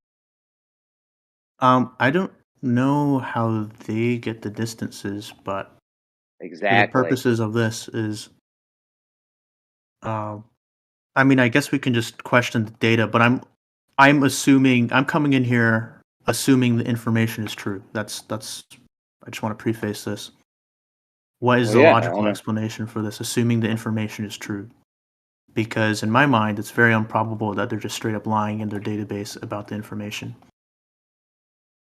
Well, you don't know how they got the distance, do you? Because, well, I don't know how they got even the flight route. I don't know how they get any of the information. If you knew about the Coriolis effect, I could absolutely expose that flight route for them not being over a spinning globe. I'll tell you right now. You're not ready for that conversation yet. But I don't know what it's okay. Coriolis is. I know. If you were, I Well, could totally debunk the fact that they're even flying over a spinning globe. okay. See, By the here's way, my point. I I was just trying to want to make say, a point earlier to Pete that most people aren't prepared for these kinds of questions, and this is case in point. You know, dude admitted, yeah, he doesn't know about Coriolis. There's a few other things he didn't really know about, like the Great Circle route, or a Great Circle. Sorry, what a Great Circle is. So he's basically, playing NBA basketball. Jeremy's Michael Jordan, and this guy's like a toddler. So just wanted to make that Well, point. well, he doesn't mean that in a bad way. It's just making an analogy. But if there is a great deception going on, then you have to incur that there might be some people that are organized to deceive you in whatever way they need to, especially the way they plot the map or the distances or whatever. So you can't say I'm looking into the great deception and then going, oh, that all this information is true, right? Like it's a oxymoron. Yeah, but he's asking a very simple question. He says, hey, look at this flight in the northern hemisphere takes 14 hours. This one in the southern hemisphere takes about the same time. So how is that possible? I looked this up, and it has to do with the I rotation answered of the it. Earth. I just want to say Hold both on real flights quick. are Let me going in the just same direction. hold on. Let me just address Brian real quick, please. New guy. What's your name, sir? New guy. Papa Macer. What is it? You can just call me Macer. That's fine. Macer? Okay. Hold on a Macer. second, Macer. Let me just address Brian real quick. I addressed how they could be the same time, given that maybe one of them is flying into a jet stream and the other one's not, or they're both flying with jet streams, or maybe you're not getting the distances right, such on and so forth. Yeah. I gave him a real simple answer, Brian. Did you hear? I don't know if you maybe missed it. Is there a way to calculate the effects of jet streams and what like a maximum speed increase would be from it? And the same for winds in the opposite direction. I mean, I still don't know what the real issue is here. There's flights the same distances and they take the same times. What's the issue? Well, one flight is so if we assume a flat Earth, the flight in the northern hemisphere would be closer to the center, would be significantly closer to the center, whereas the flight in the southern hemisphere would be going basically along the edges because there is that curve that you mentioned, the Great Circle curve. But they're flying these planes. There's planes. They're flying the same distance. Yeah, right. and They're to the me same that amount of miles. Yeah, and the that trip. to me Okay, that so there's literally only makes sense on a globe. Yeah, I'm assuming it only a globe. makes sense on a globe. It only That- makes yeah. sense on a globe that. All right. It That they're only flying the makes same sense on a globe. Yeah. So there can't. In order for two things to travel the same distance, you're saying it has to be a globe. There's no other way. The total distance traveled. Yeah. In order for two things to travel the same distance, that can only happen on a globe. According to the flight routes displayed, the distances would only make sense if it was on a globe. If it was on a flat Earth, then the southern flight should be way longer in terms of distance than the northern flight. That's my point. Why? You said they were the same distance. Why would they be a different distance? They are the Well, I same don't different understand distance. why it would. It makes sense Yeah, I to don't me they're the understand same why on a. difference. I It don't makes understand sense. why on a flatter. Go Yeah. ahead. It makes sense to me they're the same distance because I'm assuming a globe Earth. So the one in the southern hemisphere is going to take around the same time and distance as the one in the northern hemisphere because of the curvature of the Earth. The one in the now, if you assume a flat Earth, the one in the southern hemisphere should simply just take far longer than the one in the northern hemisphere based off of the flight path that I'm looking at, right? I don't know why it would take longer. They're the same distance. All right. Well, I don't know I why guess it you would think be 2 easier points. to convey my point if I could stream it. I'm just not understanding why you think two locations that are the same distance apart can't be the same distance apart because Earth's curving. That's the only way it could happen. Like, I don't get why you think that. And I don't even know, you don't even know how they even got the distances in the first place, so there's that. Well, the only explanation is that the distances are wrong if we assume a flat Earth. No, you can have two. I assure you, if Earth is flat, you can absolutely have two locations or take two trips where you travel the same distance. I'm fairly certain on that one. If there's anyone else that understands what I'm trying to convey here, feel free to. Yeah, maybe speak up. I might be missing something. The thing is I can't stream it, so, and I don't have like a particularly good vocabulary to explain what I'm trying to. So in this channel, generally nobody streams live. Instead, people post images. So if you can take screenshots and post still shots in the chat, that's generally what we do here instead of streaming. Okay, right. So I'll take a still shot. Matthew, I posted assume the two flights there. you've responded to my question with like the explanation that I expected. So it seems like you understand what I'm saying. I do, yeah. But let me. So I'll take a screenshot of the. Okay, what's he saying? Hold on, let's let Matt try to clear it up for me then. What's he saying, Matt? He's saying that there's a flight in the northern hemisphere that takes about 14 hours and it has a certain distance. And then there's also a flight in the southern hemisphere from Sydney to Santiago that also takes about 14 hours, plus or minus an hour. And so those two facts would imply that the distances are about the same in those two things. Those two flights are about the same distance. Okay, so maybe we have. Okay, so maybe we have maybe we have two travel paths with the same distance, okay? And it takes the same amount of time to travel them, okay? All right, Matthew, you can stream, so I'm going to send you the links to the Flight Aware, and you can see. Hold on, let me see if one of. Are you hold looking on, at real quick. Let me the? see if Are you one of looking my- at the text hold on, real screen? quick, Matt. Jeremy, Matt, real quick. click the text chat 2 above this voice chat, and that's where we've been talking. Yes, but I don't have perms to post images in there. I see. Okay. Okay, hold on 1 second, please. Does anyone on my side understand what's happening here, or is there something I'm missing?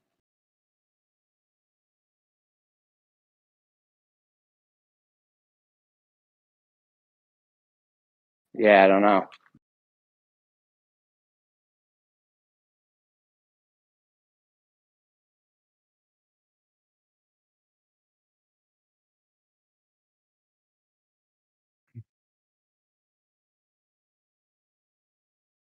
I also want to point out that both of the flights I'm comparing go in the same direction. Cardinal direction, which is east to west. You don't want to get going with east or west, I promise.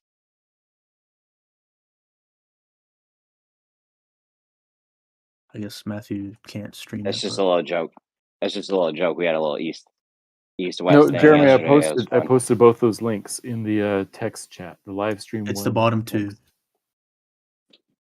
Yeah, I can't look right now. I'm at work. I don't understand what the problem is. Maybe one of my guys can explain it to me or something, or you can say it in different words. I don't know. I can't look at it right now. I'm working. Sure. The basic idea is that these two flights take about the same time, so therefore we would expect them to be the same distance. They are the same distance on a globe map, but it's hard to see how they could even possibly remotely be anything close to the same distance if the Earth were flat. Why? Because things in the northern hemisphere on a flat Earth AE map, no matter what your opinion, which you don't even have to have any specific flat AE map, are much closer together than things around the outside or the southern hemisphere, so-called. So the distances near the North Pole are much closer on an AE map. So you have the flat Earth map, you're saying, and it's impossible to work on the flat Earth map? Not just that specific flat Earth map, but any AE map. Yeah, any map that's flat where I put two put 4 locations on it, and 2 of them are the same distances apart. That's impossible if the surface is Euclidean. You're saying? I No, can do it on a it's saying chalkboard right now. that if you I could put pick it on a 2 chalkboard. spots, You want me to do it on a whiteboard? 2 spots in the northern hemisphere would almost always be closer than 2 spots in the southern hemisphere on the AE map, especially if they're like opposite sides of the world, like Sydney and Santiago.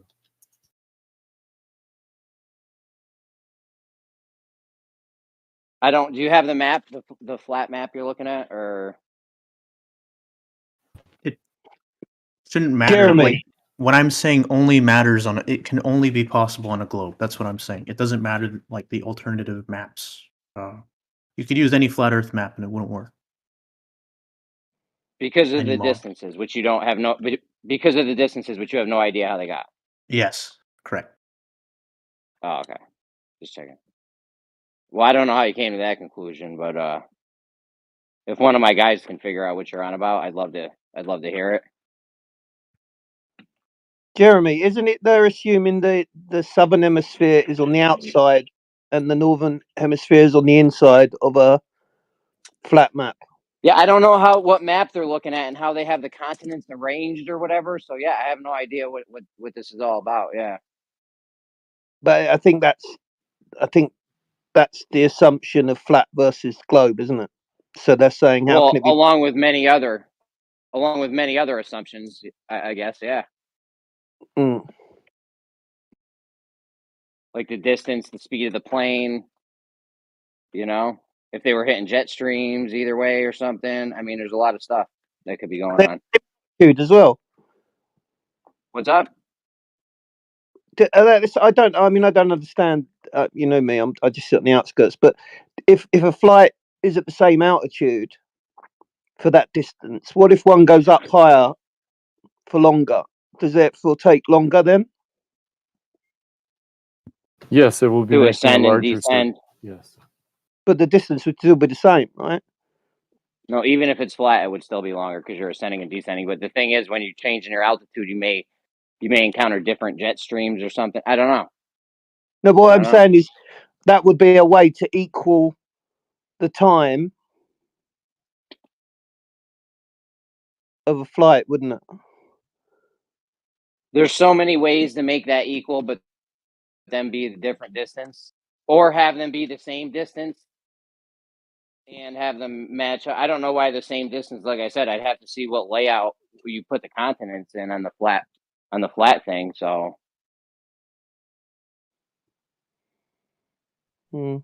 But I if you just ever, got hey, if I Macer, can understand. hold on. What's that guy's name? Macer. If you ever learn about the Coriolis effect, I can debunk all those great circle routes for you. Let me know. Okay. The Coriolis effect has to do with the rotation of the Earth, right? Yes. Okay. I don't know exactly how it works, but in case this might have an impact on anything, I want to clarify they're both of the flights are going in the same direction. So they're both going I guess along with the rotation of the Earth. That's cool. Or it's not rotating, and if you knew the Coriolis effect, I could explain why, but okay.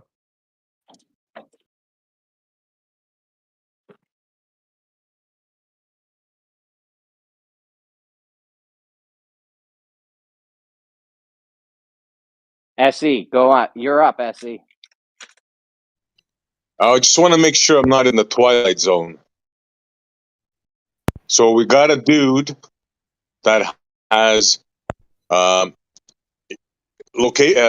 times of 2 different planes and 2 different hemispheres. He has no clue how the measurements would made. He has no idea about the Coriolis, but it could only happen on a globe. Am I right? Well, the Coriolis doesn't factor into this. This is mainly about distance and time of the plane flights. Yes. Okay, so he has 2 different times. He has no clue how they're done. I need to preface but this. He concludes that it's because of a globe. Yeah, let me just clarify any. So, what I'm looking at primarily is that I'm looking at it's called FlightAware. It's basically a database that shows flight routes, the total distance covered, and the speed that they fly at. So both of the flights are flying at roughly the same speed. They both, I can't exactly describe to you the path without showing it to you. But the one from Sydney to Santiago curves downwards toward Antarctica, and then the one from Tokyo to New York curves upwards slightly towards Alaska. And they both take around the same time, and they both cover almost the same distance, roughly around 7,000 miles. And they both go in the same cardinal direction.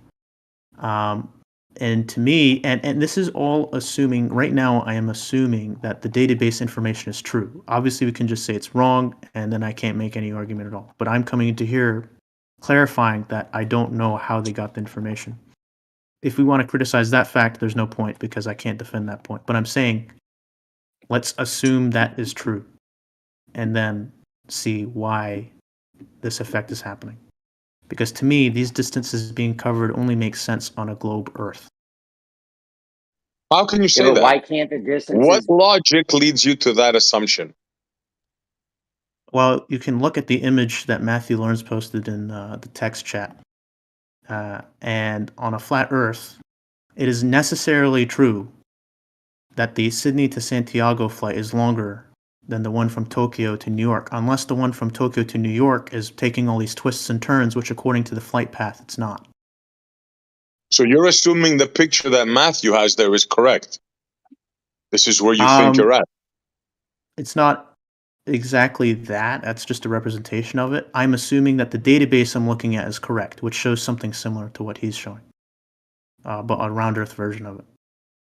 So you assume numbers are correct, and also you assume that a map drawn in what looks like an ice sheet in melted water, you're assuming that is correct, and you're making Earth-based decisions on that.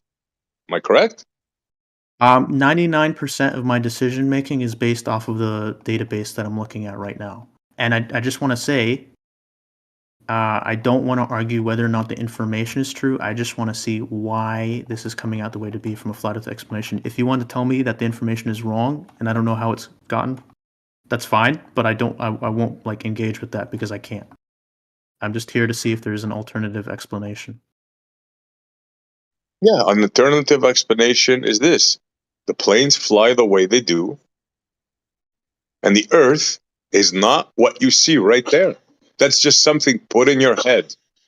Simple. Very, very simple. You're going on 100%. I mean, I can tell you right now. Hold on, real quick. I can tell you right now that I don't know how you have the continents laid out on the paper, on the flat paper, but I mean, if the thing is if we have to arrange the continents in some manner to where that makes sense, you're saying that's the impossible part? You don't even really need like to visualize it. The fact is that well, I mean, you kind of do need to visualize it. Can you just repeat your question? I want to make sure I understand.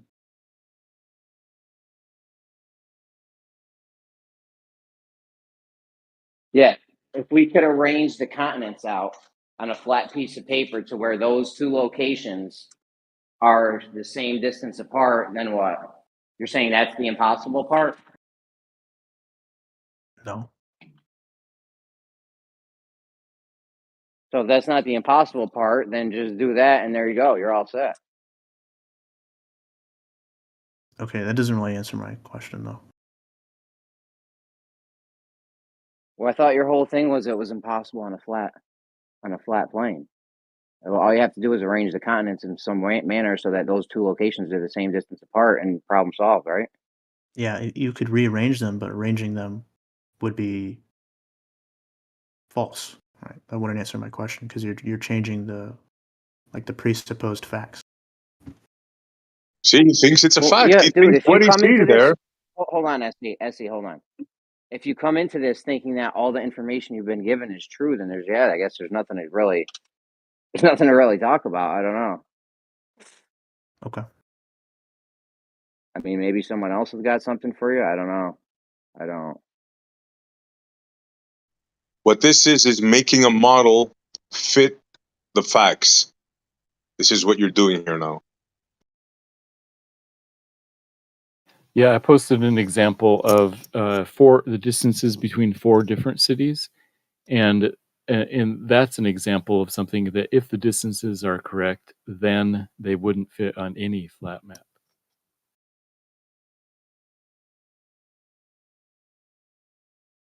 So you either have to say that the Oh, this is distances the are wrong. square. Yeah, is this the square with the X in it thing? Sort of, yeah. The distances I are wrong, or the absolutely. Earth is not flat. Those are the 2 choices.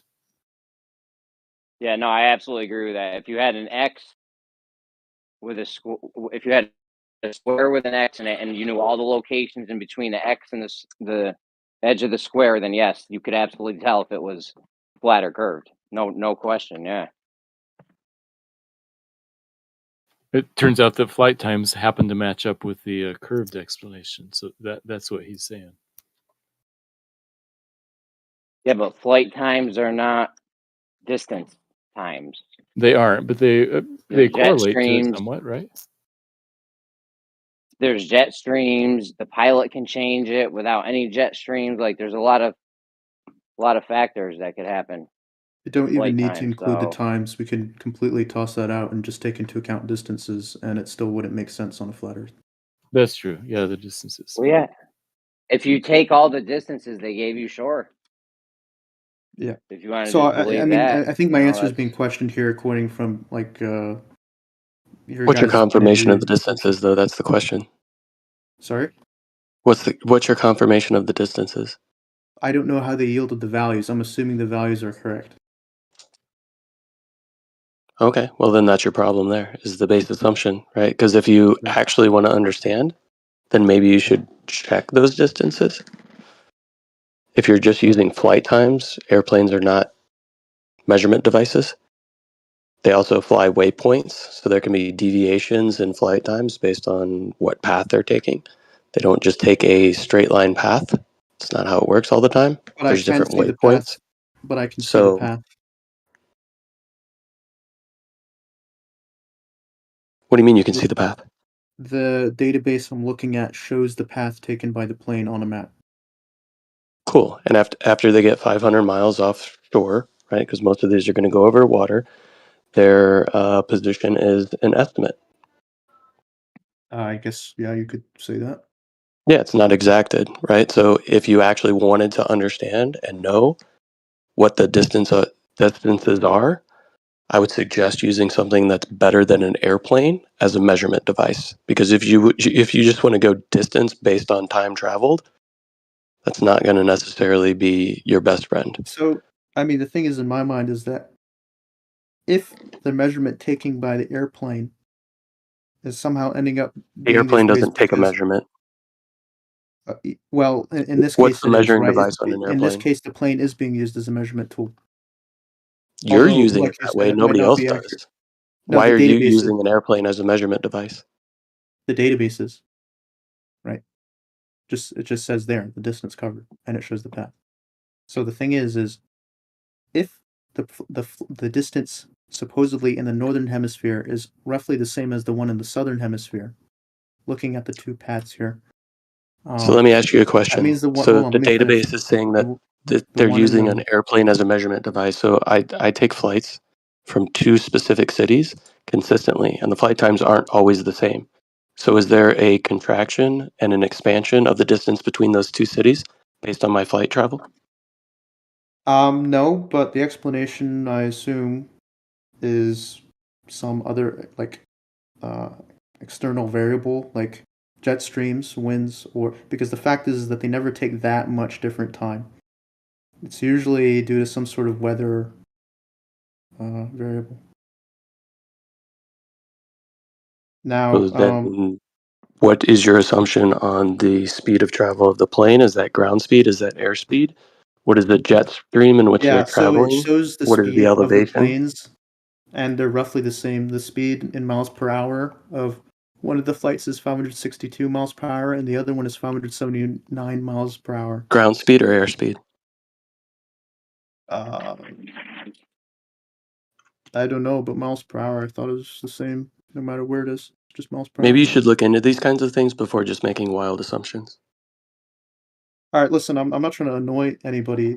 I just came in here asking these questions. If you want to, like, I came here for people. It's not annoying. I mean, the annoying part is that you probably should maybe figure out whether you're talking about ground speed, airspeed, and all the variables, as opposed to just coming in and be like, explain this to me. I'm just going to take it all as factual information.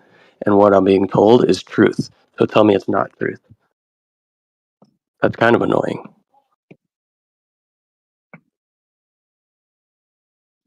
Well, it's fine. We were all new once, weren't we? This guy's obviously brand new. You know, he doesn't know a lot of the stuff. So Yeah, he's no, I learning. get it. All right, well, I'll tell you what. I'll look into it and I'll come back another time. All right. Yeah, so I think you got your answer, Macer. You asked Yeah, what man. is the explanation, and the answer is that those distances must be wrong. Yeah. But you guys never want to actually verify the distances. That's the problem. You just want to take what somebody has told you for granted and utilizing devices that aren't necessarily meant to be measurement tools or used as measurements for specific things, right? And use them in that way. And that's kind of like the problem. Or we could just put the continents in such a way where those are the same distance away. I don't know why that wasn't valid. Because you can't do that with more than 2 or 3 cities with the distances given. You got 4 cities. Does it make a square? The 4 cities that I posted do. So you can't move them around to make it work, is what I'm saying, with those distances. But as far as his thing, we're good.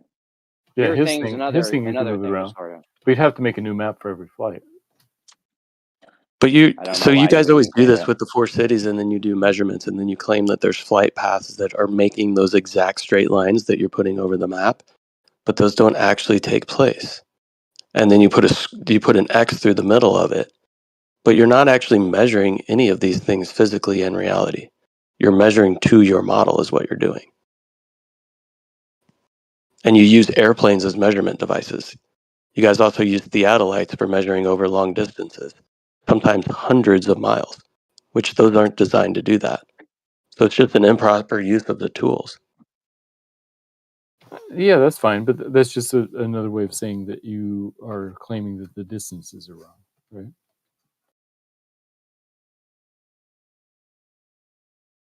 Maybe Is we don't tool know. We abuse don't. an offense, a federal offense, or misdemeanor?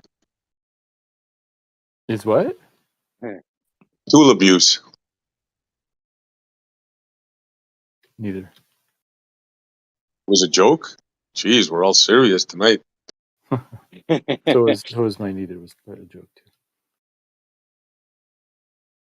It's against Matt's religion to have any, or he signed an NDA or something where he can't have any fun, no laughing, no smiling, no running, no jumping, right? Right, Matt? Yep. That's funny shit. Yeah, I don't know. We verify the distances. We got something that's extremely hard to do. I doubt you could verify the distance to your convenience store. Not the actual distance, maybe the distance you traveled, but even if you're flying, unless you're going in a perfectly straight line, like that's not the distance.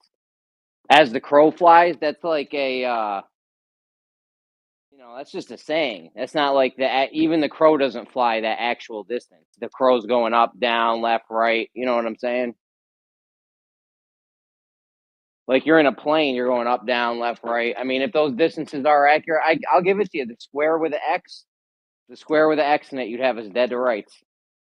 We would absolutely, if it's curved, if you're on a planar or non-planar surface with that square and the X.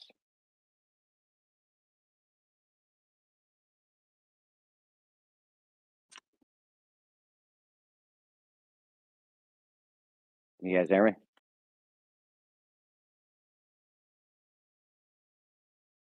Mic check. You're good. So are you saying we cannot use a plane as a ruler? That doesn't sound right. No, anything traveling. There's when you travel, there's 2 distances. There's the distance you traveled, and there's the distance the two distances were apart. So like, say you got to go to your neighbor's house, but you can't go in a straight line. You know, you're going up a little hill, down a little hill, around a little bend, and now you're at your neighbor's house and you traveled 2 miles. 2 miles isn't the distance to your neighbor's house. It could have been, he could have been on the other side of a 20-foot lake. You just had to go around all these roads. Your neighbor's house could be 20 feet away, but you got to go around a lake or stream or river or something. So you mean to tell me I could be flying on a plane one and flying the other way and make it shorter the other way because of the wind? Is that what you're saying? Oh, that's definite. I'm just saying, just in general, like even just one way, even just a one-way trip, you wouldn't get the distance. You wouldn't get the distance from A to B. You'd have to fly in a straight line. Like nothing can do that. Planes don't do that. They're getting knocked up. Planes readjust. I've had these guys tell me, no, planes fly in a straight line.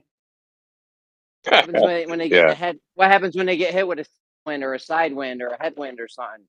They're like, oh, they readjust. I'm like, from what? The straight line? Why do readjust if they were already on the straight line? There should be nothing to readjust. You know what I'm saying? Yeah, using planes as distance is like, it's the most ridiculous thing I've ever heard. Like, it's unbelievable. Yeah. Well, he was assuming, to be fair, he's new. He was assuming the distances were right. I mean, okay, he can be forgiven. How about Matthew? There's no excuse for Matthew. Well, they give us distances, so either they're right or they're wrong. That's profound. Hold on, I'm calling my wife to tell her that right now. That's a joke, Matthew. I think they're right. You think they're wrong. That's sort of the basis of this. Yeah, no doubt. They're probably close. I don't know how close, but I'm sure they're not anything too crazy. They could probably get you over the ocean or something though. Like, might be a little hard within your county or state or something.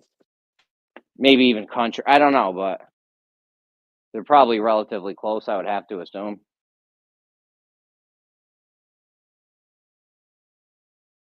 But yeah, dude, if you ever had a square, you know how big the square needs to be, Matthew? Pretty like 100 big. miles, bro. 100 miles. You need a completely level surface. 100 miles on each side.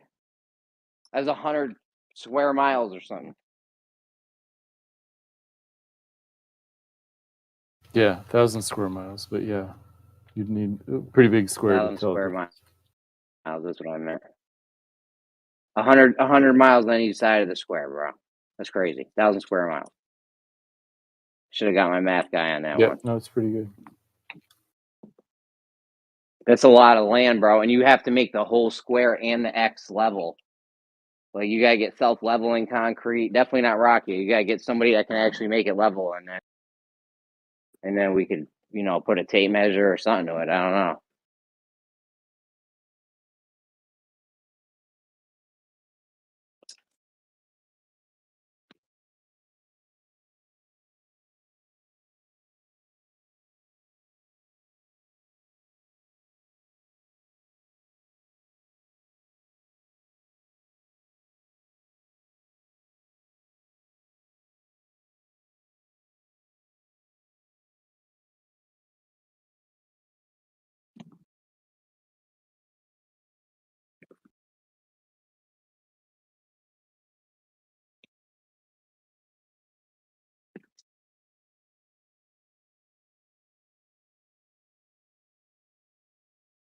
I mean, that guy was pretty calm.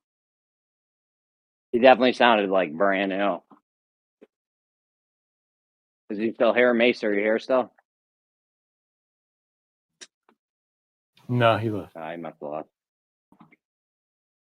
I can destroy all those flights if you know how the Coriolis effect works on a globe.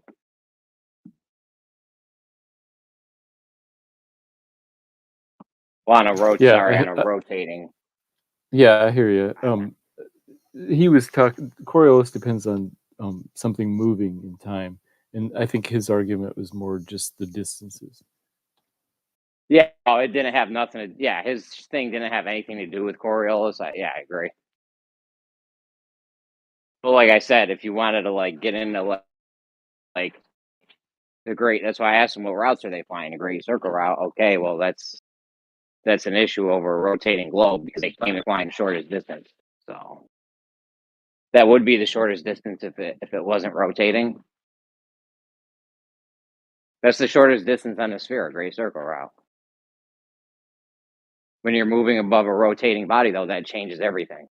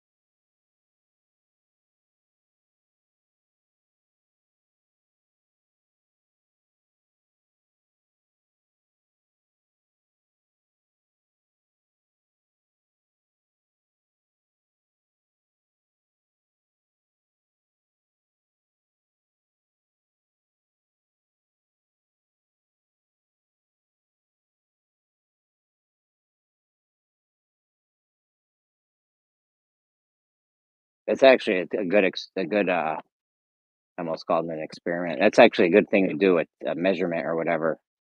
Make that 100 mile sided, 1,000 square mile square, and then put an extra and have the whole shit be level, and then just measure it. Boom. You'll know right away if you're on a planar or non-planar surface.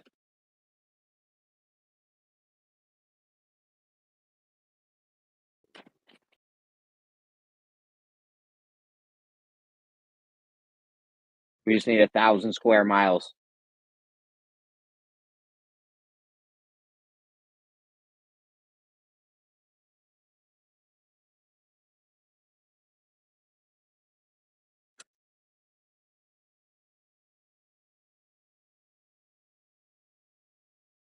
Like, how big is the salt flats somewhere?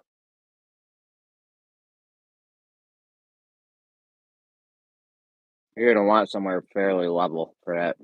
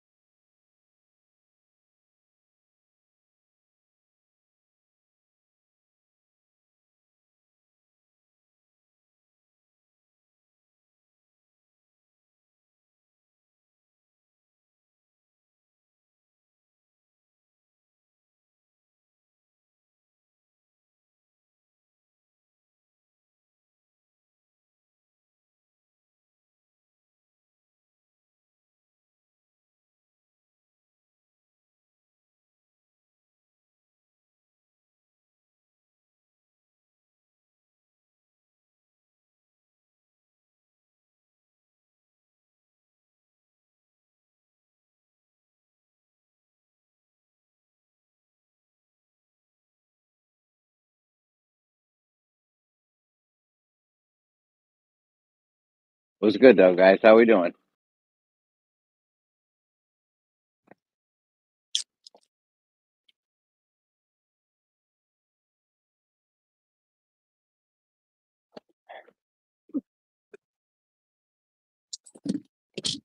Oh shit! I muted Pete. He's still here? No, he left. All right.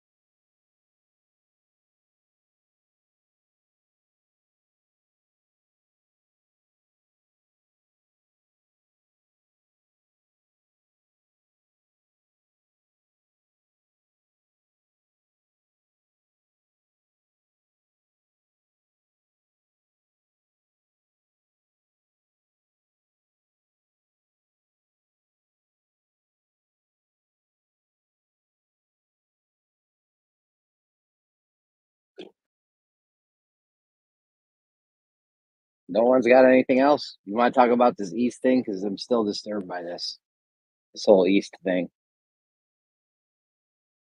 I'm about to break one of my earth science teacher off with this or some shit.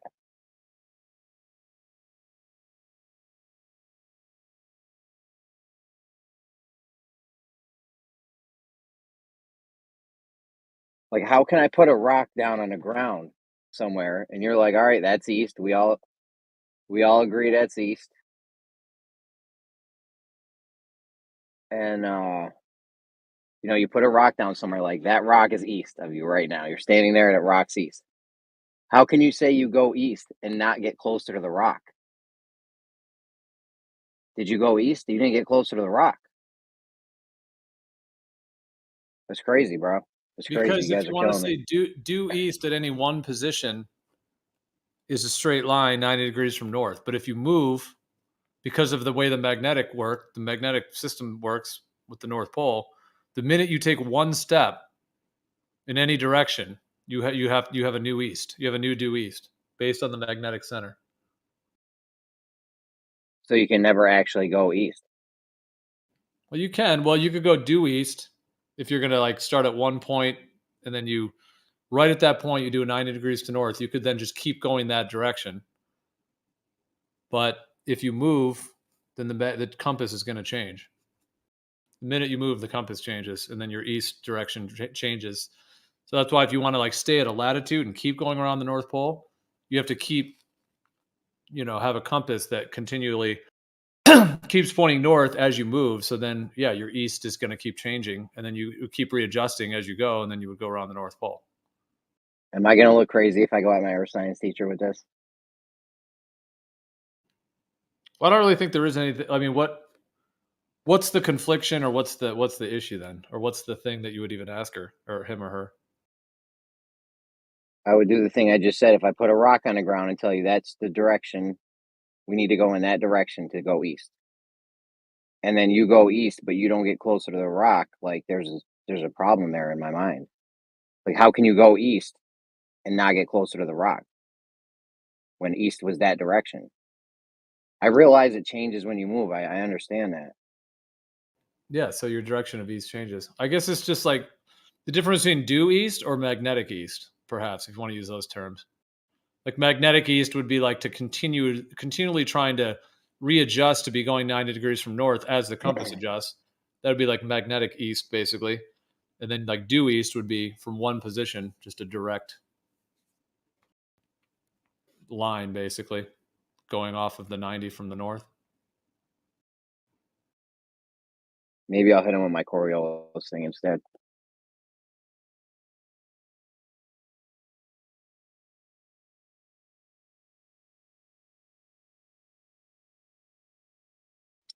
I don't like this whole east thing.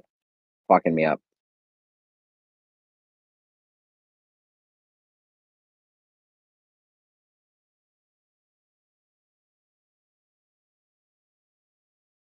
I mean, even if you're sitting there with a compass, it's the same direction. You know what I'm saying? Like you got the compass in your hand, the sun's rising on equinox. It's all the same direction, give or take.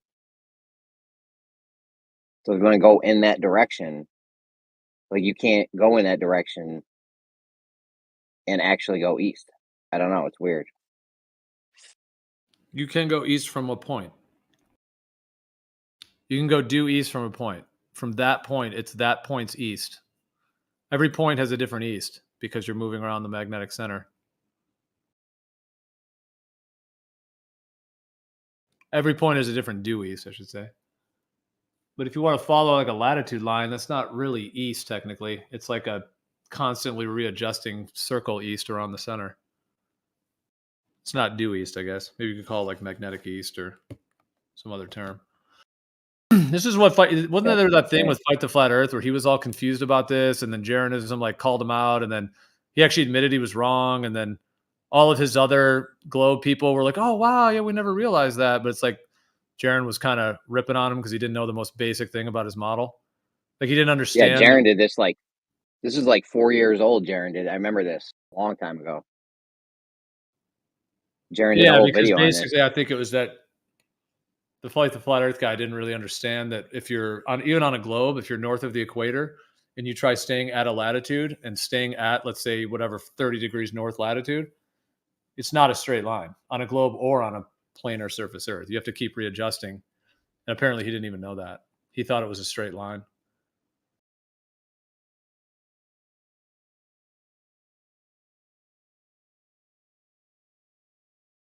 It's like he used all of his ego thrust to do his whole ridicule thing, and then it turned out he was wrong, and then I guess he did somewhat concede, and then it's kind of wild that a guy that claims some expert or whatever he claims he is, that he wouldn't even know one of the most basic things about it. Doesn't really serve his reputation very well, but I'm sure he'll keep on doing his antics or whatever he does. Yeah.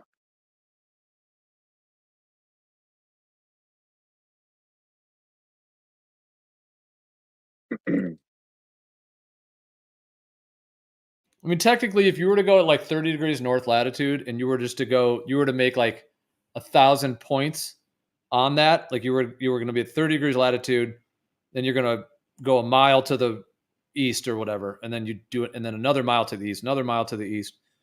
You'd basically have like, at the end of all that, you'd have like thousands of different due easts, even though at each point. But all of those due east would still hit the equator. Like that's why at the equinox, the sun rises there. So you would technically have thousands, like almost infinite different due east at every single point you're moving.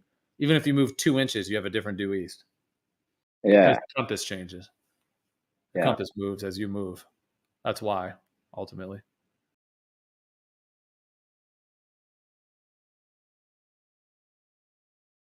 I think that guy the other day thought you were a glober when you were just saying all that. After I think your connection dropped, he's like, "Is Jeremy a glober?"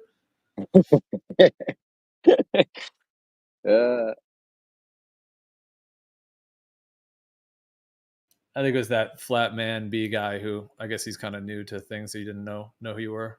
I mean, Jeremy's not a glober. Just kidding.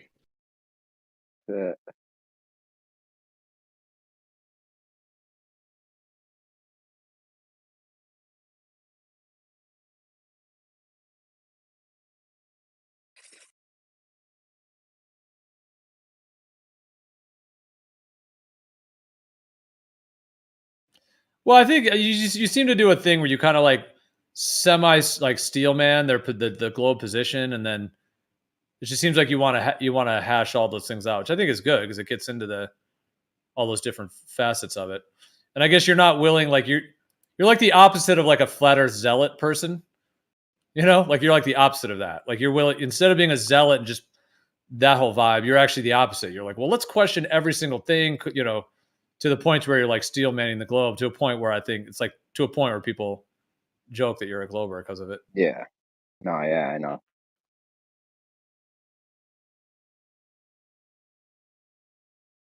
Yeah, I can steel man their argument very well. Usually. Jeremy's my favorite glober, by the way. Write that down. Put that in my notes. It's going in your file.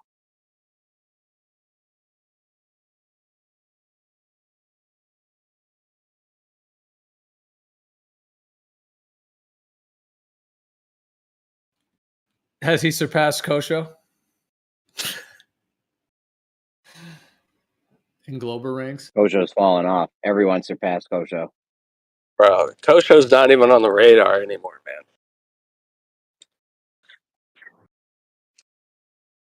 He's still fun to talk to. He's been a little wonky lately. He might have had some bad Chinese food or something.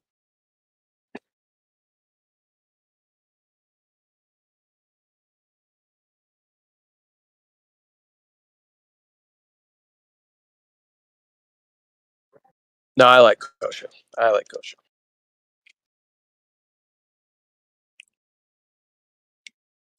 Kosho's not a bad dude. Actually, Kosho's not a bad guy to have on your side when you're going to body somebody on topics other than the shape of the earth. Is that what you guys did? You guys do that? Every now and again, when people come in espousing, crazy communist talk or ridiculous economics and stuff like that. Yeah, Kosho's pretty sound on some of that stuff. Yeah, he's good with some stuff. Yeah.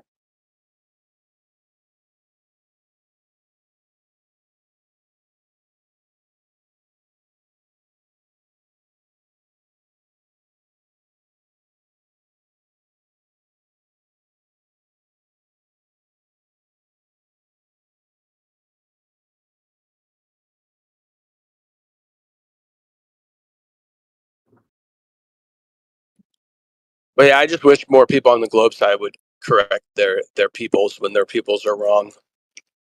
That's it. It is frustrating. Yeah.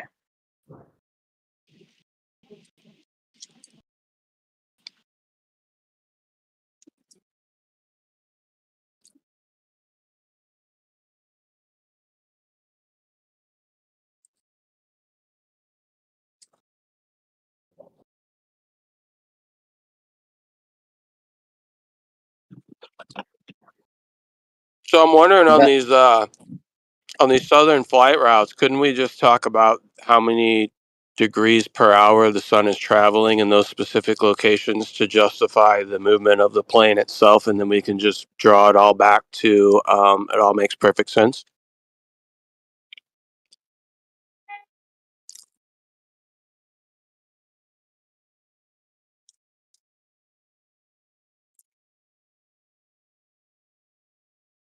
No.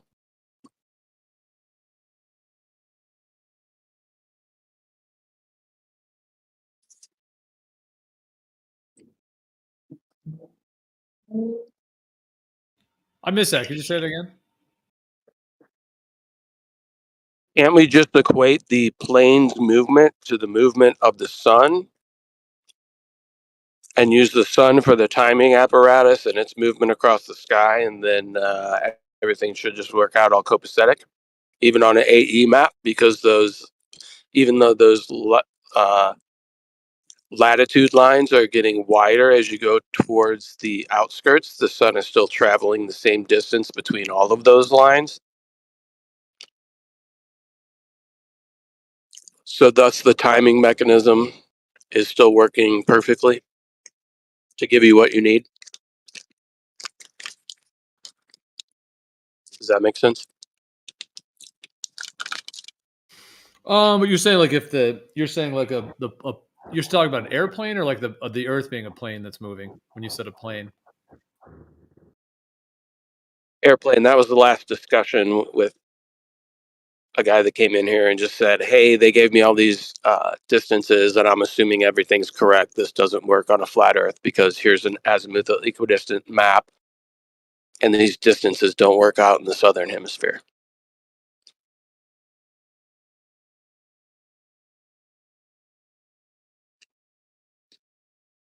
Okay, yeah, maybe I missed. I was maybe on a phone call. I didn't hear that interaction, but yeah, I hear you. Yeah, if you just invert it like that, or just like use the sun as the movement of the sun as the measuring. The timing. Yeah, the timing mechanism, right? So it's all getting really close in the north, but it goes around once, right? Once a day, no matter where you're at on that map. So we use the movement of the sun as our timing device. Distance traveled, I don't know. Yeah, I mean it's kind of what they've done on the globe in a sense. Yeah, try to say the Earth is moving, which is what accounts for the sun moving, and then reverse engineer that into the model. But I mean, of course, there would be differences, but that's what would be in the details to really hash that out in terms of the way that the GPS and the distances at these longer ranges, how that actually maps out, and in terms of what they could have either spoofed or kind of fudging in terms of the difference in the distances of the curvature at those long ranges. Yeah, I think they spoof a lot of different distances in the southern hemisphere. I think that's why the international date line is so jagged in the middle of the Pacific. I mean, you have such wide variations in that. It gets to the point where if you're trying to use local time and you're traversing some of these areas, it becomes really difficult to try to figure it out. I mean, I know you can use just one sort of standard time if you're using Greenwich Mean Time or something like that. But even then, you run into a lot of probabilities for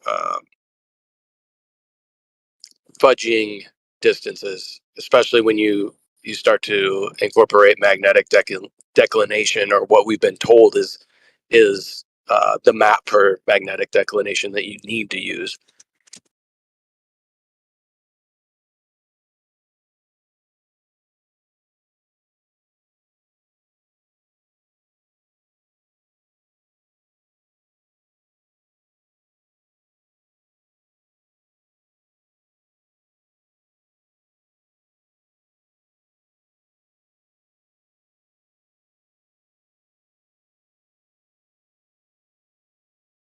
Because I don't know, there's weird things that take place. So even that race, like that sailboat race, the Vendée Globe that goes around Antarctica, basically skirts along the 60th south parallel, kind of. But for those boats to get from Europe down around the tip of Africa, that distance traveled takes so much less time than it takes for them to go around that 60th south parallel, and the time and the distance things just are very inconsistent. It takes them so much longer to get around that 60th south parallel in comparison to how long it takes them to travel a distance from like north to south. Well, that's interesting because you're saying on a globe that those would be actually quite similar. Is kind of what you're hinting at, or like that? Yeah, that distance, if you look at it on a globe, would be similar compared to. Yeah, I don't remember all the exact details, but it's it's not necessarily the same. It should be a little bit longer down there, but it's something like it takes them a day and a half or 2 days to get down around that Cape Horn, and then it takes them like a week and a half to get around the 60th South or something like that. It is fairly significant when you look at the distances that they travel and the amount of time it takes them to do the east-west down there compared to the north-south coming from Europe and going back up towards Europe, that leg of their travel as well. Yeah. That's interesting. I mean, if that one would think, why haven't they been clued into this? But maybe they're just too kind of blinded by the larger, like what they would have to consider, and maybe they kind of are able to somehow write it off in their minds, you know. But I'm just saying, it seems like that would be pretty I evident. mean, yeah, once again, a boat is not a measuring device, so is what it is. And specifically those sailboats, they're doing a lot of tacking, so it's, you know, zigzagging back and forth. Plus you're dealing with ocean currents and stuff like that. So there is no silver bullet to be able to like determine all of this, but I think that's how they excuse away some of the inconsistencies once they get down there. Whatever they either want to use ocean current or wind conditions or something along those lines. Yeah. Yeah, that's a good point. And it is more challenging to figure out your distances in the water. I mean, if you're really good at celestial navigation, there's that, but a lot of these guys these days are really not doing that, especially if they're not measuring the distances. Even if they're trying to get a heading, they're not necessarily like using it to measure precise distances. And so, yeah, with the currents and all that, the wind currents, but also even the water currents themselves, it can be, especially if you're out there. It depends on with some of these races. I know some of them like don't allow them to use GPS, but it's not like GPS even solves anything necessarily because of what that all depends on. But yeah, it's interesting to consider in terms of like what actual in some of those races, what equipment they have. And when you're out in the ocean in the middle of, you know, where you can't see any other landmarks, there would be definitely challenges to getting long distances, especially.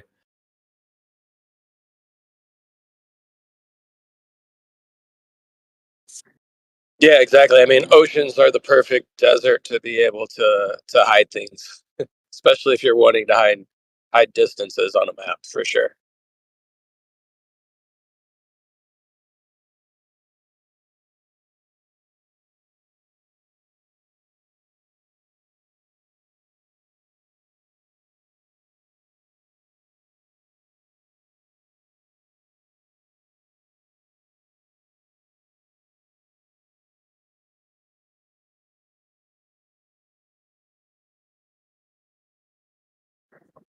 But I think there's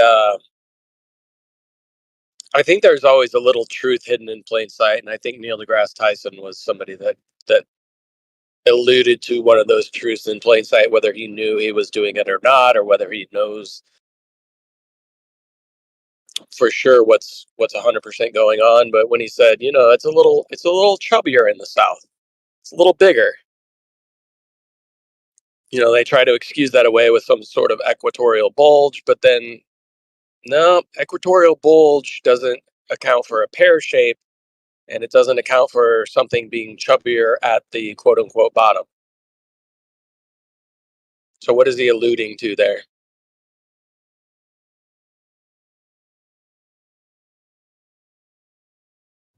Yeah. I've often sort of thought that that's like a little bit of a backup plan they have, you know, if there are any anomalies or whatever it may be, that they can kind of fudge it a bit. If somebody did say something or whatever it may be, like, oh yeah, the oblate spheroid is a little fatter down there, pear shaped or whatever. Yeah, I always wondered if that was like kind of a damage control, preemptive kind of propaganda. Right. Like a way to be like, well, we've always known it's a little bit bigger down there. It's no big deal. We've accounted for that within our model, but we don't really, but we do.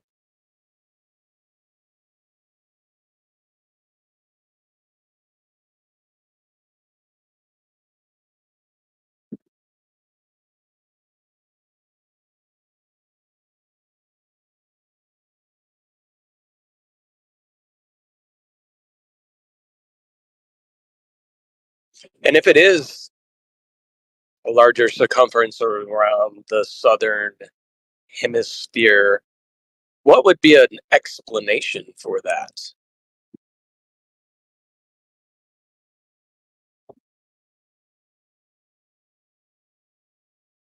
I don't know if we've been spinning for millions and millions of years, you know, and we were once liquid hot magma in their story. Like, I don't know why it wouldn't have all settled out to be symmetrical.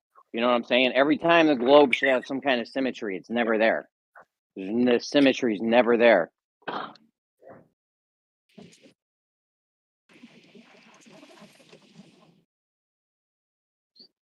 Yeah, it's like, Yeah, does they always everything on their globe model, does gravity pull everything into the center equally, or is it all just a hodgepodge mess? it's like they want symmetry, but then don't want symmetry all at the same time. They don't have it. I mean, what's their excuse for why Saturn's rings are those flat discs? You know what I'm saying? It's because it's been spinning for so long.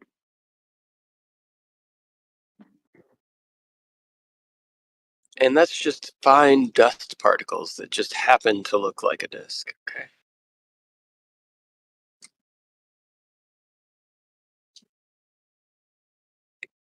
I mean, apparently we used No, to they say have it's something ice. just like that, but then it coalesced into the moon, according to their story. Well, don't they say Saturn's rings are dirt and ice, which leads to a whole other problem? I don't know. What happens They to can say ice? What happens to ice in a vacuum? it doesn't exist. It immediately gasifies. So there's that. Maybe the claim is that the disk is still within some sort of atmosphere of Saturn. Is Saturn supposed to be a gas giant? How does gas coalesce into a ball in a vacuum to begin with? Yeah, it doesn't do that. None of these things can be demonstrated.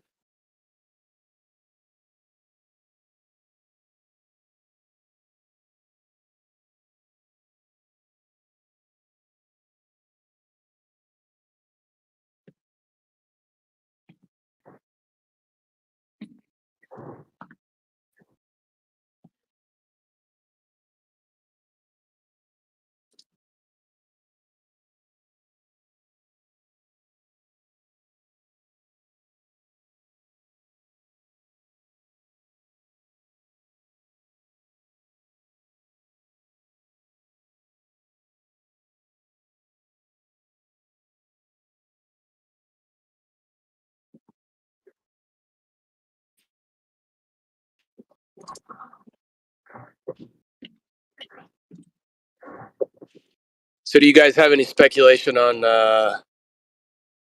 what the lights in the sky may or may not be? Even if it's wild speculation.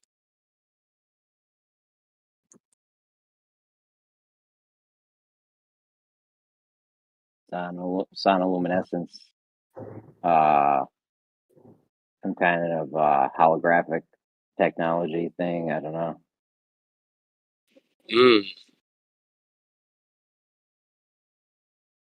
So holographic technology would place some sort of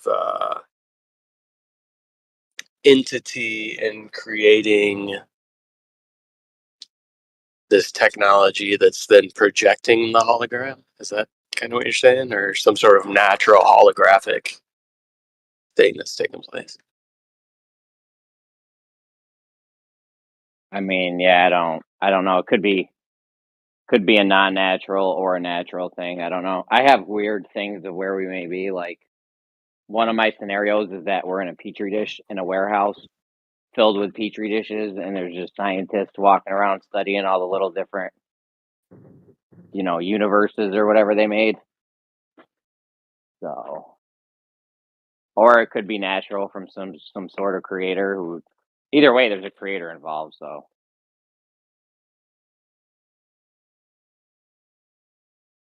Gotcha.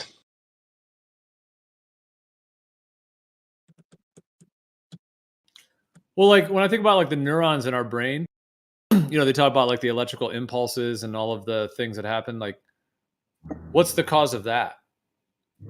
like sparks of neurons in the brain, like electrostatics, electromagnetics. But I just sort of think of the sky, like the lights in the sky, as sort of like the neurons of this whole world or this whole realm. It's like those are the neurons on the dome of the realm, whereas we have our neurons in the dome of our heads that are sparking and doing their thing. So that's interesting. So when you look at those, remember those old school like plasma things that you would have at like the Spencer's gifts at the mall, where you'd put your finger on it and the plasma would come to your finger? Yeah. So something similar or somewhat analogous to that, but you don't actually see the transmission point. You just see the kind of end plasma point kind of thing.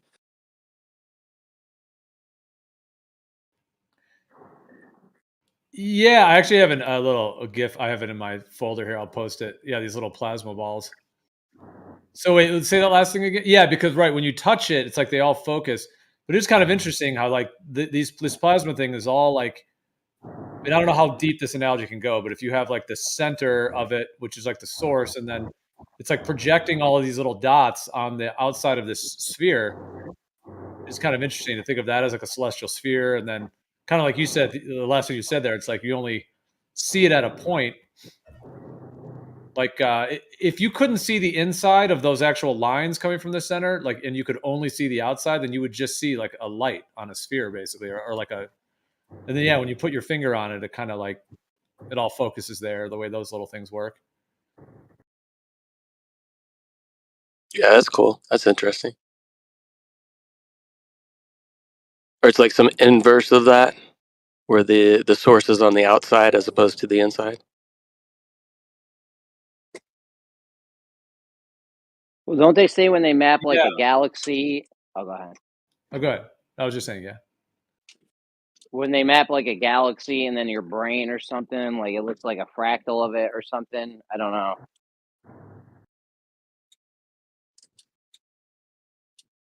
You guys never seen that one? You mean like one section of it, like fractally represents the larger mapping or the larger kind of map of it, you mean? Like your brain, the neurons firing in your brain kind of looks like a galaxy or something. I don't know. It's been a long time since I've seen that one.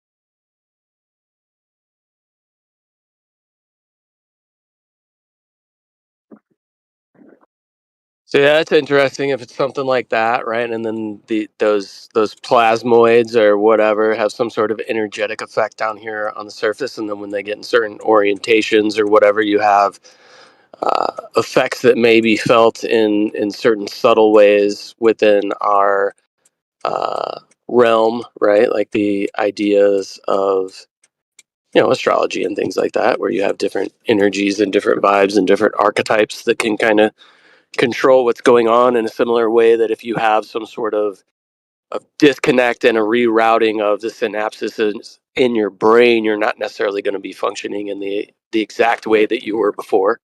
You might have a hindrance in one area and an increase of something in another area. Kind of interesting to think about.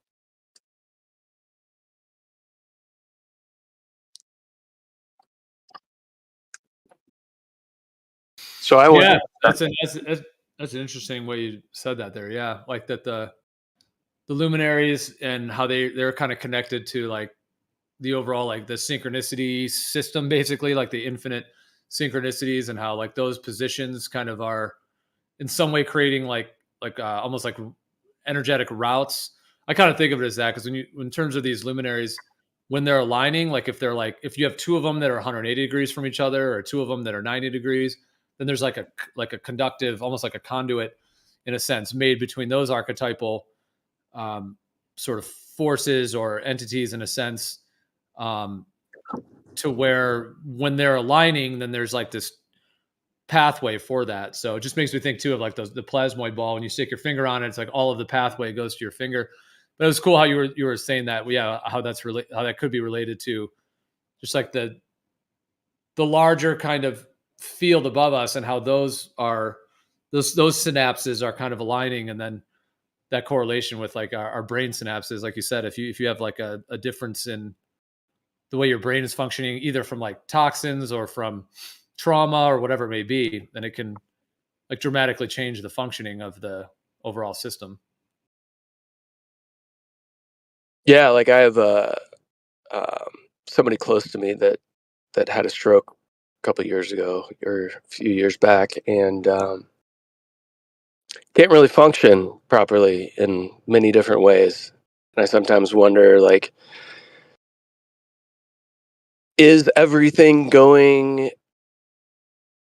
are they thinking in the way that they did previously, but it's just not coming out, or it's just not doing the things that it was before? Or is there a hindrance to where what is now their normal is undistinguishable from how they were previously?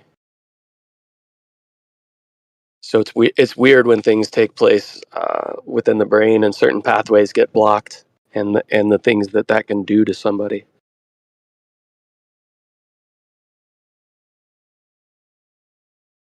Yeah, and what it does, what happens when these luminaries align with the whole world. I mean, without going all into it, because obviously it's a focus of mine. So with but like Saturn and Pluto, I had mentioned, came into a conjunction alignment right in 2020, and that whole transit lasted from 2020 to until about 2000.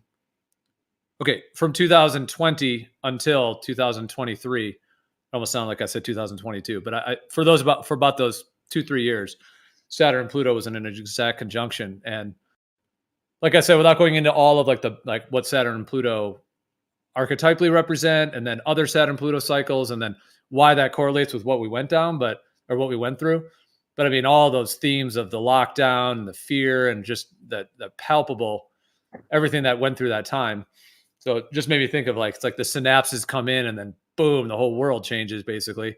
And I think that they know about these cycles, and I think they use them to their own, for planning their own psyops and their own events, because they want to captivate people, and they know that these archetypal energies are going to be present. And so they're like, all right, let's captivate people into this expression of it. We'll do this psyop.